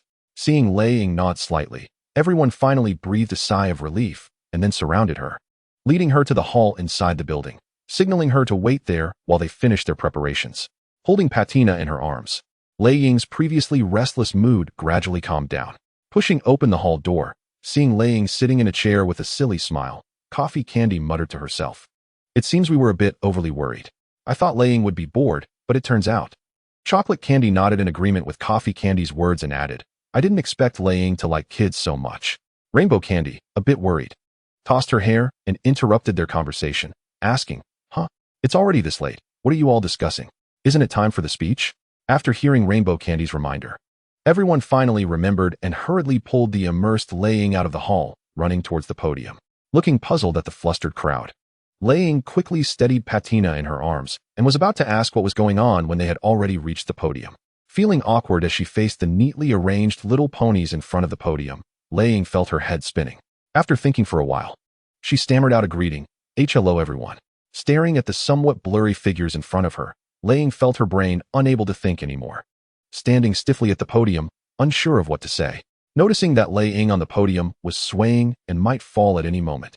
Everyone realized something was off and were about to rush up to the podium to support her, only to find they couldn't muster any strength in their bodies. While the little ponies in front of the podium were whispering and discussing the unclear situation, a strange light suddenly emanated from beneath Thundershadow's feet on the podium. Following that, streams of magical energy surged out from the floor beneath her, intertwining and binding Thundershadow in place. Observing this sudden bizarre situation, the little ponies present began to panic. Nearby, Coffee Candy and her friends hurriedly got up with their weakened bodies to maintain order, anxiously looking at Thundershadow on the podium. Watching the chaotic scene, Chocolate Candy looked around helplessly, praying for a miracle to occur. A casual glance led Chocolate Candy's gaze to a little pony standing out from the crowd. While all the ponies were restless, the one at the back appeared oddly calm. Without hiding her figure, this little pony directly raised her head and met Chocolate Candy's gaze. With a strange smile at the corner of her mouth, she pointed a front hoof at Thundershadow on the podium and began to cast magic under Chocolate Candy's watchful eyes. As the brilliance atop this little pony's horn grew stronger, the magical tendrils binding Thundershadow on the podium began to tighten. Watching Thundershadow's pained expression, Chocolate Candy finally felt a sense of despair. It seemed as if the little pony was mocking her, casting magic in intermittent bursts, constantly tormenting Thundershadow on the podium. Trying to cast magic to stop her, but feeling the magical energy within her weakened body was nearly exhausted, Chocolate Candy helplessly closed her eyes, tears streaming down as she softly pleaded, Please, don't hurt Thundershadow anymore. However, before Chocolate Candy could speak, the massive magical energy gathering atop the little pony's horn shot through the air towards Thundershadow, who was bound to the podium. Just as the energy beam was about to hit Thundershadow, a grayish-white light shot up and blocked the energy. At the same time, the gray light emitted a tender scream. This scream, like a clap of thunder, jolted Thundershadow's foggy mind awake. Once awake, Thundershadow immediately cast a protective spell, wrapping the grayish-white light within. After wrapping the grayish-white light, she finally saw its true form. It was Patina. Ignoring her own condition, Thundershadow anxiously brought the magically wrapped Patina to her side, carefully examining Patina's state. Seeing Patina's slightly swollen cheeks and front hooves, Thundershadow's heart ached. Although the first attack was blocked by that little Pegasus, she had still fallen into the trap. As long as she continued to attack, there would be no problem. However, Thundershadow became angry. Facing the magical energy beams that came at her again and again, she erupted with a massive surge of magical energy from within, crushing the magical tendrils that bound her. This energy then directly countered the magical energy beam that the little pony was frantically launching at her. Finally realizing the disparity in strength, the little pony trembled in place, staring in terror at Thundershadow, who was approaching step by step. Standing before the little pony, under the watchful eyes of the crowd, Thundershadow cast a spell to wrap the little pony in magic, after which the wrapped pony began to crash rapidly around the cave. Watching the debris scatter from the rock walls with each impact, everyone couldn't help but swallow hard. After the cave was filled with dust, Thundershadow controlled the magically wrapped little pony to come to a stop and then threw the little pony aside. Gesturing to Coffee Candy and the others, take him to the town and notify the royal knights. I need to take care of Patina. With that, Thundershadow and Patina instantly vanished from the spot. Did Thunder Shadow not need to wrap objects to control magic? The Royal Knights, after dealing with the aftermath, took Patina away from the Shadow Knight's base, and Thunder Shadow rushed anxiously toward the town. Bursting into the town, Thunder Shadow squeezed through the gaps between the ponies in a panic and rushed to the hospital entrance, knocking urgently on the door despite the strange looks from the others. As the hospital door slowly opened, before the doctor could appear, Thunder Shadow hurriedly explained Patina's condition. She's injured. It's caused by magic. Please, you must save her. After hearing this, the doctor was momentarily taken aback, then pouted in annoyance as he used magic to move her aside from the entrance. In his surprised gaze, he stepped into the hospital lobby and called out anxiously into the depths of the lobby, "Doctor, doctor, please help her," as she called out in a panic. Several doctors emerged from the distant hallway, quickly approaching Thunder Shadow. They reached out to take Patina from Thunder Shadow's hooves. Observing her condition while asking Thunder Shadow about the situation, what happened to this little one? How did she get hurt? However, Thunder Shadow was unable to listen to the doctor's words at that moment. Her face filled with worry as she glanced at Patina and then anxiously asked the doctor, "Is Patina going to be okay?" Though the doctor felt a bit displeased by Thunder Shadow's disregard for his question, he understood that it was a bit unreasonable to expect her to calm down in this situation. However, without a clear explanation from her, the upcoming examination and treatment would be difficult to proceed with. After making a decision, the doctor stopped his movements, turned to Thunder Shadow with a serious expression, and said, "Thunder Shadow, if you don't explain the situation, the examination and treatment will be affected. Do you want to make Patina's condition worse?" As soon as the doctor finished speaking, Thunder Shadow froze in place, then collapsed to the ground, crying as she repeatedly said, "I don't want to hurt Patina. I don't want to." Seeing Thunder Shadow sitting on the ground, crying and nearly breaking down, the doctor was somewhat taken aback. Although Thunder Shadow's reaction was unexpected, it might have some effect to inquire about the situation now, right? Thinking this, the doctor looked at her and asked, "Thunder Shadow, if you truly don't want to, please explain the situation to us in detail. I promise I will do my best to help Patina," raising her head with a hint of skepticism. After confirming the seriousness in the doctor's eyes for a moment, Thunder Shadow wiped her tears and began to explain what had happened. "At first, everyone was looking at me, and I didn't know what to say. I felt a bit dizzy, and when I was in a daze, I heard Patina's voice. When I opened my eyes, I saw Patina getting hit by magic. I hurriedly used magic to catch Patina and gave that bad pony a simple punishment before coming here." After listening to Thunder Shadow's explanation, the doctor pondered for a moment before asking her again, "How many times was Patina hit by magic?" Looking at Thunder Shadow, the doctor sighed in exasperation and then signaled the other doctors to stop their examination. Once the other doctors had paused, the doctor signaled the little pony at the entrance of the lobby to come over, whispering something in her ear. Hearing the word examination in the doctor's words, Thunder Shadow couldn't help but tense up again, anxiously asking the doctor, "Doctor, is there something wrong with Patina?" "Huh." Looking at the doctor in surprise, Thunder Shadow was about to ask something else when the doctor interrupted her, continuing to explain, "What I mean is, if you can confirm that Patina didn't bump into anything, then an examination isn't necessary. Right now, it's just a precaution. All right, stop asking. If you have any questions, you can ask her." After finishing, the doctor pointed to the little pony he had called over and then quickly left. Unlike Thunder Shadow's awkwardness, the little pony seemed unconcerned, showing no signs of minding what had just happened, and pointed down the hallway, indicating for Thunder Shadow to follow. Smiling at the shadow, the little pony casually waved its hoof and said, "It's nothing, just because you're worried about that little guy. If I were in your situation, I probably wouldn't be as calm as you." Surprisingly easy to talk to, Shadow didn't know what to say in response to this open-minded little pony. Looking at the speechless Shadow, the little pony pointed to a nearby corridor and said, "It's almost noon. The inspection will take a lot of time. And if we wait too long, we won't make it to lunch." The little pony's words reminded Shadow of the promise made with their parents in the morning. Thinking of this, Shadow nodded at the little pony and then hurriedly walked towards the corridor together. After Shadow left the Shadow Knight's base, everyone finally recovered from the oppressive feeling. After resting for a short while, Chocolate Candy and a few other ponies dragged the little pony who had fainted and was foaming at the mouth towards the exit of the base. After a while, they finally exited the base. Speaking of which, this bumpy passage was truly detestable. They had always used mental teleportation to come and go, so they didn't feel tired. But today magic couldn't be used, and they were dragging a little pony along. After coming out, they felt more exhausted than ever. Breathing heavily, Cheese encouraged everyone. "We've made it out. The ground is much smoother than the passage. Just a bit more effort, and we can get him to town. We're almost done with the mission." However, in response to Cheese's encouragement, everyone collapsed on the ground, making no move to continue. Looking at their dejected state, Chocolate Candy became furious, stood up, and scolded them. This guy hurt Patina. Don't you want him to face the punishment he deserves?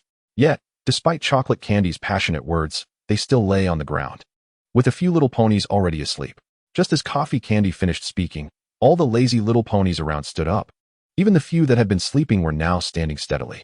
Surprised by the unusual behavior of these little ponies, Frosting walked over to Coffee Candy, frowned, and whispered, "What are you talking about, Sister Shadow?"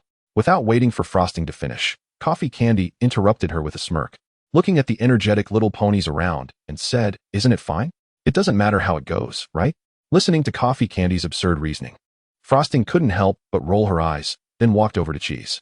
Clearing her throat, Coffee Candy looked at the little ponies around and said, "All right, for Sister Shadow, let's get this little pony to town." As soon as Coffee Candy finished speaking, everyone quickly dragged the unconscious little pony towards the town. It didn't take long before they arrived in town, crossing the street, and in the surprised gazes of the little ponies, they headed straight to the town square. Before long, the little ponies in town gathered around, curiously observing this group of children. Before Chocolate Candy and the others could explain the situation, the little ponies who had their own children among them took their kids away from the group. In no time, the once sizable group became sparse. Under the indifferent gazes of everyone, Coffee Candy angrily pushed the fainted little pony in front of everyone.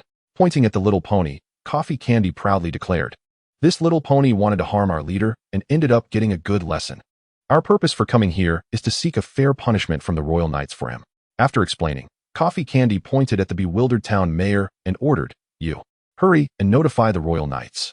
Seeing their daughter's rude behavior, Coffee Candy's parents rushed over to hug her and apologized to the mayor. "Sorry, Mayor.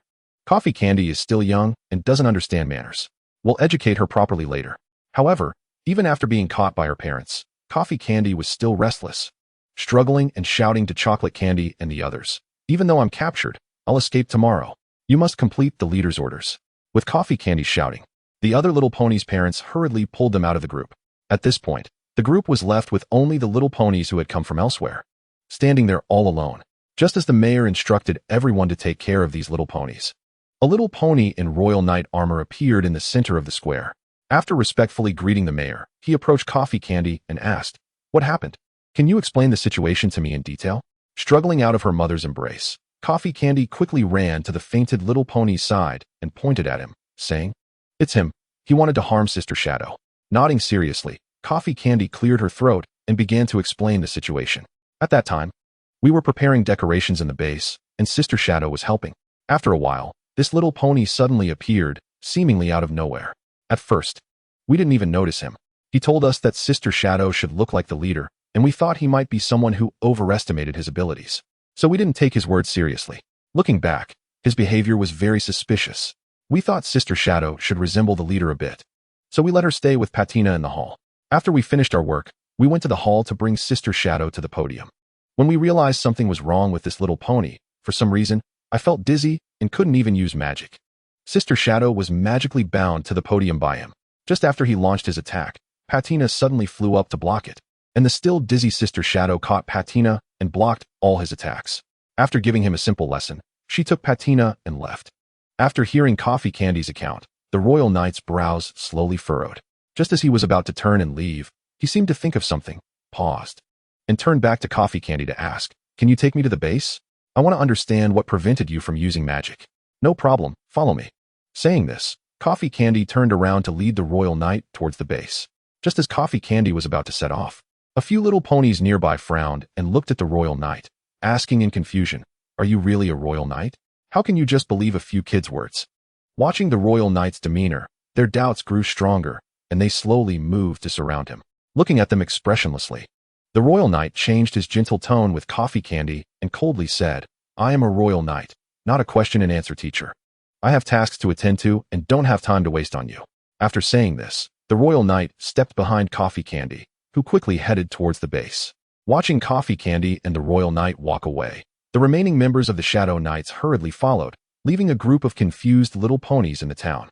Crossing the town streets and entering a forest, they walked for quite a while before finally arriving at the entrance of the base. After passing through the rugged passage and entering the base's building, the Royal Knight carefully observed everything around him. After an unknown amount of time, Coffee Candy began to feel a bit drowsy. Just as she was dozing off, she suddenly heard the Royal Knight's voice. "Coffee Candy, are you all right?" Rubbing her tired eyes, Coffee Candy quickly walked to the side of the Royal Knight and asked him, puzzled, "What's wrong?" The Royal Knight did not directly tell Coffee Candy the answer, but pointed to a spot on the ground, indicating for her to step on it. Although she didn't understand the Royal Knight's intention, Coffee Candy trusted him and thought he wouldn't harm her, so without any hesitation, she lifted her hoof and stepped on it. At first, she didn't feel anything, but after a while, Coffee Candy suddenly felt her body weaken. After saying this, the Royal Knight walked over to Coffee Candy, picked her up, and used a telepathic teleportation to disappear from the spot. In the next moment, the Royal Knight and Coffee Candy appeared outside the town. Surprised by everything in front of her, Coffee Candy swallowed hard, calmed down, and looked at the Royal Knight with some anger, saying, "You can use magic? Why didn't you experiment yourself? You made me step on it. Do you know how uncomfortable that was?" The Royal Knight smiled and comfortingly patted Coffee Candy's hair, saying, Sorry, I can't help it. Although I can use magic, you see, I'm not a unicorn. Stepping on it wouldn't work for me." Humph. Looking at the Royal Knight's playful expression, Coffee Candy felt a surge of anger, but since he helped lift the magic from the ground, she decided to forgive him this time. Carrying the disgruntled Coffee Candy on his back, the Royal Knight crossed the street and arrived at the square. Ignoring the unfriendly gazes from some ponies, he put down Coffee Candy and picked up the net that captured the little pony, tossing it onto his back, and left amidst the pony's stares. Watching him leave, Coffee Candy frowned and muttered, "Royal Knight." Chocolate Candy, who was nearby, heard her words and curiously approached to ask, "What?" An unshakable worry. Not far from the Shadow Knight Brigade, in the shadow of a large rock in the woods, a strange figure had witnessed everything that had just happened, and the rising and falling of his chest indicated how angry he was. Furiously stomping his hoof on the rock, he gritted his teeth and stared at the distant entrance of the Shadow Knight Brigade's base. The plan to eliminate Thunder Shadow had actually failed. How could a slightly talented unicorn escape the punishment of zero? With zero strength, even without using tricks, Thunder Shadow shouldn't have been a match for him, right? What on earth? Immersed in confusion, the figure completely failed to notice a little pony standing on the rock, curiously looking down at him. After staring at his serious face for a while, the little pony on the rock thought for a moment before mischievously tossing down the tightly bound little pony on his back. The sudden noise startled the little pony in the shadows, who quickly turned his gaze to the source of the sound.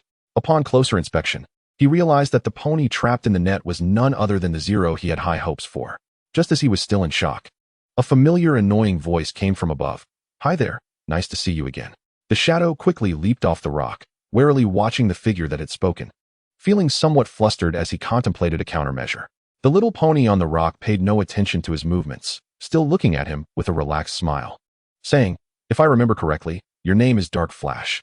By the way, my name is Holy Light. We had a fight last time, remember? I remember everything clearly from that time." Still wary of Holy Light, Dark Flash showed no signs of relaxing. Staring at Dark Flash's stance, Holy Light's smile gradually faded, replaced by a sharp gaze. Looking at Dark Flash with a frostbitten expression, Holy Light asked with anger, "Dark Flash, do you remember what I said last time? Don't touch them." Listening to Holy Light's words, Dark Flash darkened his face and muttered, "Oh dear, Royal Knight. You seem to underestimate me a bit, don't you? Although you're strong, I'm not weak either. As your enemy, how could I be threatened by you?" Slowly raising his head to look at Holy Light, Dark Flash smiled and shouted, "Don't dream. All you can do is be on edge, because I can destroy what you want to protect at any time." Looking at Dark Flash, Holy Light said nothing more and directly raised his right front hoof, swinging it forcefully. An energy blade shot out from the front end of the wristband on Holy Light's right front hoof, directly slicing off a chunk of rock. Watching the rock fly towards him due to inertia, Dark Flash hurriedly cast a spell to protect himself. Jumping straight off the rock, Holy Light stood not far in front of Dark Flash, raising his right front hoof to point the energy blade at him, coldly saying, "In that case, I'll eliminate you." Without saying anything more, Holy Light swung the energy blade to counter Dark Flash's magical energy blast while searching for an opening to counterattack with the energy blade. Dark Flash did feel a bit of a headache from Holy Light's energy blade attacks, becoming irritated and increasing the density and intensity of his magic attacks to suppress Holy Light's attack. However, the effect didn't seem ideal. Just as Dark Flash was about to reach his breaking point, he inadvertently saw all kinds of things stirred up by the magical energy around him. Looking at the chaotic surroundings, an idea emerged, and with a slight smirk, Dark Flash changed his previous strategy and began using magic to control the surrounding trees and rocks for offense and defense. After a while, everything finally calmed down, and the messy forest looked as if it had just experienced a disaster. Struggling to stand up, Holy Light stood among the debris, warily looking at Dark Flash on the opposite side. The madness on his face hadn't faded. He smiled at Holy Light, saying, "Why aren't you using magic? I preferred you back then. The difference between you now and then is quite significant. Defeating you now is so hard. I really have a long way to go." Suddenly, he stopped smiling and looked seriously at Holy Light, saying, "Let's end this duel here. I'll find you again for a rematch when I become stronger." After saying this, Dark Flash used telepathic teleportation to disappear from the spot. After confirming that Dark Flash had truly left, Holy Light felt somewhat exhausted and collapsed onto the ground. Looking at the cracks on the wristband on his right front hoof, starting to be concerned about that guy from earlier. Adjusting his breath, Holy Light picked up the little pony and used telepathic teleportation to disappear from the spot, bringing Thunder Shadow and Patina to the examination room, under Thunder Shadow's worried gaze. He finally completed the several examinations the doctor had instructed, holding the examination report and pointing to the data on it. He explained to Thunder Shadow that the values were within the normal range, finally seeing her smile. Just as he was about to send Thunder Shadow and Patina out of the hospital, Thunder Shadow stopped and looked at the little pony suspiciously, asking, "Doesn't Patina's injury need bandaging?" After hearing the little pony's explanation, Thunder Shadow finally felt relieved, smiling and thanking the little pony before leaving the hospital with Patina. After leaving the hospital with Patina and crossing the street, Thunder Shadow ran home. After briefly adjusting his breath, Thunder Shadow raised his front hoof to push open the door, only to be stunned by the chaotic state of the house. Just as Thunder Shadow was about to cry out of anxiety, Rainy and Dark Arm came down the stairs, covered in dirt. Excited to see her parents, Thunder Shadow rushed to them and jumped into their embrace. After tightly hugging her parents for a while, she finally released them under Patina's dissatisfied wriggling, apologetically smoothing Patina's hair, and when she calmed down, Thunder Shadow looked up at her parents and asked, "What happened? Why is it like this? Are you and Mom and Dad hurt?" Holding her panicked daughter, Renani gently ruffled her hair and smiled. "Don't worry. Daddy and Mommy are not hurt." She leaned down to kiss Lei Ying's cheek, and Njia, with a smile, looked at his daughter and said, "Daddy and Mommy are very strong. There won't be any problems." Listening to her parents' words, Lei Ying finally calmed down, then thought of another question and raised her head to look at her parents with confusion. "Then why did the house become like this?" Suddenly asked this question, Renani was taken aback for a moment, then pulled her husband in front of her to shield herself, and said to her daughter, "You should ask your daddy about that." Helplessly looking at her parents, Lei Ying sighed and began to use magic to tidy up the house. Seeing Lei Ying busying herself, Patina flapped her wings wanting to help. Realizing Patina's intention, Lei Ying pouted and placed her on her back, then looked at her seriously and said, "Patina is hurt. You can't force it. Stay here and don't move." Although a bit dissatisfied, Patina had already seen Lei Ying cry several times today and didn't want to see her cry again. After hesitating for a while, Patina ultimately gave up on helping, even though she didn't want to just stay on Lei Ying's back doing nothing. She wanted to avoid seeing Lei Ying cry. Looking at Patina, who was pouting on her back, Lei Ying finally let out a sigh of relief and continued tidying up the house. Watching their daughter busy, Renani and Njia hurriedly joined in the cleaning effort. After a flurry of chaotic tidying, the house finally returned to its original state, but Lei Ying and Patina had turned into a mess. Looking at the dust on themselves and Patina, Lei Ying nodded at her mom, then took Patina outside. Once Lei Ying walked out of the house, Njia patted the dust off his face, stretched his sore body, and said to himself, "Finally done. I need to take a shower." Just as Njia was about to move, Renani immediately used magic to hold him in place. Staring at Njia, Renani raised her eyebrows and asked, "Huh? Take a shower? What about lunch? Am I supposed to prepare it myself? You bear half the responsibility for the house being such a mess, don't you?" Before Njia could continue complaining, Renani directly cast a spell that wrapped around both her and her husband, and as the magic ended, they were instantly spotless. With a wry smile at his wife, Njia sat down, pouting, and said, "Sigh, while this is clean, it still feels weird, not at all like after a shower." "Enough," Renani said somewhat angrily to Njia, then pointed to the kitchen and ordered, "Come help." Faced with his wife's sudden assertiveness, Njia had no choice but to swallow the rest of his words, and then he obediently followed his wife into the kitchen to start working. With dirt all over their faces, Lei Ying and Patina arrived at a small river near the town. This had once been a great place for Lei Ying and her friends to play in the water because the river was filled with big stones and the water level wasn't very deep. so they could jump in and step on the stones without worrying about getting stuck in the mud. Holding Patina, Laying carefully walked into the river, then sat on a rock in the water and began to wash Patina. While holding Patina, who was splashing around with her limbs, Laying worked hard to wash away the dust on her. After a while of washing Patina, Laying, with her front hooves feeling a bit sore, started to clean the dust and dirt off her own body. Seeing Laying drenched, Renani couldn't help but pout, gently pat her on the head and said helplessly, Laying, really, why did you go there to take a bath again? Haven't I told you many times to go to the bathing shop in town? After hearing her daughter's excuse, Renani looked at Laying, half closing her eyes, and said, Really? The bathing shop has private bathing rooms. After being caught in a lie, Laying looked around in a bit of a panic, seeing her daughter's embarrassment. And Jia quickly interjected, Laying can wash wherever she likes. She knows what is dangerous, so there's no need to worry too much. After being scolded by his wife, and Jia was at a loss for words and could only stuff a piece of bread into his mouth. After hearing her daughter's assurance, Renani nodded satisfactorily, then pointed to a seat, indicating for her to sit down.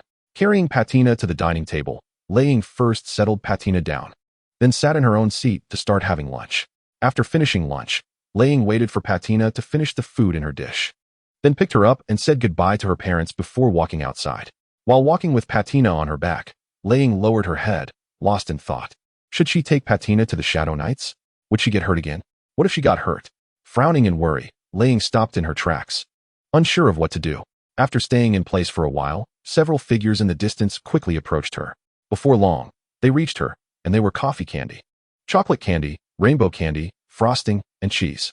Looking at the dazed Laying, Coffee Candy couldn't help but wave her front hoof in front of her eyes, but still got no reaction. Tilting her head in thought for a moment, Coffee Candy grinned and walked over to Laying, quietly taking Patina off her back, then pretended to mimic Patina's voice and let out a dramatic scream. The scream startled Laying, who hurriedly looked around for Patina. After searching for a while, suddenly, Patina was presented to her in a pair of hooves. Relieved, Laying joyfully embraced Patina, gently stroking her hair and protecting her in her arms. Observing Laying's actions, Coffee Candy unexpectedly exclaimed, Hey, Laying looks just like a mom. Hearing Coffee Candy's words, Chocolate Candy pondered for a moment, then agreed. Yeah, she does look a bit like one. Rainbow Candy dismissively waved her hoof and countered, No way, it looks more like she's in love. Looking at their animated discussion, Frosting, confused, asked, Huh? What looks like a mom? What looks like love?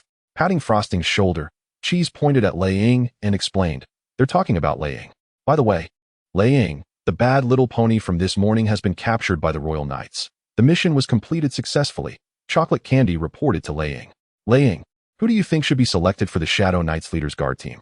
The situation this morning showed that the leader needs a team of ponies for protection. Rainbow Candy suggested, looking at Laying. Laying, are you okay? Cheese looked at Laying, who seemed distracted, with concern. Picking up on something important from the chaotic voices, Laying furrowed her brows in thought for a while, then lifted her head to ask Rainbow Candy, The guard team? Nodding at Laying, Rainbow Candy explained, The guard team is the elite unit within the Shadow Knights, meant to protect the leader. Additionally, since the opponent has the ability to weaken unicorns and prevent them from using magic, I think the guard team should mainly consist of Pegasus and Earth ponies, paired with a few unicorns with outstanding magical abilities to maximize protection for you, Laying. After hearing Rainbow Candy's words, Laying was silent for a moment, then raised her head and asked, So can the guard team protect Patina? Huh. After a moment of surprise, I looked at Lightning and thought for a moment before raising my head to explain, This probably won't work. The guard team is meant to protect the most important characters in the team. The Royal Knights guard team is for protecting the princesses, and the Shadow Knights guard team should be for protecting the leader, which is you. However, Lightning looked at Rainbow Candy with a pitiful expression and pleaded, I'm so scared that Patina will get hurt. Seeing Lightning like this, Rainbow Candy was a bit swayed.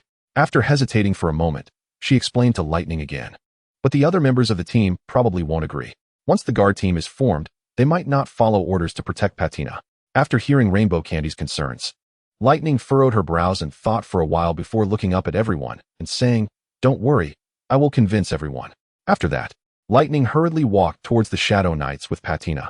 Coffee Candy looked at Lightning's back and anxiously said to the others, Do you think Lightning will take a tough stance like she did with that little pony who hurt Patina? Chocolate Candy swallowed hard and said with a shiver, That's quite possible, especially if it's for Patina. With unease, everyone quickly followed Lightning. After making her decision, Lightning couldn't wait to speed up, gradually leaving the others far behind. Watching Lightning's figure disappear into the distance, everyone hurriedly ran towards the base. Upon reaching the entrance of the passage, Lightning stopped, looked down at Patina in her arms, and after a moment of contemplation, she resolutely walked into the passage. Seeing Lightning enter the passage, everyone rushed in after her, trying to catch up and stop her from doing anything extreme. Stumbling through the passage, they finally arrived at the hall. Looking at Lightning walking step by step up to the podium in the distance, everyone hurriedly squeezed towards the front of the podium, hoping to stop her before she said that crucial sentence. However, Lightning had no idea what they were thinking at that moment. She was fully focused on Patina and didn't notice Coffee Candy and the others' actions at all. Facing the eager crowd in front of the podium, Lightning nervously cleared her throat and, gathering her courage, spoke up. "Hello everyone, I am Lightning, your leader. I am very happy to be your leader. And I am grateful that you all can join the Shadow Knights. Let's work hard together for the peace and stability of Ponyland." Hearing Lightning's speech, Coffee Candy and the others were momentarily confused. Wasn't she supposed to ask everyone to protect Patina? How did it turn into a normal speech for the establishment of the Night Team? Were they overthinking it? However, amidst the enthusiastic cheers around, Lightning cleared her throat again and continued, "Additionally, there are some things I need to clarify."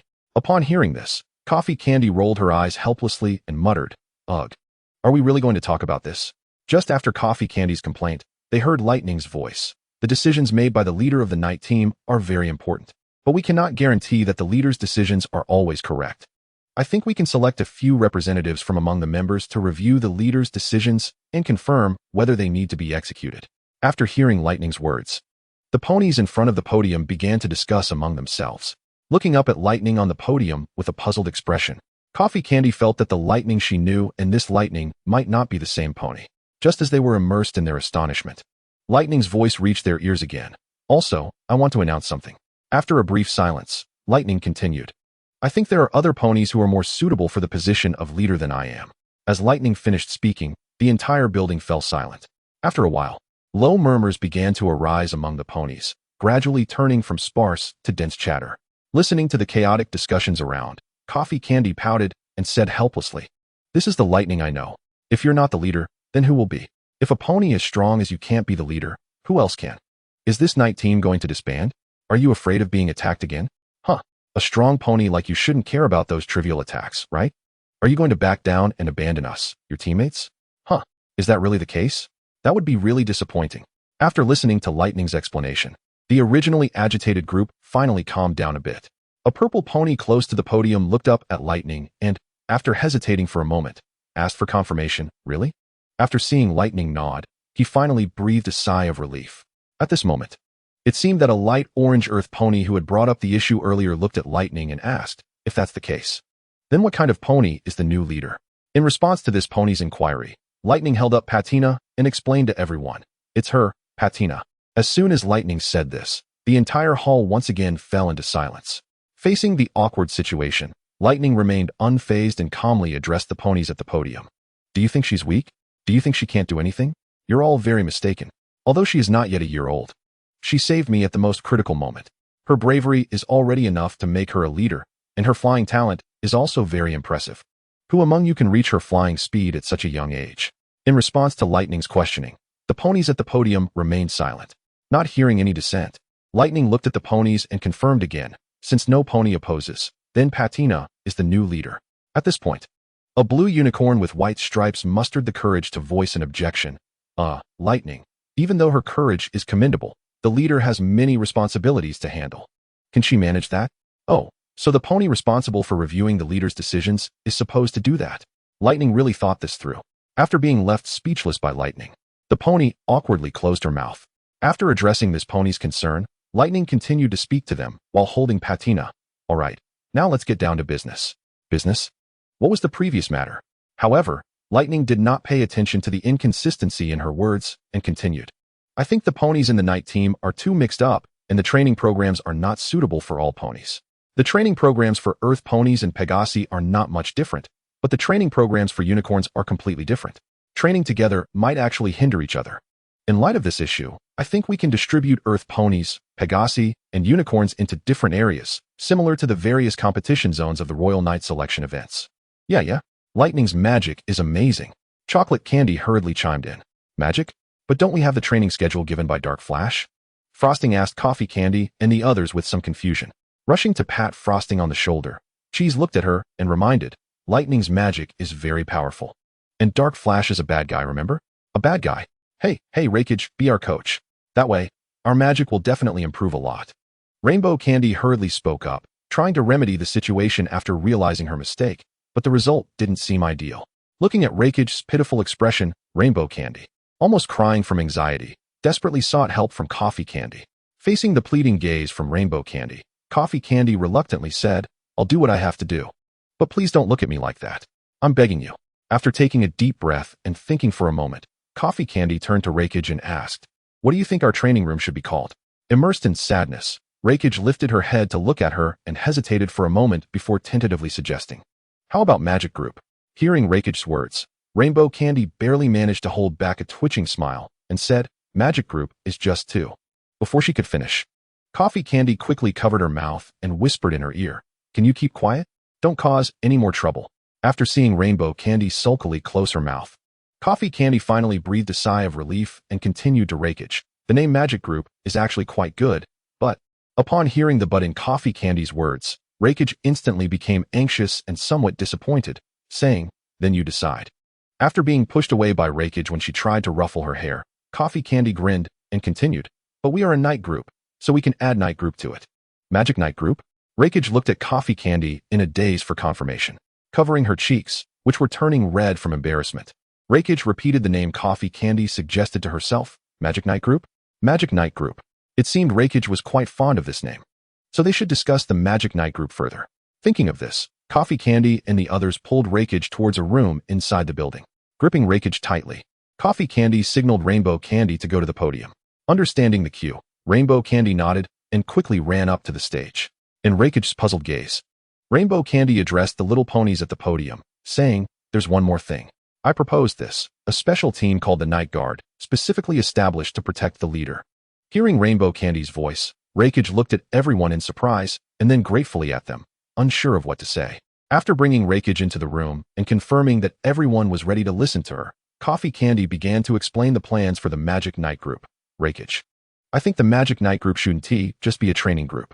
Perhaps we can make it a branch of the Shadow Night Group to carry out missions separately. Just as Coffee Candy finished speaking, a childish voice suddenly piped up, Huh? What is everyone talking about? I don't understand. Following the voice's source, everyone's gaze landed on Patina, who was in Rakage's arms.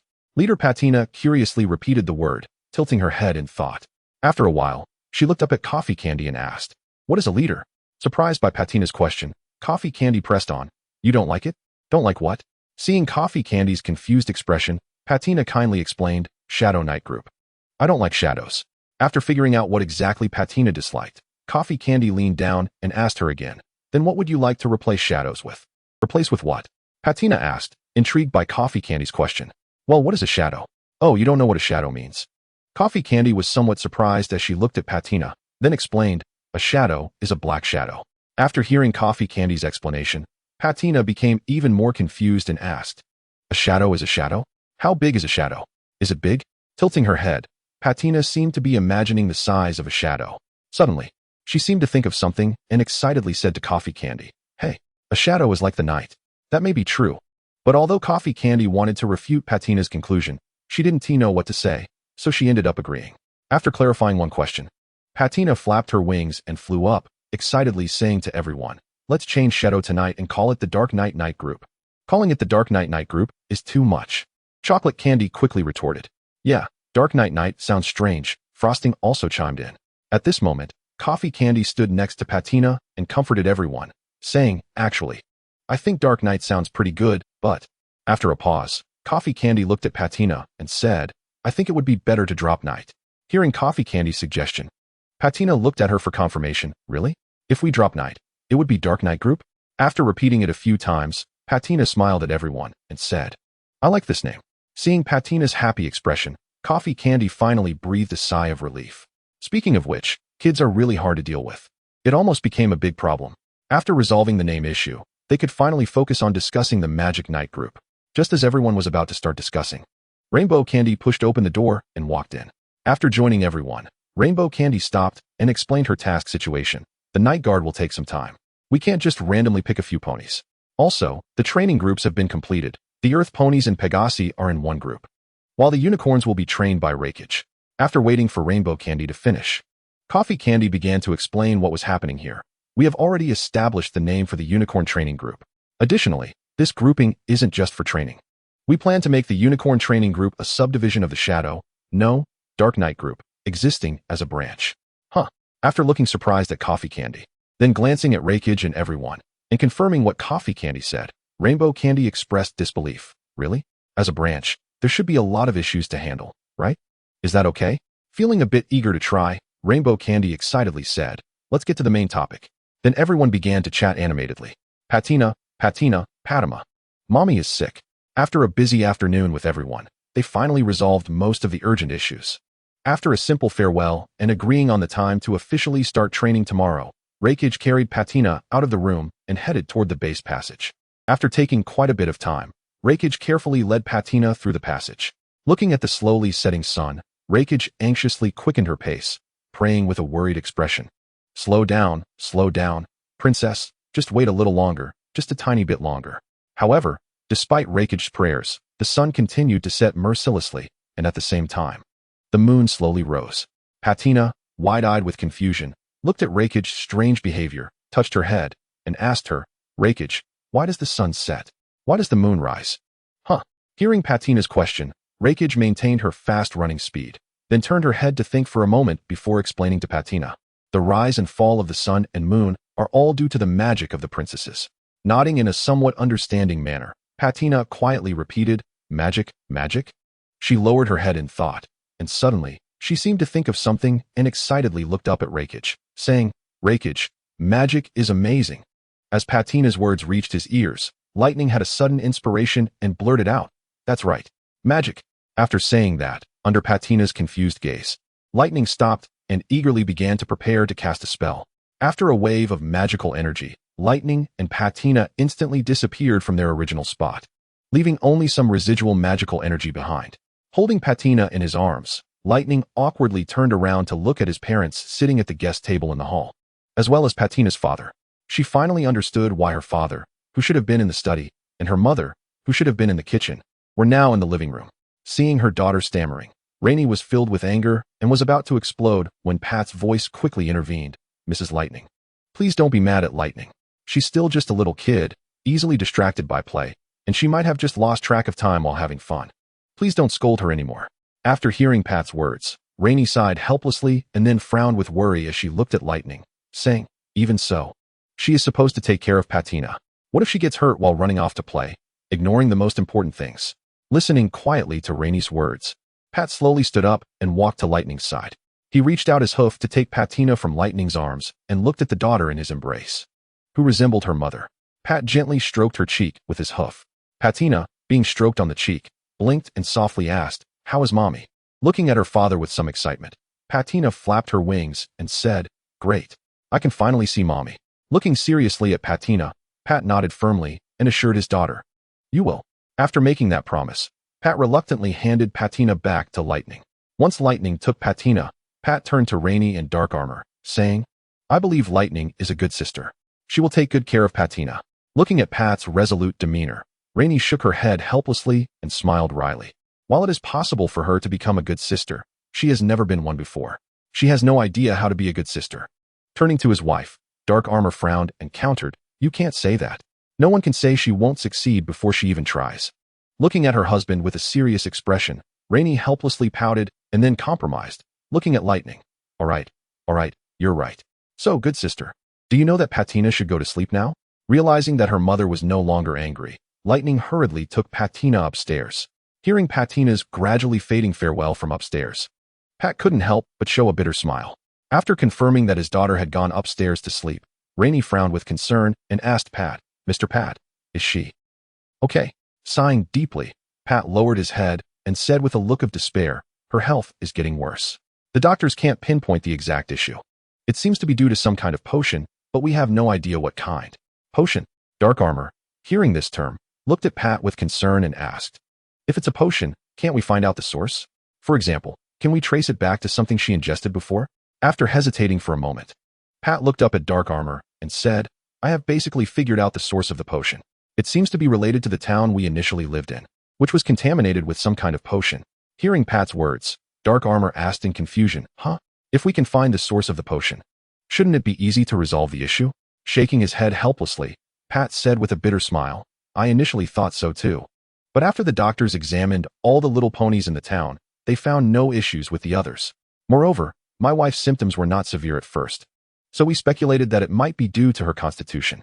She wasn't adapting well to that town's environment, so we moved here to recover in a better environment.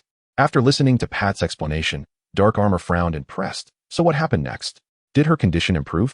Gently shaking his head, Pat said, at first, there was some improvement. But then her condition worsened, especially after she gave birth to Patina. She became extremely fragile. Seeing Pat's somewhat desperate expression, Rainey worriedly asked, is there really no way to help her? Trying to lift his spirits. Pat took a deep breath and looked at Dark Armor and Rainey to share his plan. There is still a way. I plan to go to Canterlot and ask the princesses for help. Upon hearing Pat's plan, Rainey couldn't help but feel worried, frowning as she reminded him. But the princesses have many matters to handle, right? Will you really be able to see them? Dark Armor, listening to Pat's words, nodded in understanding and then assured him, please be sure to succeed. Also, Tina and I will take care of her, comfortingly ruffling his wife's hair. Dark Armor picked up his still worried wife and headed toward the bedroom. He gently placed her on the bed and affectionately comforted her. All right, go to sleep. Everything will be all right. We have to take care of Tina and the two little ones tomorrow. There will be a lot to do. After hearing her husband's words, Rainey gently nodded and slowly closed her eyes. Tenderly holding his wife in his arms, Dark Armor closed his eyes and contemplated the work for the next day.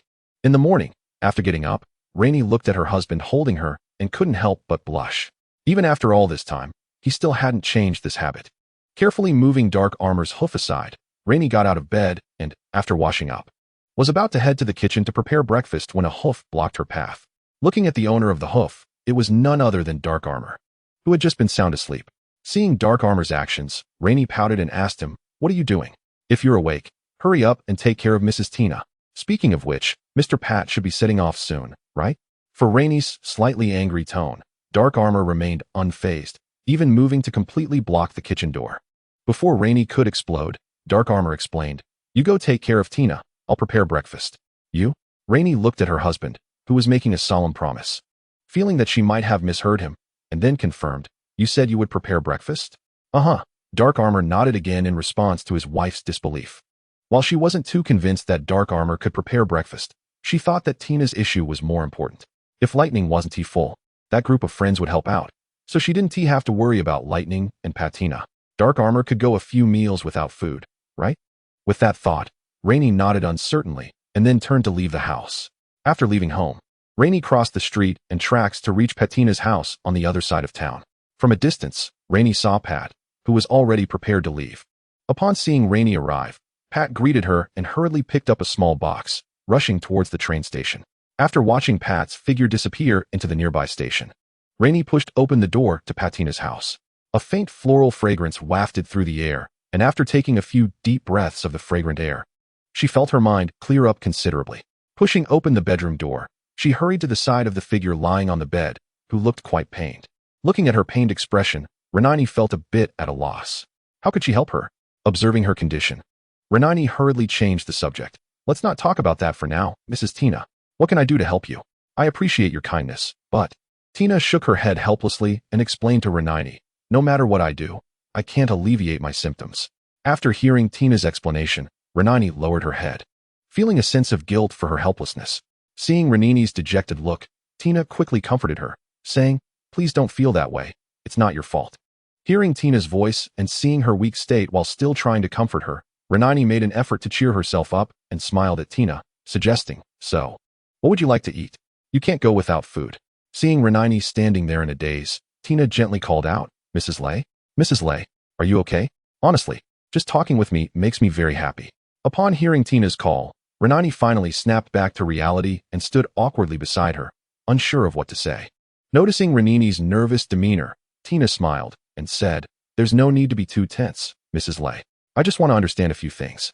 After Renani nodded in agreement, Tina immediately asked, what kind of pony is your husband? Huh. Faced with the sudden question, Renani was caught off guard. After a moment of surprise, she started to think about how to respond, saying, dark armor. Well, how should I put it?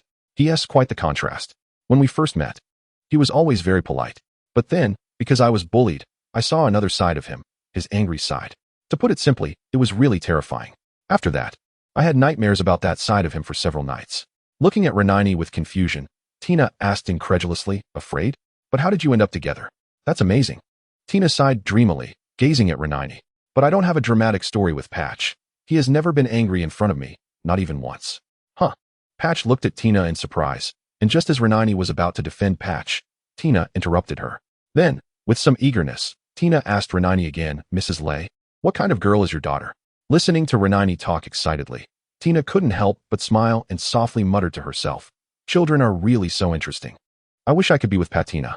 Hearing Tina's self-talk, Renani panicked and stopped her narration, leaning closer to Tina to comfort her. Don't worry.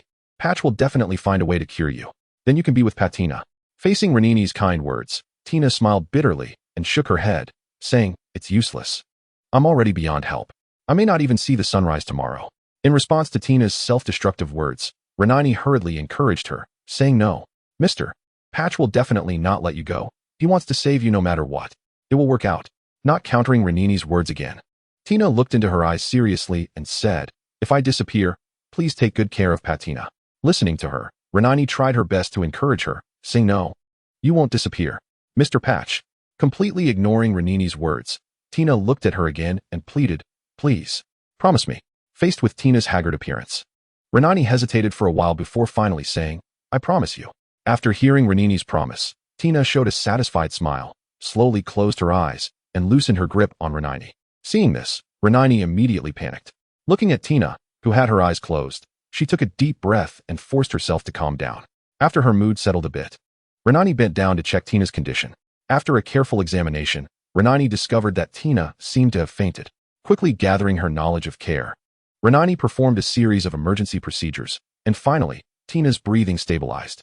Exhausted, Renani stumbled and fell to the ground, then struggled to get up and observe Tina's condition to prevent a recurrence of what just happened. Carefully replacing the hoof that Patina had been resting on with a pillow, Renani jumped down from the bed, glanced at the still sleeping little one, and then smiled as she left the bedroom, gently closing the door behind her. Gently picking up the newly awakened Patina from the bed, Renani took her downstairs, softly wiping her cheeks. After a little busying about, Patina's washing routine was finally completed. After finishing everything, Renani brought Patina to the dining table. After carefully settling Patina in her seat, Renani also sat down in her place, waiting for breakfast to start. However, after waiting for a while, the expected food still did not appear. Looking up at Patina's pitiful expression, Renani quickly raised her hoof to rub her head and softly reassured her, don't worry, Patina, breakfast will be ready soon. I'll go see what's going on. With that, Renani stood up and walked toward the kitchen. Arriving at the kitchen door, seeing the door tightly shut and the smoke and strange smells seeping out from the cracks, Renani felt something was very wrong. After hesitating for a moment, urged by Patina's pitiful gaze, Renani raised her hoof and pushed open the tightly closed kitchen door. As the door slowly opened, a strong wave of smoke mixed with a strange smell rushed toward Renani, who was momentarily overwhelmed by the smoke. Seeing Renani suddenly disappear into the smoke, Patina flew over in a panic, desperately flapping her wings and trying her best to disperse the smoke. After an unknown amount of time, panting heavily, Patina was scooped up into the embrace of a pair of gray hooves. Looking up at the unfamiliar face of the pony holding her, she showed no signs of fear, as the feeling of being held by this pony was just like being held by Sister Renani. At that moment, the pony holding Patina looked angrily at the center of the smoke, where a vague figure stood, saying, Dad, what on earth are you doing? Where's Mom? Why are you the one making breakfast? Waiting coldly for his father to finish speaking, Renani controlled her magic to disperse the smoke around her. After looking at the piles of unknown objects behind dark armor, she walked outside while explaining, Dad, I have things to do. I'll take care of breakfast, lunch, and dinner myself, so you don't need to prepare meals for Patina and me. Let's leave it at that. After complaining, Dark Armor turned to the sink, sticking out his tongue to rinse it, trying to save his taste buds, while mumbling incoherently in defense of his cooking skills. It wasn't that bad. At least I didn't blow up the kitchen this time. After rinsing his tongue, feeling the lingering taste still on it, Dark Armor left home in a daze. As he walked along, greeting the ponies he encountered, Dark Armor arrived at a bustling street. Looking at a fast food restaurant not far away, he hesitated for a while before finally mustering the courage to walk inside. sitting at the dining table, just as Anjia was hesitating whether to place an order. A little pony serving as a waiter came over. Upon seeing Anjia's familiar face, the waiter couldn't help but exclaim, "Oh?" realizing that his reaction was a bit rude. The waiter quickly cleared his throat and asked Anjia, "Sorry, what would you like to order, Mr. Anjia?" Not minding his rudeness, Anjia took the menu placed on the table corner, frowned, and began to browse through it. After hesitating for a while, Anjia finally said, "I'll have a serving of fried apple pie and a licorice salad, and also a glass of juice, but please don't add too much oil and sugar." "Got it."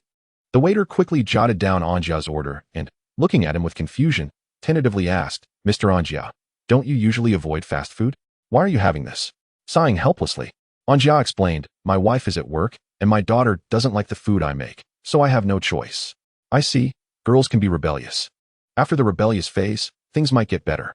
Maybe she'll end up liking your cooking," the waiter said to comfort Anjia before quickly leaving to prepare the meal. Watching the waiter's retreating figure, Anjia chuckled bitterly and whispered, "I doubt it. Even I dislike my cooking." Carrying a plate with Anjia's order, the waiter hurried back to Anjia's table, carefully placing the food down, and then stepped aside politely to ask, "Do you need anything else?" After a moment of thought, Anjia looked up at the waiter and said, "Please pack 2 children's meals for me." "All right, please wait a moment." With that, the waiter turned and walked into the back of the fast food restaurant. Meanwhile, Anjia awkwardly stared at his meal, sighing in frustration and complaining, "What am I going to do? After eating this, my stomach is definitely going to hurt for a while. I should have taken care of Mrs. Tina earlier. But I'm really not good at looking after anyone. I guess I have to make things a bit difficult for me and that girl, Rang. There's still plenty of Patina's formula left. Maybe I can use that." As Anjia pondered his countermeasures, he ate the food in front of him. After quickly finishing his meal, Anjia took the 2 children's meals handed to him by the waiter, paid the bill, and hurriedly left the restaurant, running towards home. After leaving home, Rang, looking at the dust and stains all over her, felt a bit disgusted as she arrived by the creek. After a simple wash, she used magic to dry herself off and then headed towards the base with Patina. Upon arriving at the base, Rang was somewhat surprised to see everything running smoothly and in order. Trying to calm her emotions, she turned and walked into one of the rooms in the base. Pushing open the door, she found everyone anxiously waiting inside. Upon seeing Rang, Coffee Treat excitedly rushed over and said, "Sister Rang, you're here. We've been waiting for you. By the way, when does the training for the Magic Knights begin?" Holding Patina and looking at everyone, Rang asked, somewhat confused, "The training for the Magic Knights? But are the other ponies ready for their training?" In response to Rang's confusion, Chocolate Treat explained, "The training for the other ponies has already started. The training program is based on Anjia's original program, with some excessive activities removed. It's basically quite effective." Rainbow Treat pouted and said somewhat unhappily, "Right now, it's only the Unicorn Group. There isn't an official training plan for the Magic Knights yet." Rang was clearly surprised by this situation. After thinking for a moment, she announced to everyone, "Then the Magic Knights will also start training." Looking at Rang's serious face, Coffee Treat softly asked, "Sister Rang, so what will the training program be?" After a moment of silence, Rang seemed to remember something, pulled out a card from her belongings, and placed it on the table in front of everyone. As everyone stared at the card in confusion, Rang explained, "This card is a promotional card for the Royal Knights that I found during the selection process. It outlines the training programs for unicorns, earth ponies, and Pegasi. We can follow this plan for training." "Okay." Coffee Treat nodded at Rang, picked up the card, and said to everyone, "Once everything is ready, I'll notify everyone to start training. Now, I'll go prepare. Bye." With that, Coffee Treat dashed out of the room.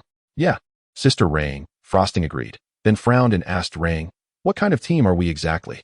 Why do we need to train? What's the purpose of all this?" Looking at everyone's puzzled expressions, Rang couldn't help but start doubting her own purpose. Why establish the Night Knights? What is all this for? To become Royal Knights, right? But why become Royal Knights? To become stronger? But why must we become stronger? To protect our parents, everyone, and Patina. If we don't become stronger. Covering her head in distress, Rang kept questioning herself. Why? But there was no answer. What is all this for? Why are we doing all this? In a state of confusion, Rang helplessly repeated these questions, but she could never find an answer. As Rang's eyes gradually began to smile and regain their spirit, everyone finally breathed a sigh of relief. After carefully examining Rang's condition and confirming that she was indeed fine, Coffee Treat reported, "Sister Rang, the preparations for training are complete, and the unicorns have already started training." Nodding in satisfaction, Rang said to everyone, "Then let's start training too." Although Rang seemed fine, Coffee Treat was still a bit worried. Frowning, she confirmed with Rang, Are you sure? Is everything really okay? Maybe you should rest for a bit. Watching Rain leave the room, Coffee Treat couldn't help but pout, muttering to herself, but I still feel something's off. Even though I don't feel that way now. Just a moment ago. Turning back to see Coffee Treat still standing there talking, Rainbow Treat loudly reminded her, hey, it's time to start training. If you don't want to miss Sister Rang's magic lesson, hurry up and catch up. Hearing Rainbow Treat's words, Coffee Treat reluctantly followed behind. The speeding train soon arrived at Canterlot. But she stepped off the train with a suitcase in hand, feeling a bit anxious as she looked around at the unfamiliar surroundings. Holding the suitcase and gazing at the crowd of little ponies in front of her, Pashi took a deep breath and squeezed her way in. After much effort, Pashi finally managed to push through the throngs of ponies. Leaving the train station, Pashi arrived at the bustling streets of Canterlot, carefully controlling her movements to avoid bumping into any other ponies as she made her way toward the distant Canterlot Castle. After a long while, Pashi finally reached the entrance of Canterlot Castle. Just as she was about to step inside, a few guards blocked her path.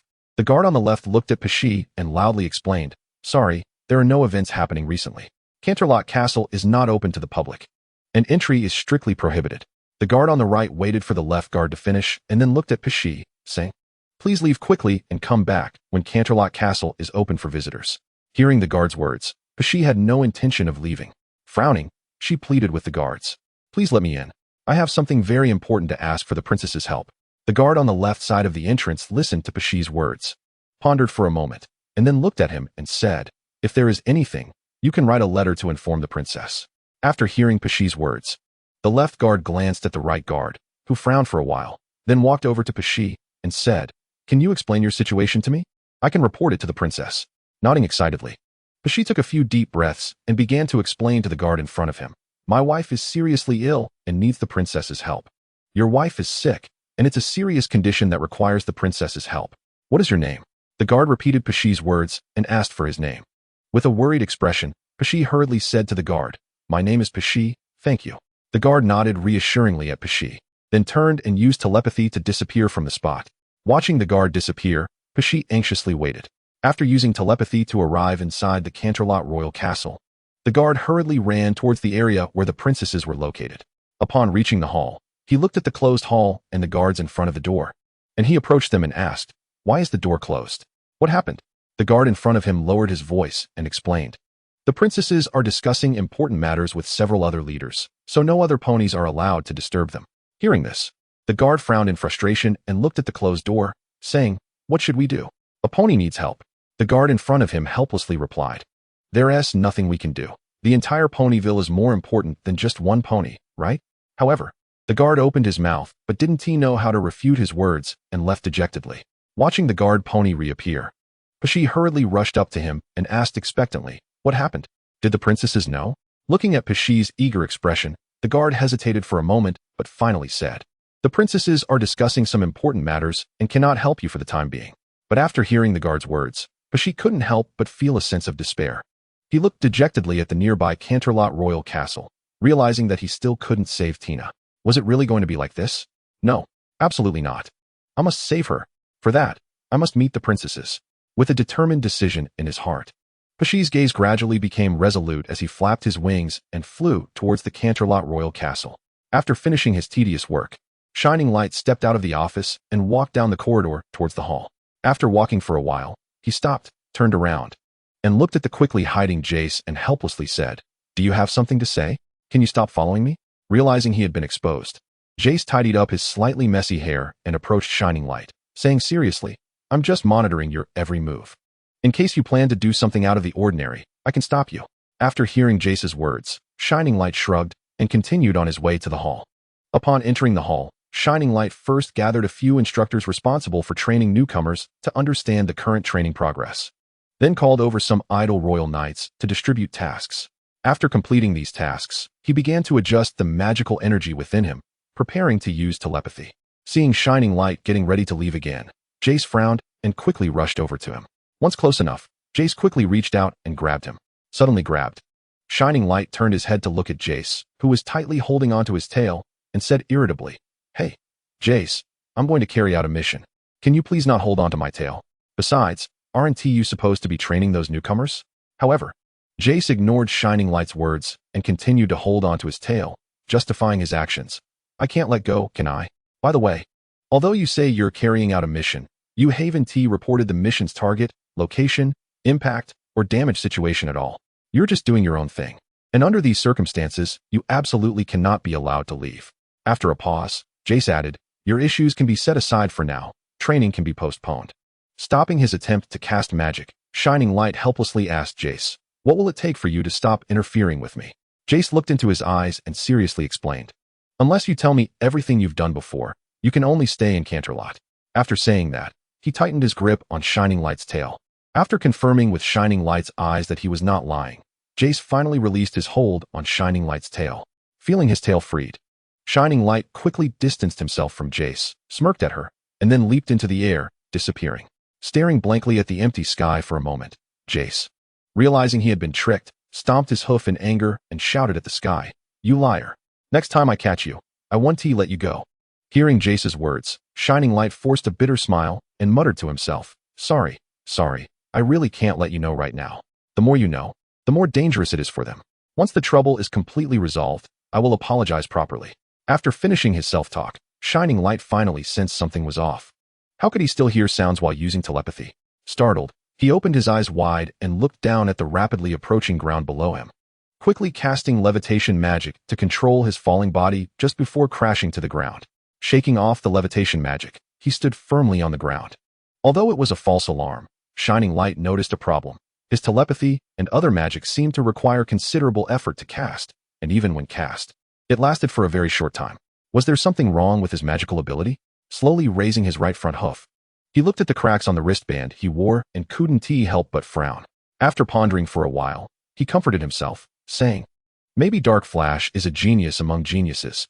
It's understandable for him to make that kind of progress. Although he said this, Shining Light's frown deepened as he examined his body and muttered to himself, but what if he isn't? What if he hasn't improved? Not continuing that thought, Shining Light adjusted his emotions, jumped powerfully into the air, and disappeared into the sky. In a daze, he occasionally heard faint sounds around him. The Royal Knights need to protect Ponyville. Our duty is to protect all of Ponyville. Sometimes, for the majority of ponies, we have no choice but to give up on the few. I'm really sorry, I can't help you. The princesses are dealing with some important matters. So I'm very sorry. No, absolutely not. There's no time left. She is waiting for me, waiting for the princess's help. She still wants to be with that child, and she hasn't even heard that child call her mom. This kind of thing, I can't allow it. But the princesses are very busy, handling a very important meeting that concerns the peace of all Ponyville.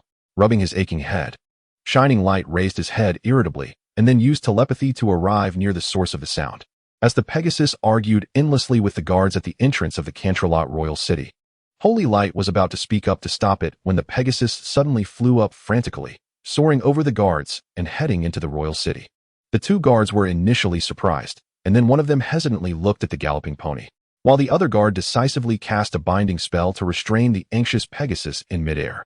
Observing the situation in front of him, the confused Holy Light finally regained his composure, quickly walked to the bottom of the Pegasus, raised his front hoof, pointed at the struggling Pegasus in the air, and ordered the guard who cast the binding spell, let him go. The guard glanced at the Pegasus in the air, furrowed his brow in thought for a moment, and then, with some concern, looked at Holy Light and said, but he wants to break into the Royal City. Holy Light looked at the guard expressionlessly and reiterated, let him go.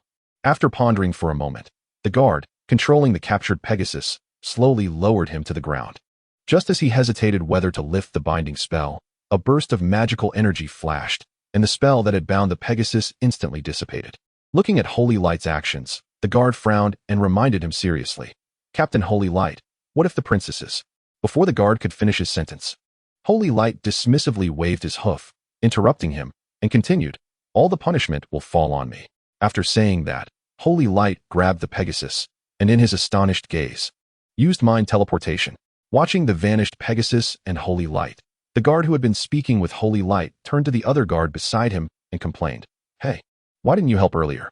If we had caught that Pegasus sooner, we wouldn't have to deal with that so-called captain. Compared to the dissatisfaction of this guard, the other guard remained much calmer, looking at the spot where Holy Light and the Pegasus had disappeared, smiling and muttering to himself. Actually, isn't this quite good? That gentleman's wife should be fine now, right? Completely unaware of the implications in his words, the guard frowned and scolded him. Isn't it because of you?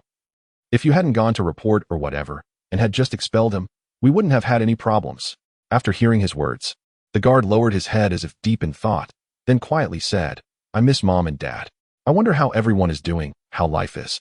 After a burst of magical fluctuation, Holy Light arrived at the front gate of the Cantrelot Royal City with the Pegasus using mind teleportation. Turning around to look at the Pegasus, Holy Light introduced himself. "Hello, I am Holy Light, the acting captain of the Royal Knights. I know a little about your troubles, but I'm not quite clear yet. Can you explain it to me in detail?" Hearing Holy Light's words, the Pegasus tried to calm down, took a deep breath, and then said, "My name is Patch. Please help me. I must see the princesses for my wife, Tina." After listening to him, Holy Light nodded in understanding and asked again, "What happened to your wife?"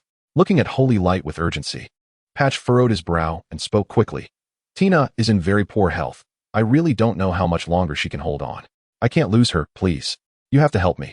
Faced with this explanation that didn't get to the point, Holy Light sighed helplessly, then walked towards the royal city, raising his right front hoof to signal Patch to follow him.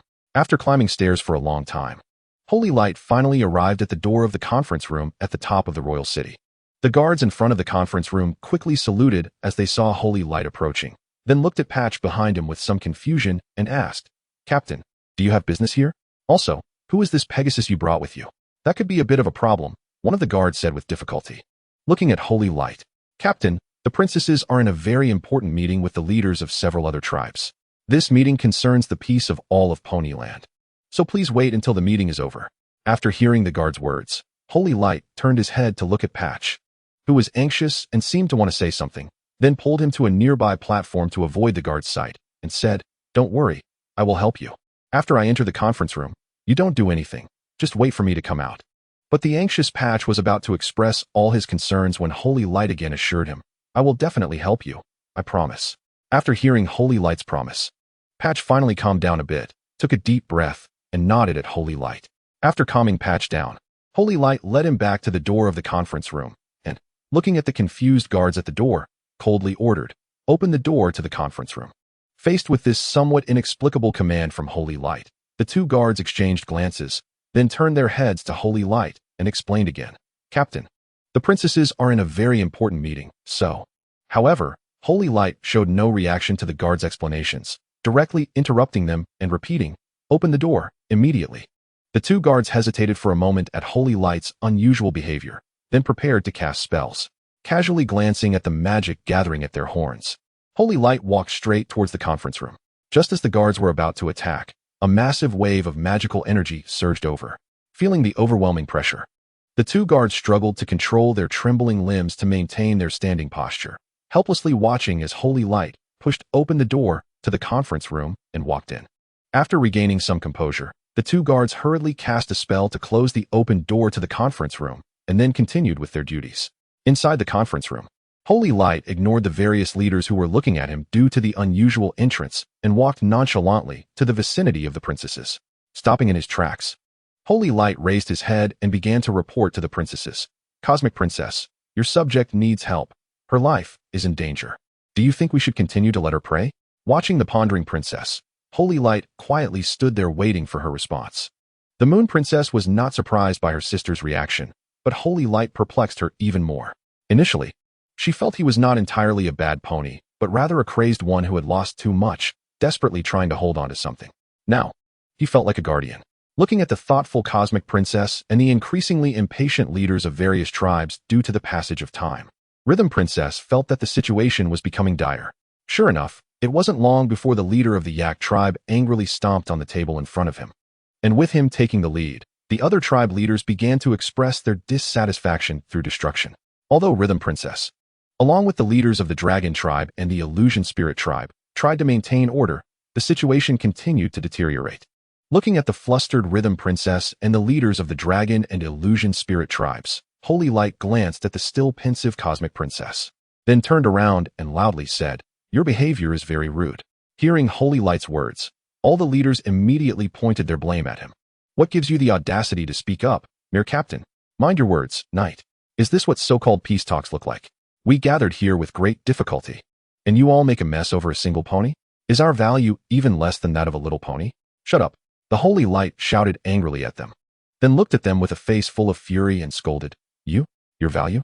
Why do you always emphasize yourselves? Compared to us who care about peace. How much thought do you put into peace?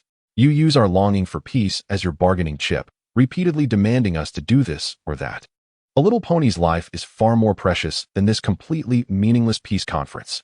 After being reprimanded by the holy light, the originally indignant leaders finally calmed down a bit. However, many leaders still stubbornly countered the words of the holy light. So what? Peace itself is built on interests. In the end, it's just an excuse for giving up, right?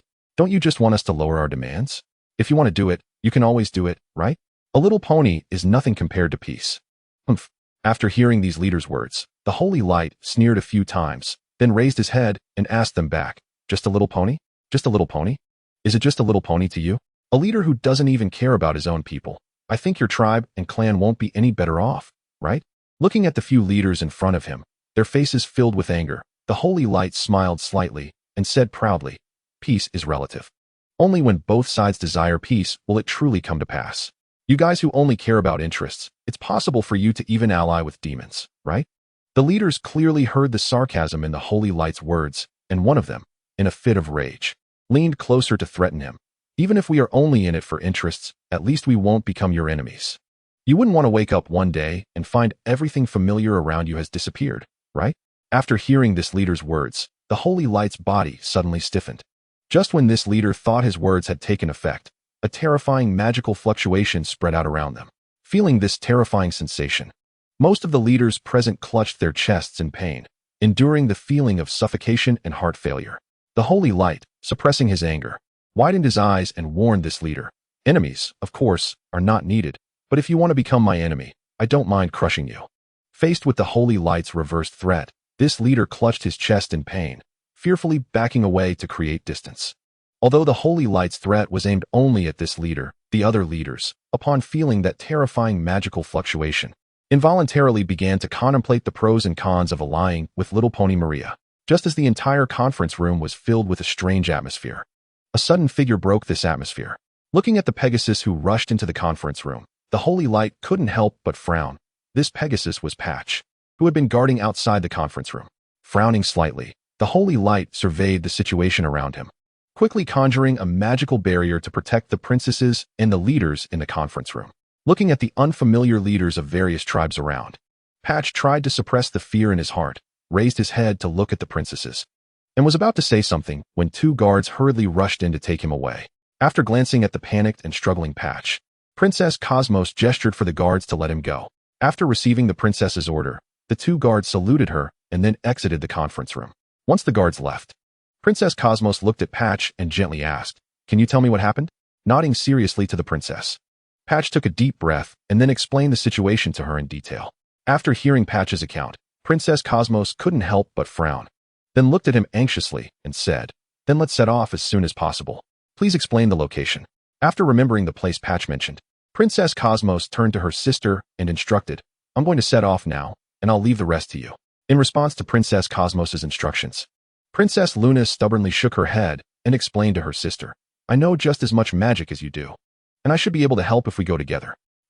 Nodding seriously at Princess Cosmos, even though she said this, she wasn't really good at this kind of work. Just as Princess Rhythm was feeling troubled, a purple figure flew to her side. Upon closer inspection, it turned out to be Ziyue. Both Princess Cosmos and Princess Luna were very happy to see Ziyue, but since they still had things to do, they only exchanged simple greetings before setting off. After watching the princesses leave, the holy light left the conference room with Patch, his face stern.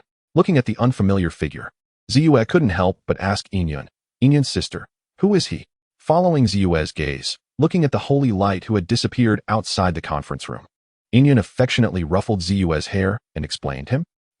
He seems to be the new leader of the Royal Knights." Surprised, Ziyue raised her head to look at Inyun and confirmed, "The leader of the Royal Knights? What about Mr. Lijian?" After thinking for a moment, Inyun explained to Ziyue, "Lijian seems to be injured. Let us not talk about that topic anymore. There is still a lot of work to do, so let us get started." Nodding obediently to Inyun, Ziyue took a deep breath and then began to busy herself alongside Inyun.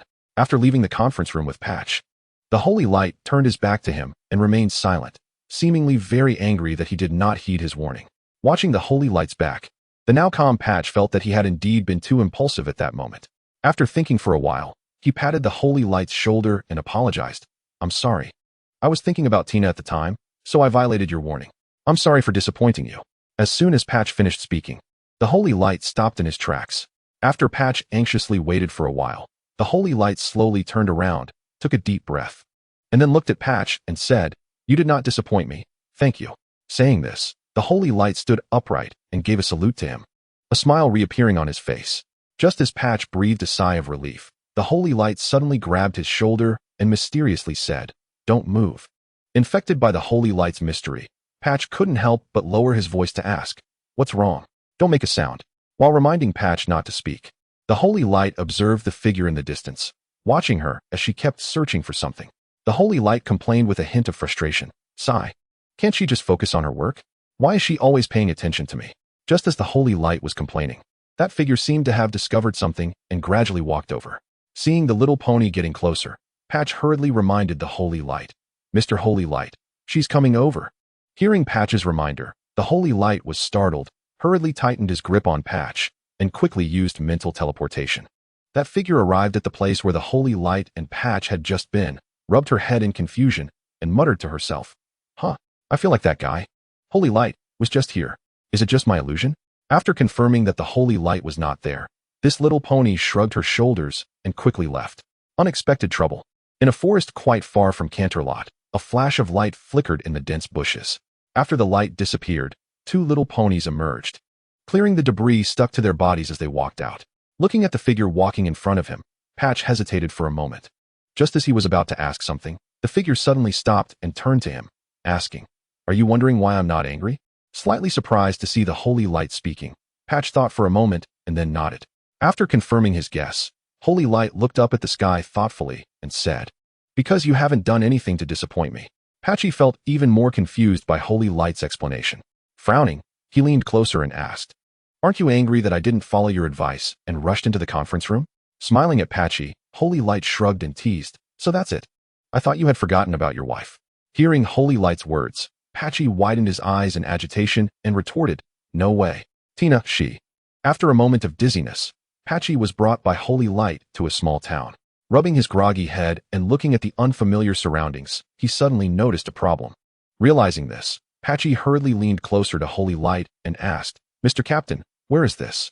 Staring blankly at the surroundings, Holy Light's mind was in a mess. Earlier, he had hurriedly used a mental teleportation to divert Patchy's attention and had not figured out their location at all. Looking at Holy Light in disbelief, Patchy frowned and confirmed again, You don't know? Seeing Holy Light nod, Patchy was completely confused. Although he wasn't a unicorn, he knew a bit about magic. Wasn't mental teleportation supposed to transport directly to the destination? Wait, something important seemed to have been overlooked. Thinking of this, Patchy tilted his head and carefully examined Holy Light's head for a while before exclaiming in surprise, You don't have a horn. In a fluster, Patchy pulled Holy Light's head closer to him, and despite Holy Light's unwillingness, Patchy, with a serious expression, searched through his hair. After a frantic search that attracted a crowd of onlooking ponies, Patchy still couldn't find what should have been there. Releasing Holy Light's head, Patchy opened his mouth to say something but couldn't make a sound. With half-closed eyes, Holy Light casually tidied his hair and then asked, Did you find something? Facing Holy Light's nonchalance, Patchy was almost in tears, stuttering as he pointed at Holy Light and repeated, Horn, no horn. Holy Light, with a calm expression, shrugged and then cast a small spell. But you can still cast spells. Watching Holy Light's actions, although it was a fact, it was still hard to believe. After hearing Holy Light's introduction, the ponies who had originally approached out of curiosity suddenly became enthusiastic, eagerly surrounding Holy Light and asking their questions. Excuse me, Captain. How do you use magic? You seem so impressive, Captain. Acting Captain? What happened to the original Captain? Captain, do you need help? Don't trouble him. In the next moment, Holy Light, along with Patchy, suddenly appeared in another unknown place, which seemed to be on a mountain. Releasing his hold on Patchy, Holy Light opened a map to estimate where he had teleported to. Listening to Holy Light's explanation, Patchy felt increasingly irritated, looking at him with anger and raising his hoof. He exclaimed, You liar. As soon as he finished speaking, Patchy's hoof came crashing down on Holy Light's face, rubbing his painfully throbbing cheek. Holy Light looked at Patchy in confusion and asked, What's wrong? You jerk. Looking at Holy Light's indifferent expression made Patchy even more furious, and he swung his hoof at Holy Light again. Feeling inexplicably hit several times, Holy Light couldn't help but warn Patchy, "Stop. Are you crazy?" However, facing Holy Light's warning, Patchy had no intention of stopping. Still furious, he approached him. While dodging Patchy's attacks, Holy Light warned again, "Hey, if you keep this up, I won't hold back." Watching Patchy, who continued to advance and ignore his warnings, Holy Light gritted his teeth and cast a spell. Seeing Patchy, who was still struggling and shouting despite being restrained by magic, Holy Light helplessly rubbed his forehead and asked, "Hey, what's wrong with you? Why are you hitting me? You know what you did." Looking at Holy Light's feigned ignorance, Patchy was filled with rage. Hearing Patchy's incomprehensible words, Holy Light rolled his eyes helplessly and then asked him again, "I really don't know. Can you tell me? Please." "You." Glaring at Holy Light, Patchy loudly scolded him. "Don't know? Don't know? You say you don't know about something you just did? You, who deceived the children, still say you don't know. Scum. You. How did I become scum? Who did I deceive?" Listening to Patchy's evaluation of him, Holy Light was truly at a loss whether to laugh or cry. Looking at Patchy, who was so adamant, Holy Light thought for a moment and then adjusted his emotions to say, "Just tell me, when judging a criminal, you have to list their crimes first, right?" After hearing Holy Light's words, Patchy hesitated for a moment, then nodded and said, "Your crime is deceiving the little ponies who trust you, especially since there were some children present at the time, making it even more serious." Holy Light looked at Patchy, who was speaking earnestly, and asked tentatively, "Can you explain the details of the crime?" Glancing disdainfully at Holy Light, Patchy continued, deceiving them while also answering their questions. Releasing the magic that bound Patchy, Holy Light waved his hoof nonchalantly and said to the blushing Patchy, all right, I'm not angry." Looking at the red-faced Patchy, Holy Light lightly patted his shoulder and smiled, saying, "Don't worry, the princesses will be fine. You and your wife will be able to reunite with your daughter soon." Gratefully looking at Holy Light, Patchy expressed his thanks, saying, "I sincerely apologize for my rudeness earlier. And thank you very much for your words." Hearing Patchy's words, Holy Light grasped his shoulder and said, "You don't need to use honorifics when addressing me. I'm really not used to it. Just call me normally." "All right, the misunderstanding is cleared up. Now let's set off." After stretching, Holy Light reminded Patchy. Although the misunderstanding was resolved, Patchy felt very awkward looking at Holy Light's swollen cheek. After hesitating for a moment, he still asked Holy Light, "Captain Holy Light, is your cheek all right?" Pretending to be relaxed, Holy Light waved his hoof and pointed to the protective bracelet he was wearing, saying, "Don't worry. This bracelet can solve many problems." After saying that, he tapped on the bracelet with his left hoof. As the bracelet emitted a soft glow and began to operate, Holy Light's swollen cheek returned to normal in no time. Not paying attention to Patchy's surprised expression, Holy Light grabbed him and used mental teleportation again. Rushing home in a hurry, Patchy was eager to see his wife's healthy appearance. Pushing open the door and walking through the hallway, he arrived at the bedroom door. Looking at everyone in the bedroom, Patchy felt confused and glanced at the two princesses. Seeing their furrowed brows, he already guessed the outcome. Straining to squeeze out a smile, Patchy walked heavily towards his wife. After reaching his wife's side, Patchy bent down and leaned against the bed, quietly gazing at Tina. The Cosmic Princess looked at Patchy's sorrowful expression, opened her mouth, but in the end, said nothing. She turned around and walked out of the bedroom with Princess Luna and Rainy. Looking at Patchy's face filled with despair in the bedroom, the Cosmic Princess sighed and then used magic to close the door. After an unknown amount of time, Saint Light pushed open the half-closed door and walked in. Seeing the two princesses frowning in the room, he looked around in confusion and then asked the princesses, "Your Highnesses, how is the situation? Has Tina recovered?"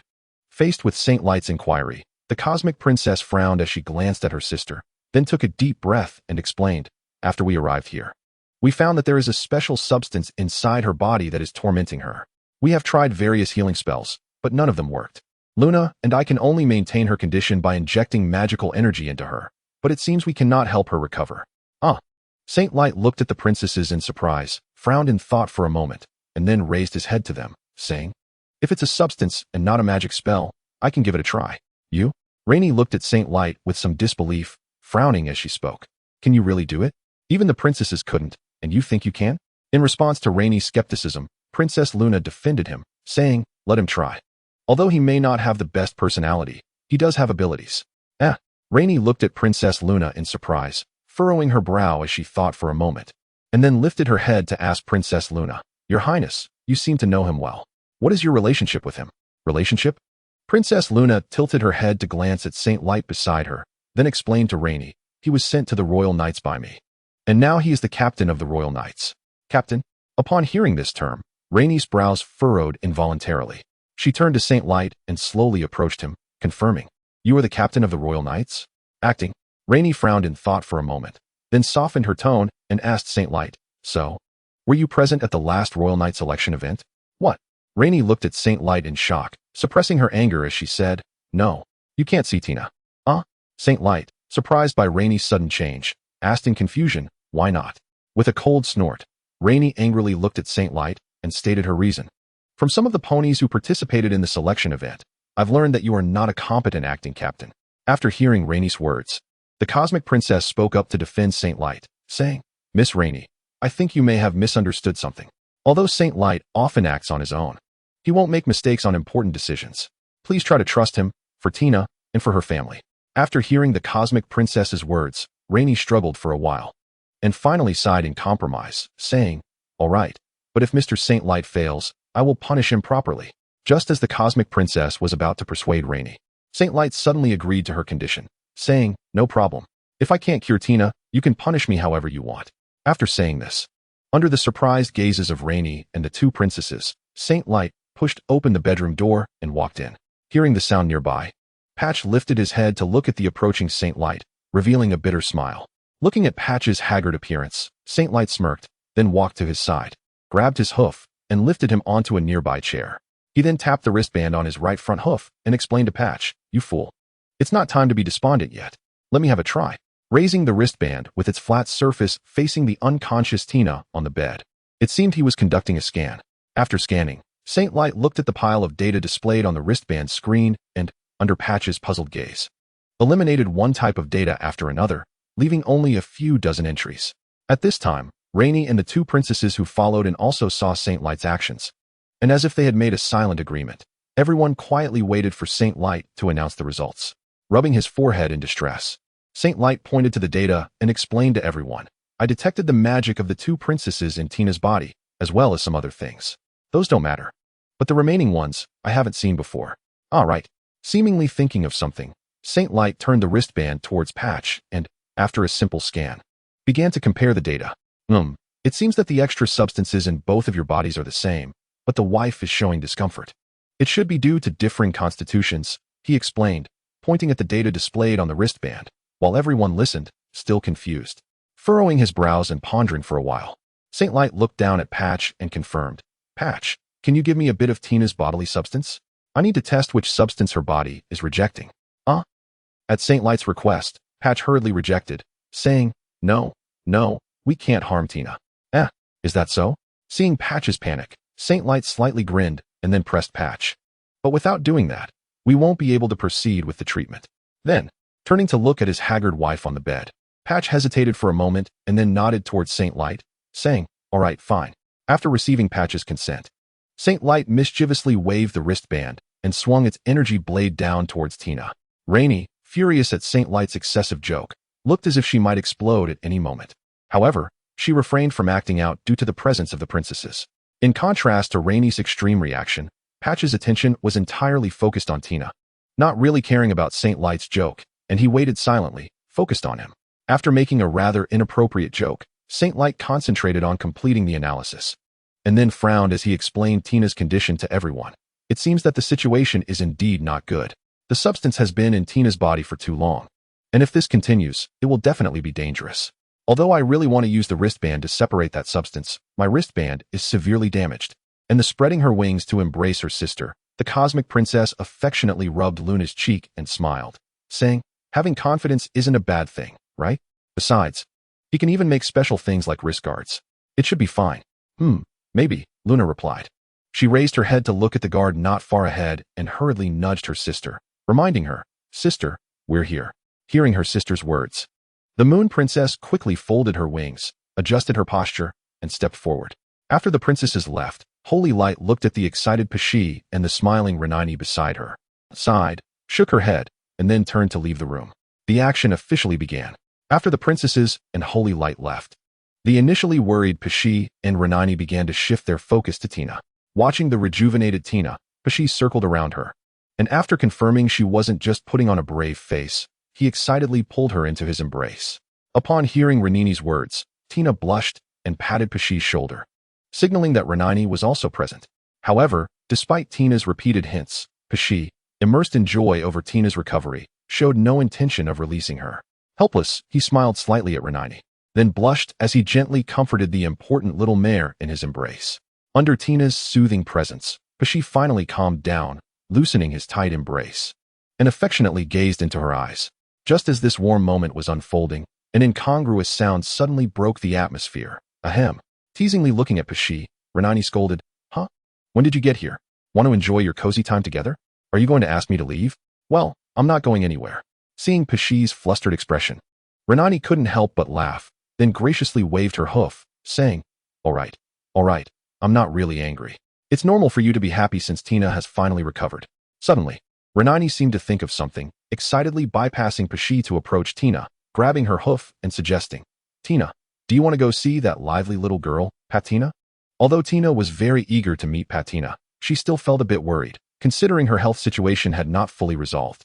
She shook her head and declined Renini's suggestion, saying, "Wouldn't that trouble you? Let's wait for another time." Looking at Tina's hesitant expression, Renini smiled and shook her head, saying, "Not at all. Compared to a lively little girl, a couple is no problem at all." Pesci listened closely to the discussion between Tina and Renini. He understood his wife's concerns, but he also knew how much she wanted to see Patina. After a moment of hesitation, Pesci took a deep breath, walked over to Renini, and said in agreement, "Tina, let's go see her. Patina is looking forward to seeing you too." Subsequently, with the joint persuasion of Renini and Pesci, Tina ultimately chose to compromise and half-heartedly followed Renini and Pesci to Renini's doorstep. Pushing open the door, Renini cheerfully shouted into the house, "Shadow, bring Patina down quickly. Patina, your mom is here." After Renini's call, Tina and Pesci looked expectantly at the staircase, waiting for that figure. However, after quite a while, there was no movement from the staircase, not even a sound of footsteps. Turning back to face the puzzled looks of Tina and Pesci, Renini awkwardly smiled and then hurriedly dashed upstairs. After Renini left, Pesci glanced at the somewhat dejected Tina, pondering whether to comfort her when the door to the room near the stairs opened, and a figure slowly emerged. Seeing this figure, Tina instantly perked up and excitedly ran toward it. Watching Tina rush over, Pesci hurriedly followed, but Tina suddenly stopped in her tracks, quickly arriving beside Tina. He looked at the figure and realized it was Mr. Dark Armor. After briefly greeting Dark Armor, Pesci turned to his wife, only to find her with tears in her eyes, stammering and pointing at Dark Armor, saying, "Who are you? Where have you hidden my Patina? Give her back to me." Looking at Dark Armor, who seemed confused, Pesci was contemplating how to explain when Renini suddenly dashed down the stairs, leaping over the stair railing. Renini landed deftly on Dark Armor, then pressed her hoof against his cheek, angrily questioning, "You jerk. Did you make Tina cry? I didn't do anything." Dark Armor protested, trying to prove his innocence despite being pinned. Although Renini didn't clearly hear his explanation, she seemed to instinctively believe Dark Armor was innocent. She released her hoof from his cheek and quickly approached Tina to comfort her, gently grabbing Dark Armor. She quietly slipped into a corner and said to her husband in a low voice, "Tina wanted to come see Patina. By the way, this is all your fault. Why didn't you keep an eye on Shadow and Patina at home?" Stealing a glance at Tina to confirm she wasn't paying attention, Dark Armor began to explain. "Keep an eye on them? Are you joking? Do you really think those two energetic little girls would stay at home? By the way, has Tina's health recovered? If she has, it would be rude not to congratulate her." As he spoke, Dark Armor began to step toward Tina. Faced with his wife's nonsensical threat, Dark Armor furrowed his brow, confusedly asking Renini, Not going to congratulate her? Why not?" Looking at her husband's puzzled expression, Renini pondered for a while and finally explained with a frown, feeling somewhat guilty, "Tina, her health hasn't recovered yet." "What?" Surprised, Dark Armor stared at his wife, anxiously gulping down a breath, and after calming himself slightly, he frowned and asked worriedly, "She hasn't recovered? Is it okay for her to be active like this?" "I don't know," Renini said helplessly, shaking her head, and tears began to flow. Seeing his wife cry, Dark Armor felt a sharp pain in his heart. With a worried expression, he pulled Renini into his embrace and stroked her hair, comforting her, "It's okay. Although she hasn't fully recovered, she should be fine for now. As long as we are careful not to stimulate her, it should be all right." But, stammering while looking at Dark Armor, it took a while for her to say a complete sentence. "I was the one who suggested Mr. Pesci bring Tina to see Patina. If it weren't for my suggestion." Thinking of this, Renani felt even more guilty. Deeply immersed in guilt, Renini's sobs grew louder, gradually attracting the attention of Tina and Pashi. They approached Dark Armor and Renani, and seeing her sobbing, Tina looked worriedly at Dark Armor and asked, Is Renani okay? Looking at Tina and Pashi, who both nodded in agreement, Dark Armor held Renani and stood in front of the guest table. After Tina and Pashi took their seats, Dark Armor finally sat down with his wife. Once seated, Dark Armor used magic to brew tea, then calmly placed it in front of each of them. Lifting the cup without spilling any tea, Tina curiously asked Dark Armor, Mr. Dark Armor, what does it feel like to cast magic? Does using magic to lift things feel tiring? After listening to Tina's inquiry, I turned my head to look at Patch, who also had a puzzled expression. Dark Armor cleared his throat and began to explain. Magic, well, how should I put it, feels different for every unicorn. I think it's like becoming omnipotent, as if everything can be controlled. At this point, Dark Armor suddenly spread his hooves and sighed, saying, however, this is all an illusion. Although magic is very convenient, it is ultimately just a form of energy, and using it requires consumption. When the magical energy is completely depleted, that feeling of exhaustion is really quite uncomfortable. Listening to Dark Armor's explanation, Patch furrowed his brows and thought for a moment before confirming with him. Is that feeling the one where your whole body feels out of control, along with a strange soreness and numbness all over? Looking at Dark Armor and Patch, who were animatedly discussing, Tina felt a bit disappointed, but seeing Patch so happy, she couldn't help but smile. Outside the building, the little ponies divided into small teams were diligently training. Among them were both Pegasi and Earth ponies, but there wasn't a single unicorn in sight. Upon entering the building, some little ponies were engaged in combat exercises. The rules of the training were that each team would try to seize the opponent's target, destroy the opponent's target, or capture the opponent's target to achieve victory, provided that they must protect their own target.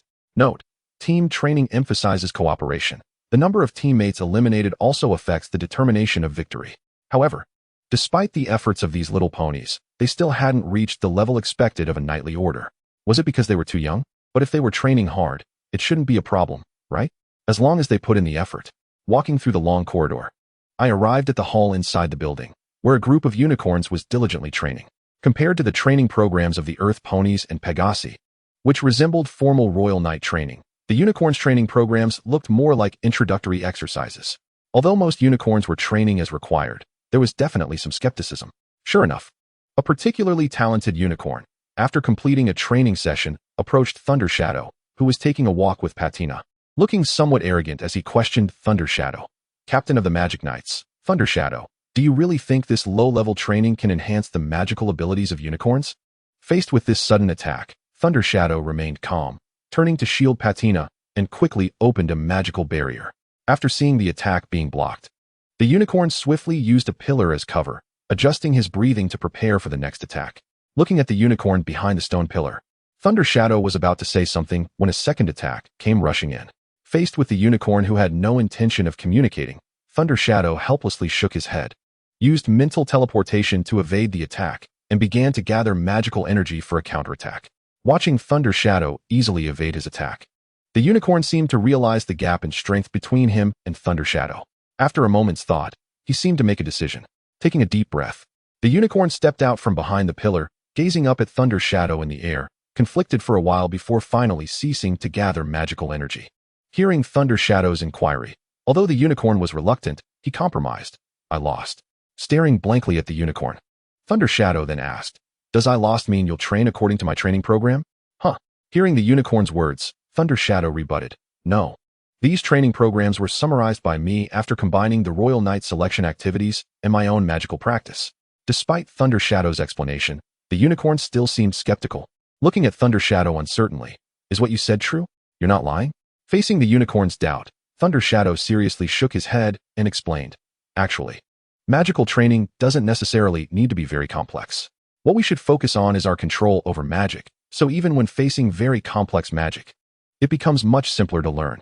Looking at the unicorn's doubtful expression, Thunder Shadow first turned to comfort Patina, who was a bit temperamental on his back, then suggested to the unicorn, you can try training first. If your magical ability doesn't improve, you can train in your own way. After weighing the pros and cons, the unicorn nodded at Thunder Shadow and then turned to walk toward the unicorn training room. After watching the unicorn's figure completely enter the training room, Thunder Shadow was about to leave with Patina when Coffee Candy and her friends suddenly appeared.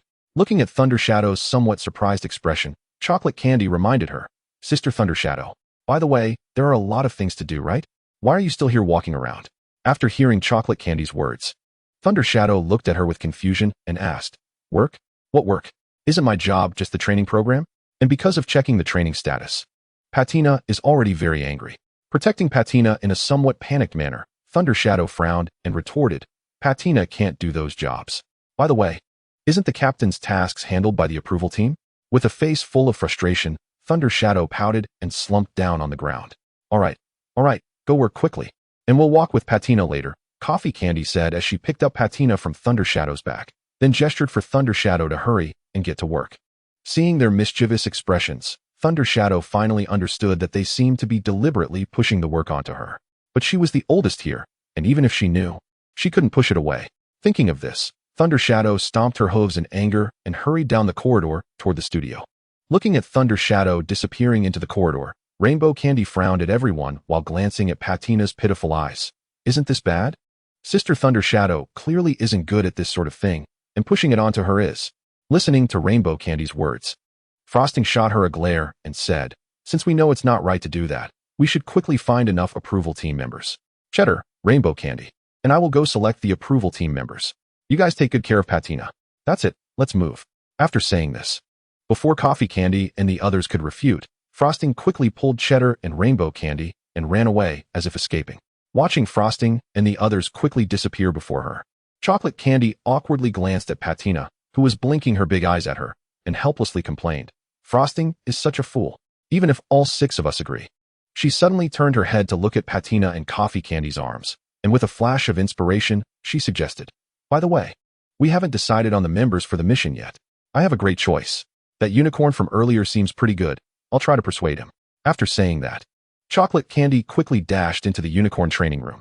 Staring blankly at Chocolate Candy disappearing into the entrance of the unicorn training room, Coffee Candy looked down at Patina, who was staring up at her with big eyes. After hesitating for a moment, she was about to say something when an impatient Patina suddenly flapped her wings, breaking free from her embrace and flying towards the studio. Arriving at the unicorn training room, Chocolate Candy looked around for that figure and finally spotted him practicing magic in a corner after a while. Strolling up to him, Chocolate Candy greeted him. "Hello? Nice to meet you. My name is Chocolate Candy, and your name is?" After hearing the sound of Chocolate Candy, the unicorn slightly raised its head and then lowered it again. Just as Chocolate Candy was criticizing the unicorn for being impolite in her heart, it suddenly lifted its head again and asked the somewhat flustered Chocolate Candy, Are you a friend of Captain Thunder Shadow?" After seeing Chocolate Candy nod, the unicorn put away the training list, stood up, and asked her again, "Is there something you need?" However, despite Chocolate Candy's explanation, the little pony remained unmoved and instead sat down again, flipping through the training items on the inspection sheet, expressionless, and said to the chattering Chocolate Candy beside him, "You can go, I need to start training." Looking at this self-righteous little pony, Chocolate Candy could no longer hold back her anger and pointed at him, shouting, "Whether you're interested or not, I'm taking you out." After hearing Chocolate Candy's firm tone, the unicorn coldly replied, "Can you do that?" As soon as he finished speaking, his body transformed into a shadow, drifting around in the air. Surprised by the unicorn's strange magic, Chocolate Candy exclaimed, "So you didn't use your full power when fighting with Sister Thunder Shadow?" Just after Chocolate Candy finished speaking, the shadow suddenly paused, and a somewhat dejected voice came out. "Even if I use my full power, I still can't defeat Thunder Shadow. She is very strong. At least much stronger than we can see." Hearing the unicorn's dejected tone, Chocolate Candy seemed to sense something and slightly raised the corners of her mouth, saying to the shadow, "If you complete the task, I will persuade Sister Thunder Shadow to have a match with you." Just as Chocolate Candy finished speaking, the shadow suddenly accelerated towards her. Facing the rapidly approaching shadow, Chocolate Candy stood there with a smile, not casting any defensive magic. After getting the unicorn's agreement, Chocolate Candy turned around to signal him to follow and walked out of the unicorn training room. Watching Chocolate Candy walk out of the unicorn training room, the unicorn murmured softly, "I hope I can have the chance to compete with you." After saying that, he hurriedly quickened his pace to catch up. Watching Chocolate Candy and a strange unicorn quickly leave in the distance, Frosting, Cheese, and Rainbow Candy, who were completing their tasks, felt somewhat puzzled and hurriedly quickened their pace to follow. At this moment, inside the studio, Thunder Shadow looked at the piles of training records in front of her, helplessly resting her chin on the table. Sighing, Thunder Shadow helplessly covered her face while resting on the table. Suddenly, The door was pushed open, and a gray shadow flew towards Thunder Shadow. In the next moment, Thunder Shadow caught the gray figure that landed on her head, gently stroking her hair. While enjoying Thunder Shadow's petting, the gray figure looked up at Thunder Shadow and asked, "Sister Thunder Shadow, will you play with me?" Although she really wanted to agree with Patina, seeing the piles of work on the table, Saint Light shook her head helplessly and refused. "Sorry, Patina. I still have a lot to handle, so." After hearing Thunder Shadow's refusal, Patina pouted and complained, "But Sister Thunder Shadow hasn't played with me all day." Thunder Shadow didn't know how to refute Patina's complaint, and just when she was at a loss, Coffee Candy's voice came from outside. "Sister Thunder Shadow, just take her to play," Coffee Candy said with a smile as she walked to the table, pushing aside the piles of documents towards Thunder Shadow. Facing Thunder Shadow's inquiry, Coffee Candy smiled and said, "Don't worry, the ponies from the approval team should come over soon." Huh. Looking at Coffee Candy in surprise, Thunder Shadow happily hugged Patina, preparing to leave. Suddenly, as if she thought of something, Thunder Shadow turned her head to thank Coffee Candy. "Then please thank everyone for me." Just as she was about to leave, she suddenly heard Chocolate Candy's voice. "Sister Thunder Shadow, wait a minute." Bursting into the room, looking at Thunder Shadow, who was suddenly called and seemed dissatisfied, Chocolate Candy awkwardly forced a smile and quickly pulled the unicorn following behind her to explain. "It's not about work. It's just that something has been resolved, and I wanted to tell Sister Thunder Shadow." "Work? Resolved?" After thinking for a moment, Thunder Shadow looked at her and confirmed. "Are you talking about the approval team's matter? If so, Coffee Candy has already told me." Shaking her head slightly, Chocolate Candy pointed to the unicorn beside her and explained, "No, speaking of which, Haven T, we've been struggling to find a suitable pony to carry out the formal task representing the Night Squad. I think this pony can take on the task." As she pointed in the direction, Thunder Shadow carefully examined the unicorn, and suddenly she looked at him in surprise. "You are that pony from before?" Slightly controlling her somewhat excited emotions, Thunder Shadow took a deep breath and asked him, "Are you confident you can complete the task?" Just as Thunder Shadow was unsure of what to say next, Chocolate Candy continued her words, "You go prepare first. The list of task objectives and precautions will be organized and handed to you." The sun slowly moved, and the light gradually faded, while the gray night slowly crept in. After getting home, looking at her mother standing in front of her, Thunder Shadow stammered for a while before finally saying a complete sentence, "I'm sorry." Trying hard to dodge her mother's piercing gaze, Thunder Shadow seemed to be warning herself, repeatedly saying, "No, no, that's a secret with everyone." Accompanied by Thunder Shadow's constant repetition, Dark Armor walked in with a pout, looking at Thunder Shadow and asking, "Did you say it yourself? Or should I say it for you?" Seeing her daughter trembling and biting her lip in fear, Dark Armor couldn't bear to say it, but under his wife's pressure, he had no choice but to comply. Thunder Shadow girl, she was with Patina. Listening to her father's words one by one, Thunder Shadow felt a wave of dizziness. If it weren't for her effort to protect the nervous Patina in her arms, she would have already collapsed. Although he was quite heartbroken for his daughter, and I looked at his wife pleadingly, begging her to spare him and their daughter, but she still maintained a stern face, signaling Dark Armor to continue. "Is that all?" With a helpless sigh, Dark Armor continued. "Playing by the creek got wet and didn't dry off in time. Playing in the woods, couldn't refuse Patina to climb a tree. Almost didn't catch her when she fell, and then they chased each other near a pile of stones by the swamp where there were many dangerous animals, leading to her hoof being sprained and various other prohibited dangerous behaviors, such as stealing honey, got stung twice by bees. Stealing apples, got caught by the ponies in the orchard and had to apologize and be reprimanded. Digging holes, collapsed a groundhog's home and got chased. And using magic indiscriminately, various troubles, got rained on by angry Pegasi with rain clouds, and punished to clean up all the colors they spilled." Staring blankly at her father as he went on and on, Thunder Shadow tilted her head in confusion and asked, "Is that all?"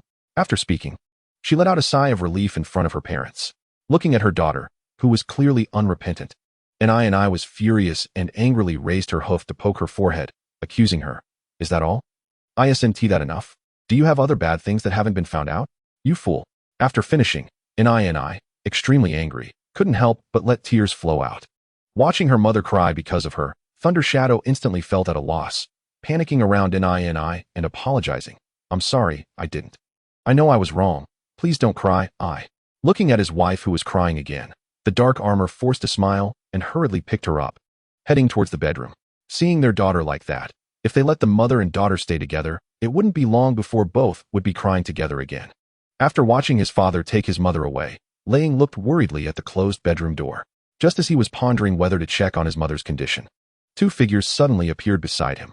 With curiosity, Lei Ying slowly raised his head and saw the familiar face of Patty, as well as a small pony who looked somewhat unfamiliar, yet familiar. He couldn't help but blurt out, "Who are you?" looking at this adorable little girl. Although he had just heard her name, he felt an inexplicable fondness for her. Gently raising a front hoof to stroke her hair, Tina smiled and introduced herself. "I am Tina, Patty's mother." Huh. Initially surprised, Lei Ying then joyfully looked down at Patty in his arms and exclaimed, "Patty is your mom? Wow." Upon closer inspection, he realized that Patty had already fallen asleep. Reluctantly, he softly called out to the sleeping Patty, unwilling to let her miss the chance to meet her mother. Suddenly, as if he thought of something, he paused for a moment, a hint of bitterness appearing on his face while he furrowed his brows, still softly calling out to Patty. Gently looking at Lei Ying, Tina smiled and said, "You don't need to wake her up, let her sleep well. We will come back to see her later." Later? Catching on to something important, Lei Ying unexpectedly raised his head to look at Tina and asked, "You won't take Patty away, will you?" "I'm sorry." Although he didn't quite understand the meaning of this sentence, Lei Ying unconsciously apologized to Tina. Then, affectionately rubbing Patty's cheek, he looked at her sleepily and revealed a bittersweet smile, telling her, "Patty is your mom. Look quickly." Listening to Lei Ying's instruction, Patty turned her head and saw a face full of tenderness, feeling very familiar. She couldn't help but raise her front hoof to reach out to her. After gently touching her hoof with her own, a sense of joy surged from the bottom of her heart. But then she thought about her mother, remembering the tears and feeling just as sad as when she saw Lei Ying and Lei Nini crying. Hearing Patty's faint call for mom in her hazy state, Tina's tears instantly flowed like a dam bursting, unable to be held back any longer.